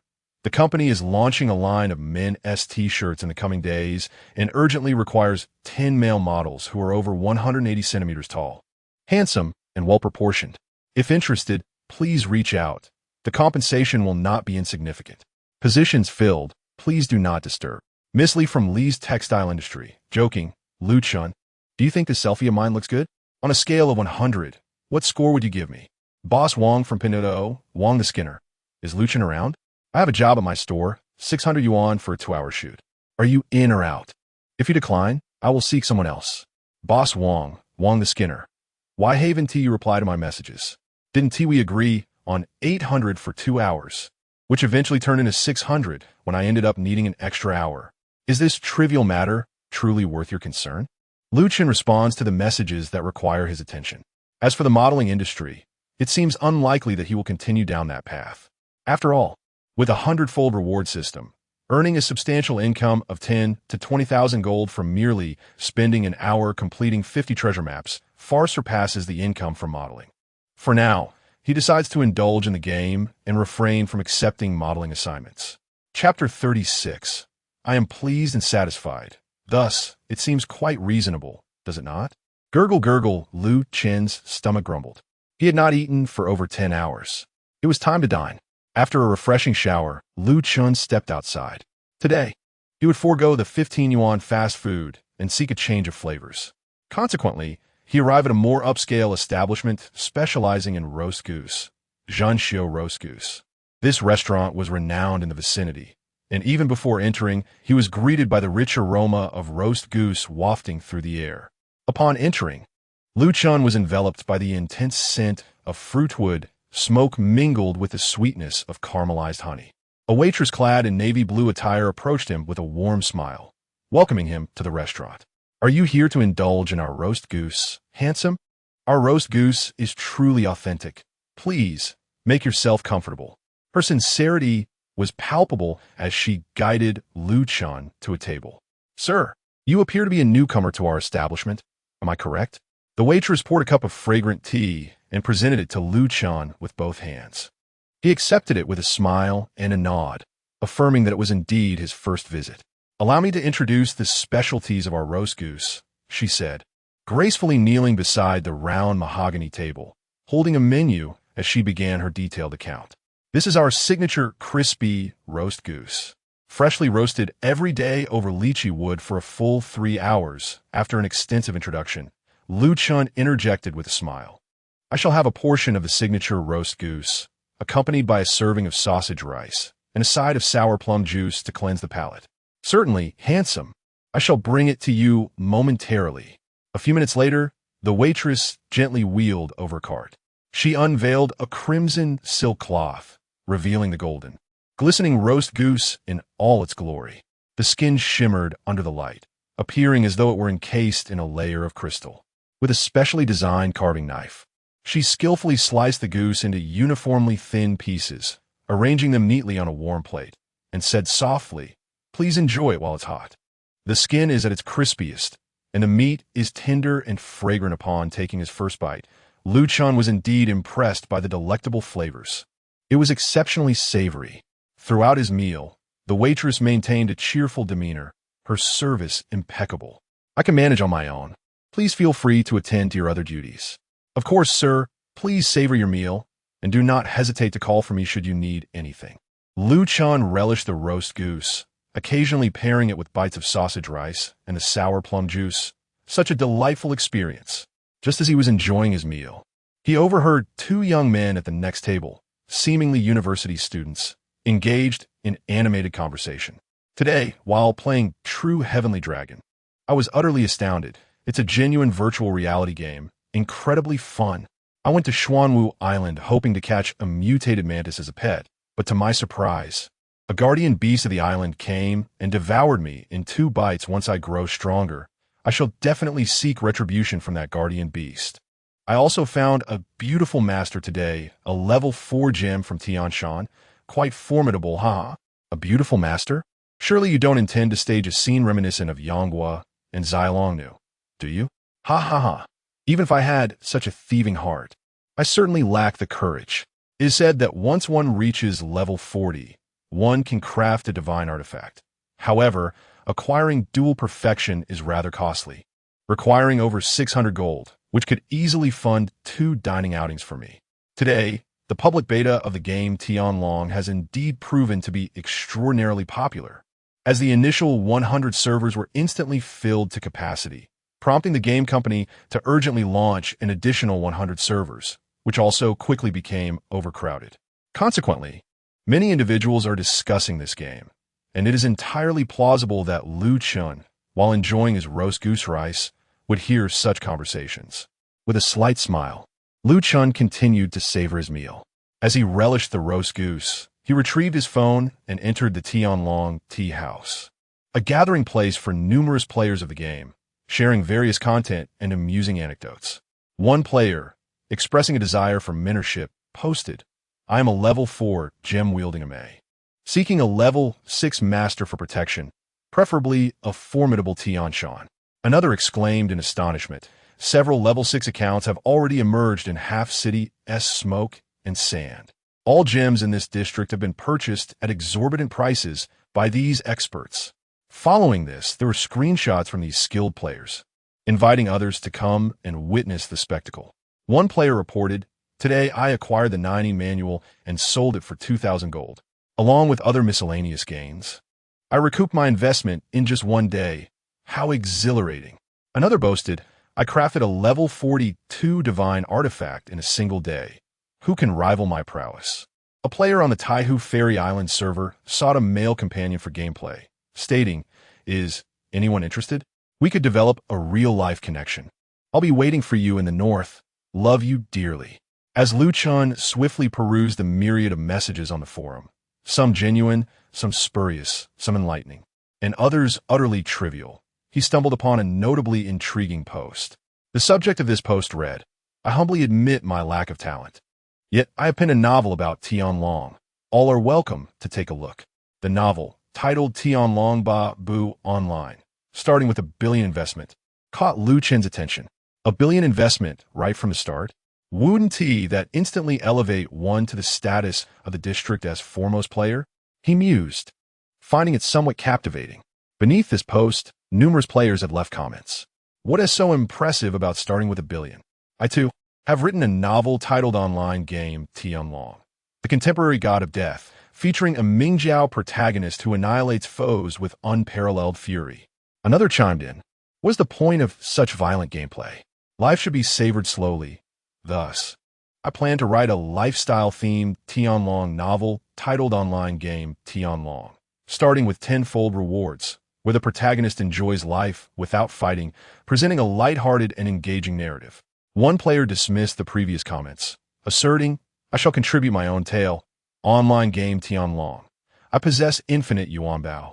ISNT infinite yuanbao, far superior to merely investing $1 billion? The contemporary god of death and tenfold rewards pale in comparison." Yet another declared, "I will join the trend with my own story. Titled Online Game Tianlong. I can cash out experience. The protagonist can convert experience into RM currency, with greater experience yielding even more RM, allowing him to invest in level 7 or 8 gems, decisively overpowering the elite." Lu Chen couldn't help but twitch his lips in amusement. The game Tianlong, having just entered public beta, has already inspired passionate players to begin writing novels about it, and they appear to be of commendable quality. Intrigued, he considered exploring these works when time permitted. With a chuckle, he continued to enjoy his roast goose while browsing the forum. After a little over 10 minutes, he let out a contented burp, having devoured most of the entire roasted goose on the table. How delightful! Lu Chen rose from his seat, and the waitress promptly approached him with a warm smile, softly inquiring, "Sir, have you finished your meal?" Lu Chen nodded slightly. "Would you like me to pack the remaining food?" On the table, the roasted goose and the wax sausage rice had been nearly consumed, leaving only half a bottle of sour plum juice. There was no need for a takeaway. "No, thank you. I would like to settle the bill." The waitress quickly guided Lu Chen to the front desk for payment. "Hello, sir. Your total expenditure is 668 yuan. Lu Chen was not taken aback by the price. The roasted goose was indeed delectable and worth every penny. "All right, let's settle the bill." Ding. After completing the transaction, Lu Chen, in a particularly good mood that day, casually placed a red bill on the counter. "What is this?" The waitress was momentarily perplexed, as Lu Chen had already paid. Yet he had given her an additional bill. Lu Chen beamed, his smile as refreshing as a spring breeze. "I find your dishes delightful, and the service is excellent. This is a small tip for you, which you rightfully deserve." Today was a day of double happiness for Lu Chen. He was in high spirits after enjoying his meal at the roasted goose shop and was thoroughly pleased with the waitress's service. It seemed only reasonable to offer a little gratuity, did it not? Chapter 37. The Gem Melting Talisman. A single task earned a staggering 100,000 gold. The young waitress stared in disbelief, her eyes wide with astonishment and delight. While it was not uncommon for affluent patrons to bestow tips upon waitstaff during payment, these gestures typically came from middle-aged men with a portly demeanor, resembling successful businessmen, rather than from youthful individuals like Lu Chen. Generally, many 20-year-olds are still pursuing their studies, leading to a rather tight budget for living expenses, which makes the act of dining out, and consequently tipping, quite rare. Thus, the waitress's astonishment and joy were entirely understandable. A tip of 100 yuan is considered substantial in the country, almost equivalent to her earnings for half a day's labor. "Thank you, handsome." "No, thank you, boss." The waitress, without pretense, promptly bowed in gratitude, her voice tinged with unmistakable joy, her smile radiating sincerity and warmth. "Safe travels, boss. We look forward to your next visit." At that moment, Lu Chen had already exited the Jinxiu roast goose restaurant, lightly waving his hand in response to the waitress. His back turned to her. He had not ventured far when he faintly overheard the waitress exclaiming, "This young gentleman is not only handsome, but possesses a kind heart as well." Having satiated his hunger and thirst, Lu Chen returned to his rented room. Initially, he contemplated indulging in some gaming, but reconsidered the idea.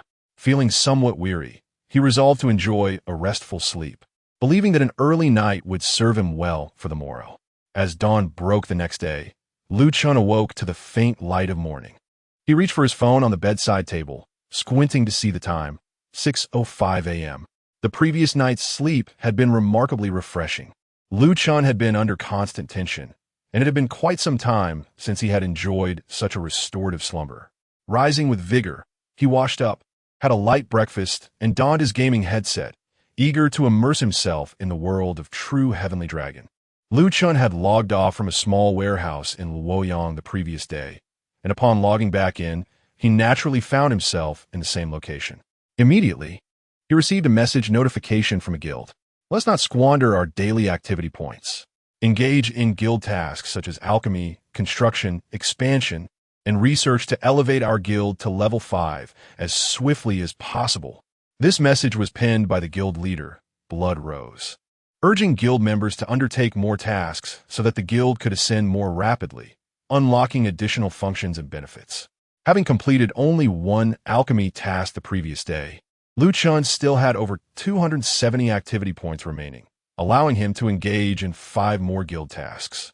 Thus, he decided to clear his activity points first. Making his way from the warehouse to the Luoyang Square, he approached the guild NPC for dialogue and entered the enchanting guild city of Rose Dream, commencing his tasks with zeal. Alchemy, expansion, construction, research. He diligently completed each task once. Players earn several thousand experience points and guild contributions upon finishing guild tasks. These contributions can later be used in the guild shop to acquire rare items or enhance life skills. While completing a construction task, Lu Chen unexpectedly received 100 gem melting talismans. Players can utilize their active points to complete guild tasks, which provide a certain probability of acquiring gem melting tokens. The sole means of obtaining them. Lu Chen, with a stroke of luck, completed 5 guild tasks and secured 1 token, which, with a hundredfold reward, multiplied to a staggering 100 tokens, a total of 100 gem melting tokens. As the game has just launched, players are in urgent need of resistance-reducing gems to diminish the resilience of wild monsters. Thus, the price of melting tokens is exceedingly high. Just yesterday, Lu Chen purchased 2 melting tokens at the bank for a sum of 2,000 gold.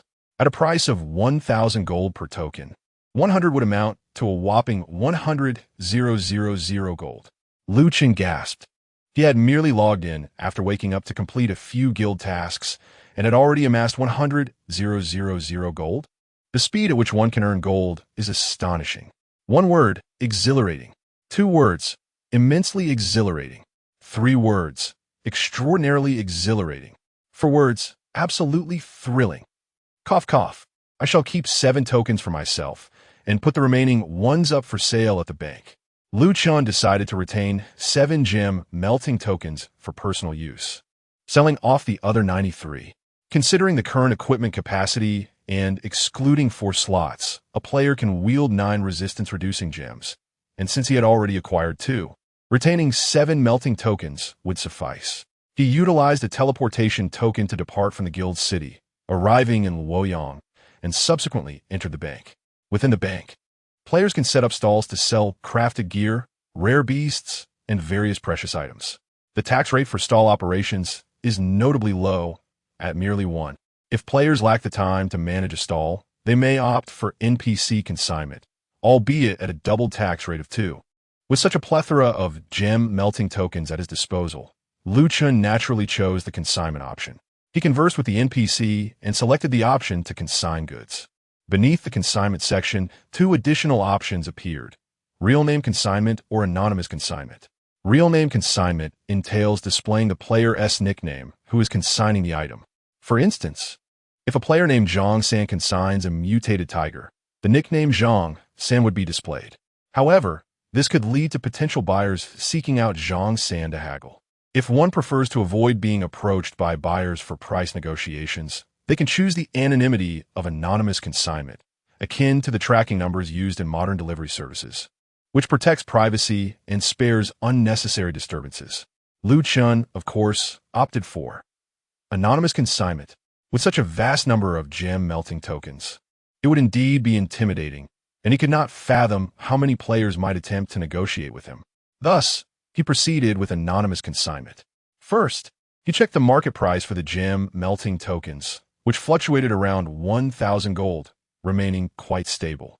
Consequently, Lu Chen anonymously consigned 93 gem melting tokens at a price of 1,000 gold each. With clear pricing, he merely awaited interested players to make their purchases.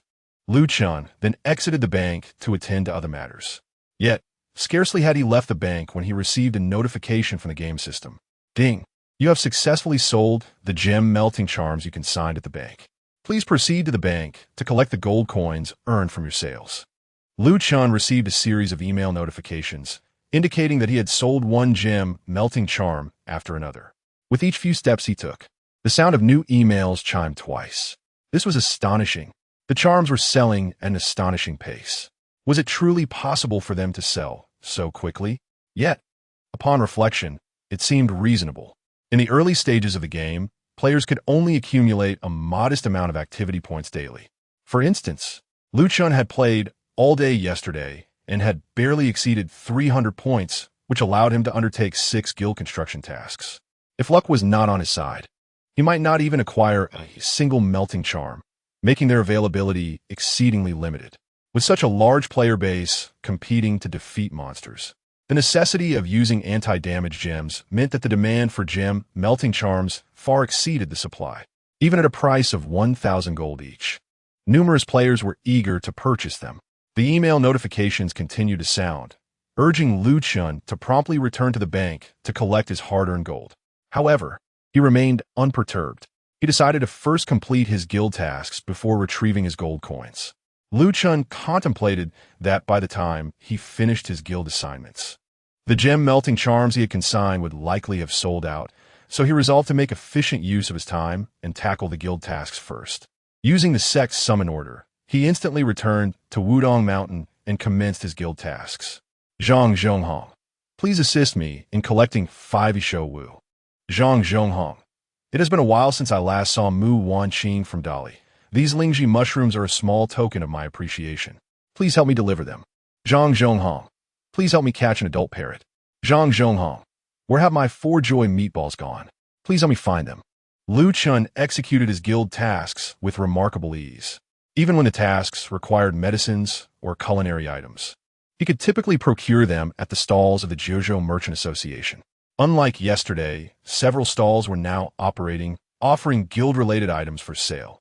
In just half an hour, Lu Chen completed today's 20 guild tasks, earning rewards that included 100 gem synthesis charms, 100 will-o'-the-wisp springs, 100 wind beast pills, along with a substantial amount of experience points and over 1,000 gold coins.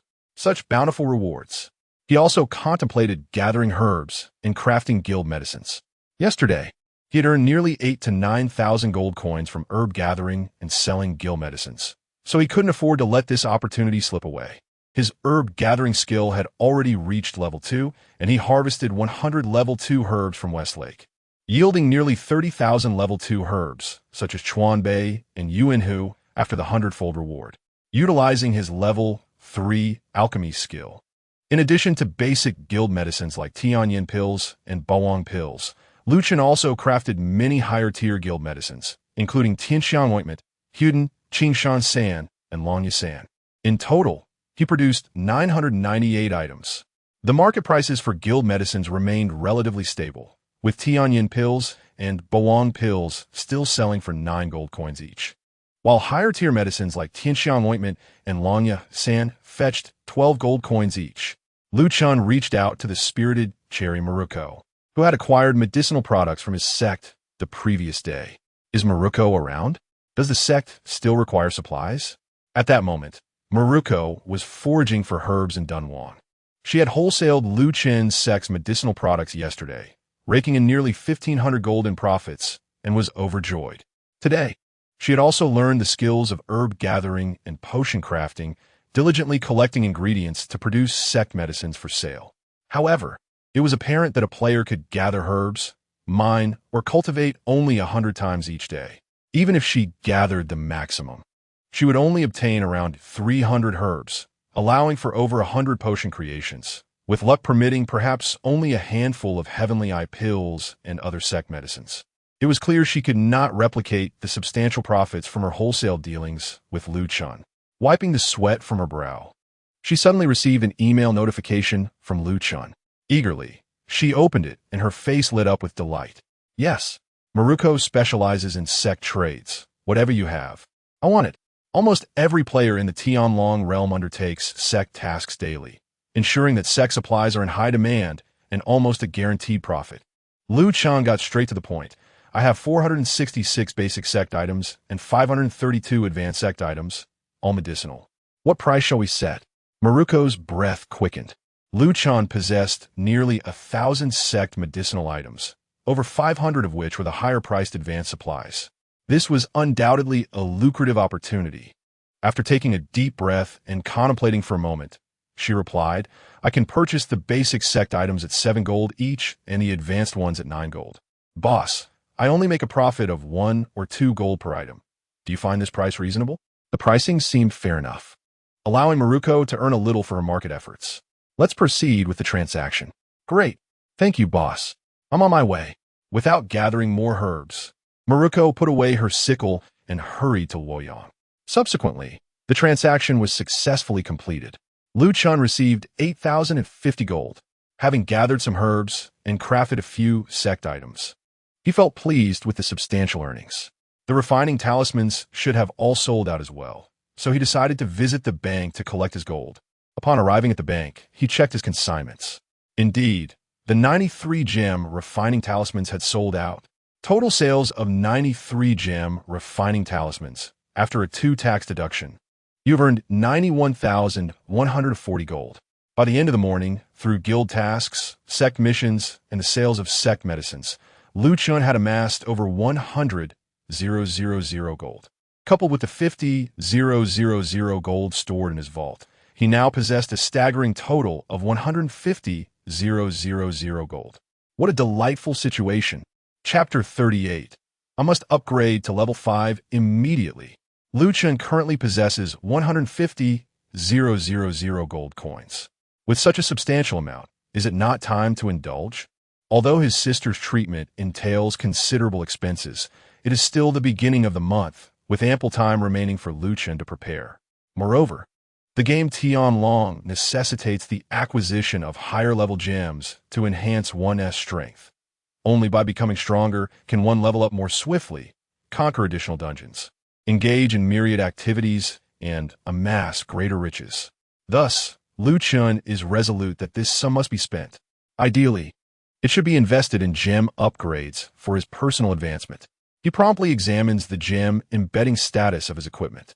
A character has a total of 14 pieces of gear, and upon reaching level 65, can equip a soul weapon, bringing the total to 15. Previously, he had successfully acquired 8 level 5 red gems, 8 level 5 blue gems, 2 level 5 purple gems, 2 emeralds, and 2 level 4 blue gems, totaling 22 gems. The initial embedding of 3 sockets in 14 pieces of equipment requires 42 gems. Subtracting the 22 he has already acquired leaves a deficit of 20 gems. Can 150,000 gold coins suffice to embed 20 level 5 gems? Lu Chen ponders and calculates meticulously. Soon, he reaches a conclusion. Indeed, it is feasible.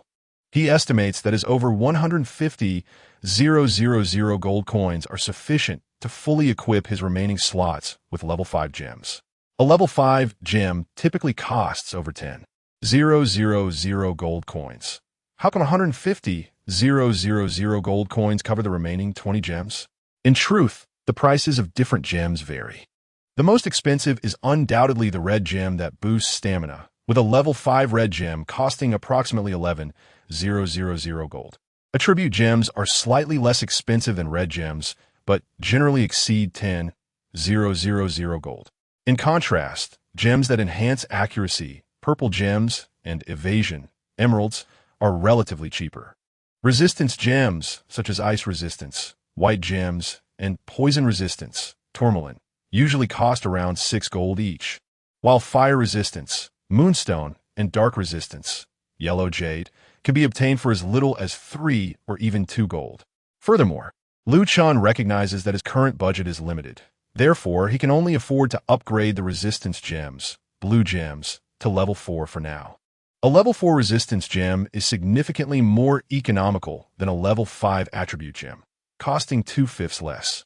Additionally, Chen still has over 200 gem synthesis scrolls and thousands of various gems amassed from recent dungeon runs. Considering all these factors, theoretically, his 150,000 gold coins should be sufficient to fully equip his gear with level 5 gems, with the exception of the ice resistance, which will be level 4. Well then, let us proceed to upgrade to level 5. Immediately, Chen makes a decisive choice and promptly retrieves all the usable level 1 gems and synthesis scrolls from his inventory. However, he suddenly finds himself in a quandary, uncertain about which type of resistance to prioritize. His inventory contains 400 white gems, ice resistance, 500 tourmalines, poison resistance, 500 moonstones, fire resistance, and 600 yellow jades, dark resistance. Which type of resistance should he focus on for his martial arts? Or should he diversify and invest in a mix of resistances? Chen shakes his head. A mixed resistance strategy lacks significance, as one cannot be impervious to all. It is far more advantageous to specialize in a singular primary resistance. One must contemplate which gemstones to embed into the 4 sockets of their armor in advance. After much deliberation, Chen ultimately resolved to inscribe the mystical resistance onto his armor. Indeed, he opted for the rather obscure mystical resistance. In the realm of Tianlong, the most sought-after resistances are typically ice and poison, with a plethora of players favoring these attributes. Fire resistance follows, and only then does mystical resistance come into play. Given the prevalence of ice and poison resistance, players from those primary factions often strive for significant reductions in these resistances. Thus, if Chen were to merely inscribe a solitary ice or poison resistance on his armor, it would hold little value. It would be far more prudent to select the less popular mystical resistance, which, while not needing to be exceedingly high, can effectively counter a considerable portion of the Wudong, Shaolin, Murong, Amei, and Tianlong factions. Among the 10 major factions of Tianlong, half are associated with mystical attacks. Furthermore, the price of yellow jade is exceedingly low, obtainable for merely 2 or 3 gold coins, making it an incredibly cost-effective choice. Thus, mystical resistance it shall be. Chen resolved to proceed with inscribing mystical resistance. He promptly began to scour the stalls to procure an assortment of first-level gemstones.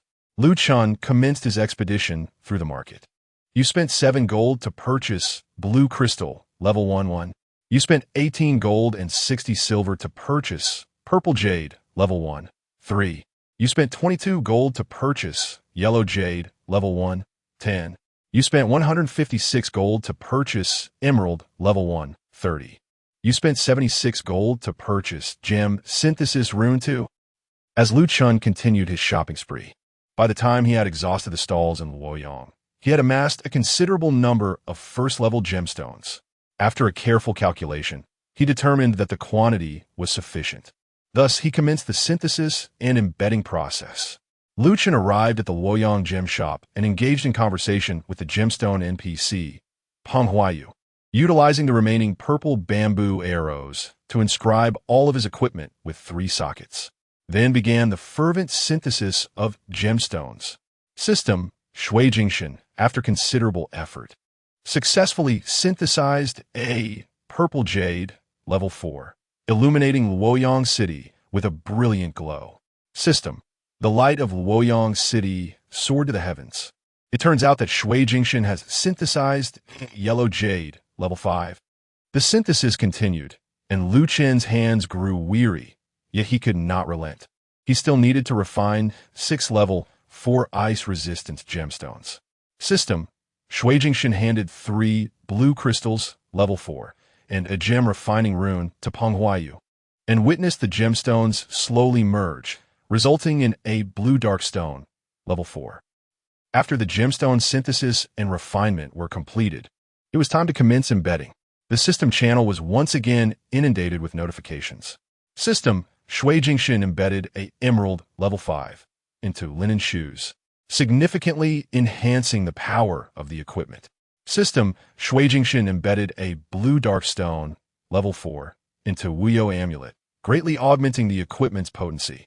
After a flurry of activity lasting several minutes, Chen finally adorned his equipment with gemstones. In total, he had embedded 42 gemstones, with all but the resistance stones being of level 5. He had transformed into a genuinely formidable Wudong warrior, fully equipped with 5-level enhancements. If the ice resistance reduction is also 5, it can be termed as a limit of 5. Chen currently possesses a full 5. He donned all his equipment, and his personal attributes underwent a significant transformation. Character: stunningly handsome, level 50 health cap, 64, 598 ice attack, 960 ice resistance reduction, 280 ice resistance minimum, 0 mystic resistance, 300 internal power attack, 603 hit rate, 12 568 dodge, 4 197 critical hit, 27 critical defense, 20. Since Chen had previously maxed out his 5-level red gems and 5-level blue crystals, his health and ice attack remained unchanged. The primary alterations were evident in his ice resistance reduction, mystic resistance, hit rate, and dodge. A single 4-level blue dark stone increases his ice resistance reduction by 35 points, and Chen has embedded 8 of them, totaling 280 points. Do not underestimate this reduction. It is only the second day since the server opened, and how many players possess the ability to fully equip with 4-level resistance reductions. Furthermore, the current player levels are generally low, and resistances are typically not high.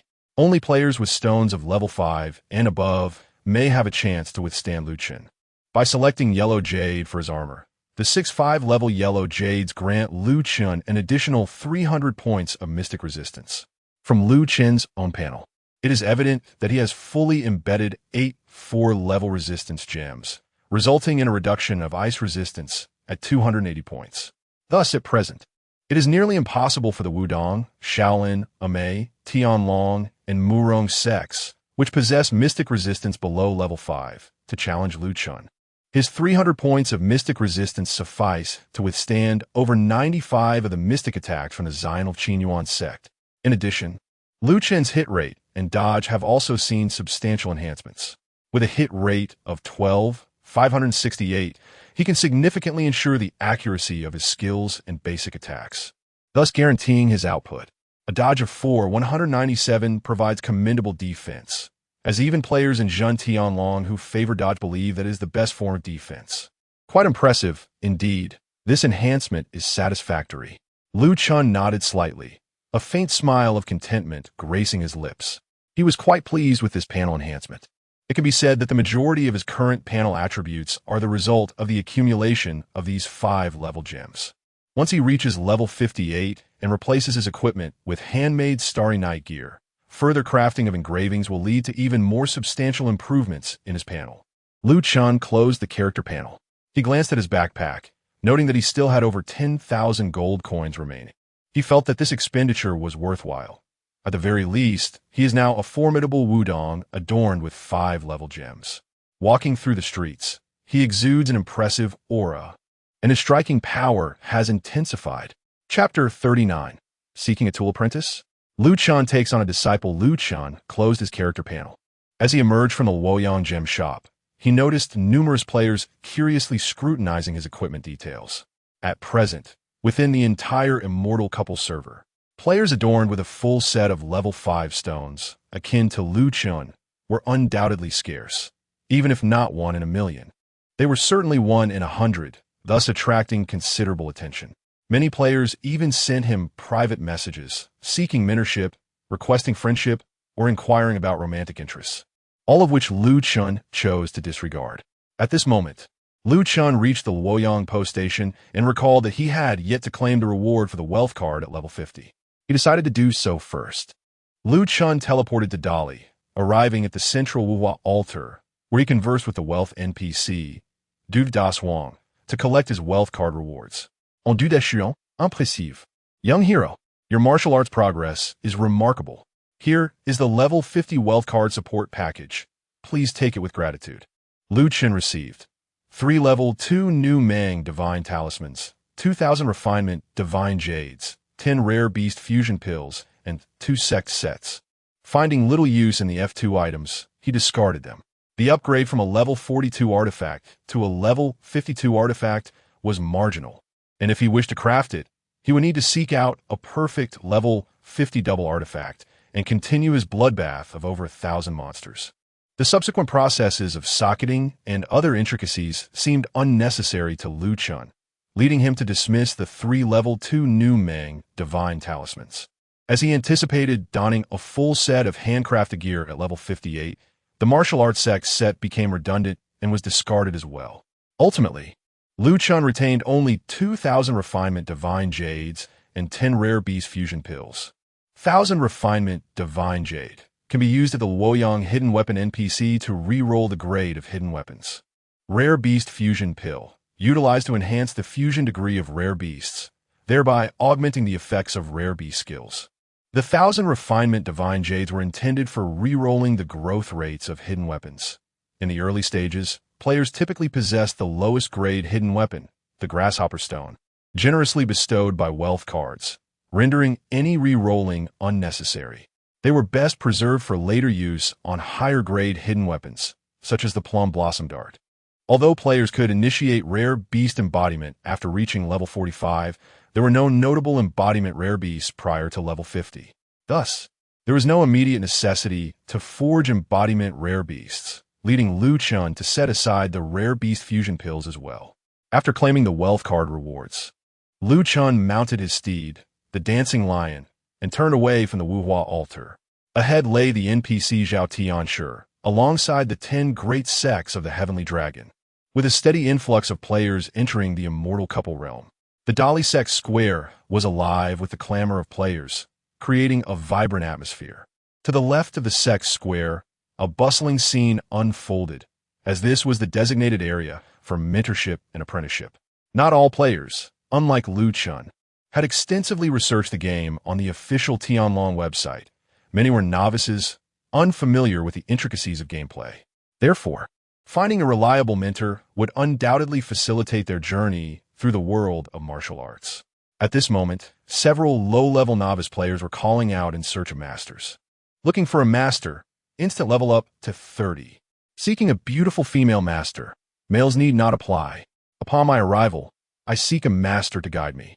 Someone who can assist in leveling up and acquiring experience. I am self-sufficient in my daily life and only desire the coveted black tiger beast egg after becoming a disciple. The relationship between master and disciple is mutually beneficial. A disciple gains a satchel, celestial elixirs, gem synthesis scrolls, golden silkworm threads, and a black tiger beast egg upon apprenticeship. The master, in turn, earns virtue points and experience.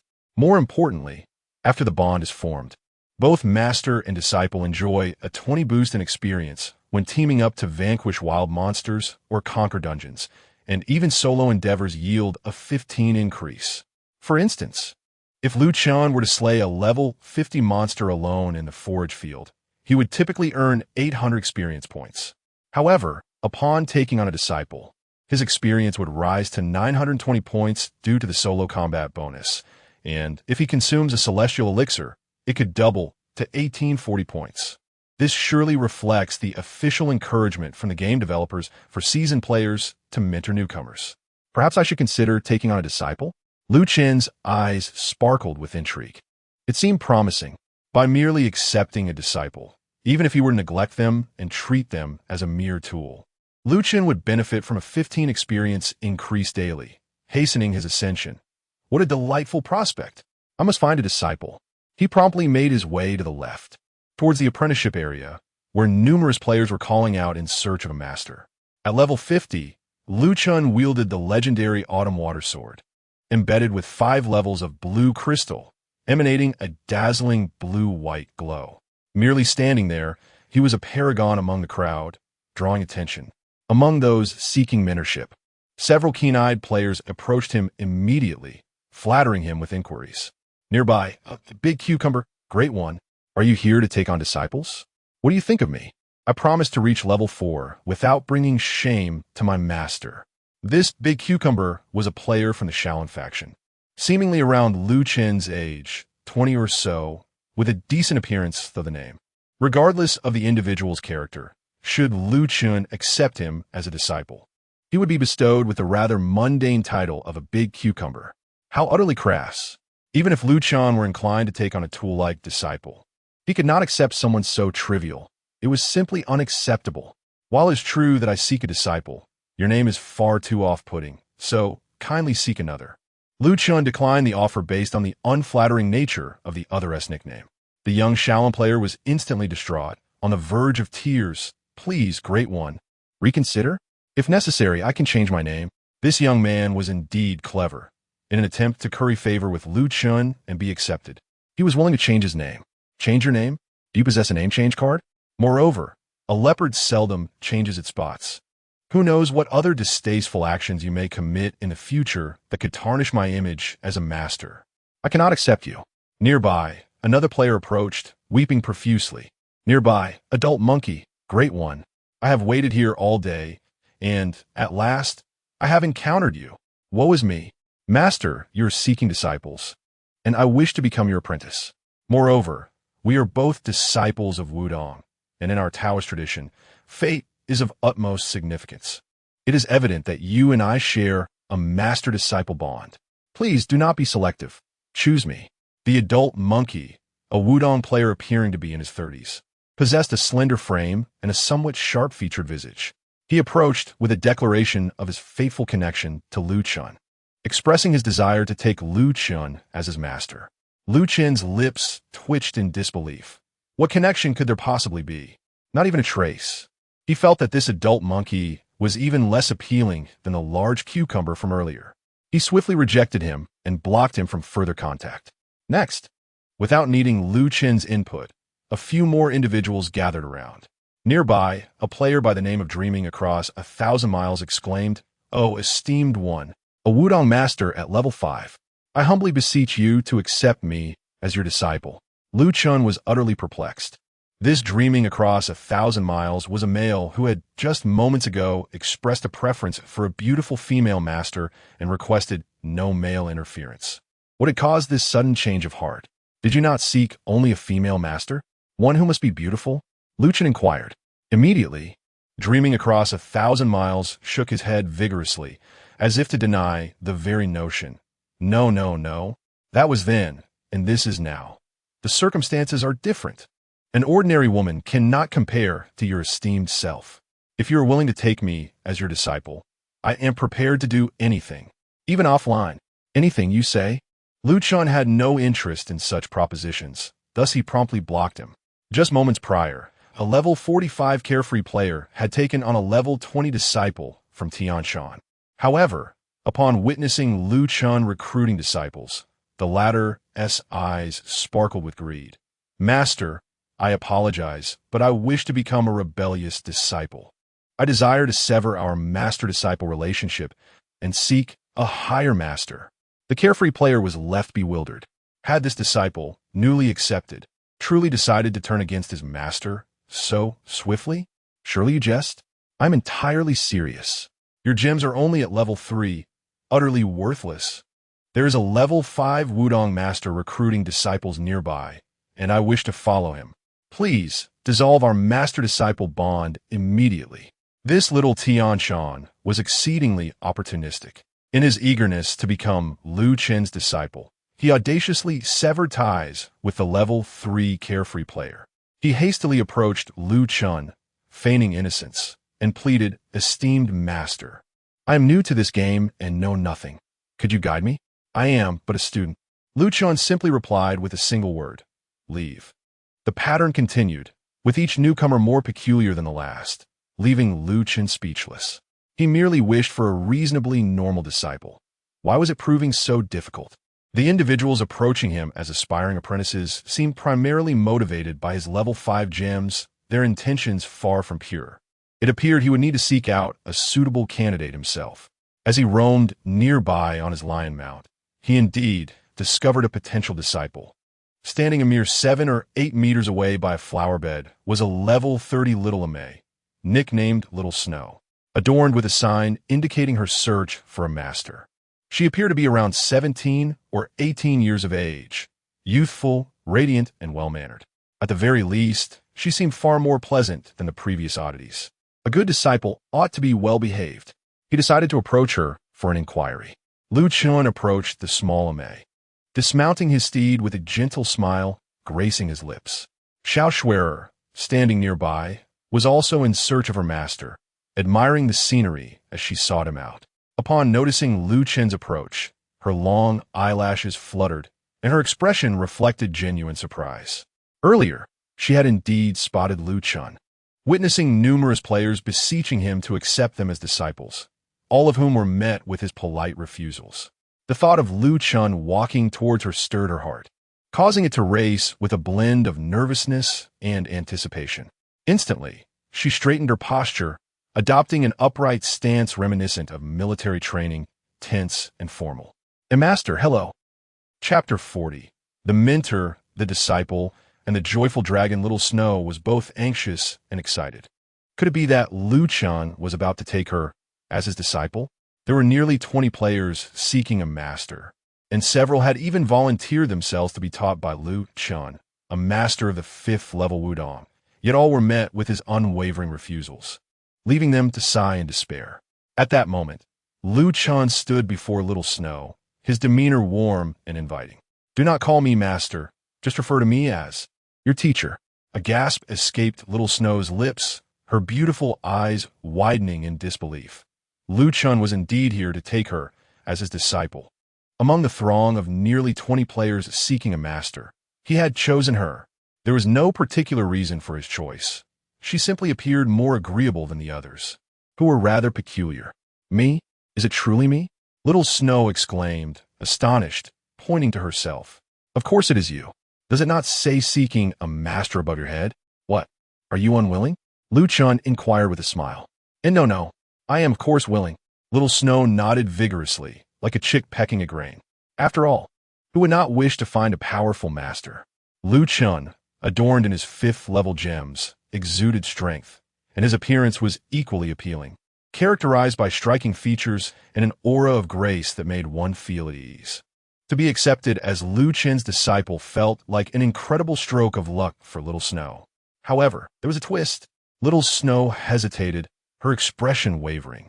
Lu Chen chuckled. "What is it? If you have a concern, do not hesitate to voice it." Little Snow looked up at Lu Chen, taking a deep breath before speaking. "I have a friend I play with. My close companion." "Close companion?" Lu Chen's smile faltered slightly, taken aback by this unexpected term. He had not anticipated such a word to arise. What relevance did Little Snow's companion have to her apprenticeship? Little Snow clarified, "My friend is a star constellation player who just joined the game this morning. She is a bit behind me, currently at level 29. Still completing quests at Arai Lake, but she should be returning to Dali soon. We had agreed to find the same master, so that we could undertake dungeons or hunt monsters together." "Ah, I see." Lu Chen chuckled. Little Snow had a companion, and she wished to wait for her to join in seeking the same master. Indeed, it would facilitate their future adventures together. What a trivial matter. If your friend does not mind, she may also take me as her master. Whether it is one disciple or 2, it matters not, Lu Chen assured, feeling no burden in accepting both. "Really? Is that truly possible?" Little Snow exclaimed, her delight palpable. Lu Chen was unbothered by the prospect of taking on 2 disciples. "Of course. Ha, that would be splendid." Little Snow was nearly bouncing with joy, overwhelmed by the fortune of having found such a powerful, handsome, and amiable master in Lu Chen, and even managing to include her friend in the process. Xiao Xue could not help but stifle a laugh. When her best friend laid eyes on the exceptional master she had discovered, she would surely be left utterly astonished. You should inform your friend that we are waiting for her here, Chen suggested, settling down to meditate in anticipation. Xiaoxue mentioned that her friend was engaged in a main quest at Arai and had already reached level 29, confident that she would complete it and ascend to level 30 in just a few minutes before returning to Dali. A splendid master. I shall urge her to hasten. Without delay, Xiaoxue sent an email to her friend. Meanwhile, at Arai, a young starlet named Xia Meifeng was busy combating the spotted leopards. Clad in the initial attire of her faction, she obscured half her face, yet her youthful beauty was unmistakable. With a name like Xiaoxue and another like Xia Meifeng, it was no wonder they were close friends. At last, I have vanquished 10 spotted leopards. This must be the final task at Arai, Xia Meifeng mused, glancing at her experience bar. Once she submitted the task of defeating the 10 leopards, she would achieve level 30. I must expedite the task. Xiaoxue must have been waiting in Dali for quite some time. Xia Meifeng mounted her steed and sought out the NPC to submit her quest. Just then, a notification chimed, indicating she had received a message from her friend Xiaoxue. Email, Xiaoxue. How's it going, sister? Are you nearing the completion of your main quest? I am here in Dali waiting to apprentice. Xia Meifeng promptly replied, I am running to submit the final task. I will be level 30 shortly. Xiaoxue soon sent another message. Haha, I have fantastic news, monumental news. Laughing, joyful, Xia Meifeng paused momentarily, perhaps sensing a connection between them, as she could almost feel Xiaoxue's excitement and joy through the email. What splendid news! Has she found a master? Earlier, they had discussed the quest for a master, and Xiaoxue had remained at the apprenticeship location in Dali, waiting for Xia Meifeng to level up while seeking a mentor. Thus, Xia Meifeng speculated that Xiaoxue's good news was indeed the discovery of a master. Indeed, I have found an excellent master, and he has agreed to accept us both as apprentices. He is not only handsome, but also exceptionally kind. Eyes sparkling, as I suspected. Xia Meifeng replied with a smug expression. Yet, she was left somewhat puzzled. Could this truly be considered monumental news? For Xia Meifeng, the primary motivation for seeking a master was to acquire the apprenticeship rewards. For instance, upon becoming an apprentice, players receive a 60-item slot in their inventory, a 60 material slot in their storage, and at level 45, they can obtain a Black Tiger Rare Beast Egg. The Black Tiger Rare Beast Egg was what Xia Meifeng desired most. Of course, it would also be ideal if her master could provide some assistance, guiding her through levels and dungeons. She too wished to view her master as a means to her ends. Such thoughts were quite natural. It was only human, and Chen's initial intentions had been somewhat similar. In her perspective, finding a master was merely a matter of selecting any suitable candidate. Even if they had to manage their own lives and were not accompanied in monster hunting or leveling up, it was of no concern. Once they reached level 45 and obtained the coveted Black Tiger Beast Egg, they would graduate and become mere passersby. Xiaoxue quickly responded with excitement. This undoubtedly qualifies as monumental news. Today, I was fortunate enough to encounter such a remarkable master. Little B, still somewhat puzzled, replied, Sister, your praise for this newly found master seems excessively high. I think of him merely as a tool. Isn't that what a master essentially is? Xiaoxue immediately retorted, No way. How can you say that, sister? His acceptance of us as disciples is our stroke of luck. You have no idea how many people sought to apprentice here and were turned away. Countless individuals would be envious of our opportunity. Little B pursed her lips, finding Xiaoxue's enthusiasm for this yet unseen master rather exaggerated. Sister, what kind of person is this master really? Her curiosity piqued as she pressed Xiaoxue for details.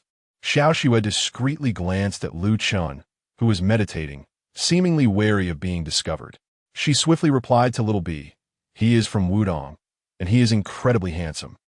You'll understand once you come to Dali. All right then, since I have completed the tasks at Arai and reached level 30, I shall return to Dali to see what this master of yours looks like. Upon reaching level 30, Little B promptly activated the city return skill for Dali. After a brief 10 seconds of anticipation, she arrived back in Dali. Summoning her mount, she made her way directly to the location of the master's discipleship. as she had yet to claim her wealth card reward. Her mount was a land walker, purchased from a merchant in Luoyang for a mere gold piece. The land walker resembled a giant ground chicken, lumbering along with its large wings flapping, moving at a speed boost of 20. Moments later, Littleby finally reached the apprenticeship site. Spotting her friend Xiao Xue from several meters away, alongside Lu Chen, who was meditating. This must be the master Xiao Xue had mentioned, and, I must admit, he certainly possesses an appealing appearance. Lu Chen stood as a model at 185 centimeters tall, and the character designs in Zhen Tianlong are derived from real-life figures, making his looks and physique undeniably commendable. Littleby urged her landwalker a few steps closer, waving as she called out, "Sister, I'm back." She approached Xiao Xue and Lu Chen. Though her attention was predominantly on Lu Chen, she immediately noticed the exquisite artifact in Lu Chen's hand, the autumn water sword, which elicited a wave of envy within her. What a stunning artifact! I wonder when I will have the chance to create something like that. Wait, the light emanating from this artifact. Her pupils dilated in astonishment at the radiant blue-white glow of the autumn water sword, which was even more dazzling up close. Nearby, there were several players around level 50 who had crafted divine artifacts and were eager to take on apprentices. However, the artifacts in their possession paled in comparison to the brilliance of Lu Chen's. The reason, of course, was the gemstones. What level of stones was he using?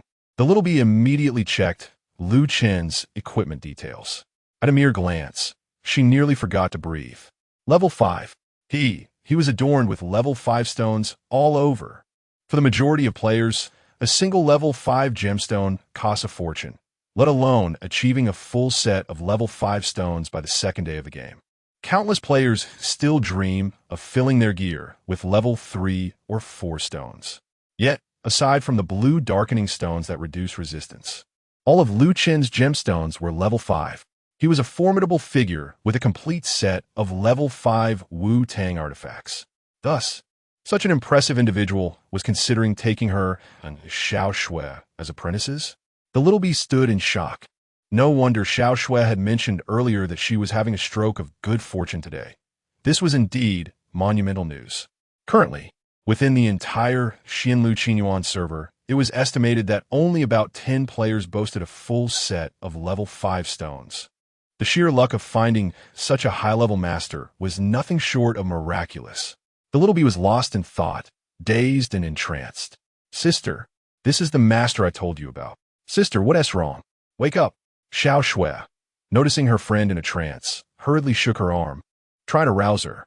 Wait a moment, Xiao Xue, let me calm down." The Littleby took a deep breath and gradually regained her composure, an unmistakable joy illuminating her face. She immediately performed a respectful bow to Lu Chen, clasped her fists, and playfully exclaimed, "Master, please accept your disciple's bow." Huh? Xiao Xue was taken aback. Was he not yet accepting apprentices? What had come over her best friend? Just a moment ago, she had casually stated that masters were merely tools, and now she was so eager to pay her respects, more enthusiastic than herself. "Sister, didn't you say you would treat the master as a tool? Why the sudden change?" Xiao Xue questioned, her curiosity piqued. The Littleby, hearing this, panicked and quickly covered Xiao Xue's mouth, feigning ignorance with a sheepish grin. "A tool? What tool? Xiao Xue, what are you joking about? I'm a tool. I shall forever be the master's tool." Xiao Xue's eyes widened in disbelief. Her friend's capacity for rapid change was astonishing. Just a moment ago, she had declared the master a mere tool, and now she was claiming to be the tool herself. Could she not maintain some dignity? Dignity? Please. What good is dignity when it comes to sustenance?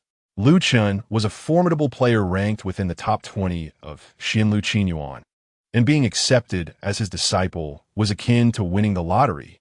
With such a high-ranking master by her side, leveling up and conquering dungeons would surely become a breeze. As they traversed the world, flaunting the title of an illustrious disciple above their heads, Wooden Tea, they navigate the wilderness with unparalleled confidence. Is the pursuit of apprenticeship merely for the sake of rewards? To obtain the coveted black tiger eggs? To abandon the master upon reaching level 45? Such superficiality a narrow-minded perspective, a lack of ambition. I, the little bee, shall steadfastly cling to my master's leg, never to depart from apprenticeship. Lu Chen's lips twitched involuntarily, his expression somewhat peculiar. Why did he sense that this little bee was not entirely earnest? Chapter 41. The Sword Tomb's Second's Monster. Ascending to Wealth. The little bee was eager to take Lu Chen as her master. This left the nearby Xiao Shui'er astonished. Her sister's change of heart was swifter than the turning of pages. Lu Chen ceased his meditation and stood to face the two women, smiling. All right, let us add each other as friends and form a party. Players must first add each other as friends before they can formally engage in apprenticeship. I've added you. Master, now you add me. Done. Xiao Shui'er and the little bee exchanged friend requests with Lu Chen, joining his party. As soon as the little bee entered the group, she couldn't help but exclaim, Master, your health points are astonishingly high. Nearly 65,000.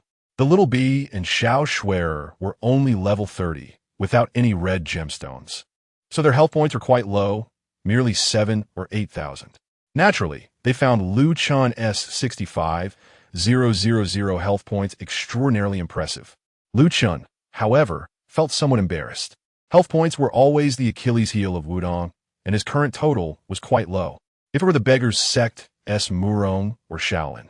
With a full set of level 5 red gemstones, their health points could easily surpass 90,000 or even 100,000.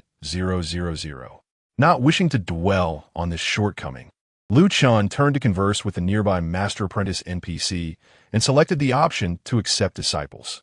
Ahem, I am now conversing with the Master Apprentice NPC to accept disciples. Please consent. Xiao Shui'er and the little bee immediately received the prompt. Do you agree to take the illustrious hero who astonishes the world as your master? The two women consented without hesitation. To hesitate for even a moment would be a disrespect to Lu Chen and a denial of their own understanding. Xiao Shui'er, level 30 MA, has become your disciple. Little bee, level 30 Starry Sky, has become your disciple. Congratulations, you have earned the title, Junior Master. The three officially became master and disciples. Above Lu Chen's head appeared the words Junior Master. Xiao Shui'er and the little bee bore the title of disciples of the illustrious hero, and they were utterly thrilled, especially the little bee, who was overjoyed, bouncing up and down on her mount, nearly rolling with excitement. From now on, I shall carry the title of master above my head. Who would dare to bully me? The Tianlong River and Lake are mine to traverse. Ha ha ha. Xiao Shui'er, however, possessed a simpler mindset, believing that with a good master, her future gaming journey would be far more exciting. Besides the trio of Lu Chen, there were over 20 players in the vicinity seeking to take on apprentices. When they saw the titles above Xiao Shui'er and the little bee, their eyes turned green with envy, feeling a pang in their hearts, wishing they could weep with jealousy. Nearby, a great cucumber, woe is me. The Great One has dismissed my ID and chosen to accept 2 female disciples instead. I have lost due to my ID. How I despise that I chose such an unappealing name. I missed the chance to become a Master's disciple. Nearby, Adult Monkey, the Great One clearly has a connection with me, yet chose these 2 girls. It is blatant favoritism. Nearby, Chasing Dreams for 1,000 miles. How infuriating. Why wasn't he at me? I'm consumed with jealousy. My teeth are about to shatter. In the vicinity, a player named Baby Y beseeched the illustrious master, Lu Chen, to accept him as a disciple, expressing his eagerness. The area around the apprenticeship site was rife with the lamentations of numerous players, all yearning to become Lu Chen's pupil. Yet many were left wanting, as they lacked the requisite affinity. For Lu Chen, the primary motivation behind accepting disciples was the prospect of a 15 to 20 experience boost. Among the eclectic array of players, he found a certain appeal in Xiaoxue and subsequently took her and her friend under his wing. Beyond mere experience enhancement, a master guiding their disciples through levels or witnessing their ascension to higher ranks would receive substantial rewards in terms of virtue and vice points. These points held significant utility, as they could be exchanged for experience at the apprenticeship NPC or used to procure crafting schematics or identification scrolls from the virtue merchant in Suzhou. Additionally, they provided the means to cleanse one's weapon. If a player had killed others in the wild and acquired a stained weapon, they could visit the fortune teller NPC in Suzhou, spending 2,000 virtue points and 5 gold to cleanse it, an invaluable asset for Lu Chen's future endeavors. Thus, taking on 2 disciples proved to be a decision laden with benefits, offering nothing but advantages. For the disciples themselves, the rewards were plentiful. They could claim various prizes post-apprenticeship. Presently, Xiao Xue and Zia Meifeng had both received the rewards for reaching level 30, including a leather pouch and a rosewood box, enhancing their inventory by 60 slots, superior to the 50 slots provided by the wealth card. Upon reaching level 45, they would be entitled to a rare black tiger egg, which could hatch into a formidable black tiger. While these material gains were noteworthy, the most significant advantage remained the Master's guidance in leveling up. At this moment, Xiao Xue, feeling the envious gazes of fellow players around her, experienced a hint of discomfort and turned to Lu Chen, inquiring, "Master, where shall we venture next?"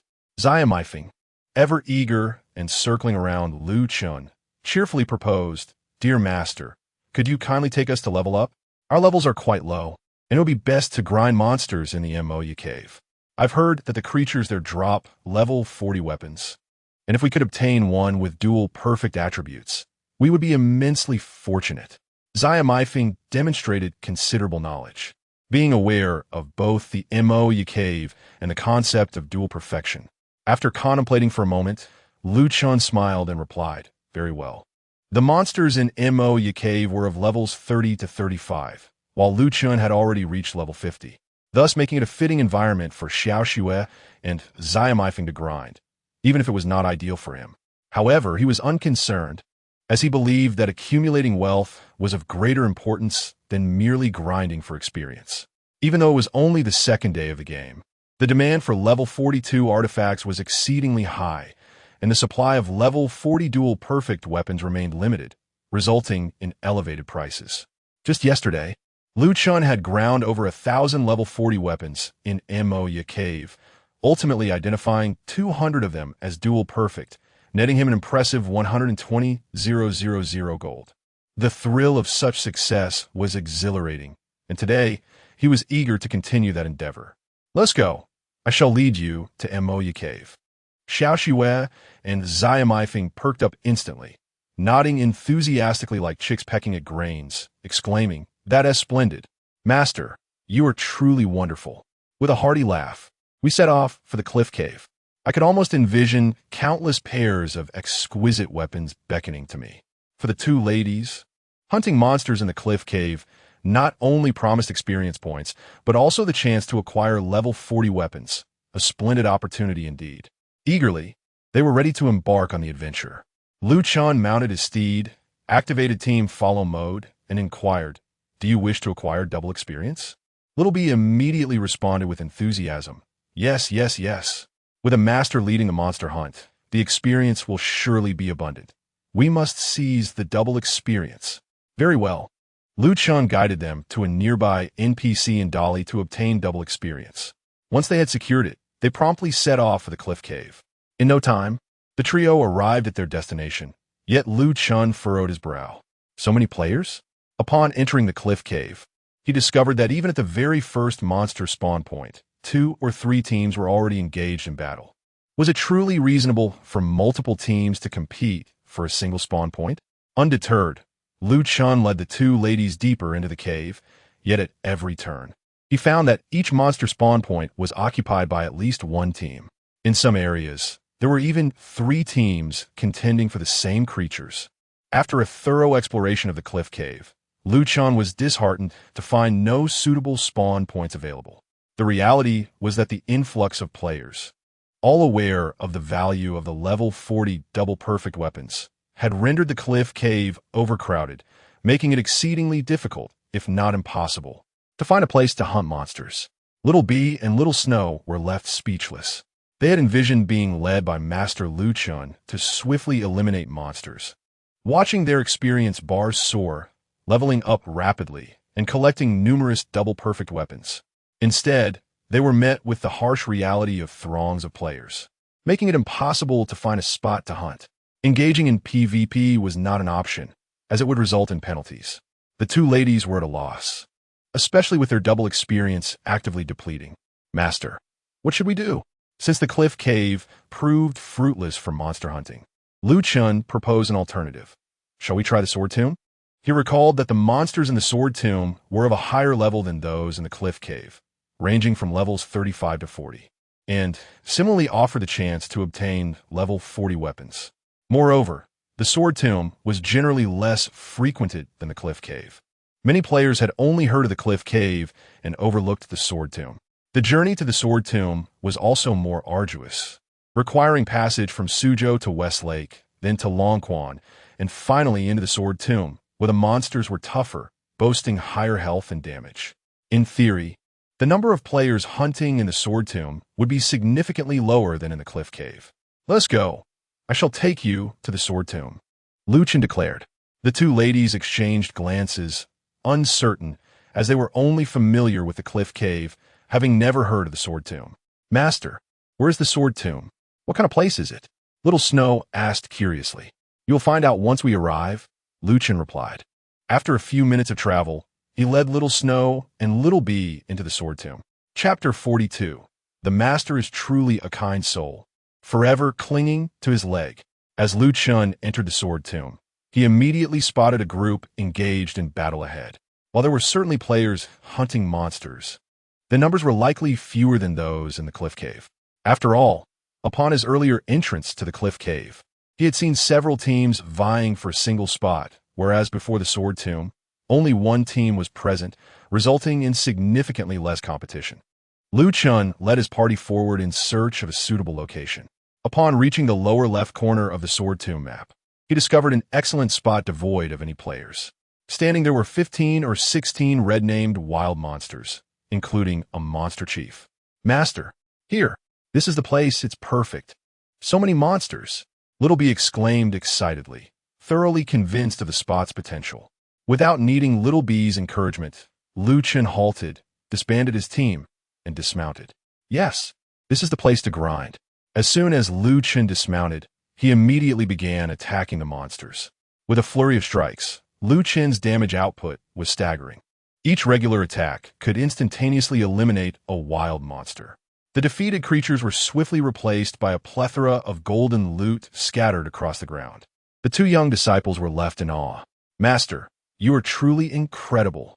Just moments ago, there were 15 or 16 monsters, and in the blink of an eye, you annihilated them all? They marveled at his might. So fierce. My master is simply astonishing. Master, you are magnificent and imposing.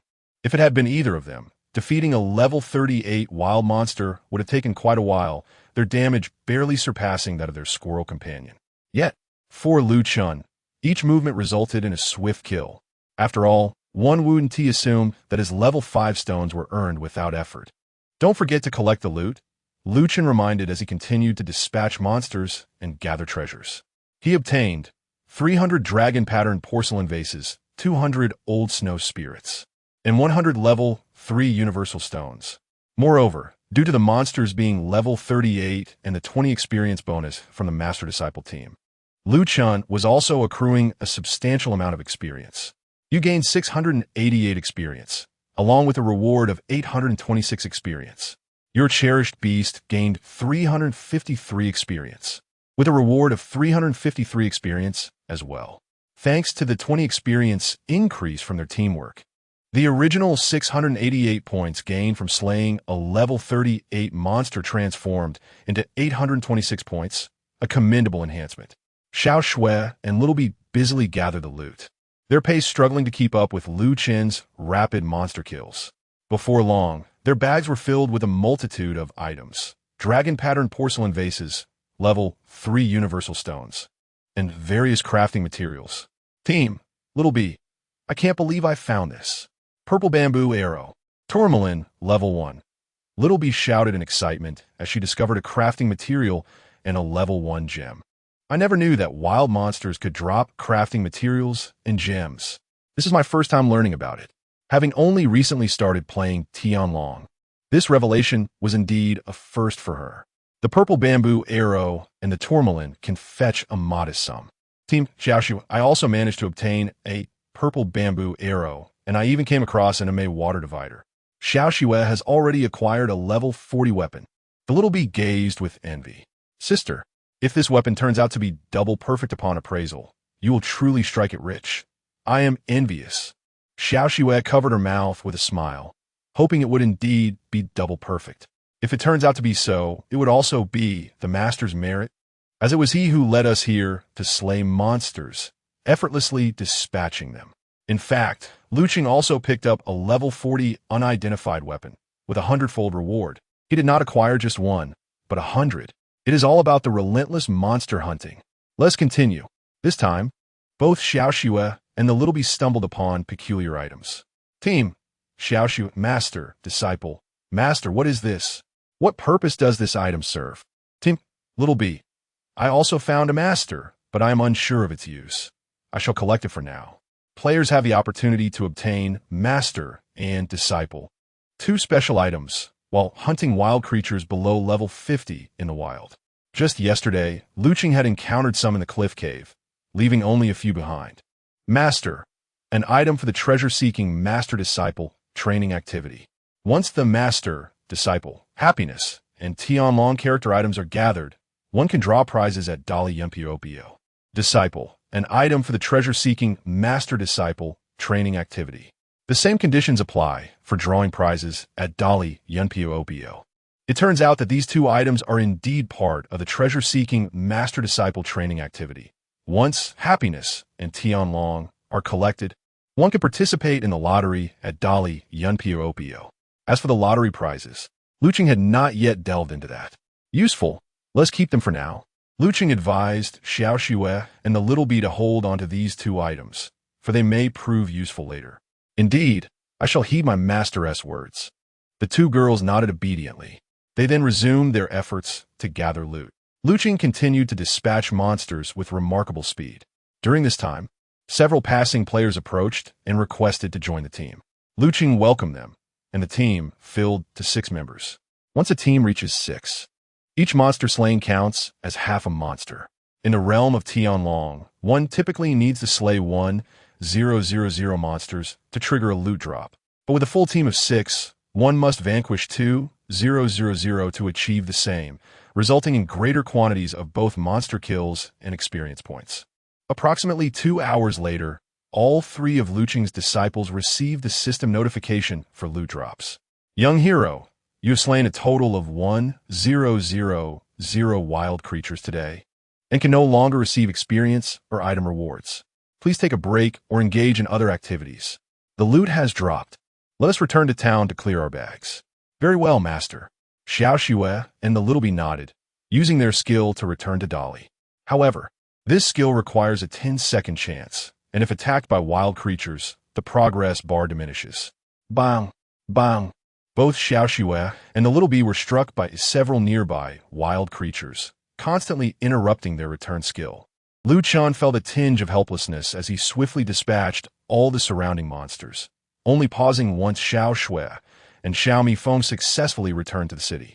Unlike his 2 disciples, Lu Chen possessed a positional talisman that allowed him to teleport back without the luck-based delays associated with the Dali teleportation skill.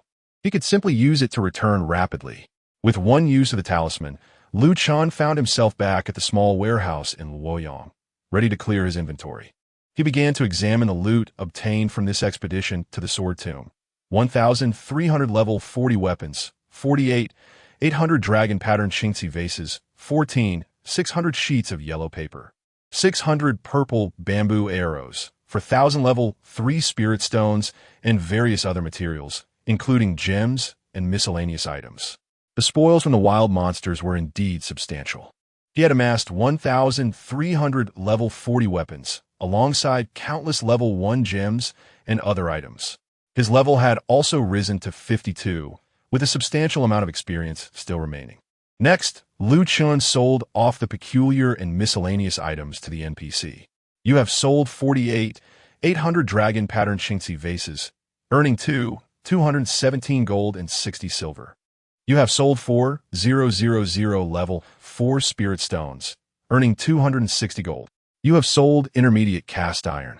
You have sold level 4 refining jade. With all the peculiar and miscellaneous items sold, he had garnered nearly 3,000 gold. However, this was merely an appetizer.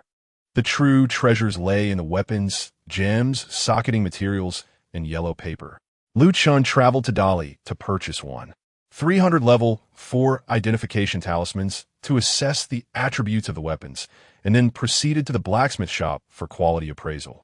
His 2 female disciples also enjoyed bountiful rewards from this monster hunting venture, each reaching level 38 and collecting an impressive array of weapons, gems, socketing materials, and yellow paper. After clearing their inventories in the city, they eagerly rushed to the blacksmith to identify the qualities of their weapons. In the end, Xiao Shui identified 4 double-perfect weapons, while Xiao Mifeng, with slightly less fortune, managed to identify 2 double-perfect weapons, while Lu Chen was still busy appraising 1,000 weapons. The 2 of them had already set up a stall to sell the double-perfect weapons and yellow paper they had acquired. Xiao Shui kept 1 double-perfect weapon for herself, selling the remaining 3 for a total of 800 gold. Additionally, with 170 sheets of yellow paper, earning 2 gold each, she made another 340 gold. The socketing materials, including purple bamboo arrows and gems, netted her nearly 100 gold, and the peculiar dragon pattern Qingxi vases fetched over 20 gold. Consequently, after retaining 1 double-perfect weapon along with some socketing materials and gems, Xiao Shui still earned a remarkable total of 260 gold. For her, a novice-made disciple, this amount was undoubtedly a small fortune. Xiao Mifeng, with her 2 double-perfect weapons, did not earn quite as much as Xiao Shui, but still managed to accumulate over 1,000 gold. Throughout the entire process, they only needed to pick up loot, as the wild monsters were no match for Lu Chen's swift strikes. In less than 2 hours of following Lu Chen and collecting loot, their rewards were astonishing, leaving them exhilarated and brimming with joy. Xiao Shui felt both happiness and gratitude, nearly moved to tears. Woo, master. You are truly kind, guiding me and the little bee to ascend in levels, allowing us to acquire double perfection and earn wealth. With so many coins, I can adorn myself with 2 level 3 gems and procure a blood sacrifice companion. The little bee also exclaimed, Master, you are indeed a wonderful person. We shall follow you forever, unwavering in our loyalty. Lu Chen pondered. In truth, he believed he could be considered a good person, though perhaps not a paragon of virtue. His mentorship of the disciples and his guidance of Xiao Shui and the little bee in their monster hunting endeavors were, in reality, more for his own benefit. Yet, he was taken aback by the high regard in which Xiao Shui and the little bee held him, thus deeming himself a competent mentor. Chapter 43. A striking surprise, Xiao Shui and Zia Mifeng expressed their heartfelt gratitude towards their master, Lu Chen. Not only did he guide them in leveling up by defeating monsters, but he also allowed them to collect an impressive amount of loot, which proved quite lucrative. Team, Xiao Shui Master, how many dual-perfect weapons have you identified? Team, Zia Mifeng, surely, Master must have at least 1 or 2 dual-perfect weapons. However, for someone of Master-S caliber, a mere couple of dual-perfect weapons is hardly noteworthy. Curiosity piqued. The 2 were eager to learn just how many dual-perfect weapons their esteemed master had identified. After returning to the city to clear his inventory, Lu Chen spent several minutes at the blacksmith's identifying the weapons. Finally, he had assessed the quality of all 300 weapons in his backpack. Upon counting, he found a total of 130 dual-perfect weapons. The drop rate was 1-to-1, which was somewhat less than the 200 from the previous day. This was to be expected, as the acquisition of dual-perfect weapons from wild monsters and through identification was inherently random. Fluctuations in quantity were entirely normal. Each dual-perfect weapon was worth 600 gold coins, meaning that 130 would amount to a staggering 78,000 gold. Coupled with the over 10,000 yellow papers, hundreds of holes, and numerous level 1 gems he had acquired, Lu Chen's earnings from this monster hunting expedition exceeded 100,000 gold. Elated, Lu Chen first stored the 130 dual-perfect weapons in his warehouse. Noticing Xiao Shui's inquiry in the team chat, He casually replied, two, just two. Team, Xiamifeng.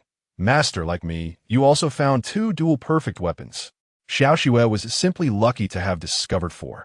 I'm utterly envious. Xiao Xue, how about sharing some of the profits with me?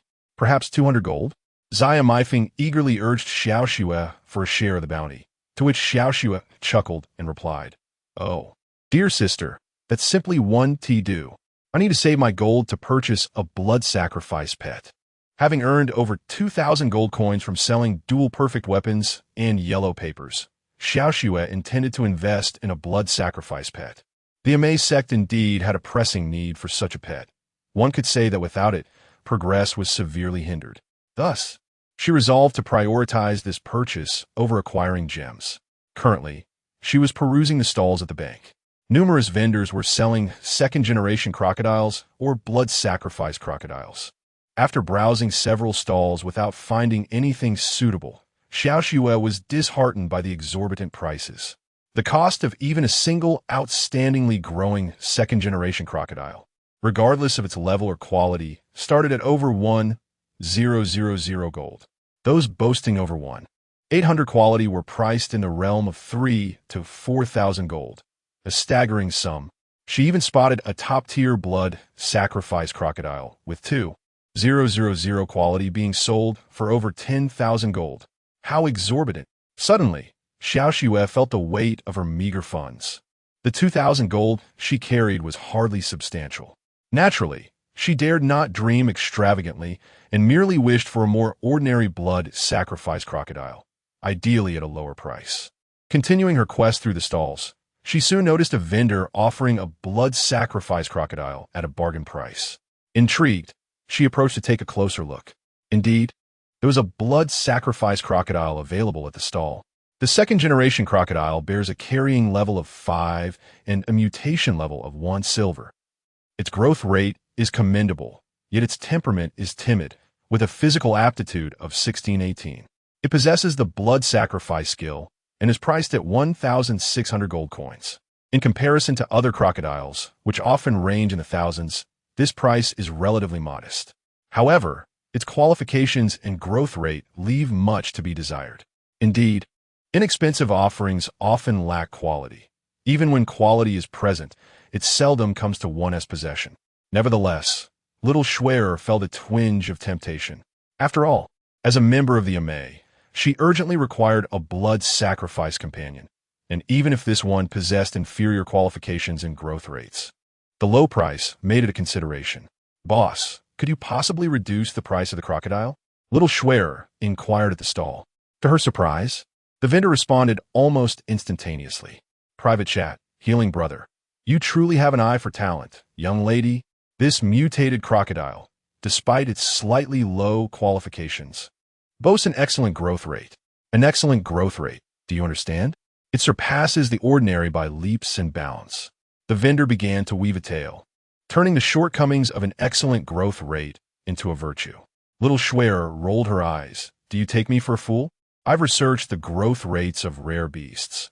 Excellent is only marginally superior to ordinary, and there are distinctions beyond that, such as outstanding, exceptional, and perfect. An excellent growth rate companion is rather subpar. Having his deception exposed, the vendor chuckled sheepishly and explained, Well, young lady, you get what you pay for. This crocodile is indeed lacking, but its price is irresistibly low. How much lower can it go? She pressed. Let us see. I'm an open-minded person, and since I can see you're genuinely interested in a blood sacrifice, I'll sell it to you for 1,500 gold. That is my absolute lowest price. The vendor granted a discount of 100 gold coins. Can you lower it a bit more? Little Schwerer asked hopefully. The vendor immediately shook his head. 1,500 is indeed the lowest price. I wouldn't offer this to anyone else. He spoke with conviction, as if 1,500 gold was his unwavering bottom line. Well, I'll need to think about it. Little Schwerer hesitated. She longed for a blood sacrifice crocodile, but was uncertain whether 1,500 gold was a worthwhile investment.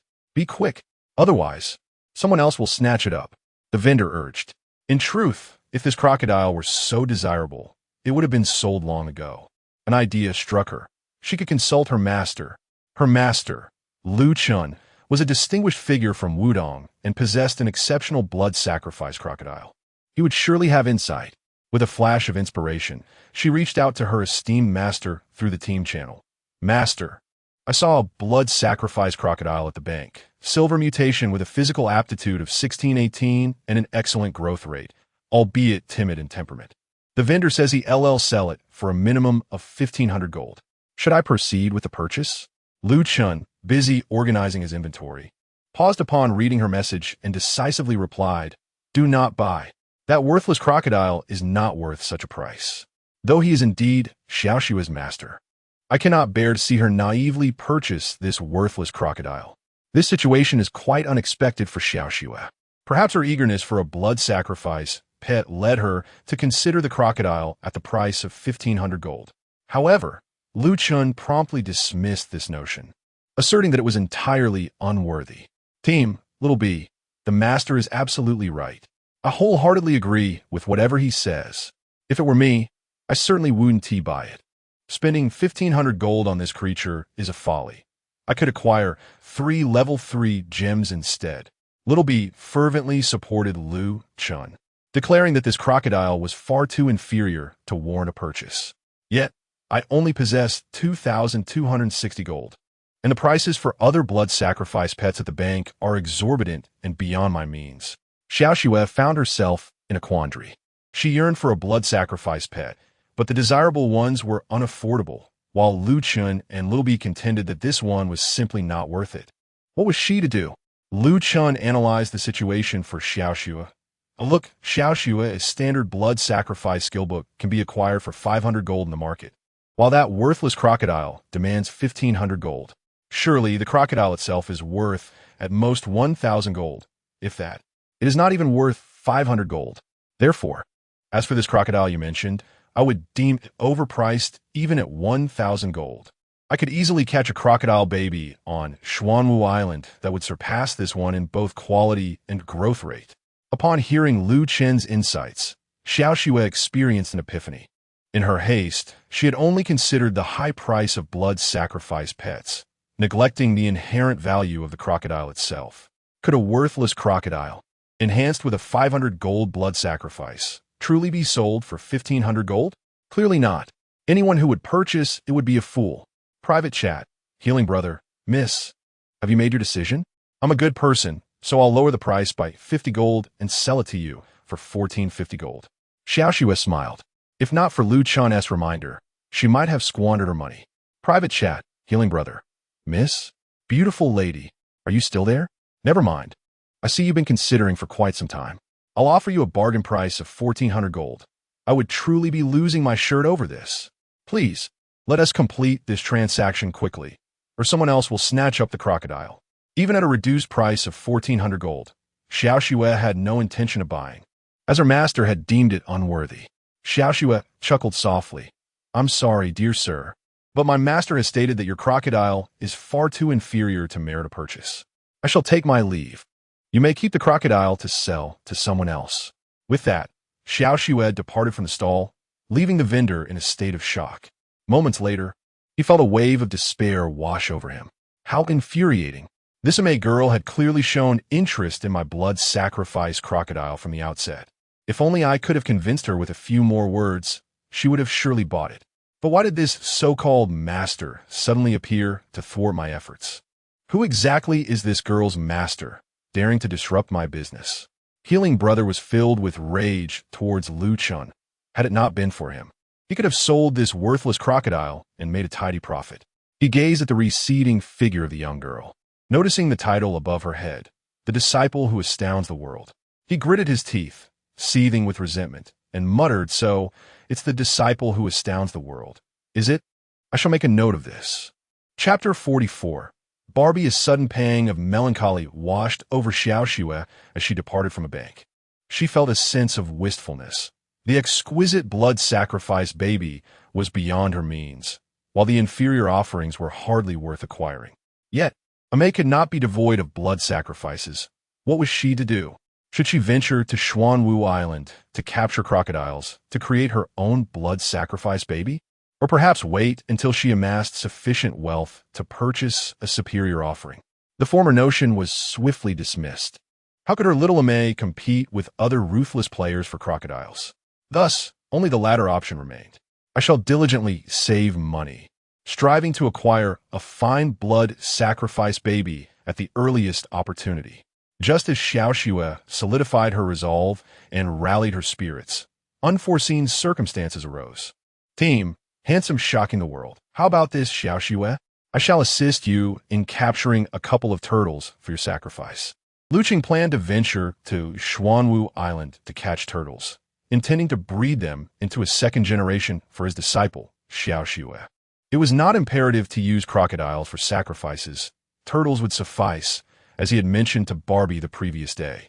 Moreover, capturing 2 turtles from Xuanwu Island was a mere trifle for Lu Qing, who had several unsold copies of low-level rare beast rejuvenation tome, taking up space in his inventory.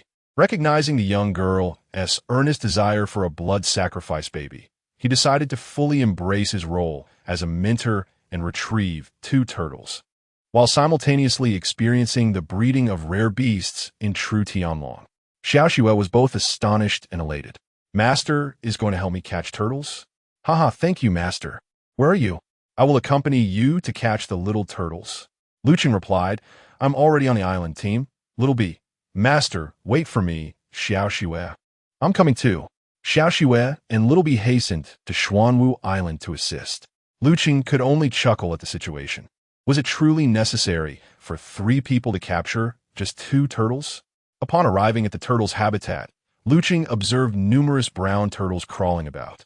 He unleashed a series of basic attacks, knocking down several turtles, and successfully acquired 1 adult turtle and 1 baby turtle. After a brief moment, he secured both turtles in his rare beast inventory. He opened the inventory to inspect. Turtle baby, carrying level, 5 growth rate, undetermined personality, astute gender, female stamina potential, 1356. The adult turtle, a male, completed the duo perfectly. When Xiao Xue and Lil B arrived, they were greeted by the sight of fallen turtles scattered across the ground. Xiao Xue's smile faltered slightly. Sisters, it seems we have arrived too late. Master has already captured 2 little turtles. Little B nodded, not forgetting to flatter Lu Qing. Our master is swift and efficient. Not only could he catch 2 little turtles, but he could also seize a tiger with ease. Lu Qing sighed in resignation. He had mentioned it was merely a matter of capturing 2 turtles. Yet these 2 silly disciples insisted on offering their assistance. What was their contribution? Moral support? At that moment, a formidable creature suddenly approached from behind Lu Chun. The guardian beast of the island had come to patrol. Master, behind you. The guardian beast. The guardian beast is right behind you. The 2 women exclaimed in alarm, their expressions shifting with anxiety.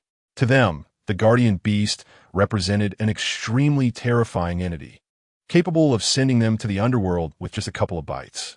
However, for Lu Chun, the guardian beast was akin to a bringer of fortune.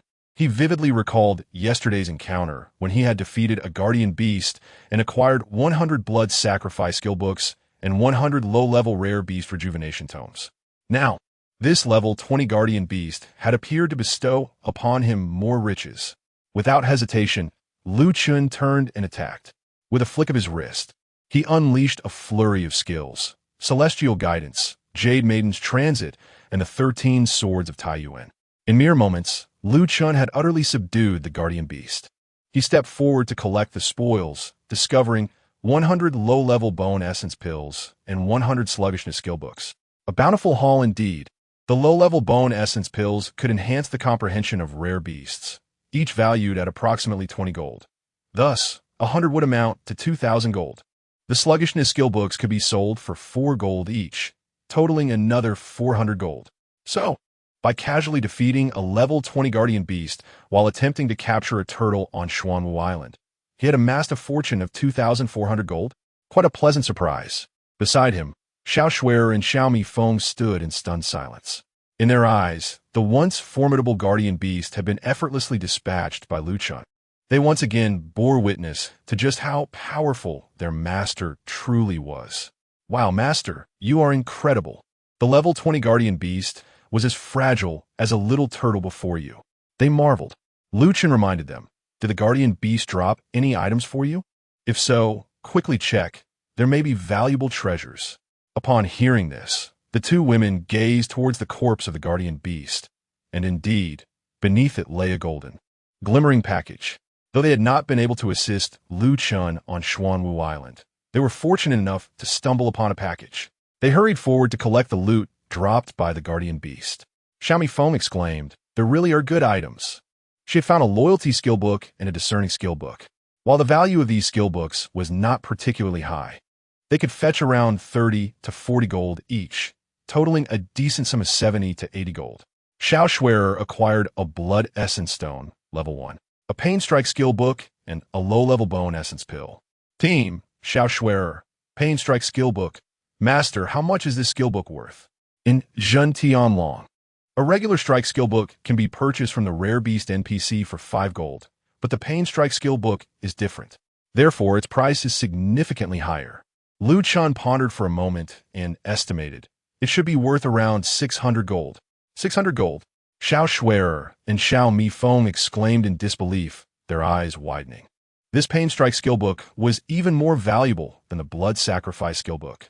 Suddenly, Xiao Mi Feng felt her finds of the loyalty and discerning skill books were not as enticing. "Oh no, Xiao Shui. Would you trade me 1 Pain Strike for my 2 skill books?" She pleaded. "Hee, no way."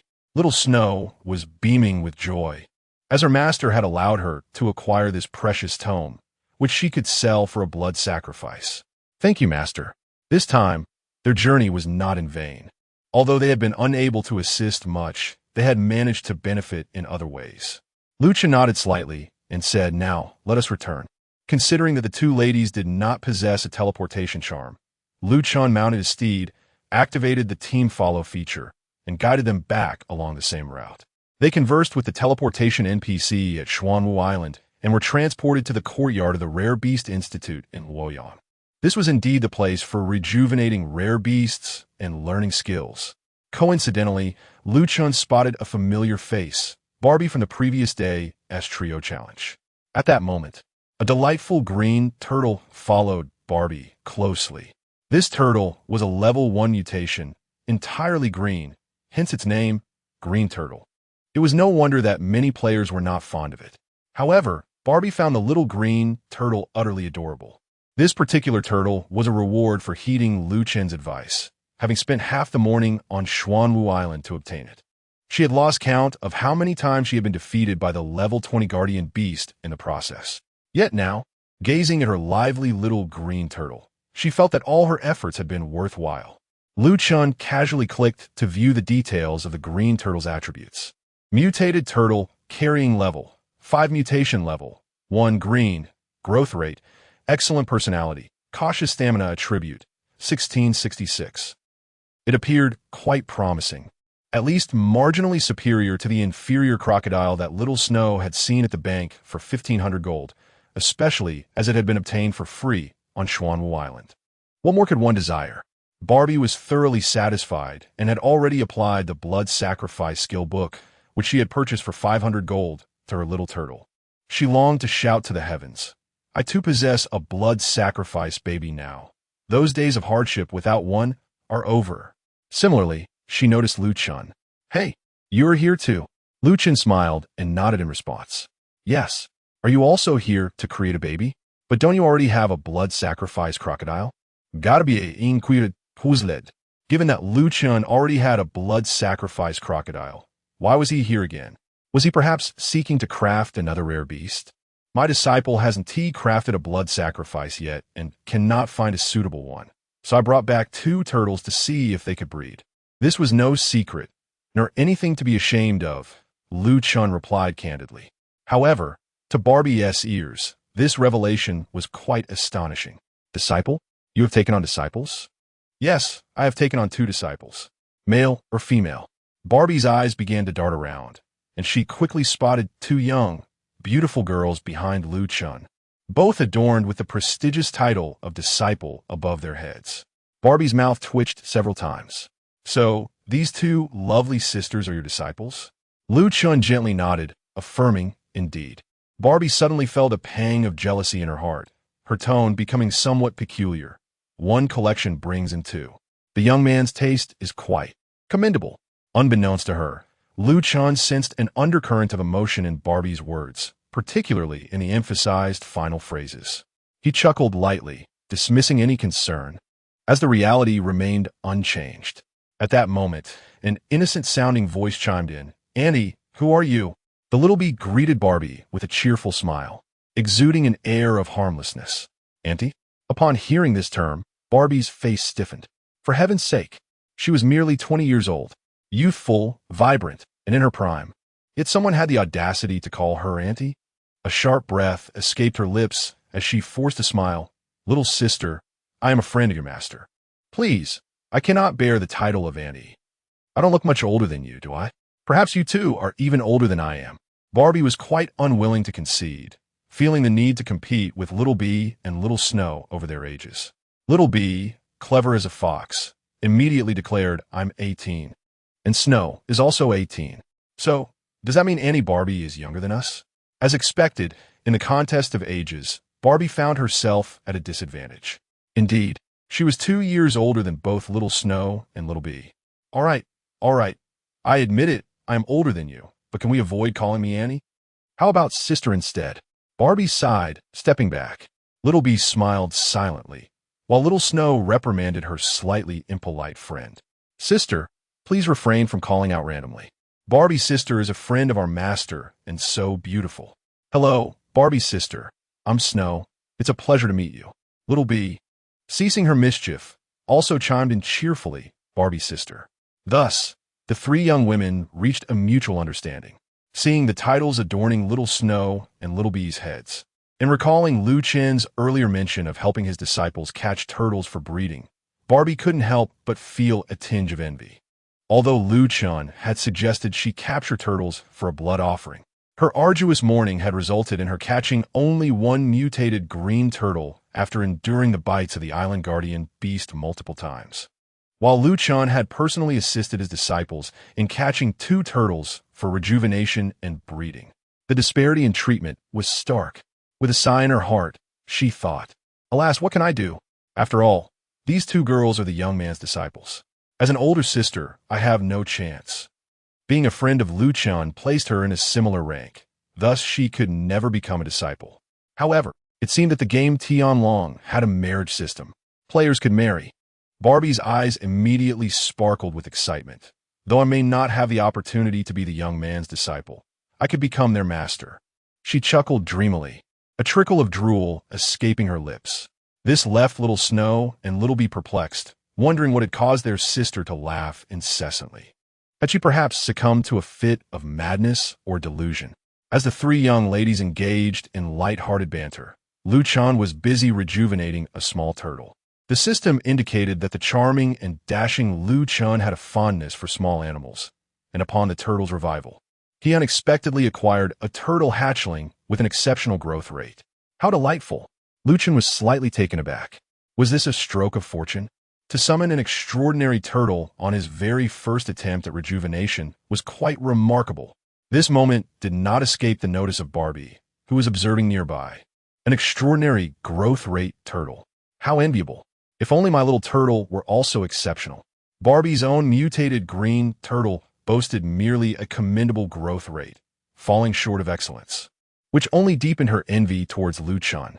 The growth rates of second-generation rare beasts are inherited from their parents. Thus, an extraordinary turtle would yield extraordinary offspring, far superior to those of commendable growth rates. Exceptional would suffice. Lu Chen nodded slightly. For a transitional baby turtle, perfection was unnecessary. Being extraordinary was more than adequate. He set aside the extraordinary turtle hatchling and proceeded to rejuvenate another. Lu Chen tirelessly consumed the rejuvenation scrolls to give another turtle hatchling a new lease on life. Success. Growth rate. Outstanding. Outstanding. Outstanding. Still outstanding. He utilized 10 low-tier rare beast rejuvenation scrolls in succession, yet failed to summon an extraordinary one. Nevertheless, it was of little concern. He had an abundance of rejuvenation scrolls. Onward he continued. Outstanding, outstanding. The system then proclaimed that Lu Chen, who adored small animals, had achieved a perfect growth rate with the second turtle hatchling. Although the second turtle did not yield an extraordinary result, it directly produced a perfect one. Perfection complemented excellence splendidly. Barbie stood in astonishment, her feelings of envy bubbling forth like spring. Not only had this charming young man aided them in capturing turtles, but he also rejuvenated the turtle hatchlings to extraordinary and perfect states. Oh, how kind he was to them! He was certainly nice to her as well, but not to this extent. How she envied him! Barbie felt as if she had bitten into a sour lemon. Her mouth, tongue, and heart all brimmed with acidity. She felt utterly despondent. Suddenly, her own hard-earned turtle with its commendable growth rate seemed far less appealing, losing all allure. Chapter 45. Handsome Master, shall we explore the treasure cave for the Barrel Elder? One exceptional and one perfect. The second-generation turtles born from them are certainly superior to those outstanding or exceptional crocodiles. Are they not? Chen was thoroughly satisfied. In his latest rejuvenation, he had utilized fewer than 20 low-tier beast rejuvenation tomes to bring forth a pair of turtles with an exceptional and perfect growth rate. The second-generation, mutated turtles produced by this pair possessed a growth rate that, while only slightly perfect, surpassed 98 of the blood sacrifice offspring available in the market based solely on growth metrics. Beside him, Barbie, filled with envy and curiosity, inquired, "Brother, how many rejuvenation tomes did you use for these turtle babies?" "It must be quite a few, perhaps dozens." Chen casually replied, "Not many, I haven't counted precisely. It should be fewer than 20. Fewer than 20? Your luck is indeed remarkable," Barbie exclaimed in surprise. The rejuvenation of rare beasts is a matter of probability, and the chances of producing exceptional and perfect offspring are slim. If a player finds themselves particularly unfortunate, they might not achieve even a single exceptional outcome after 100 attempts. Currently, a low-tier beast rejuvenation tome sells for around 40 gold in the market. Thus, 20 tomes would amount to 800 gold. Chen had managed to produce a turtle baby with an exceptional and perfect growth rate at a cost of less than 800 gold, which is indeed quite fortunate. The second-generation turtles bred from these exceptional and perfect offspring would surely surpass those of merely outstanding growth rates. Without comparison, there can be no pain. Barbie increasingly felt that the green turtle she had painstakingly captured from Xuanwu Island was becoming less endearing. "Congratulations, handsome master. Hee, if there are extra second-generation turtles, I would like one too. The qualifications don't need to be too high. Any will suffice, as I wish to use it for blood sacrifice." "What do you think, master?" The sparkle in Little Bee's eyes resembled that of a glowing gem, already eager to reserve a turtle even before breeding began.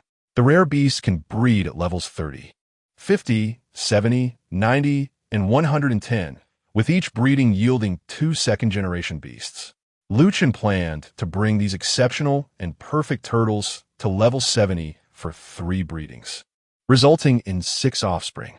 Since he already possessed a blood sacrifice crocodile, giving one of the second-generation turtles to Little Bee would pose no issue. However, Chen playfully teased, "Aren't you a celestial?" Celestials typically cannot partake in blood sacrifices. Using reverse meridians allows for blood to be exchanged for blue.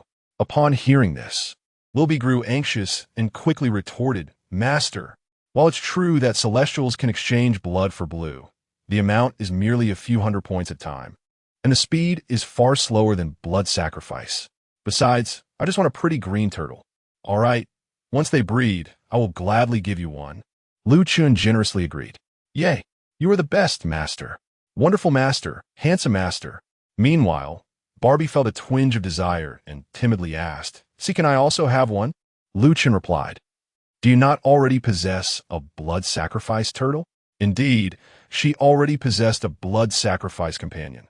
However, her desire to request another from Chen stemmed largely from the insidious spirit of competition that often plagues women.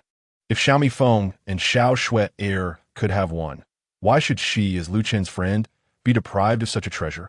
She too yearned for one. Barbie lowered her head slightly, feigning a pitiful demeanor. My current one is inadequate. Its growth rate is merely excellent." Chen, though at a loss for words, displayed his inherent kindness and acquiesced. "Very well, I shall reserve an extra for you." At once, Barbie was filled with delight. Her excitement reminiscent of a child on the brink of jubilation. She nearly sprinted over to embrace Lu Chen. "Big brother, you are truly wonderful. Love you." Ha ha ha ha. Standing beside Lu Chen, Xiaomi Feng rolled her eyes and muttered under her breath, "How shameless. Already possessing one, yet still asking our master for another." Barbie merely smiled triumphantly, savoring her moment of vindication. Lu Chen chose to disregard the playful banter between the two women and turned his attention to Xiao Shui, inquiring, "Shui, do you possess any treasure orbs bestowed by the wealth card?" "Yes, master. I have one right here." Xiao Shui promptly rummaged through her bag, producing a treasure orb containing 300,000 experience points for a rare beast. Utilizing it would elevate a creature from level 1 to 30 instantaneously. "I will trade you a baby turtle. Use the orb to elevate it to level 30. Lu Chen casually exchanged a turtle with an exceptional growth rate to Xiao Shui.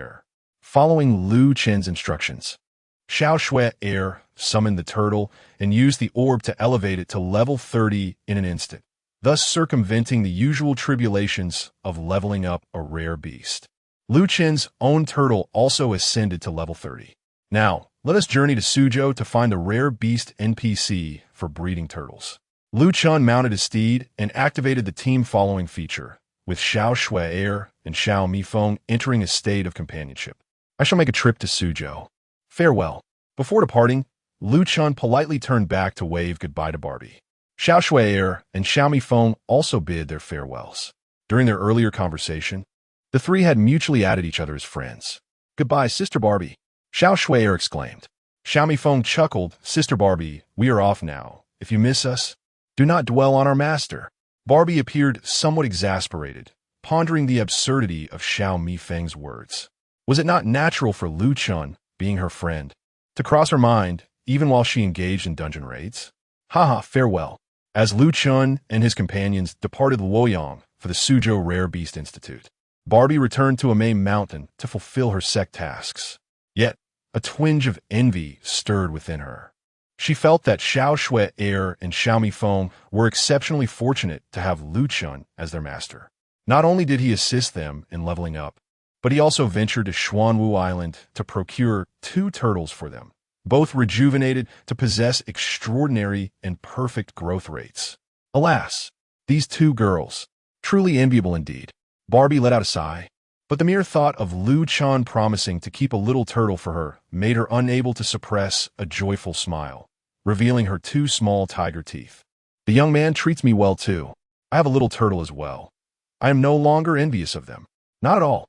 Besides, a disciple is always just a disciple." Hee hee. Barbie chuckled foolishly, all the while engaging in her sect tasks.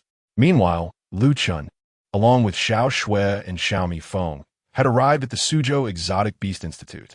This place differs from the Luoyang Exotic Beast Institute, as it specializes in breeding exotic beasts, transforming them, enhancing their understanding, and merging their traits. Lu Chen conversed with the exotic beast NPC Yun Piao to review the breeding information. In the realm of true heavenly dragon, exotic beast breeding is categorized into 2 types, solo breeding and duo breeding. Solo breeding entails a single player bringing 2 baby exotic beasts to breed, with each breeding session costing 100 gold. In the original true heavenly dragon, solo breeding required the item-loving nest, but this text simplifies it to a 100 gold fee, retaining the same essence. Duo breeding is considerably more economical, requiring only 2 gold from each participant, totaling 4 gold per session. It is evident that a rational person would know which option to choose. Perhaps this is the true Heavenly Dragon official's way of encouraging players to team up for breeding exotic beasts. Lu Chen and Xiao Shui placed their turtle babies in the breeding area and commenced the breeding process. Yin Piao, your exotic beasts have begun to breed, and it is expected to take 30 minutes. Please remember to collect your successful second-generation exotic beasts. If you do not claim them within 48 hours, we will adopt them on your behalf. Breeding exotic beasts in true Heavenly Dragon only requires 30 minutes, which is quite swift. However, they must remember to collect their beasts within 48 hours. Otherwise, they will be adopted by the NPC. I truly hope to breed an extraordinary turtle with a qualification of 2,000 or more. Xiaomi Feng laughed heartily, her face brimming with anticipation. Xiao Shui replied, even if we breed an exceptional turtle, it would still belong to the master. I wouldn't want it. Xiao Shui, being more innocent and kind-hearted, and although Xiaomi Feng had a playful side, both understood that if they were to breed a remarkable second-generation turtle, it would belong to Lu Chen. Even if Lu Chen offered it to them, they would decline, content with something less impressive. All right, we shall return in half an hour to collect the turtle. Xiao Shui, you should go about your tasks. I will withdraw from the team for now. Lu Chen exited the party. As his backpack and warehouse were filled with 130 perfectly dual weapons and various items, such as yellow paper and holes to punch, which he needed to sell. See you later, master. Goodbye, handsome master. Xiao Shui, shall we team up to tackle the 3 rings? We already possess dual perfection. If we manage to secure 2 F1s, we can craft a divine artifact. All right. Lu Chen's 2 disciples turned left and headed to the city gate of Suzhou, calling out to team up for the 3 rings. As Lu Chen was about to set up shop at the bridge to sell his dual perfection items, he heard a notification chime, and his friend's list flickered with a message from a friend. Dear sir, would you care to join me in the treasure cave? The wooden barrel elder will refresh in 8 minutes. Shall we embark on this adventure together? Chapter 46, Bullying the Weak? Just the thought is exciting the mule. A character fond of accumulating wealth had spent the previous day alongside Lu Chen engaging in a game of strategy. He had forgotten to bind his fortune card and had been stationed at the treasure cave, waiting for the boss, the barrel elder, in hopes of acquiring a Hero-S invitation. Despite enduring over 10 hours of vigil, he found himself either thwarted in snatching the barrel elder or left empty-handed as the elder failed to drop the coveted Hero-S invitation. He vowed not to log off until he secured it. At this moment, his party comprised 2 other players, Big Egg Tianshan and Wild Slasher Mingjiao. Both had recently been persuaded by him to join the endeavor of defeating the barrel elder. Although Big Egg and Wild Slasher had bound their fortune cards, rendering the Hero-S invitation irrelevant to them, they still agreed to assist out of friendship and the potential for the barrel elder to drop unbound level 1 new Mang talisman, gem synthesis talismans, and Earth Fiend enhancement essence. They were already meditating on the 5th level of the treasure cave. However, aside from their trio, there was a rival 5-member team nearby, evidently also seeking to claim the barrel elder. Concerned about their numerical disadvantage, Big Egg suggested that the mule inquire if Lu Chen was available to lend a hand, as more participants would bolster their chances. In Big Egg's recollection, Lu Chen was adorned with several level 5 red and blue gemstones. The mere presence of this formidable player would likely instill a sense of intimidation, commonly referred to as holding the fort, thereby enhancing their probability of securing the barrel elder. Mule boss, are you free? Consider it a brotherly support. I managed to acquire a new Mang talisman, level 1, yesterday, which is rumored to be quite valuable, fetching over 1,000 gold. The mule earnestly hoped that Lu Chen would come to their aid, repeatedly addressing him as boss and presenting a tantalizing incentive. The barrel elder had a chance of dropping an unbound level 1 new Mang talisman. Currently, players were in initial stages of their journey. Many had just reached level 40 and were seeking to craft divine artifacts. The fortune card offered 3 F1s, but players needed to secure 2 more. Not every player could replicate Lu Chen's extraordinary fortune from the previous day, where he encountered the irate Gu Rong, who guaranteed a 100 drop of 5 new Mang talismans. Some unfortunate players might toil for days in the 3-ring quest without even acquiring 2 F1s, or fail to defeat Gu Rong for various reasons. Yet their desire to craft divine artifacts remained fervent. So what is to be done? The solution was simple. If one could not acquire an F1, one could purchase it. The sect bosses in the Beggar-S guild map and the Barrel Elder also had a chance to drop unbound level 1 new Mang talismans, allowing eager players to directly buy F1s. An F1 typically sold for over 1,000 gold, given that a perfectly dual-augmented level 40 weapon cost around 600 gold. Many affluent players considered 1,000 gold for an F1 to be exceptionally reasonable. Lu Chen had initially intended to clear his inventory and sell the 130 dual-augmented weapons he had stored. Upon receiving the mule's message, he paused to contemplate his next move. With merely 8 minutes remaining until the refresh of the wooden barrel elder, there is still time to venture forth. Thus, Lu Chen decided to tempt fate. He mounted the lion and promptly set off towards the treasure cave. He applied to join Mule S party and replied, "I'm on my way now." After all, it wouldn't take too long to engage with the wooden barrel elder, and Lu Chen thought it would be a nice gesture to support a friend. As for the flawless weapons in his storage, he decided to leave them for now, as their prices wouldn't drop anytime soon. Meanwhile, Mule, upon receiving Lu Chen's affirmative response, could hardly contain his excitement, clenching his fists and letting out a jubilant shout. The handsome boss is coming. Ha ha! I can hardly wait to behold the magnificent 5th-level Wu Dang of the handsome boss. Ha ha ha! With the handsome boss in our midst, our chances of defeating the wooden barrel elder have significantly increased. With Lu Chen joining, the party now comprised 4 members. Big Egg and Street Slasher were equally exhilarated and immediately greeted Lu Chen in the party channel. Party, Big Egg, handsome boss. A day apart feels like 3 autumns. Little Egg has missed you dearly. Have you reached level 52? My little 3-level Tian Shan is only at level 45, and I only crafted my artifact this morning after finishing the 3-circle quest. I'm nowhere near your prowess. Big Egg modestly referred to himself as merely a 3-level Tian Shan, having only engaged in solo runs for 3-level red and blue gems. And he hadn't even gathered 3-level resistance stones yet. Truly just a fledgling Tian Shan with a slower leveling pace compared to Lu Chen. Party, Street Slasher, I never would have imagined. Yesterday, while we were clearing instances together, the most unassuming among us was actually the handsome boss. I suppose you've maxed out on solo runs for 5-level stamina and attribute stones by now, right? Street Slasher couldn't help but express his astonishment. When they had been playing chess together the day before, Lu Chen had seemed quite ordinary apart from his striking appearance.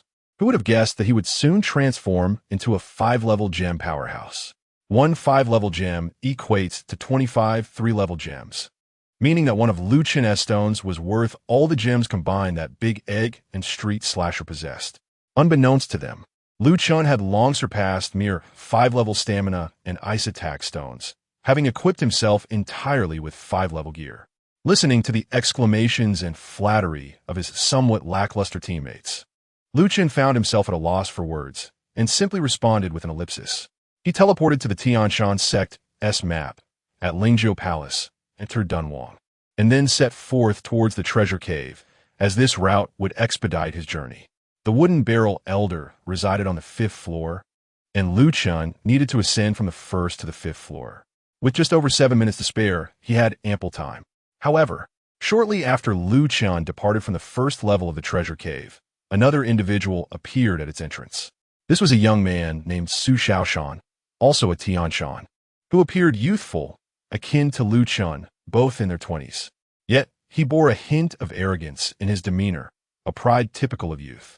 After all, he was adorned with 4-level gems, including the blooming stone for reducing ice resistance, which was also of the 4th level. Achieving such a feat on the 2nd day of the server launch in true Heavenly Dragon was indeed a remarkable accomplishment. Was this youthful arrogance? Master, have you not yet arrived? The Barrel Elder is about to be claimed, and there are still a few lower-level characters competing with us. Please hurry. It would be best if you could eliminate them all. Once they are defeated, they will no longer contest the Barrel Elder with me. Haha. Su Xiaoshan received several messages from his disciple. This disciple, named Murong Mengmeng, had just reached level 42 and was currently in the 5th level of the treasure cave. Having formed a party of 5, positioned right next to characters like Mule and Big Egg. This meant that soon, the 2 groups would vie for the same Barrel Elder. Mule and Big Egg would certainly call for assistance from Lu Chen, while Murong Mengmeng would likewise summon her master, Su Xiaoshan, for help. She even devised a cunning plan, suggesting that Su Xiaoshan eliminate Big Egg and the others who were contesting the Barrel Elder, thereby ensuring that no one would compete with her. While Su Xiaoshan rode swiftly, he replied, "That won't do. Mengmeng, have you forgotten that recklessly killing in the treasure cave can result in penalties? As for those lower-level characters, They are hardly worth my time to engage. A simple intimidation will suffice to scare them off. Su Xiaoshan was not foolish. He had no intention of risking penalties for a few insignificant lower-level characters.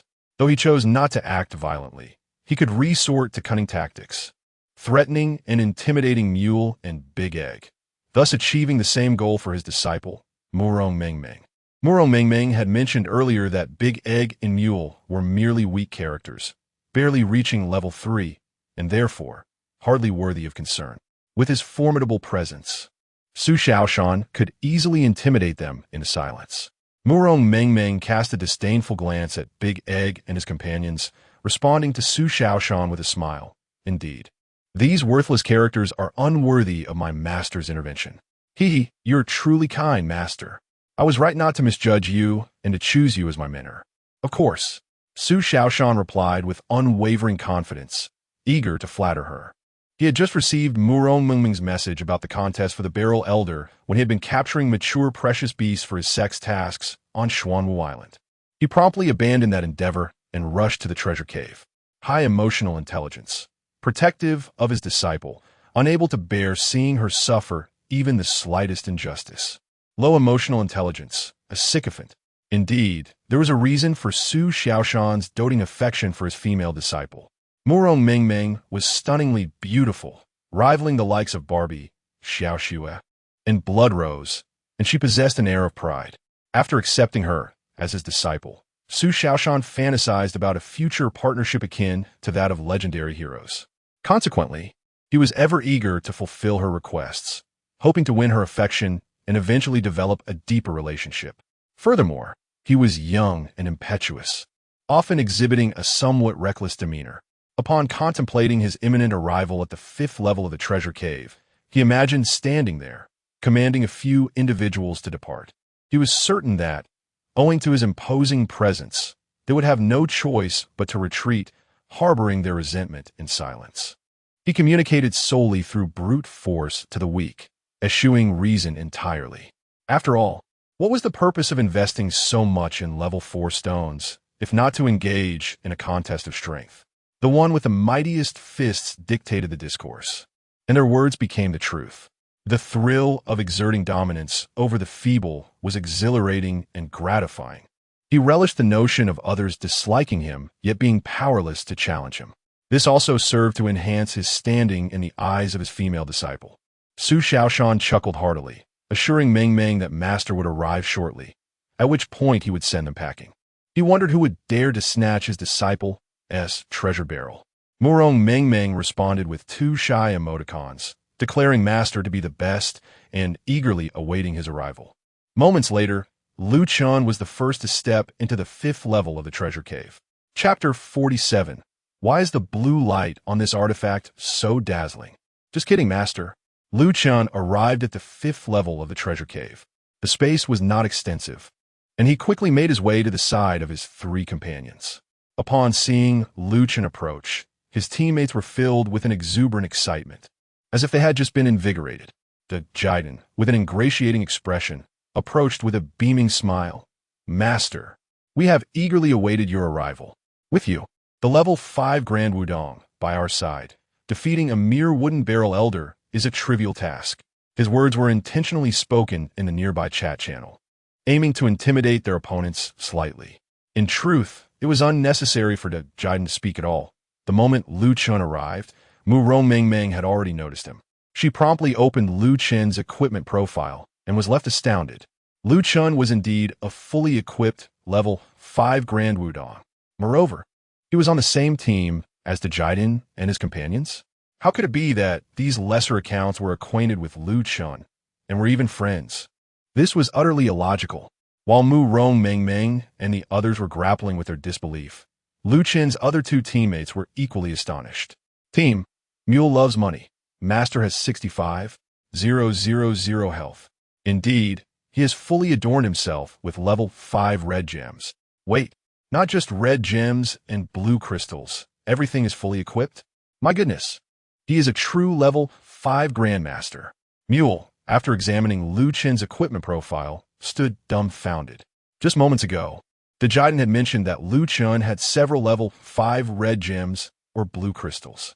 There is a significant difference between merely having some and being fully equipped. Lu Chen had not only a few, he was entirely maxed out.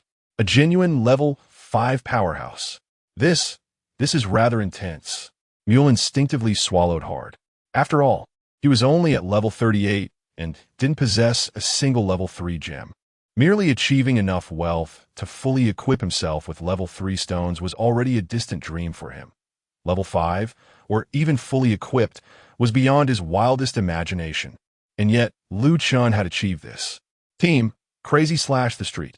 Master, you are incredible. Fully equipped. Yet you still remember us and come to help us defeat the Wooden Barrel Elder. You truly regard us as friends. I'm so touched. Crazy Slash the Street was overwhelmed with emotion, feeling that Lu Chen genuinely valued their friendship. The Jiden and Mule were equally moved to the brink of tears. As a player who had fully equipped himself since the server launched, Lu Chen not only did not disdain them, but also took the time to travel and assist them in defeating the Wooden Barrel Elder. This precious camaraderie was something they deeply cherished. Team, Mule loves money. Well, a master has specifically come to help me. I am so touched. But previously, at the Jiden's suggestion, Mule had called Lu Chen for assistance, claiming that the Wooden Barrel Elder might drop a non-bound level 1 new Mangshenfu, which could be sold for 1,000 gold. However, considering that Lu Chen was fully equipped, even if the level 1 new Mangshenfu was worth 1 or 2,000 gold, what allure could it possibly hold for him? Mule felt a pang of regret.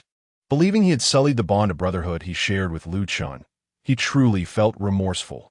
Lu Chen smiled, though the corners of his mouth twitched slightly, rendering his grin somewhat unnatural.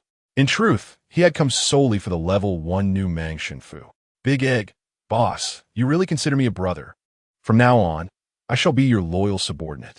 Wherever you go, I shall follow. And with just one word from you, I would brave any danger. Quan Kan rolled his eyes and remarked, "Come off it, Egg. Do you even believe what you're saying?" Big Egg chuckled, "Of course. Absolutely. As long as I can cling to boss's leg, I am willing to do anything." The camaraderie was a facade. The desire to latch onto someone powerful was genuine. Lu Chen dismounted from his mount and inquired of Mula, "How many minutes until the Wooden Barrel Elder respawns?" Mula promptly checked the time and replied, 3 minutes and 21 seconds left. Good. Lu Chen nodded and glanced at the nearby team, led by Murong Mengmeng, pondering, "There's another team here. The competition is fierce, making it quite difficult to seize the opportunity. I must devise a strategy." Given that killing in the treasure cave incurs a penalty, Lu Chen could act freely. However, if he were to send Murong Mengmeng and her companions to the underworld, he might accumulate too much hostility and be imprisoned by the system, which would be counterproductive. Lu Chen sat in place, contemplating a method that would likely allow him to secure the Wooden Barrel Elder.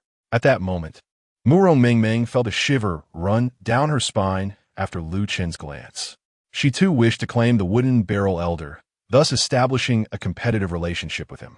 Yet, Lu Chen was entirely different from Big Egg and his crew. He was a formidable figure, exuding an almost imperceptible aura of pressure that could instill significant psychological stress in her team with just a glance, potentially leading to enmity between them. How infuriating! Why did such a formidable opponent have to appear? Murong Mengmeng's expression shifted, leaving her momentarily at a loss. At that moment, her master arrived at the 5th level of the treasure cave. "Ha ha ha! Mengmeng, I have arrived." Su Shaoshan laughed heartily as he swiftly made his way to her side. "Fear not, Mengmeng. With a word from me, those pitiful little accounts competing for the Wooden Barrel Elder will retreat without hesitation." Su Xiaoshan stood moodily, casting a dismissive glance at Big Egg and the others, his contempt unmistakable. Lu Chen sat a little behind Big Egg's group, deep in thought. Su Shaoshan noticed him as well. But since Lu Chen was meditating without wielding any extraordinary artifact and was clad in nothing more than a standard novice outfit, he appeared unremarkable. Su Shaoshan assumed Lu Chen was just another insignificant player like Big Egg's crew, easily dismissed with a few words. Just as he prepared to issue a command, he heard his disciple Murong Mengmeng's voice beside him. "Master, I think perhaps we should let it go and compete fairly." Su Shaoshan, who had been summoned by Murong Mengmeng, was taken aback by her suggestion to abandon their advantage in favor of fair competition for the wooden barrel elder. Murong Mingming believed that if it were merely a matter of fair competition for the boss, whoever had the skills would prevail, and it shouldn't offend Lu Chun. However, Su Xiaoshan was not pleased. What's going on, Mingming? As I have arrived here, are you suggesting that we should fairly compete for the barrel elder against these insignificant accounts? Have I come here in vain? Su Xiaoshan vehemently opposed this notion. Initially engaged in capturing pets for his sex tasks at Xuanwu, he hastily made his way upon receiving news from Murong Mingming. Traversing through the treasure cave's 5th level demands considerable time and effort. His intention was to showcase his prowess before his disciple. Now that he has arrived, there is no way this matter can be dismissed. Rest assured, Mingming, this trifling issue shall be handled by your master. These mere small accounts are nothing but soft persimmons, easily manipulated by me.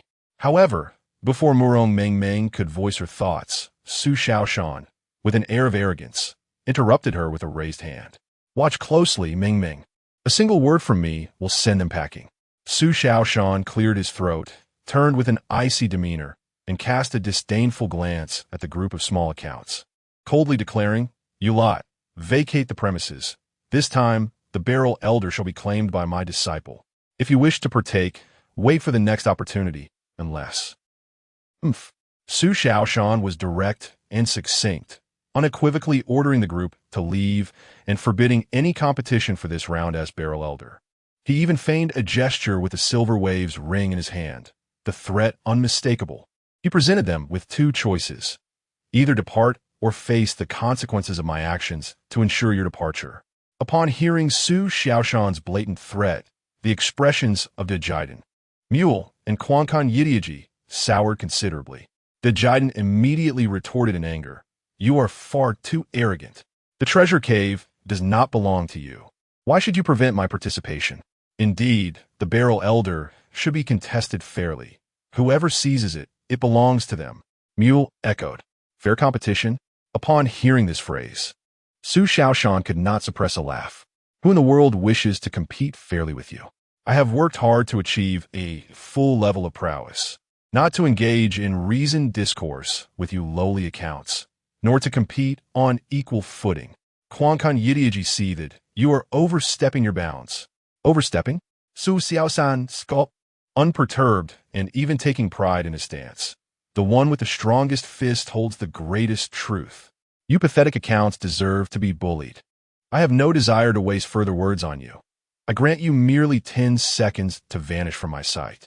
Should you fail to do so, then... 10, 9, 8. Su Xiaoshan's demeanor was exceedingly domineering, refusing to entertain reason, and he counted down the seconds for De Jiden and the others to depart. De Jiden, Mule, and Quankan Yidiaji felt their faces flush crimson with indignation. Yet what could they do, lacking the strength to confront him? Would they foolishly declare war against Su Xiaoshan in their fury? Seeing their impotent rage, Su Xiaoshan smirked with satisfaction. He paused the countdown, turning back to flaunt before his beloved disciple, Murong Mingming. "What do you think, Mingming? Did I not tell you? Just a bunch of worthless small accounts, easily dealt with."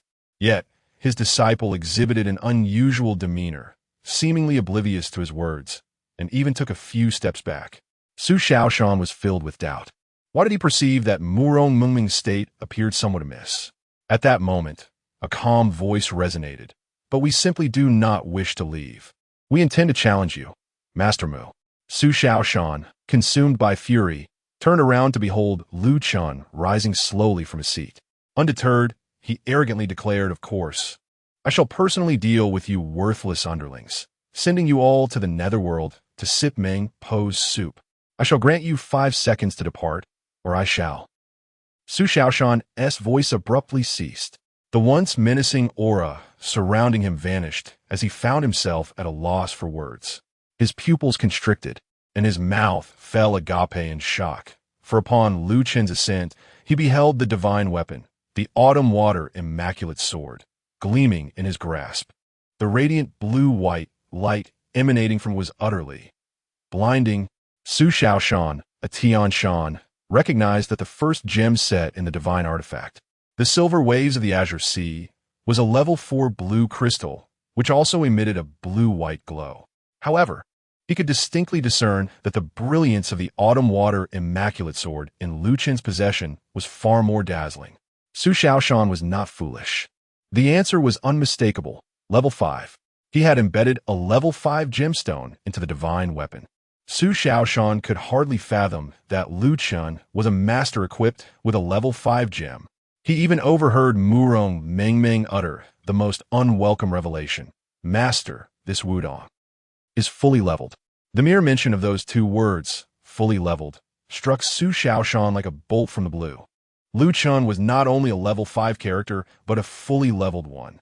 The attributes conferred by a level 5 gemstone were nearly double those of a level 4 gemstone, with the cost being quintuple that of a level 4. In the early stages of the game, characters relied predominantly on gemstones to enhance their attributes, rendering the distinction between a level 4 character and a level 5 character profoundly significant. The disparity was immense.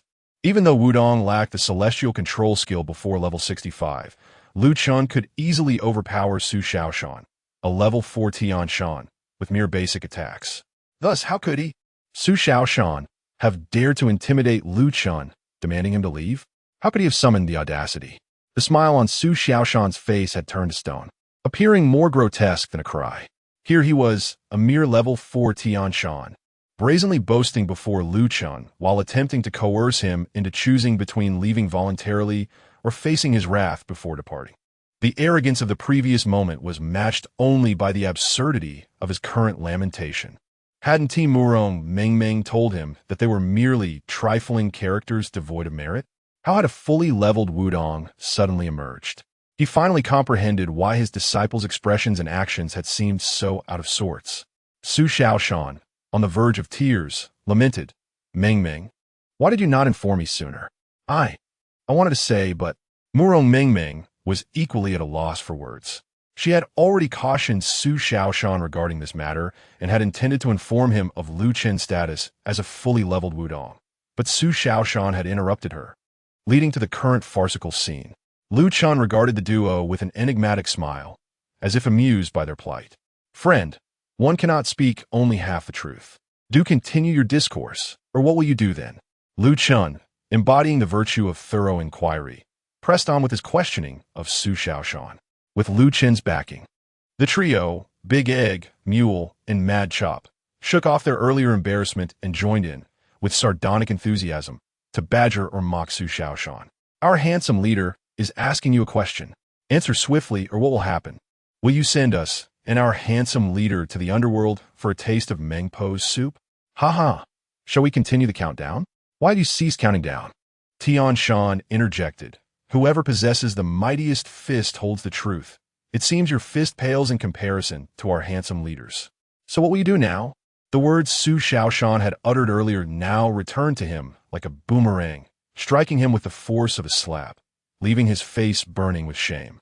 This level 4 Tian Shan could still assert himself against lesser opponents. But before Lu Chen, who had attained level 5 in the Wudong, he felt utterly insignificant, knowing he could not triumph in a confrontation.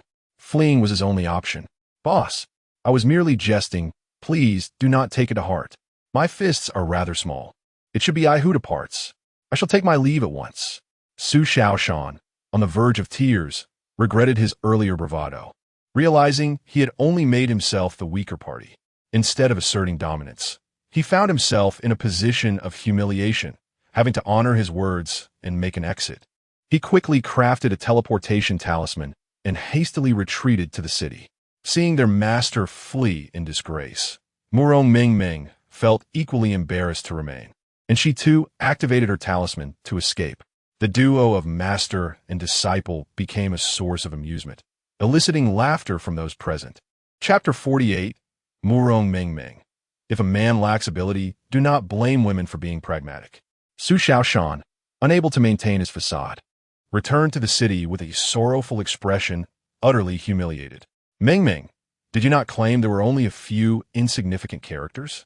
How did a fully leveled Wudong emerge? Alas, you have caused me great distress. What a disgrace. Murong Mengmeng, equally helpless, recalled that initially, in the treasure cave, there were only a large egg, a mule, and a trio of relentless foes. She intended to employ her somewhat inept master to drive them away, never anticipating the emergence of Lu Chen. Master, how was I to know a fully leveled Wudong would arrive? Feigning a pitiful demeanor, her voice tinged with melancholy, Su Xiaoshan's heart softened upon hearing her. He hastily reassured her, Meng Meng, do not cry. It is the fault of your master. I do not blame you. Master, Murong Meng Meng interjected, her curiosity piqued. When will you attain full level 5? Had Su Xiaoshan been a fully leveled Tian Shan, he would undoubtedly not fear Lu Chen and would have declared war outright. However, he was not. The disparity between level 4 and level 5 was substantial. Well, Su Xiaoshan hesitated. Not yet, perhaps in some time, I shall see. A level 5 gem costs over 10,000 gold. At a 1-to-1 ratio with real currency, that translates to a considerable sum, especially when considering the need to embed oneself with level 5 stones, not to mention the handcrafted gear, carvings, martial spirits, and rare beasts he would need. It would likely amount to nearly 1 million. How could an ordinary person possibly procure such wealth at once? Even if one had it, they would rarely invest it all into a game, unless they were an extravagant tycoon. Clearly, Su Xiaoshan was merely of modest means, not a wealthy magnate. Upon hearing Su Xiaoshan's response, Murong Mengming's dissatisfaction was palpable, her eyes betraying a hint of disdain. Master, you truly are disappointing. Utterly so, Su Xiaoshan smiled awkwardly. Hastily comforting his precious disciple, Meng Meng, do not fret. Your master will surely reach level 5 in due time. You shan't have to wait long. How soon is soon? As a result of this incident, a rift began to form in the master-disciple relationship between Su Xiaoshan and Murong Mengming. Their bond had always been one of mutual exploitation, one seeking a powerful ally, the other aspiring to enhance her prowess. Now, thanks to Lu Chen's interference, though he had done nothing at all, Murong Mengming had grown increasingly disdainful and even contemptuous of her incapable master. She secretly resolved, once I reach level 45, I shall seek a stronger man as my master or my husband.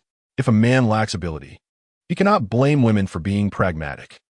In the 5th level of the treasure cave, the large egg and his companions were laughing heartily, reveling in their amusement. How dare a mere level 4 Tian Shan flaunt itself before the illustrious Shuaizong? His final expression was as though he had consumed excrement. Absolutely hilarious. I can't breathe. My stomach aches from laughter, they exclaimed. The Tian Shan was indeed a coward. Upon witnessing Shuaizong rise, he immediately cowered and fled. Thanks to the illustrious boss Shuai, had he not intervened, we would have likely swallowed this loss begrudgingly. Boss Shuai is truly remarkable. Listening to the cheers and laughter of several teammates, Lu Chen couldn't help but chuckle. Indeed, Su Xiaoshan is quite the comical character, albeit rather cowardly. Nevertheless, Lu Chen remained vigilant, for there were others present. Originally, Murong Mengming's team consisted of 5 members, with Su Xiaoshan not among them. After their departure, 4 members remained. These 4 did not leave. They had been guarding this spot for dozens of minutes, even an hour, solely to confront the boss Mu Tonghua. Although Lu Chen was present, they had not spoken disparagingly as Su Xiaoshan did, thus refraining from self-sabotage. Inside the treasure cave, one could not recklessly slay others, so they were still intent on seizing Mu Tonghua from Lu Chen. Both teams comprised 4 members. Who could capture Mu Tonghua would depend entirely on their skill. This was the very issue Lu Chen had pondered while meditating. Driving away Su Xiaoshan and Murong Mengming was merely the first step. The more pressing question was how to contend for Mu Tonghua. A plan began to unfold in his mind. At that moment, with only 1 minute remaining until Mu Tonghwa's respawn, both teams grew increasingly tense. Though neither side would resort to violence, an atmosphere of palpable tension enveloped them. Lousy, come over here, Lu Chen suddenly commanded, pointing his autumn water wuhin sword at the coordinates beneath him. This is the coordinate point for Mu Tonghua. Boss Shuai, why have you summoned me here? Lousy inquired, his face a mask of confusion, yet he complied, moving to the imminent location of Mu Tonghwa's appearance. Surely, you are here to seize Mu Tonghua. But how do we do that? Place as many peach blossom arrays as you can beneath your feet, Chen instructed. Having studied the 10 great sects of Tianlong, he recalled that the Xiaoyao sect possessed a skill known as the peach blossom array. If they placed the arrays at Mu Tongbua's respawn coordinates, he would inevitably step onto them upon his arrival, allowing them to claim him. Moreover, the opposing team was devoid of the Xiaoyao sect. Ah, so that is the purpose, Laozi exclaimed, suddenly enlightened. With Chen's guidance, he realized the utility of the peach blossom array in capturing the boss. After spending over 10 hours waiting for Mu Tongbua the previous day, he had been oblivious to the strategy involving the peach blossom array. Feeling a mix of amusement and frustration at his own folly, he hastily placed 4 peach blossom arrays beneath him, exactly the maximum allowed. While these arrays may not inflict damage, they were indeed effective for ambushing bosses. The others, the Jiden and Quankani Qiaojia, were equally thrilled. This significantly increased their chances of seizing Mu Tongbua. Of course, none of this would have transpired without Chen's timely reminder. Otherwise, they would still be struggling to comprehend their own Tianshan and Mingjiao skills, let alone advising Laozi to use the peach blossom array to capture the boss. As time slowly elapsed, suddenly, a colossal figure resembling a mechanical puppet emerged, adorned with an eerie mask. This was undeniably the boss Mu Tongbua from the 5th level of the treasure cave. With a sudden thud, Mu Tongbua stepped directly onto the peach blossom array, allowing Chen and his team to effortlessly seize him. Ha ha ha! The Barrel Elder belongs to us. The trio, comprising Big Egg, Mule, and Street Chopper, was filled with boundless excitement, unleashing their full power to attack the Barrel Elder. Meanwhile, another group, having failed to secure their prize, could only depart in disappointment. Barrel Elder, considering I have waited here all day, grant me a hero's token, will you? All I desire is that token, nothing else. Mule pleaded fervently while continuing the assault. Big Egg and Street Chopper, however, had no interest in the hero's token, as they had already bound their wealth cards. For them, the hero's token was of no use. Like Chen, they aimed to farm F1 tokens, which could fetch a fortune. F1, gem synthesis tokens, earthly essence for enhancements, various level 1 gems. I wouldn't mind a plethora of treasures, ha ha ha. I am not greedy. I only wish for an F1, just one will suffice. Chen chuckled, so do I. He sought merely an F1, and even if he did not obtain one, it mattered not. He was merely here to try his luck. The Barrel Elder was merely a level 30 boss, with low health and defense, quickly succumbing to the combined onslaught of Chen and his companions. Ah, the Barrel Elder has fallen. The 4 rushed forward to collect their spoils. Big Egg acquired earthly essence for enhancement X2, black gem, level 1, X1. Team, Big Egg, darn it, no F1 dropped. Well, the earthly essence can still sell for a few dozen gold. I suppose it's not all in vain. Street Chopper obtained low-level gem synthesis token X1, earthly essence for enhancement X1. They too lamented the absence of the F1. System, Mule, the money lover, ventured to the 5th level of the treasure cave to spar with the Barrel Elder. After an intense battle of 360 moves, the Barrel Elder found himself overwhelmed and hastily retreated. In a moment of panic, he dropped a hero's token. A hero's token. At last, I have acquired the coveted token. Oh, what a relief. Mule wept tears of joy. After waiting since yesterday, through relentless effort and the support of his teammates, he finally obtained the long-desired hero's token, allowing him to return to Dali and activate his wealth card. What an exhilarating moment. Chen smiled as well, for at that moment, his backpack unexpectedly contained an additional 100 gem synthesis tokens and 100 F1s. What splendid luck. I truly did acquire the F1. New Mang Divine Token, level 1. Essential item for repairing level 1 divine seals, Unbound. The significance of Unbound cannot be overstated. The F1s dropped from the 3-ring encounters are bound, but those dropped by the Barrel Elder are unbound. Players can trade them among themselves. 100 F1s, valued at 1,000 gold each, amounts to a staggering 100,000 gold, adding approximately 40 gold for each of the 100 gem synthesis tokens. The total reaches an astounding 104,000 gold. Lu Chen grinned widely, his spirits soaring. He had merely come to the treasure cave to test his fortune. And indeed, fortune smiled upon him. Defeating the Barrel Elder netted him over 100,000 gold. Truly, this journey was not in vain. What a thrill! Chapter 49, Why Are You Still Here? Solby, I finally managed to obtain the coveted hero's invitation. It has truly been a challenging endeavor. The mule, overwhelmed with joy, wept. Having spent more than 10 hours in the treasure cave to finally acquire the hero's invitation he had longed for. Brothers, I shall return to Dolly to activate my wealth card. With a stroke of luck, the mule utilized the Dolly teleport skill and was thrilled to activate his wealth card upon finding the wealth NPC. Team, Big Egg. Look at how elated the mule is. But to be fair, binding a wealth card before reaching level 30 is indeed disheartening. One can only raid the treasure cave to seize the Wooden Barrel Elder's hero's invitation, which is no small feat. Team, Street Slayer. Egg, did you manage to obtain F1? Team, Big Egg. Don't even mention it. The Wooden Barrel Elder only dropped 2 Earth Fiends and a black gemstone for me. Better than nothing, I suppose. Team, Street Slayer. Same here. I merely picked up a gemstone synthesis talisman and 2 level 1 gemstones. Not too shabby, I guess. Both Big Egg and Street Slayer felt a twinge of disappointment for not securing F1, as aside from the hero's invitation. The most valuable drop from the Wooden Barrel Elder was indeed the unbound F1. Handsome boss, what did you manage to get? Big Egg inquired with curiosity. At that moment, Lu Chen had already teleported back to his warehouse in Luoyang, storing the 100 F1 items he had just acquired. Hearing Big Egg's question, he retrieved one from the warehouse and shared an image in the team channel. New Mang Divine Talisman, level 1. I was quite fortunate to obtain this. Big Egg and Street Slayer were instantly filled with envy. Wow, handsome boss actually got F1. I'm drooling with envy. $1,000 in hand, congratulations, handsome boss. But for you, $1,000 is nothing. How about you just give me this F1? What do you think?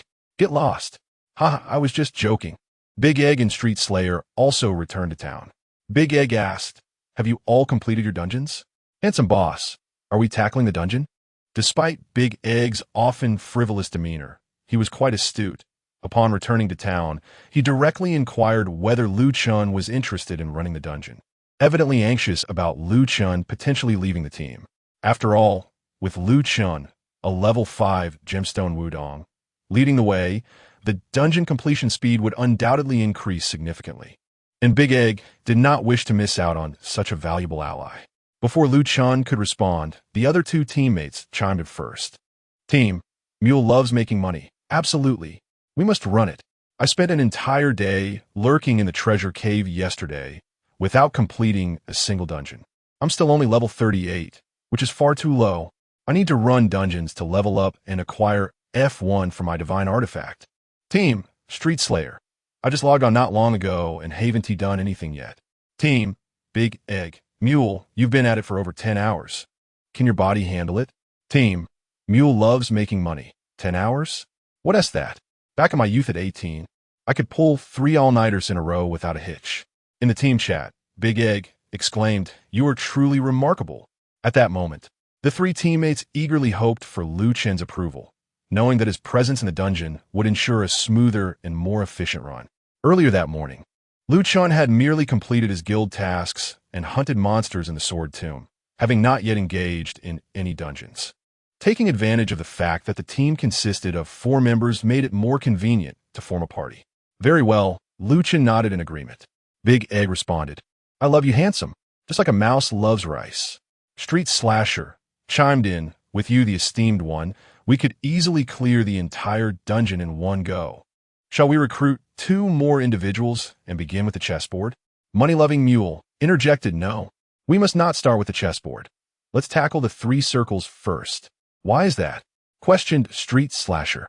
In the chessboard's lounge, we can receive an hour of double experience daily, making it the most suitable starting point for a full run. In True Heavenly Dragon, players can claim an hour of double experience for free in the lounge while grinding on the chessboard, which is why it is customary to begin a full run from there. However, the Mule strongly opposed this notion. Everyone, let us commence with the 3 circles. My level is relatively low, and the esteemed one is at a higher level. I fear that if we start with the chessboard, our levels will increase, and we will no longer receive F1 runes when we subsequently attempt the 3 circles.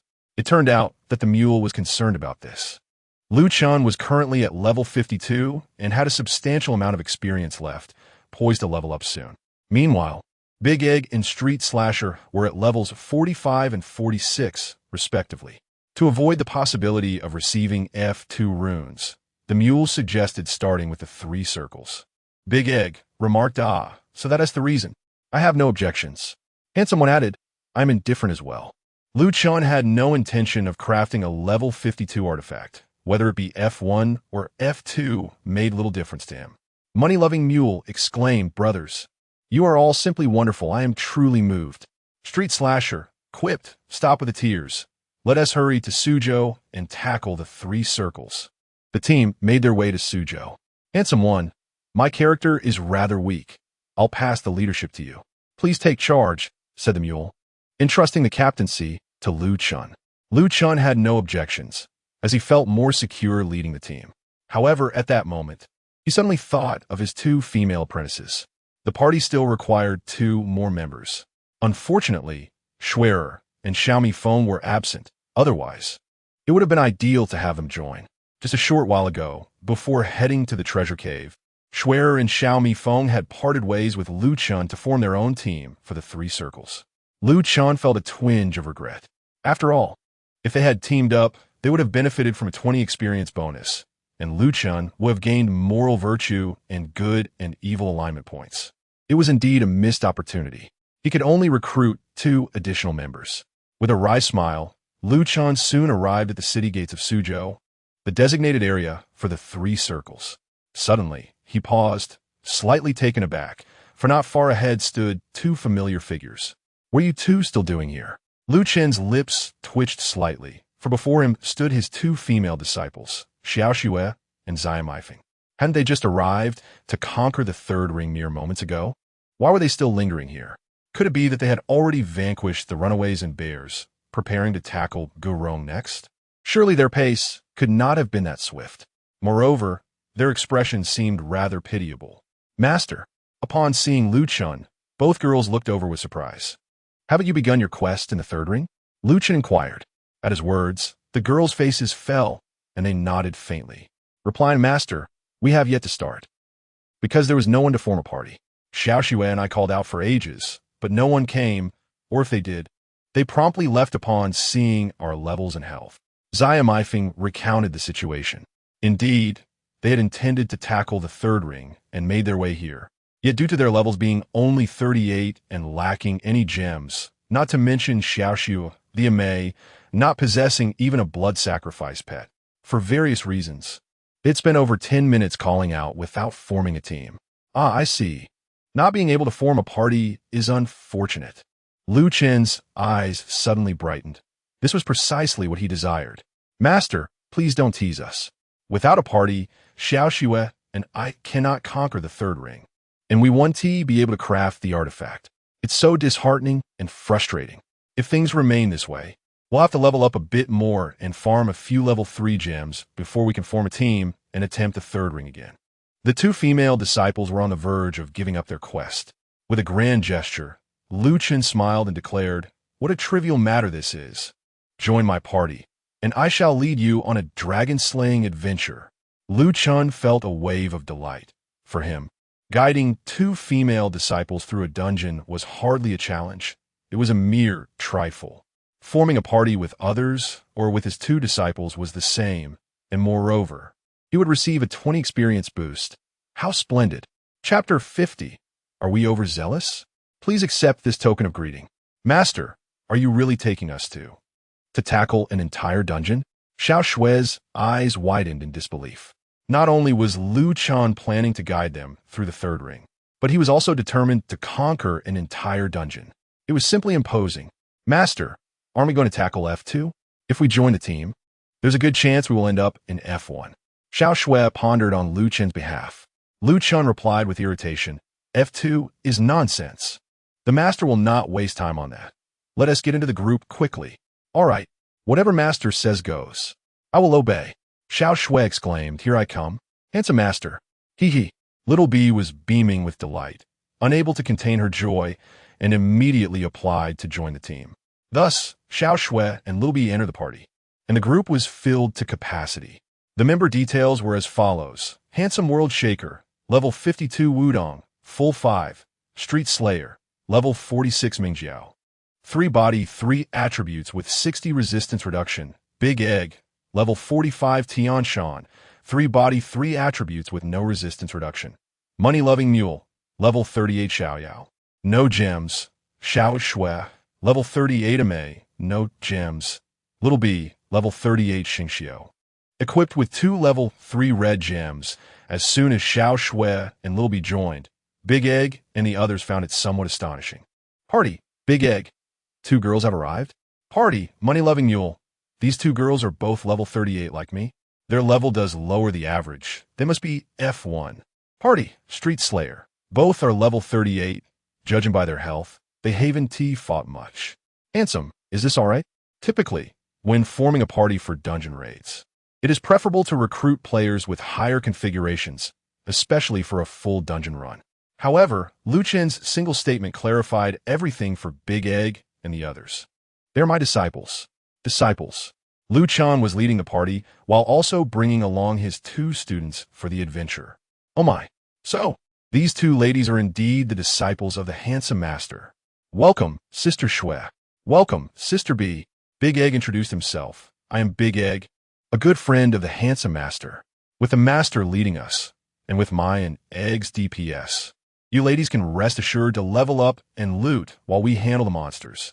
A warm welcome ensued for the 2 beautiful disciples of the handsome master. This sudden shift left Xiao Shui and Little B momentarily speechless. They felt their teammates were overly enthusiastic.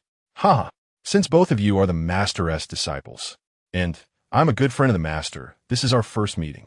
I found these 2 earth fiends while raiding in the treasure cave. And I also have a yellow crystal and a green crystal in my inventory that I cannot use as a Tian Shan. They will be perfect gifts for you too. To their surprise, Big Egg approached Xiao Shui and Little B with a smile, issuing a trade request. Please accept this. And I hope you 2 lovely ladies won't find it lacking.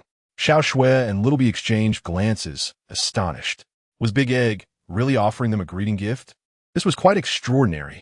Are all players in Tianlong so warm and friendly? Master, Xiao Shui and Xiao Mei found themselves at a loss, unsure whether to accept the large egg as a token of greeting. Of course accept it. If someone offers you an egg, why refuse? That would be foolish. Lu Chen promptly encouraged his 2 disciples to accept the large egg's gift. After all, it was a gift that cost them nothing. Moreover, as their master, he would be leading them through a challenging quest, so receiving a small token of appreciation seemed entirely reasonable. Accept it. Just take it. The large egg smiled, perhaps eager to please Lu Chen or perhaps wishing to impress his 2 beautiful disciples. Thus, Xiao Shui received the token, 1 earthly essence of strengthening and 1 level 1 yellow crystal. Xiao Mei received 1 earthly essence of strengthening and 1 level 1 green crystal. Both Xiao Shui and Xiao Mei felt quite pleased. An earthly essence along with a level 1 attribute gem was valued at approximately 27 gold, which was rather decent. Thank you, Brother Egg, for your gift. Hee hee, it's just a small token. I hope you 2 ladies do not find it lacking. Seeing the large egg bestow gifts stirred a sense of urgency in Quan Kan and Muley, who felt compelled to contribute as well. After all, the audacious large egg had given a gift, and as friends of Lu Chen, it was only fitting they offer a token of their own upon meeting Lu Chen's beautiful disciples for the first time. Sister Xiao Shui, these 2 level 1 red rubies are a small token of my appreciation. Sister Xiao Mei, do you need any material for socketing? I have 2 purple bamboo arrows. Consider them a gift as well. I hope you won't mind. Sister Xiao Shui, Sister Xiao Mei, I am a good friend of your master. Earlier, I found a synthesis talisman in the treasure cave along with these emeralds and sapphires. Please accept this modest gift. Xiao Shui and Xiao Mei, smiling brightly, graciously accepted several presents, expressing their gratitude with polite charm. They couldn't help but notice the remarkable shift in their circumstances. Just moments ago, they had been calling out for a team to tackle the 3rd ring, and after much effort, they had received nothing but disdain. Now, with their esteemed master inviting them into a group, his friends are eagerly presenting gifts. Xiaomei couldn't suppress her delight. Master's reputation is truly substantial. It feels wonderful to cling to Master's coattails, hee. Xiao Xue also felt extraordinarily fortunate to have found such a remarkable master in Lu Chen. They were undoubtedly basking in his glory. By the way, my disciple has yet to perform a blood offering. Everyone should remember to bring some healing potions. Lu Chen reminded Xiao Xue about the blood offering, indicating that their healing resources were limited and everyone should prepare their own healing potions. Team, large egg, what does it matter? I have a blood offering second-generation alligator. If Sister Xiao Xue doesn't mind, feel free to use it for now and return it after we finish the dungeon. Lu Chen, Xiao Xue, teammates. Isn't this large egg being overly generous? Willing to lend a blood offering alligator to Xiao Xue? Is he not concerned about it not being returned? In truth, the large egg was not worried at all. Xiao Xue is indeed Lu Chen's disciple. The mere value of a blood sacrifice crocodile is but a couple of thousand gold, hardly worth half a stone from Lu Chen himself. Xiao Xue appears rather innocent and endearingly naive. How could she possibly not repay? Should she truly fail to do so, Lu Chen, a distinguished master of the 5 great wudong, would undoubtedly seek to uphold his dignity and ensure compensation. Thus, the big egg is not foolish at all, but rather quite astute, contemplating various ways to curry favor with Lu Chen, hoping to take refuge beneath his grand tree in the realm of immortal companions. Master, what do you think? Xiao Xue still seeks Lu Chen's opinion. If he lend it to you, you must accept. Sister Xue, quickly initiate the trade. Trade failed. The rare beast level is too high. The counterpart cannot carry it. What? The crocodile's level is too high. The trade cannot proceed. With Xiao Xue at only level 38. While the blood sacrifice crocodile, belonging to the big egg, is already at level 48, rare beasts must not exceed 5 levels higher than their summoner before attaining enlightenment. Thus, Xiao Xue cannot take this crocodile. This revelation left the big egg in despair, lamenting the loss of an opportunity to please Lu Chen. Surely it cannot be so dire. Team, frenzied slash of the street. Sister Xue, use mine. I just crafted this crocodile yesterday. It's only level 40, so you can carry it. As a member of the Ming cult, I won't consume much mana while running dungeons. Just consume a few fragrant pills. Thank you, brother Ming cult. Xiao Xue borrowed the blood sacrifice crocodile for frenzied slash of the street. No need for thanks. Your health is too low. In the Ming cult, we possess a resurrection skill called Li Dai Tao Jiang, which I shall bestow upon you, to ensure smoother dungeon runs in the future. Frenzied slash of the street even bound the Li Dai Tao Jiang state to Xiao Xue, thus allowing her to stand up immediately even if she were to inadvertently perish, thereby increasing her margin for error. Meanwhile, the big egg seethed with frustration, cursing inwardly, "Damn it. This Ming cult seems quite respectable, yet they are utterly shameless." In truth, Frenzied Slash of the Street had little ulterior motive.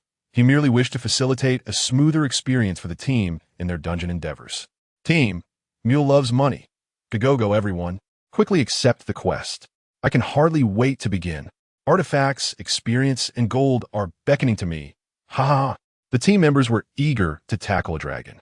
Lu Chen reminded them, the order of dungeons is 3 circles, chessboard, rebels, miscreants, and monks.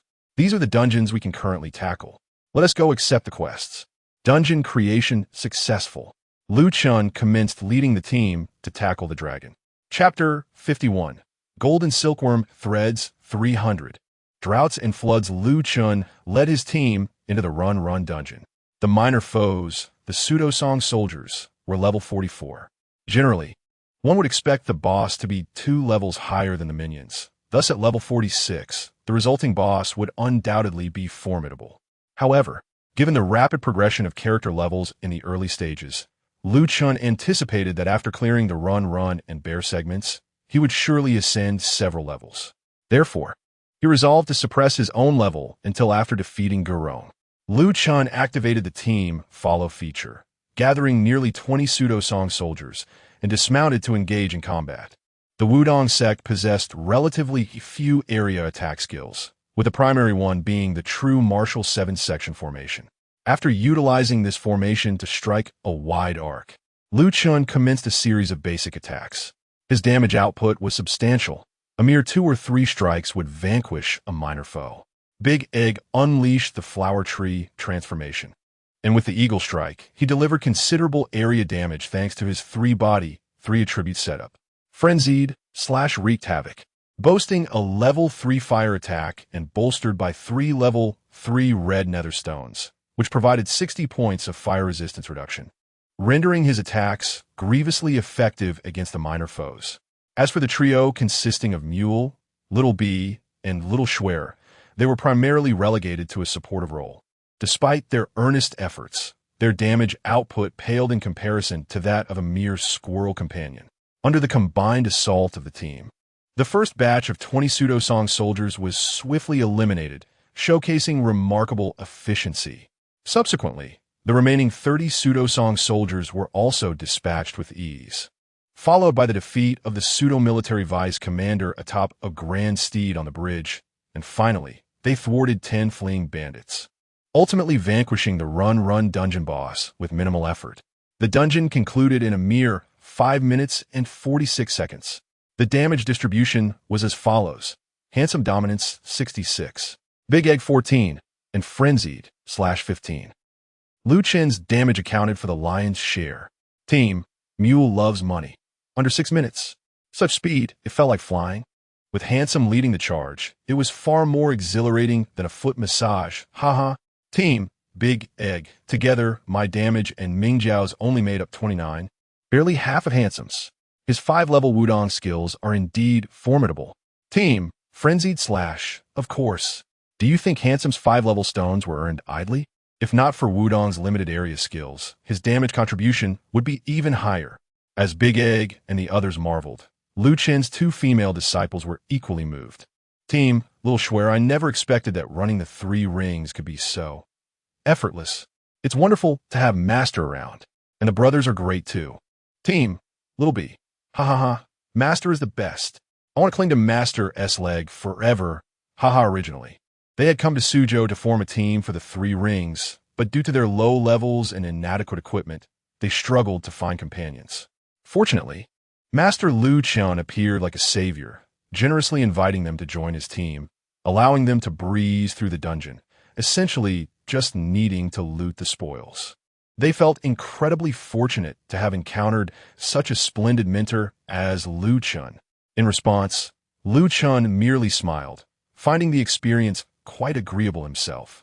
With his configuration, leading the team through dungeons posed no challenge. Moreover, with Xiao Xue and Xiamifeng in the party, he was able to receive a 20 experience bonus from their mentorship. After completing a few runs, he was on the verge of leveling up, but he refrained from doing so temporarily to avoid causing Gurong to drop an F2 during their bandit extermination. Next came the bear hunt. As per their usual routine, Lu Chen effortlessly led the charge, easily vanquishing the Red Bear King. Following the runs through the bear dungeon, the levels of his teammates had risen by 1 to 4. Finally, it was time for the much-anticipated 3rd phase of bandit extermination. Both Xiao Xue and Xiamifeng eagerly hoped to secure 2 F1s to gather enough symbols to craft a level 42 artifact. Lu Chen boldly led the team into Gu Rong's hideout. Fortunately, Gu Rong was only level 51 and still dropped F1s. The group swiftly dispatched Gu Rong with ease. The teammates immediately rushed to collect the spoils. Big Egg acquired. New Mang Divine Symbol, level 1. X3, 10 gold. Golden Silkworm Silk X2. Heavenly Spirit Pill X1. Black Gemstone, level 1. X1. Blue Gemstone, level 1. X2. Crazy Slash the Street obtained. New Mang Divine Symbol, level 1. X1, 10 gold. Golden Silkworm Silk X1. Level 50 Carefree Sect Set X1.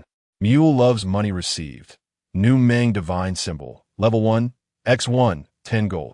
Xiao Xue gained. New Mang Divine Symbol, level 1. X4, 10 gold. Golden Silkworm Silk X3. Xiamifeng acquired. New Mang Divine Symbol, level 1. X2, 10 gold. Golden silkworm, silk x1. Team, big egg, wow.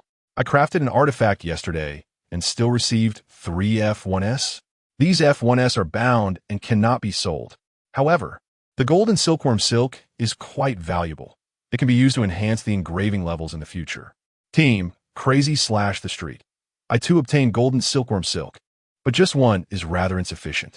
Team, Xiaoxi with 4 F1s, plus the 3 from the wealth card, that makes 7. I have enough symbols, and I'll soon be crafting my artifact. Team, Xiamifing, me too. Gurong dropped 2 F1s for me, and combined with the 3 from the wealth card, I have exactly 5. Except for Mule, the others had fared quite well.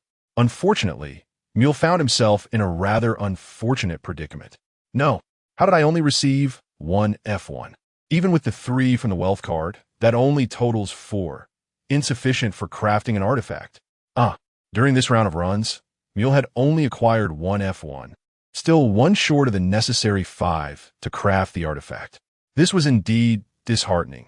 Would he have to wait until tomorrow to attempt the 3rd phase again? However, a remark from Chen illuminated his thoughts. Didn't you mention that you obtained an F1 in the treasure cave yesterday? Adding them together would give you 5. Mule indeed recalled that he had acquired an F1 in the treasure cave yesterday, which was still stored in his warehouse. However, it was unbound. Team, Mule loves money. I'm reluctant to use it. An unbound F1 can fetch 1,000 gold. Mule was clearly distressed over the unbound F1. Facing a difficult decision, should he use it to craft the artifact for himself, or save it to sell and attempt to craft the artifact again tomorrow? In the team chat, one player exclaimed, "What are you waiting for? Don't be so stingy. Treat yourself well and just use it." Another player chimed in, "Exactly. You're already level 45. Why not craft the level 42 artifact now? Are you planning to wait until level 55? A third voice added, Yes. Once everyone has their artifacts, won't you feel left out? Mule Brother, please take care of yourself." Under the encouragement of his teammates, Mule Brother finally mustered his resolve, declaring, "All right, I will heed your advice and craft the artifact today." His teammates responded with approving thumbs up, affirming, "Now that's more like it. That's the spirit." After picking up his loot, Chen exited the dungeon and returned to Suzhou.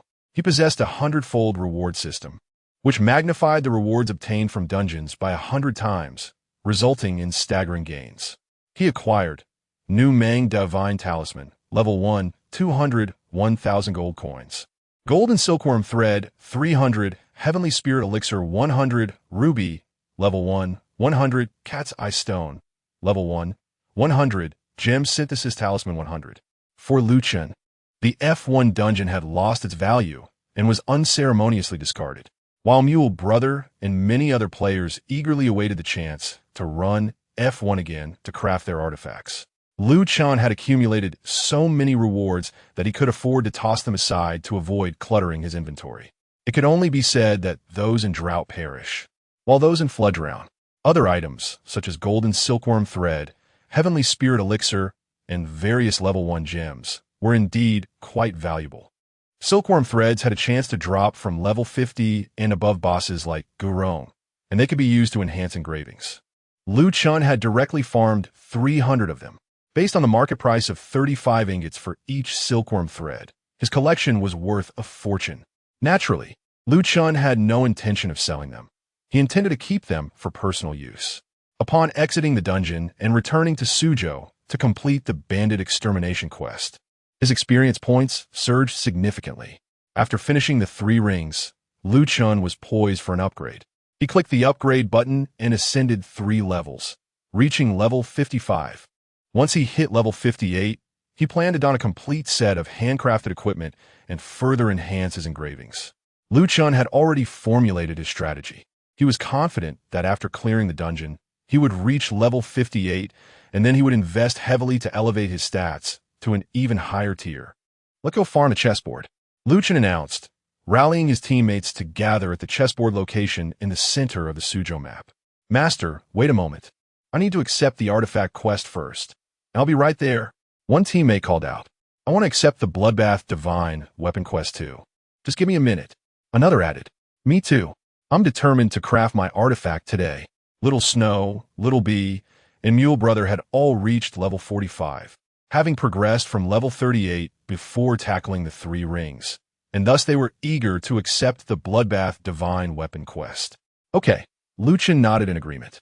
At that moment, both he and Little Snow received a notification in their mailbox. Mail, system. Your cherished beast has successfully reproduced. Please come and collect your cherished beast with your partner. If you do not collect it within 48 hours, the system will automatically take care of it. It turned out that the turtle hatchling had successfully bred. Chapter 52. The first hatch of turtles. Is garbage really competing for attention? Upon submitting a flawless dual weapon and accepting the Bloodbath Divine Weapon quest, Xiaoxue was elated to receive the news of a successful exotic beast breeding. Her expression brightened with excitement as she eagerly exclaimed, "Master, the little turtle has successfully bred. Shall we go collect it now?"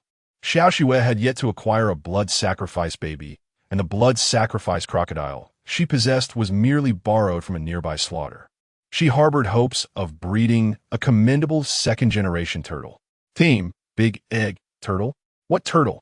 Team, Little Bee, my master just bred a pair of turtle babies, and now the first batch is ready.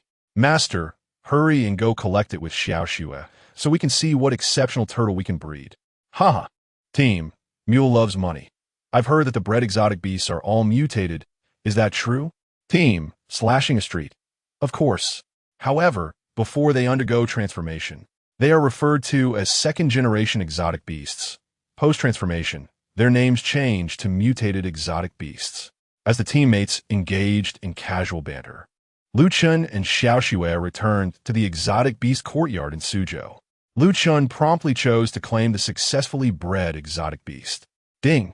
Claim successful. Both Chen and Xiaoxue's exotic beast slots were filled with a baby turtle, parents, and a second-generation turtle. Chen inspected his exotic beast slot. Second-generation turtle, carry level, 5 mutation level, 1 green, growth rate, undetermined personality, loyal stamina qualification, 1701. With a qualification of 1701, Chen found it quite satisfactory. This freshly minted second-generation turtle was commendable, especially since turtles are exotic beasts that can be carried at level 5, and 1701 qualification is considered above average. Furthermore, with a minor perfect growth rate, it would suffice for transitional blood sacrifices. How about your turtle, Xiaoxue? Xiaoxue shared an image in the team channel. Second-generation turtle. Chen clicked to view. Second-generation turtle, carry level, 5 mutation level, 1 green, growth rate, undetermined personality, cautious stamina qualification, 1658. This second-generation turtle had a slightly lower qualification of 1658. It would undoubtedly be useful. The minor perfect growth rate compensated for its modest qualification. Master, I think this little turtle is quite splendid. Xiaoxue did not mind the lower qualification of her turtle. In fact, she felt very pleased. Chen nodded slightly, suggesting they first assess the growth rate.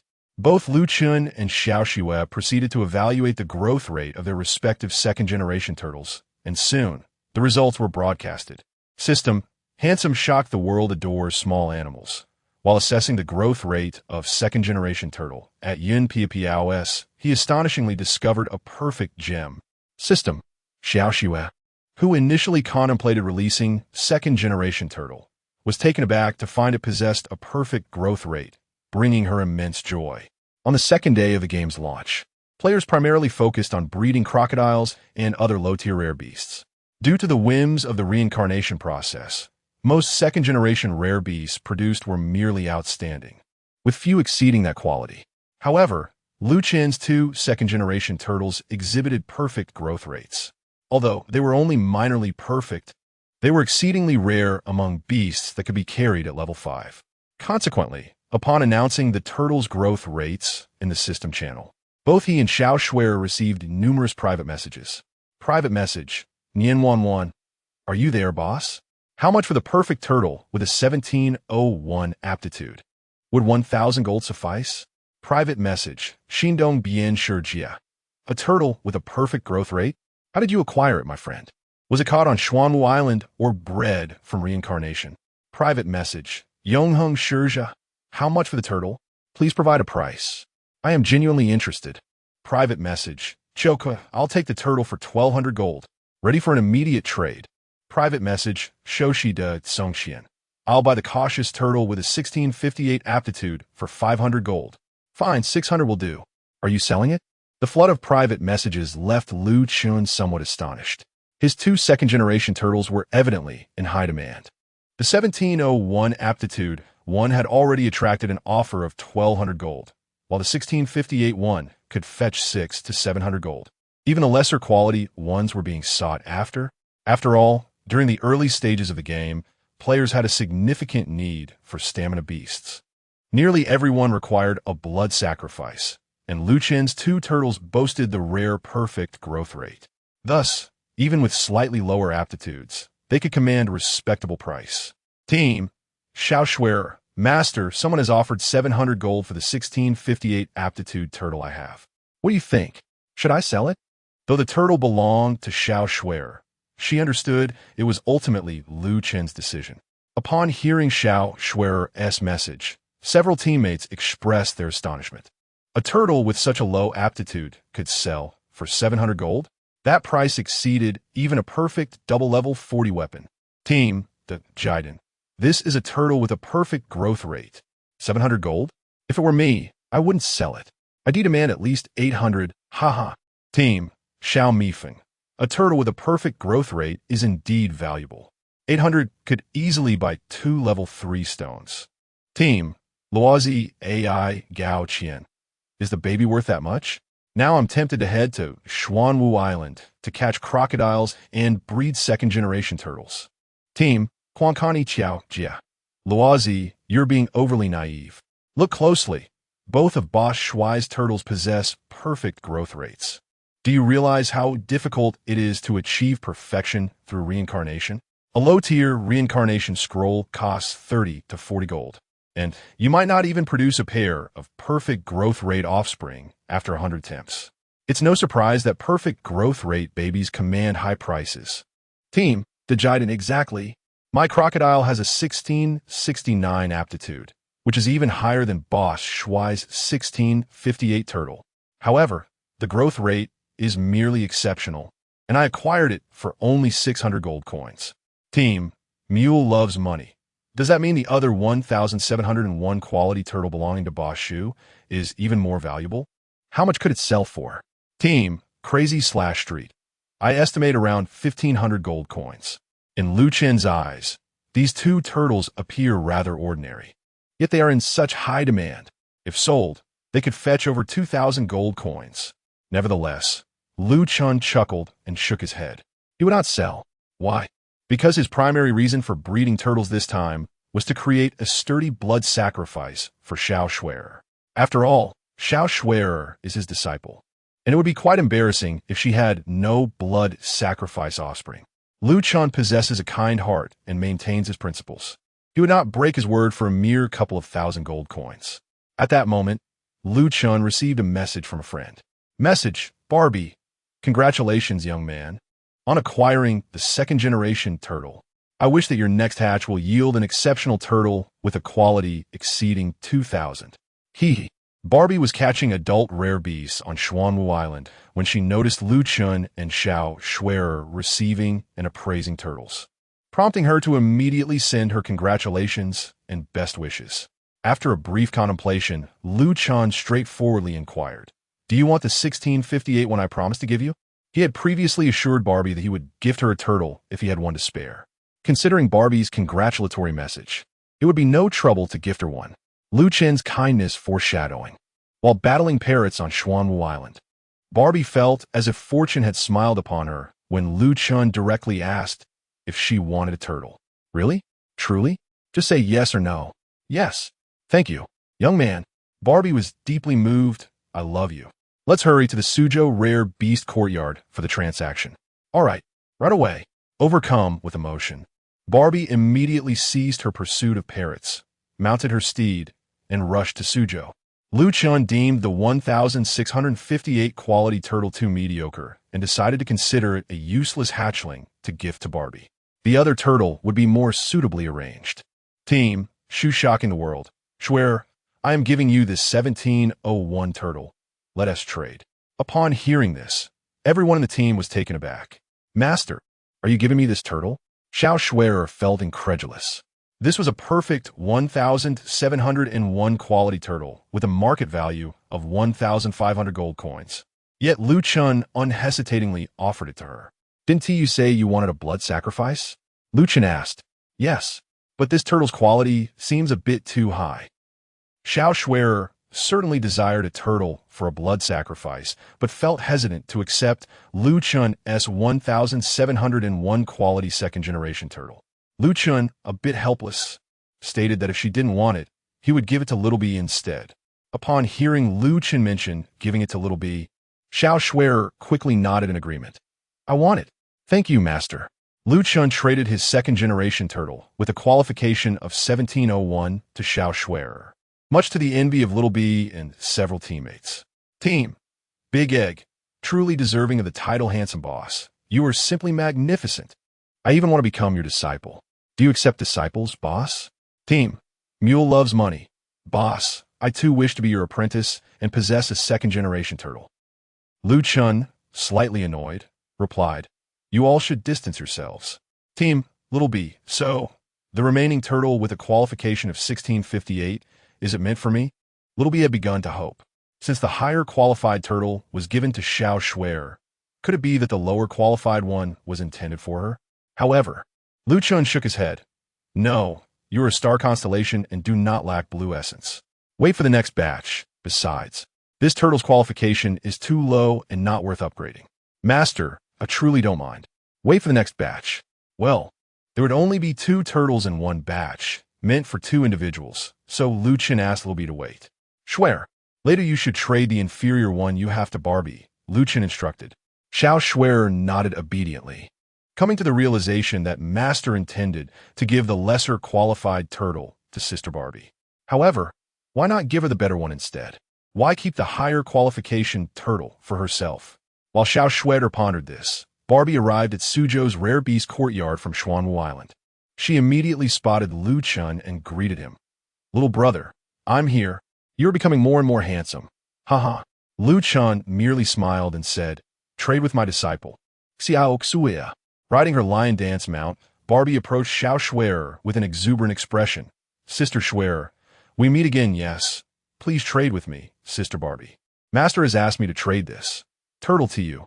The 2 women proceeded with the trade. Xiao Shui'er obediently transferred the turtle with a qualification of 1658 to Barbie. Upon receiving the turtle, Barbie's mood lifted even further. Haha, Shui'er, your master is truly kind. I envy you so much for having such a wonderful master. Barbie also noticed that the other turtle with a higher qualification was with Xiao Shui'er. So, Lu Chen had given the better turtle to his disciple, while the lesser one was for her. There was certainly some favoritism, but Barbie was already quite satisfied. She planned to sell the turtle with an excellent growth rate that she had in exchange for the perfect turtle with a qualification of 1658 for blood sacrifice. Thank you for the turtle, little brother. Barbie will always remember it. I wish you the best luck in obtaining a superb turtle in the next batch. Haha. Barbie once again expressed her gratitude to Lu Chen before returning to Xuanwu Island to capture an adult parrot to complete her Master-S task. Lu Chen then instructed Xiao Shui'er to spend 500 gold on a blood sacrifice skill book for the turtle, thus marking the moment when his disciple, Xiao Shui'er, truly possessed a blood sacrifice companion. A small turtle with a perfect growth rate and a qualification of 1701 could seamlessly transition to level 65 or even 85. Xiao Shui'er reminisced about this morning when she spotted an exceptional garbage crocodile at the money exchange, boasting a growth rate exceeding 1600, with the vendor asking for 1500 gold. The flawless little turtle bestowed upon her by her master utterly eclipsed that wretched crocodile. A warm feeling enveloped her heart. Her master was truly wonderful. Subsequently, the team commenced their chess game. Thank you for your crocodile, Crazy Chop brother. I now possess a blood sacrifice. I shall return the crocodile to you. Before engaging the chess game, Xiao Shui'er intended to return the blood sacrifice crocodile borrowed from Crazy Choppa Street. Team, Crazy Choppa Street, huh? No need for thanks. However, I must say, Sister Shui'er, your blood sacrifice turtle is indeed impressive. Its qualifications are quite high. If you enhance its health with a sluggish skill, and then capture some adult rare beasts on Xuanwu Island to elevate its understanding to level 5. It may surpass even the outstanding crocodile with a qualification of 1900. Team, Big Egg, Boss, you're truly magnanimous. Team, Little B, INB Xiao Shui. But my master said that for the next batch of turtles, one will be given to me, and I will soon possess a blood sacrifice turtle as well. Team, Handsome Shocking the World, Xiao Shui, trade your turtle baby to Little B, so she can level it to 50. Only at level 50 can it give birth to the second batch. Under Lu Chen's guidance, the team completed the Jinlong chess game, defeating the rebellious scoundrels, the factions Wells, and the Scripture Pavilion, monks. Today's dungeon run was a resounding success. Thanks to Lu Chen activating double experience and the 20 experience bonus from teaming up with his disciple, he ascended to level 58 after finishing these dungeons, with over a level's worth of experience points remaining. At last, he had reached level 58. He would soon be able to exchange for a complete set of shimmering star handmade equipment and engravings. Chapter 53. What on earth is this level 85 Tang Suit Mouse? After this round of the dungeon, Lu Chen not only ascended to level 58, but also amassed a staggering array of items. Over 2,000 first-level gemstones, 400 synthesis talismans, 800 strands of golden silkworm silk, 200 units of first-level fine iron, 200 units of first-level secret silver, and 300 units of first-level cotton. Additionally, there were 400 fragments of fine iron, 300 fragments of secret silver, and 300 fragments of cotton. He even harvested 100 spirit beast essences, 200 units of danqing, 100 falling star arrows, 200 fragments of shell scripture, and 200 wrist guards inscribed with ice attack runes. Moreover, while farming monks, Lu Chen astonishingly obtained a book. He discovered an 80-level skill book, Ice Condensation Frostflower, from the Tianshan sect. The Tianshan is a popular faction, and the skill effect of Ice Condensation Frostflower is to freeze opponents, making it indispensable in Tianshan PvP. Thus, the value of a single Ice Condensation Frostflower is certainly not low, potentially fetching around 2,000 gold. Having acquired 100 of these books is simply terrifying. That amounts to a staggering 200,000 gold. Coupled with his other gains and the gold directly dropped by bosses, Lu Chen's total earnings from this dungeon round soared to 300,000 gold. He felt exhilarated beyond measure. However, he was burdened by the sheer volume of items, which required considerable time to sort. He also opened today's 3 active treasure chests, yielding wealth gold, 100 small trumpets, 100 units of second-level secret silver, and 100 strands of golden silkworm silk. While clearing out his storage in the small warehouse of Luoyang, the other 5 members of the team also had their own harvests. Team, Mule loves money. Having a handsome leader is just delightful. We finished the dungeon in less than an hour. Ha ha. I gathered a lot of stones, and the cotton and secret silver fragments are quite a nice little sum. I made a tidy profit. Team, Big Egg, I calculated that I obtained a 35-level secret book from Morone, plus various other odds and ends. And I reckon it's worth around 3,000 to 4,000 gold, enough for me to craft 3 level 3 resistance-reducing stones. Haha. Thanks to our handsome leader for leading the way, everyone goodbye. I'm off to clear my inventory and sell for resistance stones. Team, Street Slayer, same here. I'll sell off the unnecessary items and craft a few more level 3 stones. Big Egg and the others departed from the team, heading off to clear their inventories and set up stalls to sell their wares. Only Lu Chen and his 2 disciples remained in the party. The experience from the dungeon was exceptionally high, and with the double experience and the 20 experience boost from being in a master-disciple team, both Xiao Xue and Xiao Mei reached level 49. In fact, disciples can graduate at level 45. However, neither chose to leave, opting instead to continue under Lu Chen's mentorship. After all, it's rare to find such a kind-hearted and handsome master like Lu Chen. Graduation was out of the question. It was best to remain his disciples forever. When they reached level 45, they also received the apprenticeship reward, a black tiger rare beast egg, and each acquired a 3 transformation variant tiger with quite impressive attributes. Mutated tiger. Carrying level, 45 current level. 1 mutation level. 3. Black. Character, brave growth rate. Outstanding strength aptitude, 1929. This is the black tiger summoned by Bumblebee. With a notably high aptitude of 1929, a brave disposition, and an outstanding growth rate, making it quite commendable. Snow's black tiger boasts an even higher aptitude. With an impressive 2035 aptitude, a shrewd character, and an exceptional growth rate, it can be equipped with counter and recoil skill books, transforming it into a remarkable solo companion. In the early stages of the game, when players generally possess low attributes, a high-aptitude solo tiger may prove more beneficial than a brave one. However, Snow, being a May, typically only carries the blood sacrifice turtle bestowed by Chen. As Bumblebee, her close friend, suddenly had a clever idea, she mischievously inquired, Snow, I have a brilliant suggestion. Would you like to hear it? What brilliant suggestion? Why not give me your shrewd tiger? I am a Xingxiu and could use this clever tiger to create a solo companion. Since you are a Mei and not suited for solo play, you can give it to me, and I can take you along when farming monsters. Bumblebee proposed to borrow Snow's shrewd tiger, having known each other well in real life. Snow found Bumblebee's reasoning quite valid, yet she still sought Luchen's opinion. Master, what do you think of Bumblebee's proposal? Can I give her the tiger? Luchen nodded. Given your sisterly bond, of course you can. However, Bumblebee's brave tiger can be sold, and you should split the gold evenly.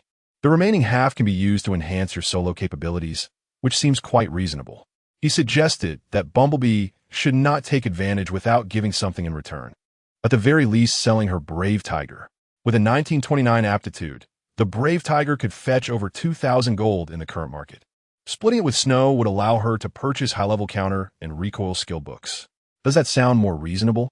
Upon hearing Luchen's advice, Snow's eyes sparkled, and she smiled, revealing her dimples. Master, you always think ahead. Bumblebee, feeling somewhat aggrieved, responded, Master, I find your suggestion rather ordinary. Snow, we have been sisters for many years. Can I just give you a third of the proceeds from selling the brave tiger? The cost of crafting a solo companion is quite high. Snow chuckled and shook her head. No, Master has said you must give me half the gold. Otherwise, I won't give you this shrewd tiger. If I sell it myself, I might even get 3,000 to 4,000 gold. All right, I'll sell the brave tiger and give you 1,000 gold. In truth, the loot from their monster farming in the sword tomb, combined with the rewards from this dungeon and the black tiger, would nearly suffice for them to craft 8 level 3 red gems. Even if Chen is no longer by their side, their health points have increased, and with the blood sacrifice of the tortoise and soloing the tiger, they should be able to join a dungeon team or a monster hunting group in the wild. Their most challenging initial phase has already concluded, all thanks to Chen. At this moment, Chen is in the Suzhou Beast Institute. With significant experience from dungeons, his turtle companion has leveled up from 30 to 50, and the little bee's companion has undoubtedly done the same. Bee, come here so we can team up to breed the tortoise. All right, Master, I'll be there shortly. Thus, the second batch of tortoises entered their breeding phase. Master, do you remember the mentor and apprentice we encountered in the cliff cave? Xiao Shui and I have already surpassed level 45. Didn't you say we could participate in the lottery? What treasures might we obtain? The little bee recalled the 2 items, mentor and apprentice, in her backpack. Previously, when they were in the sword tomb, they had collected quite a few, and Chen had informed them that once they gathered mentor, apprentice, happiness, and heavenly dragon, they could participate in the lottery. Happiness and heavenly dragon are items awarded by an NPC in Dali when an apprentice reaches level 30 and 45, respectively. Let us go. I'll take you to the lottery. Chen initiated a team follow, bringing Xiao Shui and the little bee to Dali, where they found the treasure hunting event NPC. Yin Piapiao. Chen conversed with Yin Piapiao and selected the treasure hunting mentor apprentice event. Yin Piapiao.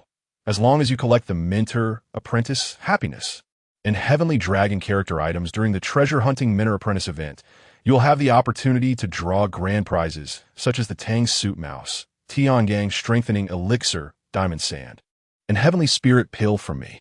Team, Little Bee, wow. Master, the prizes for this treasure hunting mentor apprentice lottery are quite impressive. The grand prize is the Tang Suit Mouse. It sounds like it must be a rare beast companion. Team, Xiao Shui. The grand prize probably isn't that easy to win, right? Both little apprentices were filled with anticipation, yet they still needed the two character items, Happiness and Heavenly Dragon. Below the treasure hunting Minor Apprentice event, there was an option to claim the Minor Apprentice upgrade rewards. Yin Pia Piao. During the event, whenever an apprentice reaches level 30 or 45, both the mentor and apprentice can team up to claim their upgrade rewards from me. Are you sure you want to claim them? Lu Chen chose to claim the apprentice's level 30 upgrade reward. Ding! Lu Chen received 300,000 experience points too. Happiness too. Since he had two apprentices, the rewards were, of course, doubled. He continued to claim the apprentice's level 45 upgrade reward. Lu Chen received 500,000 experience too. Heavenly Dragon too. His two apprentices contributed a total of 160 million experience. If he wished, he could level up to 60 right now. However, it would be wiser to reserve some experience for his mental cultivation. In his backpack, he now possessed two sets of Mentor, Apprentice, Happiness, and Heavenly Dragon, allowing him to draw twice. Team, Little B. Master, do we get to participate as well? The Little B looked on eagerly, wishing to partake in the lottery. Why don't you give it a try and see? Lu Chen was uncertain whether his disciple could partake in the joy of receiving upgrade rewards, along with the Heavenly Dragon. Engaging in conversation with the NPC would provide clarity. However, given that the event was titled Treasure Seizing Master and Apprentice Training, it seemed reasonable to assume that the disciple could indeed receive rewards as well. To their astonishment, both Little B and Little Snow engaged with the NPC Yun Pia Piao and successfully acquired two items, Joy and Heavenly Dragon. This meant they were also eligible for a lottery draw. In the original game, it appeared that only the master could collect rewards. This rendition allows both master and disciple to partake. Team, Little B, yay. We have one too. We can draw from the lottery. I'm participating right now. Little B eagerly joined the lottery. Yin Pia Piao. Congratulations. You have drawn Diamond Sand. Little B's smile instantly faltered, and with a resigned sigh, she lamented. I ended up with this Diamond Sand. My luck is truly dismal. Isn't it? Sigh. The Diamond Sand could be used for a single reevaluation of equipment quality, rendering it relatively less desirable compared to other prizes in the Treasure Seizing Master and Apprentice Training. Lu Chen commenced his lottery draw as well. On his first attempt, he received Heavenly Essence, which could be utilized for a single equipment enhancement of little value, even subordinate to the Diamond Sand. However, fortune smiled upon him during his second attempt. Yin Pia Piao. Congratulations, young hero. You have fortuitously drawn the grand prize, Rare Beast Egg, Tang Suit Mouse, in the Treasure Seizing Master and Apprentice Training event. Was this truly the grand prize? Lu Chen felt pleasantly surprised. Drawing the Rare Beast Egg of the Tang Suit Mouse on his second attempt was quite unexpected. It appeared that the odds of winning big were not insubstantial after all. He promptly examined the Rare Beast Egg in his inventory. Rare Beast Egg, Tang Suit Mouse, usage level 85, a rare beast egg capable of hatching an 85 level external prowess type beast. Tang Suit Mouse. 85 level? Lu Chen hadn't anticipated that the egg he had drawn was of such a high level. He would need to reach level 85 before he could hatch a carryable Tang Suit Mouse baby. Yet, he was only at level 58 at the moment. Just as Lu Chen felt a tinge of disappointment, Little Snow shared an image in the team chat. Team, Little Snow, Master. It seems I have drawn the grand prize as well. Rare Beast Egg, Tang Suit Mouse. To Lu Chen's astonishment, his disciple Little Snow had also drawn the Tang Suit Mouse. If he included the one he had drawn, they would possess a perfect pair. With this thought, Lu Chen clicked to inspect her egg, only to find himself speechless. Wait, why is hers only level 75? One is level 75, and the other is level 85. Lu Chen couldn't help but twitch his lips in exasperation. Little Snow's Tang Suit Mouse was level 75, while his was level 85. It felt as if the smiling NPC was mocking him, saying, "Want to complete a pair? Not a chance." Lu Chen, exasperated, retorted, "Could you not standardize the levels of the Tang Suit Mice?" The NPC Yun Pia Piao's smile seemed innocuous. "Dear young hero, The level of the Tang suit mouse drawn is entirely random. Chapter 54. The Guild's Recruitment and Collaborative Development. Level 75 Tang suit mouse egg. Xiaoxue, you truly drew the grand prize. How imbibe. Once I reach level 75, I can gather another one, and we shall breed the second generation of Tang suit mice. Little B was exceedingly envious of Xiaoxue for winning the grand prize. In the current version of Tianlong, the vast majority of rare beasts are captured from Xuanwu Island or Sacred Beast Mountain. Though there are some exceptional creatures, such as the grand prize Tang suit mouse drawn during the Treasure Seeker apprentice training, the fire-maned demon mouse from the Yin Wang ancient tomb, the dragon turtle from Sacred Beast Mountain, the heroic invitation from Swallow Dock, and the thunder unicorn and phoenix hatchling from the celestial beasts. These rare creatures are relatively scarce, typically superior to the ordinary ones captured from Xuanwu Island or Sacred Beast Mountain. If one could breed a top-tier second generation, it would be a remarkable achievement, whether for personal use or sale. As Lu Chen's two disciples were lost in their fantasies, Lu Chen shared an image. Rare beast egg, Tang suit mouse. The two girls immediately erupted in delight. Lu Bi exclaimed, "Master, you also drew a Tang suit mouse. You and Xiaoxue each have one, making a pair. Once we reach level 75, they can reproduce." Xiaoxue added, "But we need two Tang suit mice of different genders to breed. If they're both female or male, they won't be able to reproduce. I hope my Tang suit mouse and Masteress are one male and one female." Lu Chen chuckled helplessly and reminded them, "Look closely. The one I drew is level 85, which is different." Xiaoxue and Little B were immediately taken aback. Initially, they were eager for the two Tang suit mice to yield one of each gender for breeding, but upon closer inspection, they realized that the levels were different, meaning even if one was male and the other female, they could not reproduce. The difference in levels was unexpected. Xiaoxue and Little B felt quite speechless after their anticipation. However, this was not an insurmountable issue, since both Lu Chen and Xiaoxue managed to draw a Tang suit mouse. The chances were not particularly low, indicating that other apprentices in the area might also have the opportunity to draw one. Lu Chen decided to store his level 85 Tang suit mouse egg in the warehouse for now, should he wish to breed Tang suit mice in the future. He could simply purchase another from the market, which posed no significant problem. At that moment, Lu Chen inquired, "Are you not planning to graduate?" Many apprentices tend to opt for graduation after receiving their apprenticeship rewards upon reaching level 45, as they primarily seek the rewards and depart immediately thereafter. Little B initially harbored similar thoughts, seeking a mentor solely to gain the Black Tiger and then disappearing. However, upon seeing Lu Chen, she entirely transformed her shallow and naive perspective. "Master, we do not wish to graduate. We cannot bear to leave you. Please do not send us away." Little B shook her head like a rattle drum, gazing at Lu Chen with pleading eyes. Of course, they did not want to leave. Where could they find a master as handsome, capable, and virtuous as Lu Chen? "Can we stay, master?" Xiaoxue also looked at Lu Chen with longing.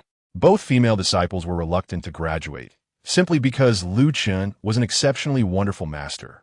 "It's all right. If you don't want to graduate, then don't. It's not a big deal." Lu Chen waved his hand dismissively. He had merely asked out of curiosity. Yet both Xiaoxue and Xiao Mifeng appeared fearful and reluctant, mistakenly believing Lu Chen intended to send them away. Since they remained in a master-disciple relationship, Xiaoxue and Xiao Mifeng would continue to contribute several tens of thousands of virtue and vice points to Lu Chen as they leveled up. Additionally, when he occasionally brought his two female disciples along for monster hunting or dungeon runs, he would benefit from a 20 experience boost, which was immensely advantageous for him. Upon hearing that Lu Chen did not intend to dismiss them, Xiaoxue and Xiao Mifeng instantly beamed with joy. "He, master is the best. As long as master does indeed drive me away, I shall never graduate. Indeed, Xiao Mifeng shall proudly carry the title of master's disciple and roam about with an air of authority." Lu Chen interjected, "ISN roaming about with an air of authority? A rather unsavory expression." Xiao Mifeng chuckled awkwardly. "Oh, dear master, let us not dwell on such trivialities." The trio exchanged playful banter until Xiaoxue suddenly inquired. Master, neither Xiaomi Feng nor I have a guild yet. Might we join the guild you belong to? Lu Chen had recently joined the 5th guild, Rose and Dream, and Xiao Shuer thought it would be preferable to be part of the same guild as him. That should be possible. Let me check. Lu Chen examined the details of the guild Rose and Dream. Guild name: Rose and Dream Guild Leader. Blood Rose Guild Level. 2 members, 101,155,200. Online members, total members, maximum capacity. Guild motto: we are actively recruiting. Come if you seek peace and avoid trouble.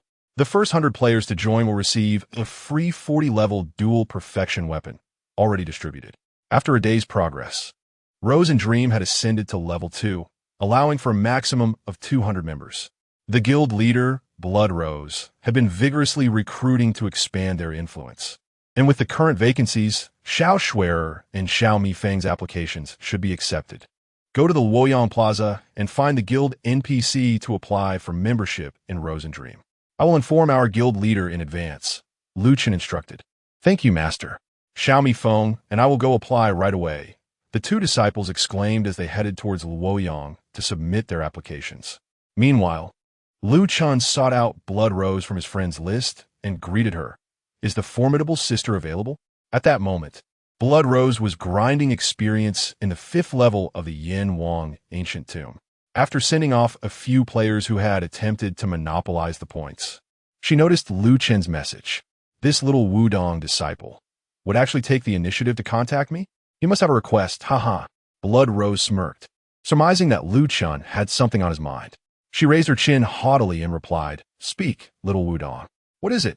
As your guild leader, I shall not turn a blind eye to your plight, nor shall I abandon you in your time of need. Lu Chen was speechless. What predicament could he possibly be in? Had she let her imagination run wild? It's a good thing. Oh, Blood Rose replied, somewhat surprised. What good thing? I have recruited 2 newcomers, Xiao Shuer and Xiaomi Feng, for our guild, and they're about to apply for membership. I kindly ask for your approval. Dear guild leader, the guild is in need of members, and Lu Chen has brought in 2 newcomers, which is undoubtedly a boon for the Scarlet Rose. Meanwhile, 2 notifications chimed, indicating that Scarlet Rose had received applications from players wishing to join the guild. Upon reviewing the applicant's information, she noted that one was named Xiao Shuer, a female MA at level 49, and the other was named Xiaomi, a female Xingxiu, also at level 49. Scarlet Rose had not imposed any stringent criteria for guild entry. As long as the applicants' levels were not excessively low, she would accept them. Just as she instinctively reached to approve the applications, a thought struck her, causing her to halt. Both applicants were female, and that little Wudong had specifically mentioned them to her. She immediately became suspicious and alert. Something was amiss. Could it be that this little Wudong was courting these female players in the game? He did indeed possess a charming appearance and was quite eloquent, easily deceiving naive young girls. Had he managed to ensnare 2 of them? Ugh, what a scoundrel! Scarlet Rose's vivid imagination spiraled into a frenzy of conjecture, painting Lu Chen as a cad who preyed upon the affections of innocent maidens. However, all of this was merely her own speculation. The truth could only be ascertained by inquiring directly with Lu Chen. Her curiosity piqued. Scarlet Rose messaged Lu Chen. Are these female MA and Xingxiu your recent little girlfriends? Little girlfriends? What nonsense are you spouting, Daxiang Miai? They're my newly accepted disciples, Lu Chen clarified. Disciples? Why are they all female? Can't you take in male disciples? I could, but I haven't found suitable candidates. I can help you find some. Lu Chen rubbed his forehead, exuding a sense of exasperation. His guild leader's thought process was indeed peculiar, seemingly wandering far from the matter at hand. In any case, that's how it is. Daxiang Miai, you handle it as you see fit. If you refuse, I'll have to let them join another guild. Upon hearing this, Scarlet Rose felt a twinge of urgency. No, please, I will approve them right away. I was merely trying to gather information. I trust you this time. Thus, she consented to Xiao Shuer and Xiaomi joining the guild. After all, the guild was short on members, and she had no legitimate reason to refuse. Moreover, if she were to reject their applications, it would be tantamount to disrespecting Lu Chen and deliberately making things difficult for him. She certainly didn't wish to jeopardize her relationship with a level 5 Wudong like him. Scarlet Rose then inquired, "Are there only 2 female disciples? Are there no others? It would be best if you could bring more in. You've done well in recruiting.